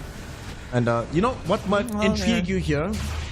Check this out, Kips. I was we're gonna see a false fight. I'll tell you about it in a second. Stop fighting! I wanna talk! Practice is dead. No. Queen of Pain. Yeah, no, she's fine. She should be fine. She should be fine. Is she? Is she? Is she? Is she? Is she? Is she? Is she? Is she? No, she's not.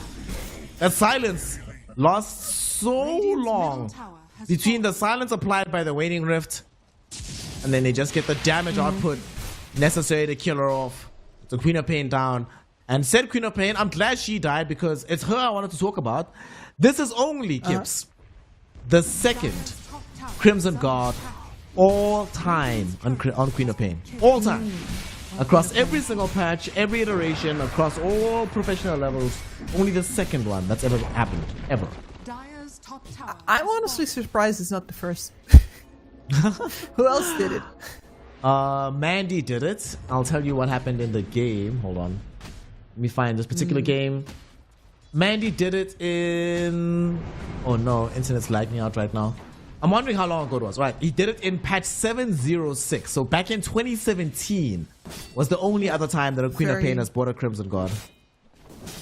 Very shortly after the introduction of the item, I imagine. Was he up for a CPL or Yeah, something? he was playing up against a PL. Yes, Papito was playing PL on the enemy team, and they had a life steal on the enemy team, and they had a slaughter on the enemy team. Oh, half health. So you can imagine that's why a he wanted to do fantastic this. engagement, but You see now, big fight breaking out here. Huge amounts of damage coming in from the Sven. As Practice will end up losing his life. They're getting the full chase down, trying to look towards Soul. Soul does end up dying on the far edge of the fight, brought down by this puck, and Nagato with the magic damage.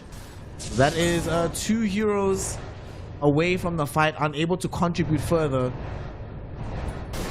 This And game. immediately go into the Roche. The Earth Spirit had a beautiful counter engage there, but he was a couple of seconds off of having magnetized because of the kill attempt on the Rubik on top lane. If he gets that magnetize off, that would have been huge. I think they might actually turn that fight, but since he doesn't, he just gets stuck in the pit, dies, and then the rest of his team can't go anywhere anymore. That's Roche down.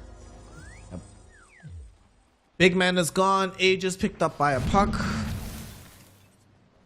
Hero is just feeling stronger and stronger. Sven poured out the Queen of Pain. Queen of Pain, Kagami about to die as well.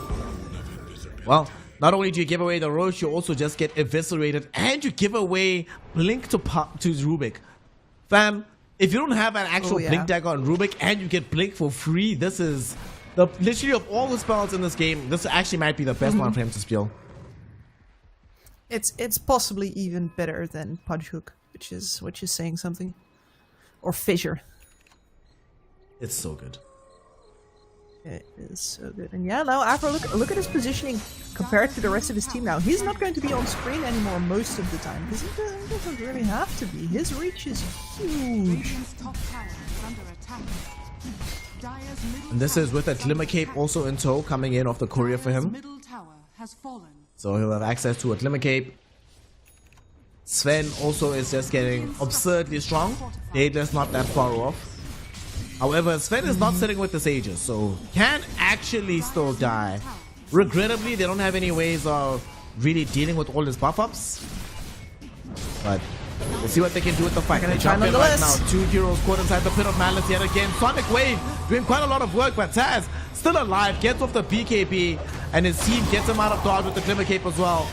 We do see a Wukong's Command drop down by the Monkey King, but Soul can't kill anybody. They Fields Gate in front of his face here, Kips, and they escape out of it and kill the Earth Spirit while they're at it. Freezing Field yet again, stolen away. Taz comes back through the Fields Gate, goes onto the Queen of Pain. He wants Kagami. She jumps away to safety. The same is not going to be true though for Soul. And even the puck chases down Kagami to kill off the Queen of Pain. That is going to be 4 heroes taken away from the fray. The FE voice lines drop, but more importantly, they drop the GG, well played. And despite being able to come back in game number 2, in game 3, Syria outclassed yet again. Jordan take the W, and Jordan book their ticket to Riyadh and find themselves in the top 8 of the IESF Asia Regional Qualifiers. Yeah, and in style here, I gotta say, because that laning stage looks pretty good, and then they get in a little bit of trouble afterwards. Kagami gets a little bit too much. We're gonna see some awkward engagements, and then ultimately, what just saves this game is Taz showing up big. Like, this man knew exactly when he had to hold him and when he had to fold him, and he held the game all game long. Knew exactly when to show up, like you mentioned. Got there at the right times, ensured that his presence and output was always being felt very, very keenly. And as we look towards these stats right now, we're gonna see very clearly, like, yeah, somewhat slow start, but ends the game 8-2-13, involved in 21 of his team's 32 kills. The only person in his entire, actually there's nobody in the squad involved in more action than he was consistently. So on a Taz off lane, like a safe lane Sven, pretty good output from him. Yeah. Did the second most amount of damage, did the most building damage in the game, helped to hurt a lot in the team fights, just popping Warcry and reducing a lot of the damage outlay coming in from Team Syria. honestly, really good performance coming in from Taz, especially after a somewhat disappointing game 2. Yeah, for sure. Did not get to play around much on that Terrorblade in the end, but sure did on the Sven. And his farm never suffered under that either. 700 GPM almost. Sounds good to me, fam. Sign me up. Yeah. Well, now that they are going to be going through, these are your boys. You were anticipating them going all the way towards Riyadh. What's the next step they need to take to make sure that they can guarantee their ticket into Yashi in Romania? Because of the 8 teams that go to Riyadh, only 5 of them continue to Yashi. So what needs to change from Jordan? What are the cracks in the armor they need to fix if they want to guarantee their slots at the very end? Most of all, I think I just want to see them work on their consistency. Like, it's okay to not respect your enemy, as I said before. That is fine. Sometimes respecting your enemy holds you back too much as well. There's not, I wouldn't necessarily advocate for it, but you gotta make sure that you actually hold to your win conditions and that you keep on talking about the ways that they could come back into the game, even when you feel that you kind of have them, because they are very confident in that way, especially when they're ahead. And I'm sure I can imagine the comms with Ayla and Aframush when they are ahead. You can sort of be a little too having a little bit too much fun with how good you are right now. Maybe you have to like slow that down just a little bit, especially when you're faced with the best from every region that is going to come join your LAN. Yep. And of course, joining the LAN is what everybody's trying to angle towards at this point in time before they get themselves towards the IESF crown at the end of the Yashi tournament. Let's take a quick look at the teams that have already managed to get themselves into the LAN so far. Which of these nations have done it? We have Saudi Arabia, obviously, as our host country. Australia managed to get the easy road in, given that some of their contemporaries in Oceania did drop out. But here in West Asia, Jordan, we've just seen their win, we've just seen their W. They've gotten themselves into the top 8. From East Asia, we have Mongolia. And then from Kazakhstan, obviously. From Central Asia, they will be our representatives. So Zayax and the crew are in there.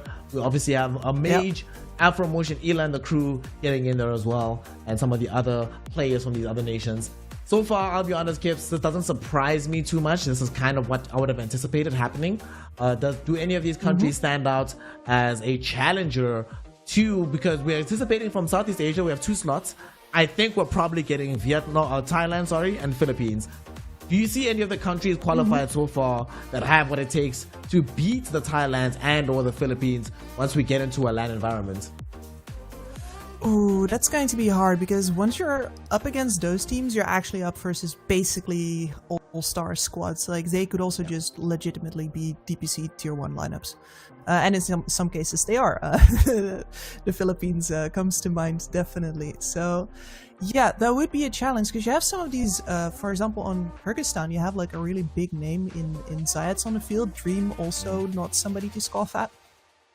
But you'd really have to pull out all stops in order to actually beat those guys. So as far as I'm concerned, I would still favor the Southeast Asian teams, in spite of the really good performances that we've seen out of the other regions that we covered so far. Southeast Asian teams generally, when it comes to these Asian tournaments, tend to have a very outsized performance in these kind of scenarios. However, from what we've seen today, Jordan making a very strong shot for themselves. Kazakhstan between yesterday as well, looking very solid for going further forward in the tournament. And of course, we still have some further surprises coming down from South Asia to see exactly how the tournament is going to wrap up. Of course, that does mean that for today's action here in the qualifiers, we are done and dusted. We still have 3 slots to fulfill here in the Asian region, so make sure that you are still tuned in for the next 2 days of Asia Regional Qualification action. From myself, Snare, with the homegirl Kips. Normally I would give you the final word, but this is my final day on the broadcast, so all I want to say is I am just blessed to be on the mic with Muriel. I feel happy just being here with you. Brings back some very good memories, makes me feel very good, and thank you for spending this time with me, Muriel. Thank you everybody at home for spending this time with us, Sean. And we will see you tomorrow for some IESF action. So peace out, bye, and we hope to do some more Dota. Hire me and Muriel for more events. See you later, bye bye.